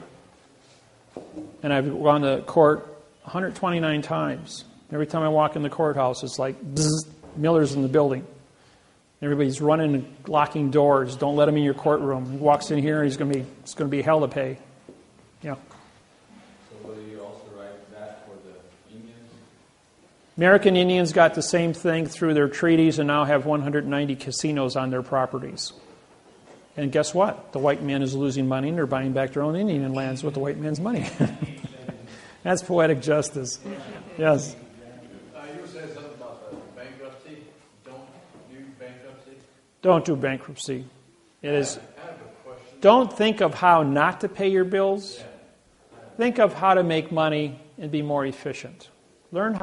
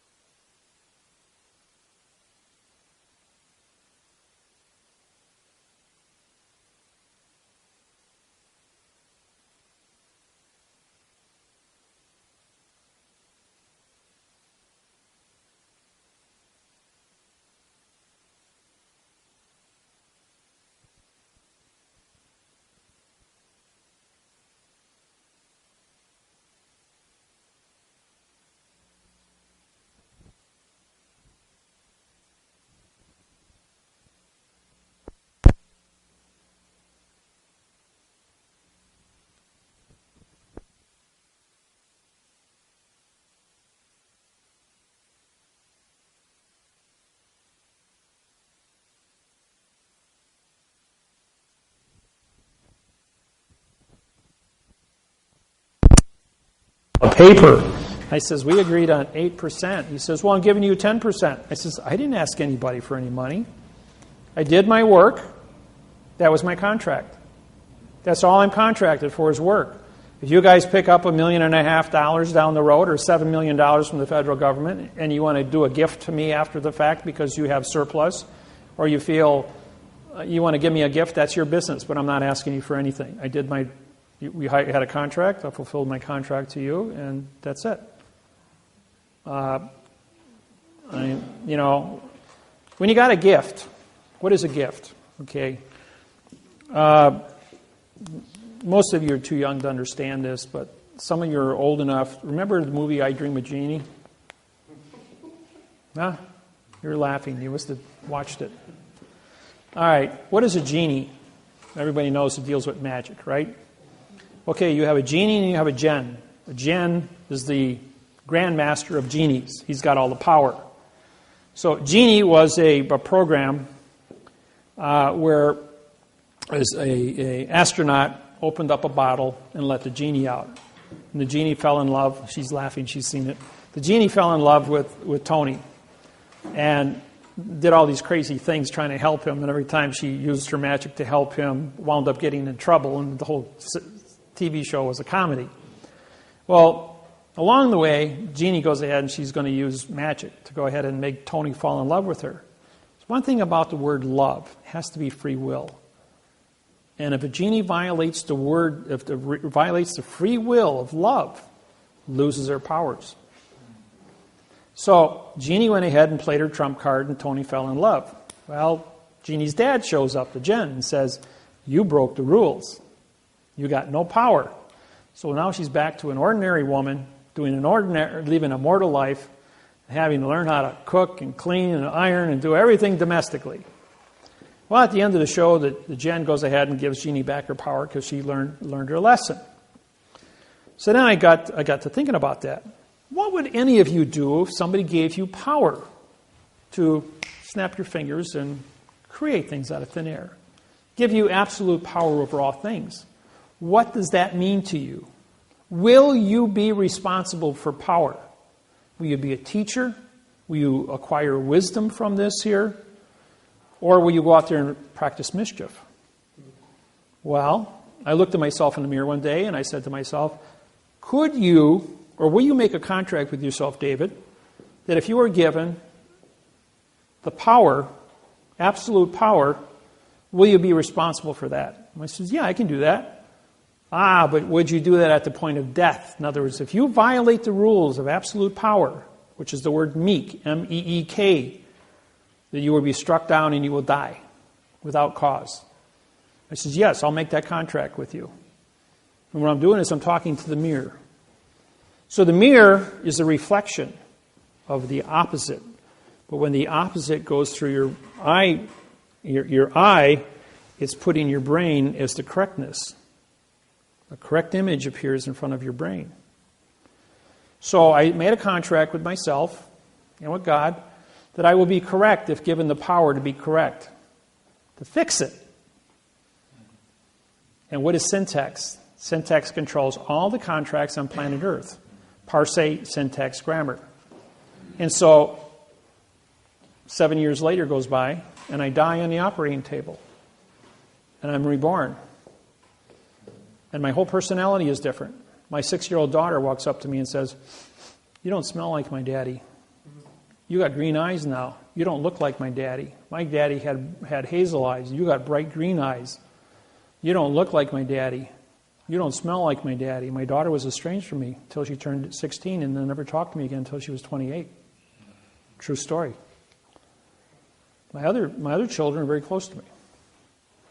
But the point is, I did acquire the math interface on grammar, giving me power on grammar. Grammar controls all contract, and contract controls all topics on planet Earth, all money, everything. So what happened was I acquired the power over all things in all languages on planet Earth through the math interface of communications. So I made a contract, and I've always been honorable to that contract, and I was reborn again. So what did I get with the power? I get to have clothes, food, shelter, and travel, and have immunity, which I acquired through my diplomatic position of the United Nations as a sovereign, as a federal judge. But I'm always correct. And everybody walks up to me or goes on the internet and say, you're not a federal judge, you're not part of the United States District Court. Well, a district court judge is not a federal judge. He's a district, demon god of the underworld for trickery in a closed area. That's what it means. I don't do demon stuff, anything. I am 100% mathematically correct in everything I do and everything I say on paper. And I am a federal judge on every document I sign, and that document is the court. And when we go into a scenario, we are correct in that court, and that judge is going to come off the bench, and he's going to sign that document, or he's not the judge in the case, and I will be that federal judge in that court in front of that individual, and I will tell him so. And if he thinks he's going to touch me, he's going to have a whole world of hurt come down from all over the world. And he already knows that. That's why they run out of the courtroom. Or they lock the doors. Or I show up in Honolulu, Hawaii last year. And everybody talks about this. I was ordered to go to court and testify. I went to court, and it was announced that all the courts in Hawaii and all the schools were closed because of the high wind alert. They were afraid the school buses were going to be blown over. That court-appointed lawyers, attorneys, judges were going to be blown off the road because of the high wind alert. On that day, you couldn't knock a candle out with the wind. But I went to court with a whole parade of kapunas behind me. We got to the court, and the sheriff was standing going like, the court's closed. It's Friday. It's declared a court holiday. There's nothing on the books for that. All the schools are closed too. The whole state of Hawaii is declared a holiday today because of the high wind alert. It's all over the news, broadcasted all over the world. When you mentioned what is a gift, a number of years ago there was some deal going around called gifting. You pay so much. It's called Pay It Forward. They made a movie. And I decided, because they use scripture to kind of smooth it over, and some people almost went to jail for it. I'm not sure. It kind of quieted down all of a sudden. I looked up the word gift in the dictionary. Mm-hmm. And it had a number of different definitions, but the one I remember is, it said, your request is not my gift. No contract is a gift, is what it means. In other words, you don't have a contract to give anybody anything, but you look at the value of the situation. It's your own personal judgment to either participate or not participate. Okay. In order for evil to flourish, good people must do nothing. If you see a wrong and you intervene and you correct the situation, maybe it requires a financial gift to stop and correct a wrong, to give a person food, money, or hope, to educate an individual with certain points of information. That then becomes a gift. Knowledge is the most important thing on planet Earth.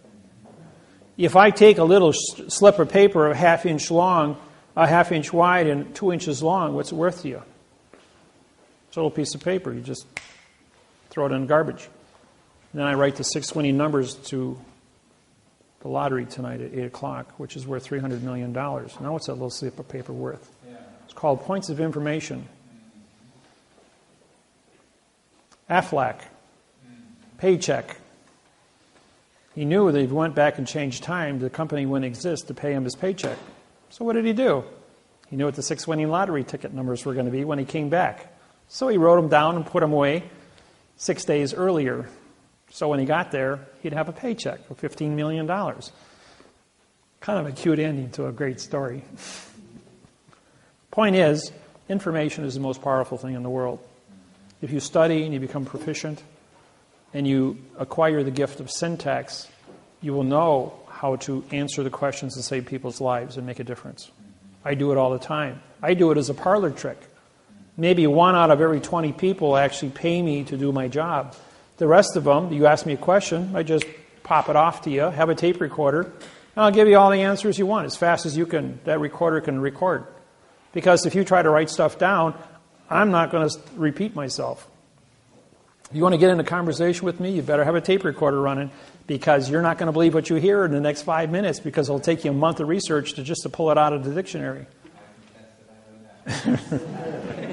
Those that know me, those that have done business with me, know that once you get into bed with me, I take care of you.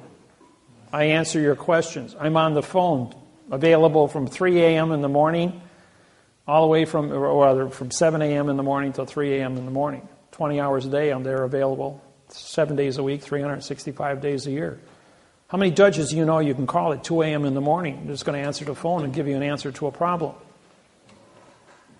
I'm there. I do it all the time.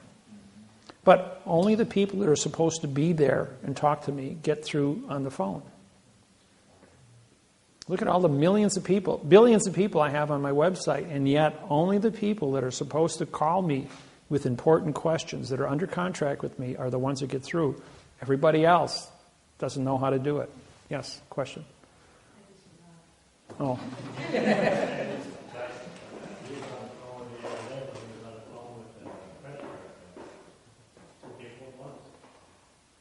Oh yeah, I'll be on Skype and 2 phones at the same time while I'm day trading and syntaxing a lawsuit. It's called multitasking. I can use my right brain, mathematics, doing numbers and syntaxing papers at one, doing 300 words, about 30 minutes, so about 600 words an hour. I'll do syntaxing while watching a movie. Did you say you fast forward the movie? Well, yeah, other movies, if I've seen a movie once, like Gone with the Wind, I'll just put it on high speed and watch a 3.5-hour movie in 6 minutes. Or for entertainment, I'll walk through a video store and use 1 second on each title and go like, I know all the plots, I know the actors, I know the whole thing, and bang, bang, bang, bang, bang, bang, bang, watch 20,000 movies an hour just by reviewing my mind as to what I've seen in my life at 63 years. So I was 18 years old before I had my first TV set. So I grew up with a crystal radio that I built myself. I had to learn how to read books. I used a library and library card catalogs. I lived in a library 40 hours a week, 7 days a week. And I did that from the age of 8 to 18. So I was an information junkie, studied to be a doctor at the age of 12, and at 18 I put it all away and became a welder. Metallurgy, engineering, heat treating, all the things that build the world, because I was a builder. Built my own homes, built my own car, built my own boats. Built 3 cars, as a matter of fact, 3 Corvettes. I drive the only Lexan plastic bulletproof Corvette in the United States. Does 0 to 60 in 4.2 seconds, weighs 2,400 pounds, and is 380 horsepower. It'll blow anything off the line outside of a Cobra, which goes 0 to 60 in 4 seconds. But if I want to put a turbocharger on it, I'd probably get it down to 3 seconds without too much trouble. I built one with lock-positive traction. Took the universal apart and welded it together with super missile weld so that both tires sped at the same time. And that was a quick little machine. That only weighed 2,200 pounds at 380 horsepower. That was kind of dangerous, so I got rid of it. So sold to a guy that does stock car racing.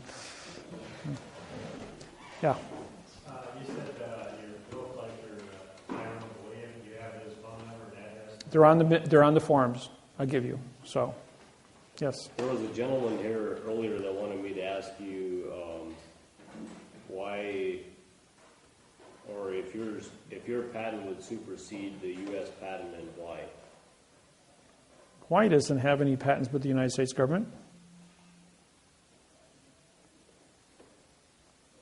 Is that what you're asking? Well, he just wanted to know. He wanted it to be on the video so when you come back and watch The United States government never had the correct parse syntax grammar to invade the Hawaiian Islands. Pearl Harbor was gifted in 1848 to the United States Postal Service by King Kamehameha I. That was it. Everything else in 1893 was an issue of coal, C-O-A-L. The Germans, the French, and the Portuguese all planned to take over the Hawaiian Islands 6 months after the takeover of the United States taking over Hawaii. They just beat them to the punch because the population stood by 1893 at probably 60,000 Hawaiians versus 3 million invaders back then. So, questions? If you become president, will you get the peace treaty signed between Israel and the Palestinians? Yes, Ron, I told you a story about Helm. That already was signed way back about 7 years ago.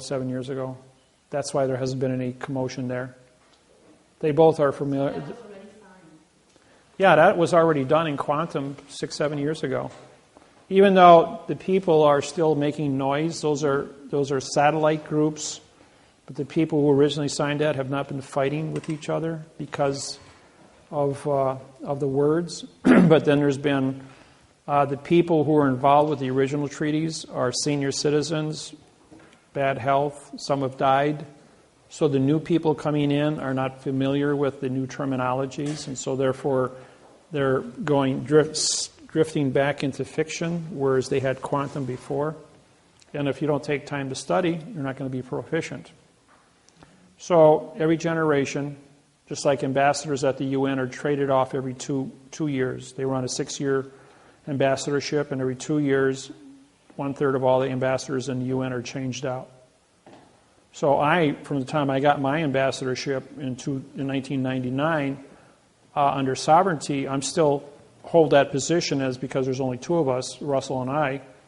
All the rest of the people in fiction are changed out, but I have a lifetime appointment as a director of a sovereign country called Quantum Grammar. So that's where that stands. Yes? There are some of us without birth certificates and Social Security numbers. Is there a certain way to interact with the world? Or? Well, if you don't have a Social Security number, it's pretty tough to get a driver's license or a passport.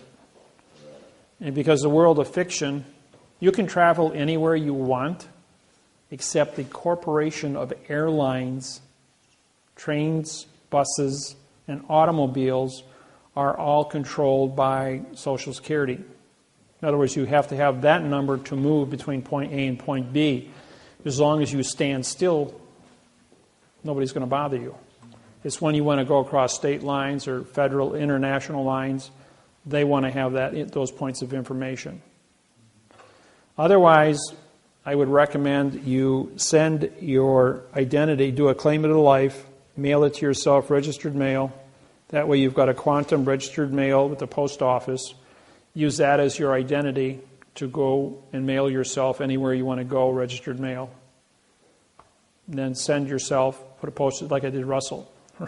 My business partner, Russell Gould, is the only person in the history of the post office to be mailed from the United States out of Pennsylvania through Montreal, Canada, into Paris, France, and back to the United States, to Philadelphia, registered mail, by me as the postmaster, transporting him as registered mail to there and back in quantum language. They had no remedy for quantum language.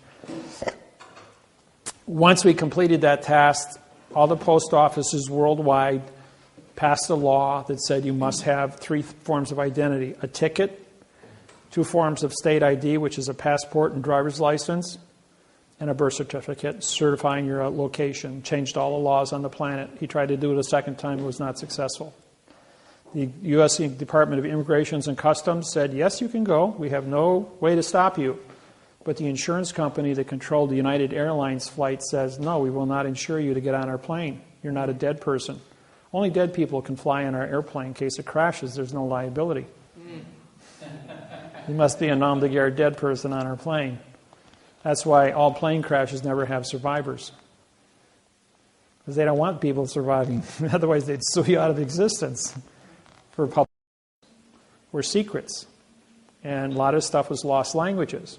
Well, because of our syntaxing capacity, we were able to break the codes on these and put all the correct language in, syntaxing these. We had cardinals and bishops for 3 days follow us around as we told them all the secrets.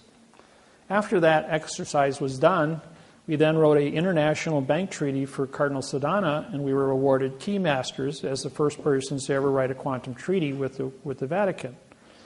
When we came back, we drove 2,000 miles through Europe. We then went from there to Bern, Switzerland, and met with the Universal Postal Union. From there, we went to Zurich and met with the German Bank of Germany. And from there, we went back to Paris. I have a passport, so I was allowed to fly out. But Russell was mailed there, registered mail.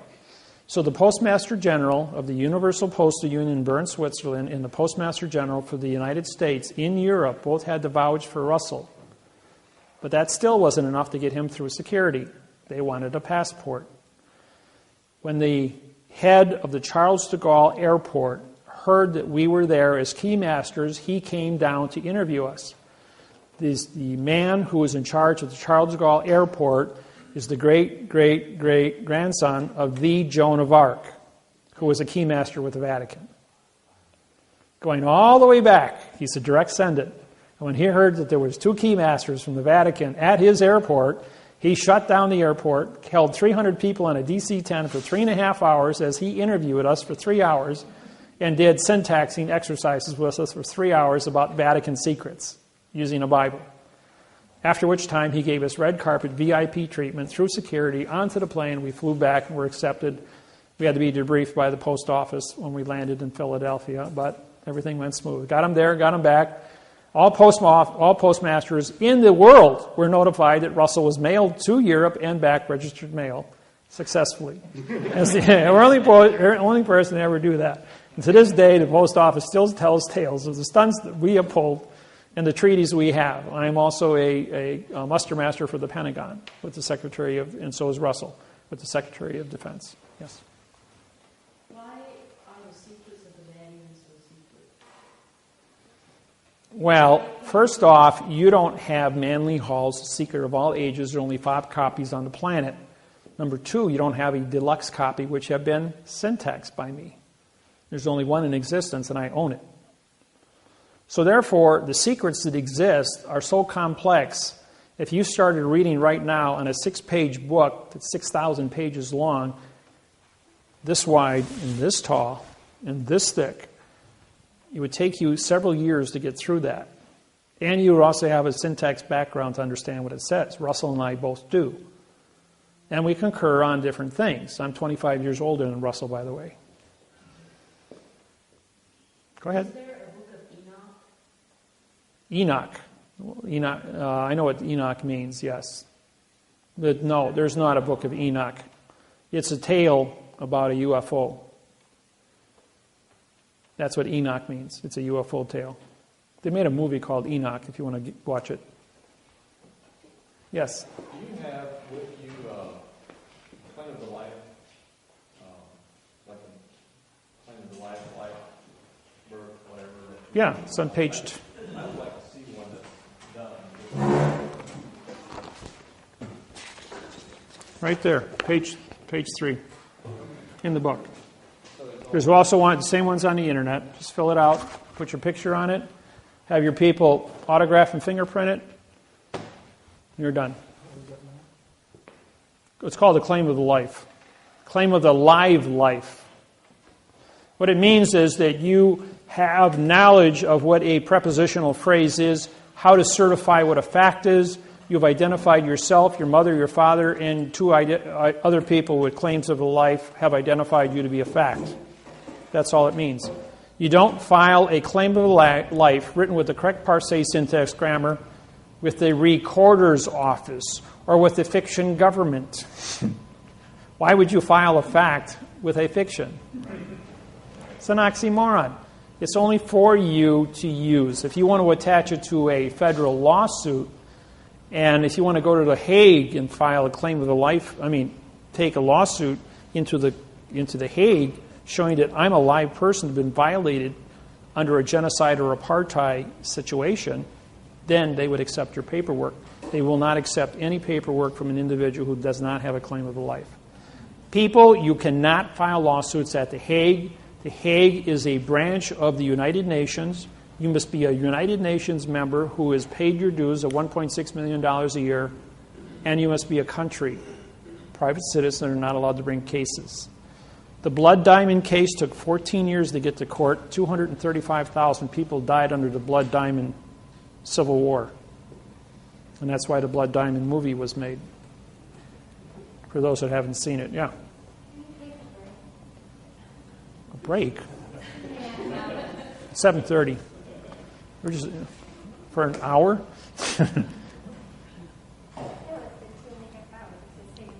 Oh.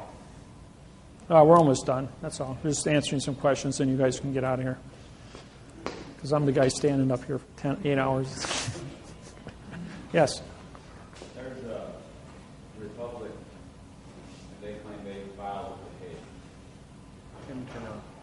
Tim Turner's under arrest. He was arrested a couple days ago, by the way. He's in jail right now. Really? Yes, really. Tim Turner, means no public. A no public document written in adverb verb is nonsense.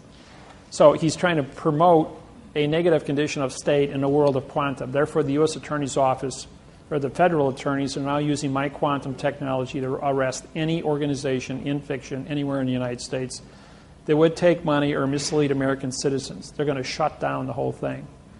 In May 1993, I went on the radio to do my first quantum radio show. In 6 weeks, 2,800 organizations in the United States were put out of business. There was only 10 organizations left standing. Today, there's only, I don't know, maybe less than a dozen that actually are still in existence. Otherwise, my technology has completely rolled across the planet, and anybody attempting to start anything up, do anything with IRS, or anything, redemption, strawman, UCC, acceptance for value, all nonsense, all being arrested under false and misleading statements. So this is the only program that's replacing the entire planet. Question? Fred and Nina Gutierrez. What? Fred and Nina Gutierrez. What does that mean to you? Fred and Anita. Nina. Fred and Nina? Around the countryside doing seminars. Set off debt, Doctor. Set off debt. They'll probably be arrested shortly for false and misleading statements. I'm serious. I don't know anything about them, but if you show me, if you got a website, something I can look at, a piece of paper that they've written, if it ain't in quantum, or if it isn't in quantum, I should say, it'll be nixed like that. You mentioned also the UCC. It's copyrighted by England. It's private property. Right. So how does the UCC affect us over here in the United States? It doesn't, or isn't it still? Lawyers and attorneys work in a foreign vessel in dry dock. The foreign vessel in dry dock of the courthouse is the same in all 250 countries using the same UCC, only in the courthouse, only by judges and attorneys and lawyers. It does not apply to the civilian population anywhere on the planet. So using UCC 1-308? No, it's nonsense. It's all written in adverb. Verb means nothing. Right. Anytime you look up all the words that have a prefix or a suffix, they are in void, a violation of now time. If you're not in now time and you're not correct mathematically, you're not correct, period. Yes? I was just going to ask, as we go along and this technology gets revealed, we'll probably be told these secrets that have been held back for thousands and thousands of years. Well, I have 50 stars on my flag dealing with the 50 tricks and traps and procedures of correct grammar. They don't represent conditions of the states. They represent the conditions of operations. And so it's the operations that I've been bringing out and teaching to the people. And every time the government goes out and they cook up a brand new plan to think they're going to trump me, I just go ahead and pull another trump card out of my thing and I trump them. I've shut the United States federal government down 23 times, the entire government, courthouses, legislation, the Senate, everybody. So I'm a world icon. The whole world knows my name. I'm probably bigger than, when I went to Australia, the Immigration and Customs says, you're bigger than the president of Australia. You got like 4 times more people on your website than he does. He says, "Who are you and what are you doing in our country?" And so I pulled out all my gambling cards and I says, "I'm here to gamble. I'm in your Texas Hold'em tournaments." And I pulled out my cash and I says, "I have the cash to buy into the tournament. And I like to gamble." Just part of my entertainment. I know adrenaline, you know. I mean, it's got to have something to give me a little kind of buzz. Doing it to judges isn't buzzing me. Yeah. On one set of videos, I remember you mentioning hanging on a cliff. Yes, that was at Devil's Lake, Wisconsin. In other words, I'm a rock climber. I've climbed Devil's Tower already in Wyoming. That's a 1,200-foot face. It's as smooth as this wall here, with little tiny cracks going all the way up to the top. And get up before sun up, and you start climbing up that thing, and you get up to the top, sign your name, and you come back down on the backside, which is kind of easy. Or you rappel down the face. But I was climbing on Devil's Lake. It was 95 degrees out. I was on a cliff about 102 feet tall at Red Rock. And it's a smooth face. It's an inverted climb. It means you hang a rope off the top, it hangs 6 feet off the bottom, so you're actually negative climbing all the way up. You slip, you fall, you got your rope. Well, I was 10 feet from the top. And where my carabiner was tied off was 10 feet below from the guy who put it up on top. He had climbed down, but I was out of location. I went up the wrong crack. So here I am in a wrong location, and I had to disconnect. So now I'm on a 90-foot cliff after an hour climb, 10 feet from the top, and it's all smooth. All I got is a 3-inch crack in front of me. So I had to put my fist inside the crack and tighten it so hard that I could do a one-arm pull-up and do that hand over hand for 10 feet to get over the top. Otherwise, fall to my death. There was no way up, no way down except to go over the top. The rock doesn't care if you die. So you're there, and you have one responsibility. You either put away your pain, you put away your stupidity, and you tough it out. You get over the top. You pull yourself out of the situation. And when you get done with that, and you survive, everything else is nonsense. I don't believe that. And that's what it means to do something. Now, I've taught all my children, all 6 of them are rock climbers. My son and my daughter used to be teachers of rock climbing at Devil's Lake, Wisconsin. My son, Mark, he was climbing one day, and he had been instructing for 3 years. And we were up at Red Rock, and he had tied all the ropes off. I mean, he had done everything. And he was so busy doing what he was doing, he didn't pay attention. Put his carabiner on all nice, his harness, tied his knots off, and then he flew his foot out backwards to rappel down. Except the pile of rope was still 10 feet in front of him. Around the base of the tree, sitting there in one neat pile, and I was about 12 feet away, and I was tying my shoe, and I looked at him, and I looked at the rope as he swung his foot out, and he was already past the point of return, which means he was going to fall 90 feet to his death. And from a squat position, I sprung like a frog and caught the end of the rope as he hit a 45-degree taut. He pulled himself back on and sat there and shook and cried for 20 minutes, realizing that he had just died and got his life back. And me, I caught that rope with both hands, and you could see the marks in my hands from squeezing.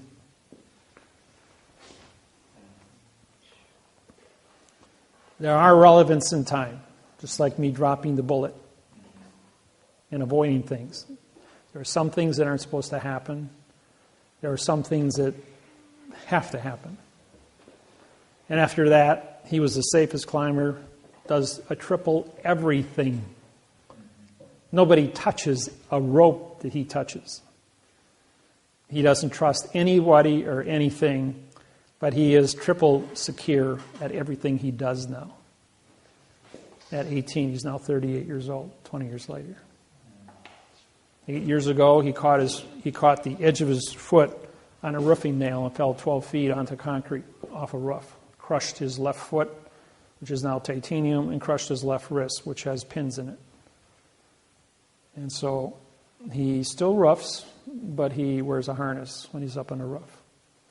And he's super, super careful. That was the second time he was careless. So he pays very close attention now, but he's in a lot of pain. The bones change, titanium doesn't. So, any questions? Yes? Oaths of office, if they're upholding an oath to the Constitution, which is not the Constitution, but you're saying just to the state, is that what you said? All right, I'll explain what that means. The judge says, I swear to support the Constitution of the United States. Correct? Correct. What does the word United States mean? United means no citizen, condition of state. He supports the Constitution of the piece of paper that is in front of him between two or more people.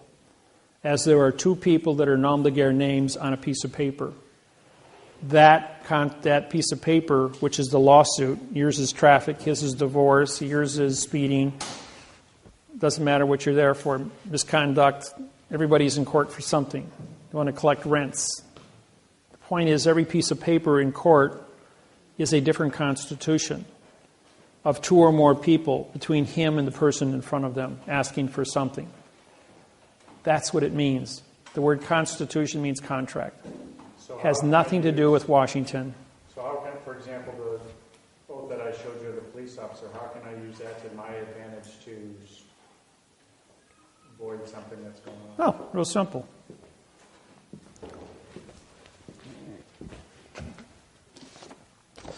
Mr. Police Officer, will you please take the witness stand? And he takes the witness stand. You take the oath of office and you hold it up. Is this your oath of office? Yes, it is. Did you write that? And he's going to say, no, that was presented to me. Do you know what the word syntax means? He's going to go, well, no, I don't. I says, you signed a document, but you don't know what grammar means. You know what the word grammar means?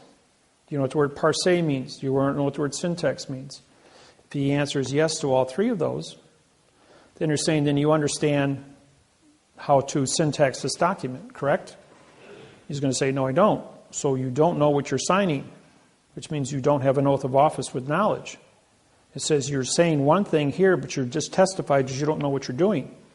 Your Honor, this man has just identified the fact that he doesn't have an oath of office. Now let's say it says, did you go to college? And yes, I did. I went 4 years of criminology, took college in criminology. Did you study English in college? Yes, I did. Did you study English in high school? Yes, I did. All right, do you know what the word syntax means? Yes, I do. You understand what the word grammar means? Yes, I do. You understand what parse means? It's a French word. If you don't, I'll explain it means parts of a word. Okay, that's fair. You can give him a hint. So now you understand parse, syntax, grammar. Is that correct? He goes, yes, it is. Did you write this? You're going to say, well, it's an oath that I signed. Again, do you understand what it means? He's going to say, well, yes, I do. Then if you understand what this means, did you modify your facts with adverbs and adjectives? Did you change the meaning of the syntax on this document by putting adverbs and adjectives in front of the facts? What's he going to say? Is that your autograph? Yes. He's going to have to say yes. He's going to have to say yes. He understands that he modified. Under false and misleading statements and fictitious conveyance of language and deprivation of rights under coloring of law, you just confessed to 3 felonies, and you signed it. Now, while engaged in criminal activity under Title 42, 1988, states responsible for all fees in this case. Your Honor, this man asked me for $525 fine here. The district attorney is a co-conspiracy with this here, as the two of them work together to ask me for a $525 fine. I'm invoking the Clayton Act for a 4 times damages. I want to check for $2,200 right now. This man just committed treason in front of me. And the state pays all fees. Now you cut me a check because I have a criminal confession by a police officer. Can you take that a step further? If the DA wants to prosecute, yes, but then the DA was party to it, so therefore it's a co-conspiracy. So he's guilty of 22 and he's guilty of 22. And the state's going to go, I'm going to vacate this case right now because I ain't paying no bills. So we can do the same thing with the attorneys, though. Exactly, which says nothing. Once you, and judges. Well, not the judges, on the other hand, are not in the courtroom. They're on a different plane. You know, when I went through a divorce, the lawyer asked me for $1,700 worth of attorney fees for fighting for my children. He says, hey, Mr. Attorney, take the witness stand. Oh, I don't have to take the witness stand. Client-attorney privileges. So I didn't care about your client. I didn't ask you a question for that. I said, take the witness stand. You asked me for money. That's maritime law of commerce. You have to testify under maritime law of commerce. Judge Wasilewski goes, he's right. It's maritime law of commerce. You asked him for money. You've got to take the witness stand and testify. Well, his 8 business partners that belonged to his law firm all were sitting in the courtroom, all in a nice row next to each other to watch him take down David Miller and make him pay a fine, make him pay attorney fees. I asked him the same questions. Did you go to law school? How long have you been a lawyer? And his answer to each one of them, do I have to answer that, Judge? And the judge says, of course you do. If you're not a member of the bar, you're going to get kicked out of here. If you didn't go to law school, you're an imposter. Do you understand syntax? He goes, yes. Do you understand grammar? Yes. Is this your autograph? Yes. Did you write this document? Yes. Did you ask me for money? Yes. Did you modify your facts? Not your nouns, because they're no-nos. Did you modify your facts with adverbs and adjectives? Well, yes, I did. And what did they do? They modified. Therefore, you changed. And because you intentionally changed, is there any closure on this document for false, misleading information, for modification of the facts into verbs? Well, no. Well, by your own confession, you modified grammar under false, misleading statements, fictitious conveyance of grammar, and deprivation of rights under color of law. And you tried to extort money from me under mail fraud, Title 18, Section 1341. That's $1 million fine and 30 years in prison. You feel lucky today?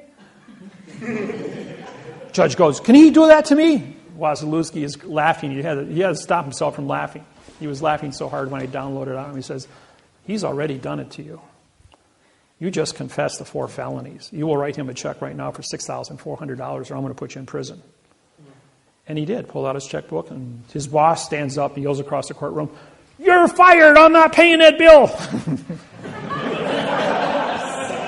And ever since that day, there has never been an attorney take the witness stand in my presence. They won't even let me in the courtroom. You said maritime law. Isn't maritime law connected with the UCC at all? No. Aren't you a vessel in a sea of space called Earth? That's maritime.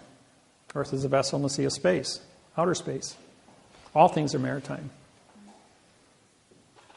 And isn't that contract? All contract law, right. The contract better be correct or you're going to get nailed for false, misleading information. But UCC is contract also. UCC is copyrighted. It's not allowed to be used unless you're under contract in a foreign venue. Foreign venue would be a spaceship landed on planet Earth from another planet. Declared the fact that they are a foreign spaceship in dry dock under law of the flag, which is fiction, in advertising fiction. Therefore, when you walk in there with no paperwork, you've trespassed on a foreign vessel and nothing you say matters. Because you're not going to talk to them in correct parse, syntax, grammar. And they don't have to listen to you because all 8 billion people are foreign to each other, speak babble, and that's the truth of it all, folks.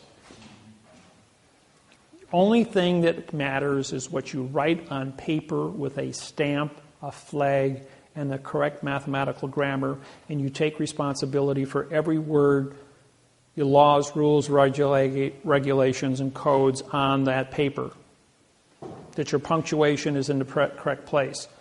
Even if you put something, claimant's knowledge, I just took away the hyphen.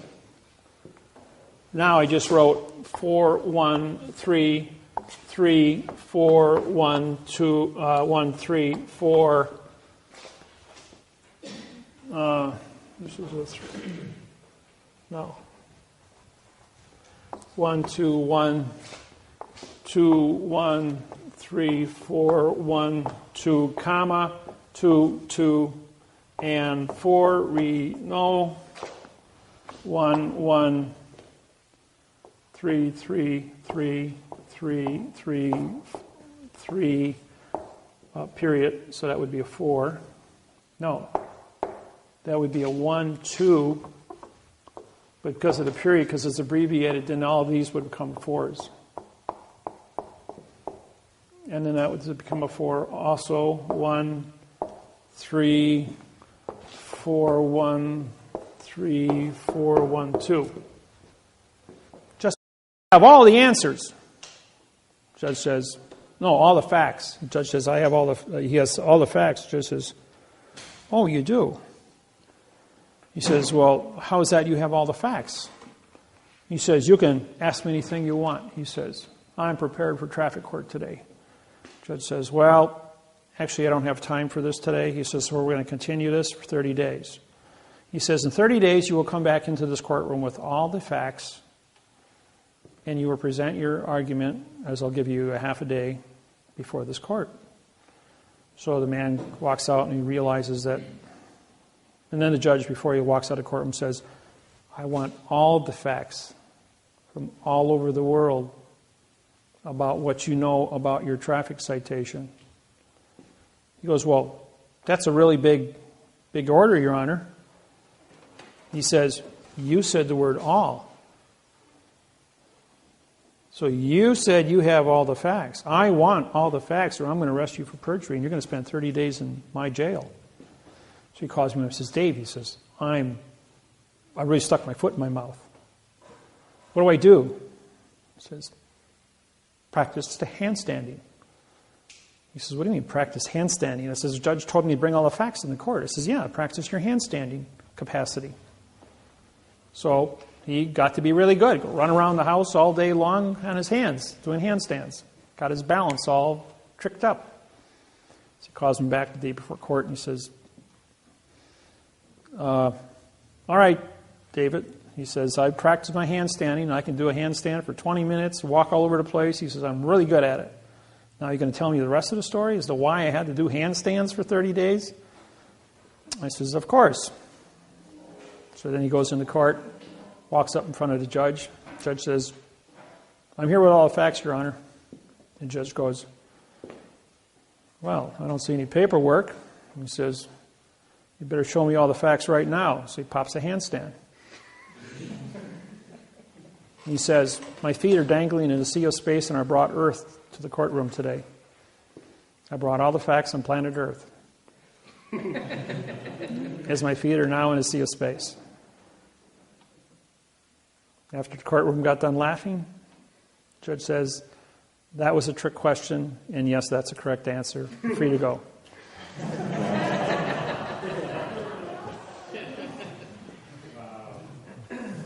You see, sometimes it isn't about syntax or it's about knowing where to look. So everyone in this room has a really unique gift right now. I'll tell you another little story that is relevant to the gift before I answer the question. Man walks up, Ford, president of Ford Motors, Mr. Ford himself, 1952, holds his annual shareholders meeting. And people come from all over the United States for all the Ford dealers.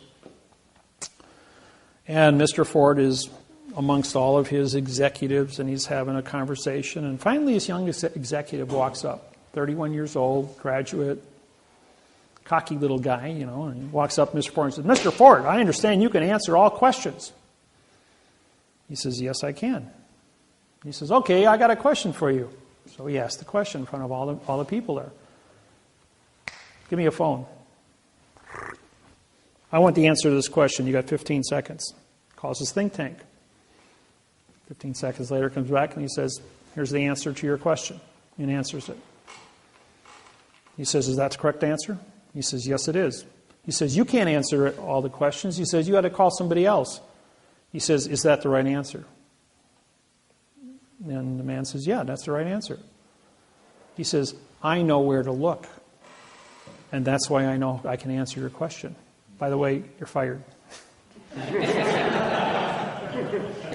being a wise guy. Okay, what did I say that for?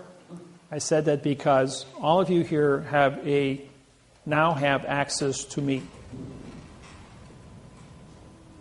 So therefore, if somebody presents you with a scenario, an argument, a document, anything, trick question, craziness, no matter what you think it is, say, hey, I got Dave's number. Call Dave.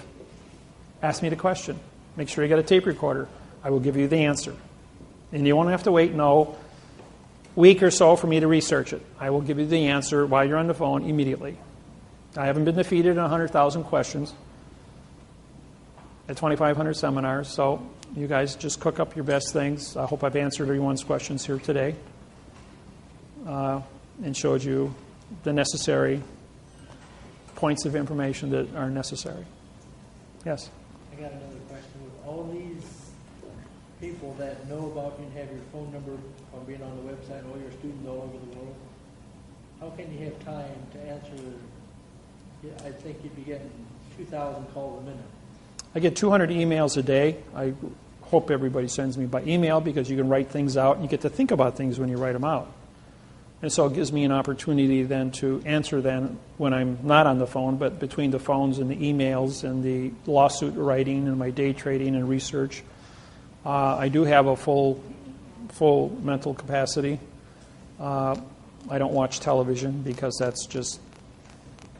If I'm going to syntax documents where I actually get to sit there and write, I'll watch TV because it gets boring when you're doing numbers at 300 words every half hour. So I watch TV because it's all my right brain does the work while my left brain is entertained watching. Or if I'm talking to you on a phone, I'll be syntaxing at the same time. But I'm always syntaxing. It's just automatic after 12 years, and I don't even think about it. My question was, how do you have time to answer all these questions? I do. I take care of everybody, and I get it all out in record time. Right. People that are doing nonsense don't get through to me. People that are actually legitimate, have a legitimate question for a legitimate reason, and have an emergency do get through to me, and I answer your questions. New people are always going like, you answered your phone. He says, I see how many people you got on your website. The numbers are posted. He goes, how can you possibly get through to me? Well, everybody gets through to me. Since I've been standing here, I've had only 8 phone calls. Kind of disappointed. No emergencies. I know everybody's phone number and what they want to call me about. Where's my form? How do I fill it out? Did I do it right? Same thing, yes. You got that passion up there, but you didn't show us how that changed it. You showed us how it changed too, but not Oh, this was a compound noun. All my writings have underline on compound nouns. But when you drop this becomes, anytime you have 2 facts, a claimant is a fact, knowledge is a fact. When you put a fact in front of a fact, this becomes an adjective, making this into a pronoun. Except the is an adverb. The only word that the adverb can attach to would be another adverb, but knowledge of becomes a pronoun because it's been modified by 2 adjectives. The first word in a sentence, the authority always runs backwards. And the word and here is a conjunction. If I put a full colon after this, I would break it, and this would become a real fact now. But without it, this becomes a pronoun. The pronoun has to be connected by an adverb. The adverb has to connect, and all it does are adverbs. Now making this into a verb, but because there's punctuation here, this automatically becomes an independent pronoun. And these are all pronouns, pronoun, and this then becomes an adverb, making court to be an adjective of the word with, which now becomes a pronoun again. It's not a fact, so it's a nothing, because it's been modified. Here's another one for you. We're at the University of Atlanta, Georgia. 3 PhDs in grammar are in the audience. And I'm about 3 hours into the seminar, and I write this little sentence up there.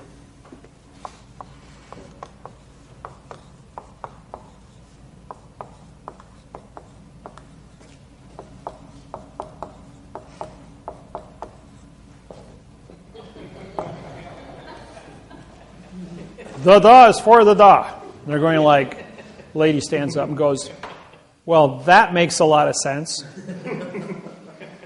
He says, yeah, but what does it say? Doesn't mean anything to anybody in this room. Why don't we syntax it? Here's a prepositional phrase. Can you put a verb in front of a pronoun? Or, a preposition. Yes, you can put a verb in front of a preposition.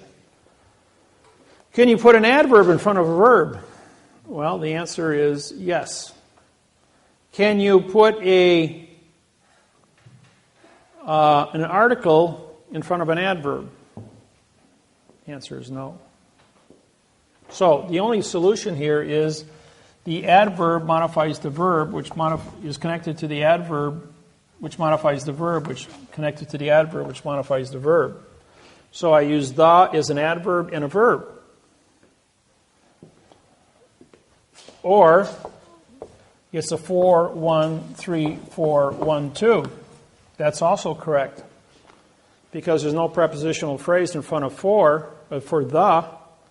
And as the word for becomes a pronoun, the is now an adverb, connects and then modifies the adjective is, which modifies the pronoun for, which is connected to the adverb the, which modifies the verb the. Depends on what the volition of the writing is. I'm going to read this out loud. Now, everyone in this room thinks in music. You have music in your brains. You've been brainwashed to understand music. Lawyers write in music. 3-4, 4-1-3-3-4, 4-0, 3-4-4, 4-4, 3-3-4, 4, 4-4-1-2-2, 2, 1-2-1-2, 1-2-1-2, 1-2, 1-3-3-4, 1-3-3-4, 1-3-3-4, 1-2, 1-3-3-4, 1-3-3-4, 1-2, 1-3-3-4, 1-3-3-4, 1-2. You see a pattern here? You're either doing a two-step, a quick step, a waltz, country two-step, rock and roll. And this is the pattern that the brain goes through. So you write with patterns, you read with patterns. And when you start getting into numbers, you see the patterns. Here the guy is using, there's a quick step, 1-2, 1-2, 1-2. A judge would say, this is the way I want it. An attorney who doesn't know what a judge knows is going to go 4-1-3-4, 4-1-2. What is my exercise? I use the as a verb. I use the as an adverb. I use the as a pronoun. Three different syntax identities. You don't believe me? Pull the dictionary out and look up the word the. It's used as an adjective, an adverb, a pronoun, a preposition, an article, and a noun. And if I want to do it a different way, I could do a 1-3-4, 1-3-4. That's also legal. So now I used it as a pronoun, an adjective, an adverb, and a verb. 4 different identities. And all three of those are correct. Now, how would I make a determination as to why this is correct? I would look at all the rest of the thinking of the person, the other paragraph around it, and see which one of these patterns have been duplicated before. And that would tell me what his volition was when he wrote this part. If one attorney writes continuously in a 1-2, 1-2, 1-2 and hits this pattern, I'm going to say this is his volition. If the next attorney writes this pattern and it's unbroken throughout the document, I'm going to say this belongs to his pattern. This might be Harvard, this might be Yale, this might be Princeton. Each law school teaches different patterns. So you got to know where the music came from. And when you see the music, you know what your thinking capacity is, and you're going to say, oh, Benjamin Franklin wrote this in the Declaration of Independence. But then he went ahead and he helped Thomas Jefferson write the Constitution of the United States of America. But then there was a few other little individuals that got their fingers in the pie. So he wasn't the only guilty party up there. Yes? Do you recommend sending your kids to college? Did your kids go to college? Well, we're only talking about English here right now. If you want to study electronics, mechanics, car repair, motor engines, technical schools, yes, there's nothing wrong. Remember, what is the law of the mafia? You keep your friends close. You keep your enemies closer. Don't forget, who is the enemy? The fiction is the enemy. Smith is going to come after you as Zion. The machine, which is government, is going to try and control you through videotapes, mechanics, automobiles, houses, contracts. So you got two enemies in the world. One is a machine, the other one is a virus. So you have to exist and know who the enemy is. You have to be proficient to understand how the enemy thinks, how the enemy works. But you also have to know what the facts are and how to be proficient in the fact. And by doing so, you can protect yourself and your family and teach it on to other people. You know what the world of syntax pays an hour? It's a $1,000 an hour paycheck. When the world switches gears, they're going to need every document, every topic in the yellow pages rewritten in quantum language. It's a $1,000 an hour paycheck if you can write contracts for what is a refrigeration contract, what is a law contract, what is a real estate contract, what is a bank contract, what is a mortgage contract. How much do you think Bank of America would pay you to write a mortgage contract in quantum grammar compared to the 15-page one of nonsense you now possess? I can take that document and probably, that's 6,000 words. Let's see, 18 and 8, 20, 30, probably about 44 to 46 hours I could have an entire 5,000 word document written in quantum grammar to cover all the topics there, all the scenarios of weather, pesticides, pollution, contracts, and do it in quantum. At which time the banks would then pay a very nice paycheck because how much money is carried in mortgages in the United States? Anybody know that number? Yes, it's trillions. It's a $60 trillion is carried in mortgage in the United States. So therefore, what would be your paycheck? To just know how to write a 15-page quantum document. For Bank of America, Wells Fargo, Citibank, Chase, Wachovia, J.C. Morgan. Do the math. You got 38 major banks. They're all going to want mortgages. Learn how to do syntax. One contract, you're financially independent. There is no substitute for knowledge. The only security you have in life is your own daily capacity to earn. Earn doesn't mean money. Earn means respect, love, ability to communicate with other people about anything. And as you go through life, you have to continually beat your own record every day. That means you will learn and improve yourself every day and be more than you were the day before. Don't cry about the fact that you're in debt. Don't cry about the fact that you can't pay your bills. I worked 2 full-time jobs since I was 12 years old. I was financially I was emancipated at the age of 12 with a paper route of 147 customers in 1961. I had that for 2 years. I made $47 a week as a 12-year-old. My father made $60 a week to support 6 children. I had to turn over my entire paycheck to support my family, my brothers and sisters. At the age of 14, I worked for Sears and Roebuck at 6% commission. I took home $400 a week as a 14-year-old kid. You're not allowed to work in the state of Wisconsin under the age of 16. I had a work permit from the Milwaukee Journal as a paper boy. Nobody bothered to look at my age. They just saw I had a work permit, so they put me to work. I wasn't allowed to be in the distributive education clubs of America where you go to school for 4 hours in the morning and you work from 1 o'clock to 9 o'clock at night at Sears and Roebuck until you were 16. I was only 14-year-old in the whole state of Wisconsin. It was going to school in the morning and working at Sears and Roebuck for 2 years. And on my 16th birthday, they threw a birthday party for me, only to discover that, hey, you've been working here for 2 years underage. But you're the best salesman we have, and you make $2,500 a week for the store, so keep your mouth shut. Money talks. So, and then when I joined the Air Force from 68 to 74, worked at A.O. Smith as a tool and die welder. But as a tool and die welder, I had technology and metallurgy secrets that superseded the government, the company's ability. At school, because of what I learned in metallurgy working for A.O. Smith, which had all kinds of pioneering technology that wasn't made public because it was proprietary copyrights. So when I went to school and studied metallurgy, I had secrets. I even had my own lab at home, so I could experiment with things. But I had mathematics and physics under the belt as well. And when I understood coefficient of expansions of metallurgy, I could cross-reference coefficients.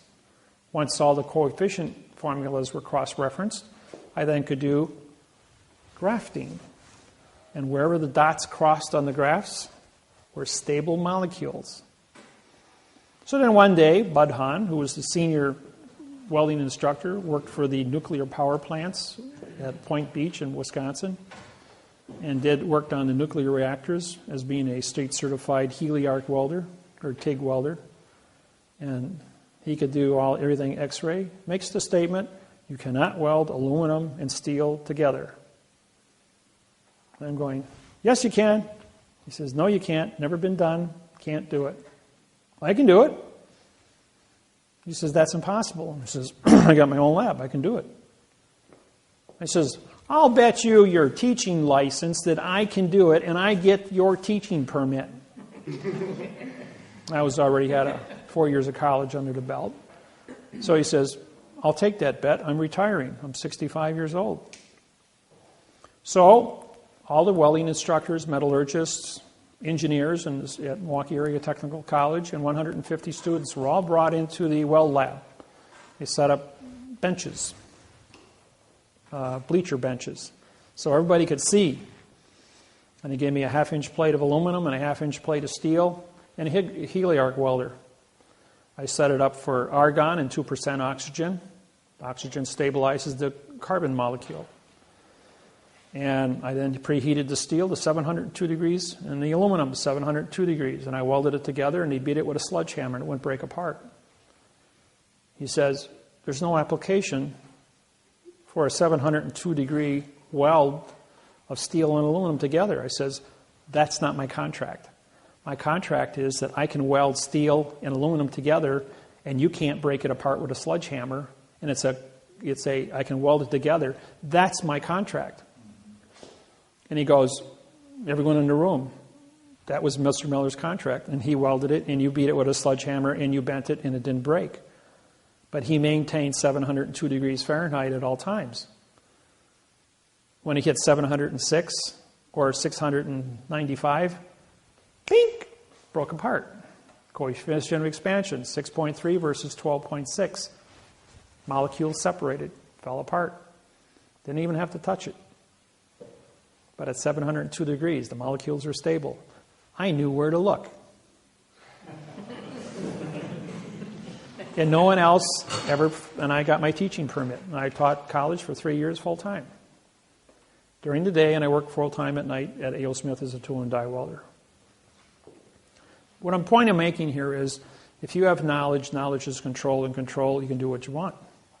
So therefore, ladies and gentlemen, if you go through life and you have questions about syntax or about chemistry or about physics or about medicine, just about anything, and you don't know what to do, I have a cure for cancer. I can cure any cancer you have. I don't care who you are. I can cure your arthritis in 48 hours. No problem. High blood pressure, eat an ounce of popcorn every day. There's a little tiny molecule in popcorn that will cure your high blood pressure and your artery problem in 14 days. You'll have 105/70 blood pressure. Yes? My nephew just got diagnosed with Throat cancer? 105 degrees Fahrenheit atmospheric chamber, 2 atmospheres. That's a barometric chamber used for deep sea divers. Keep you at 32 pounds per square inch air pressure. 28 pounds of air pressure. Stops your blistering at 105 degrees Fahrenheit. IV drip, put the person to sleep. Use sodium pentothal to knock you out for 125 hours at 105 degrees. You will have tubes in, tubes out for waste, nutrients in. You'll wake up in 5 days. The throat cancer will be dead because no cancer can reproduce itself under fever. It's a 100% cure, no side effects. Mayo Clinic, Minnesota. Mayo Clinic, Minnesota does it. So does Atlanta, Georgia, Mayo Clinic. Only 2 procedures. It was discovered in the American Indians have been doing the sweat tent for 400 years, curing cancer. Remember, they go into the sweat tent. They hallucinate, see the Great Spirit for 72 hours. You hallucinate at 105 degrees. As long as you're in hallucination, your brain is at 105 degrees and so is your body. Because it's in a steam environment of hot rocks with steam, you don't dehydrate. You're inhaling enough water to replenish your sweating. And you drink fluid. All heat. And it's done for 72 hours. That cures about 99%. Some of your things like breast cancer, ovarian cancer, throat cancer, brain cancer. 105 degrees, 125 hours. 2 atmospheres pressure. Oxygen level is 16.8, not 14. 16.8. Because you got to boost the oxygen by 2%. Creates a oxidized blood chemistry. And no cancer can reproduce itself under fever. 105 degrees stops the reproduction, and no cancer cell of the 1,800 different cancers that exist can exceed beyond 125 hours. They will all die, 100% will die without reproducing, and your body will be purged. The human cell can go 90 days at 105 degrees. You only got to do 5. They will have no side effects. Nope, you're asleep under sodium pentothal. Your whole body is completely kept asleep. You have a heart pacer to hooked up, so your heart is electronically monitored and timed so that there's no interruption of your heartbeat. And use an anesthesiologist to create the chemical IV drip that will create an artificial fever. The atmosphere of the barometric chamber is also heated to 105 degrees, so it's stable, both internal and external. But he does not have any money. He's still paying hospital bill that he If you when he had an accident earlier. It's not an excuse for murder, so I'll give you the cure. You go to the Mayo Clinic, they'll take care of it. Is it a child? He's old. Oh, because if it happens to your children, the Shriners Hospital in Chicago will take care of that for children that have cancer or birth defects. So would they take care of him? They may if he's poor, but Mayo Clinic will probably take him in if he applies for it. He's also hemophilia. It's a 5-day cure. So my recommendation is go to Mayo Clinic, explain your situation, and you might qualify. Obamacare might kick in.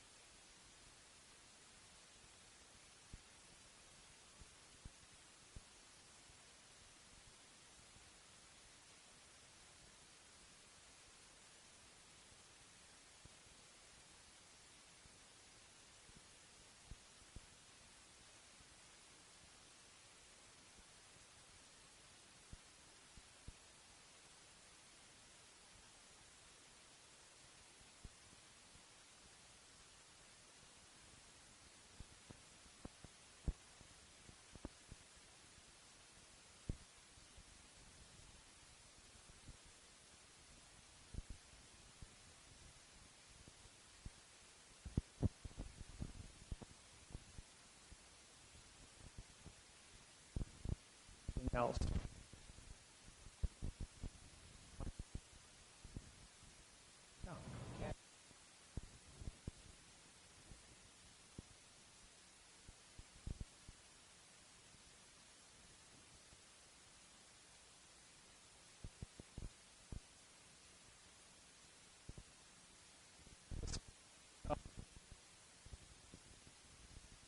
Popped white rice corn. It's only found in white rice popcorn. It's one, but when it can penetrate through the cells of a human being, and it will go in and will clean out the plaque that causes high blood pressure. In 2 weeks, white rice popcorn. Air pop it, put as much butter and salt on as you want, has no effect. Popcorn neutralizes cholesterol in the bloodstream. And you'll be right back to normal. Don't have to take your blood pressure. Oh, that's another thing. Anybody on Tylenol PM and you know this person, might be a senior citizen, Tylenol PM and high blood pressure medicine causes Alzheimer's in 5 to 10 days. You won't be able to find your way back to your house if you're on that combination of chemicals. So don't do it. You can take regular Tylenol, but don't take Tylenol PM. Any PM medicines mixed with high blood pressure medicine will wipe out your memory. And if you're in that condition, you're going to wind up in a nursing home, and there's nothing wrong with you. As soon as you stop taking it takes about 5 days to flush your system. Put a little baking soda, half a teaspoon a day, and neutralize that, and you'll be back to normal. Yes? I have a question. A friend of mine had a property that sold it for actually a couple months behind. Would you be able to do it for that? Sure. Even though he sold the property, he can still go back after his caretaker fees, his guardian fees from the bank, because he was never paid that. They'll adjust. The amount of money can be adjusted for any monies he may have taken out in the form of second mortgages, refinances, stuff like that. Those all get worked out after the fact. But fraud is still fraud. And the U.S. Attorney's Office is looking at $20 million a pop everywhere for one of these files. So still cooperate. Otherwise, we've talked to you about different things. I guess my question is, do you have the proper paperwork and stuff that we need to take home today for his case? And then the mortgage thing, do we have our stuff? Do you want it today, or do you prefer us to? we'll have to get together afterwards and discuss that. Okay. I don't know exactly what it is. I can read it in 15 seconds and tell you what you need. Okay. So, outside of that, guys, I'm always available by the internet. This is give you my contact information here.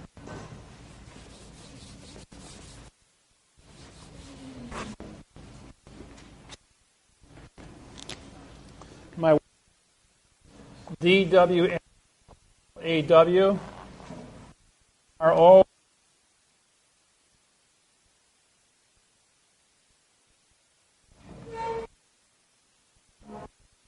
My website is DWM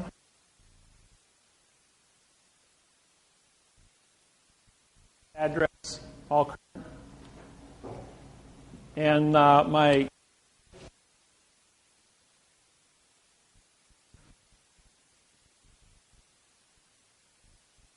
M and the number lowercase. So that's how you get a hold of me. If you want to do video seminars if you have a support group, call me, make an appointment. We'll do a 2-hour video seminar on Skype. I'm going to be unavailable until the 20th of October. I'm going to be traveling. I've got a bunch of seminars I'm doing in California, in Hawaii. So you can always get me on the cell phone and on the internet. I will have internet 24/7 as I have my own independent router it's portable that I travel with. It works anywhere in the United States. If a cell phone works, my router works. So that's about all I got for you tonight. And if you cook up some good questions, send me some emails and I'll answer them. And for those that want to get involved with doing lawsuits with me, contact me. I charge a flat $3,000 for anybody that wants to do the mortgage contracts. And the syntaxing, the fault judgment, any follow-ups that would take place, the contacts with Tyrone Williams in the U.S. Attorney's Office, any court issues that come up where a judge is going to get attitude, be more than happy to participate. It'll be fun. So thank you for coming to my seminar. Thank you.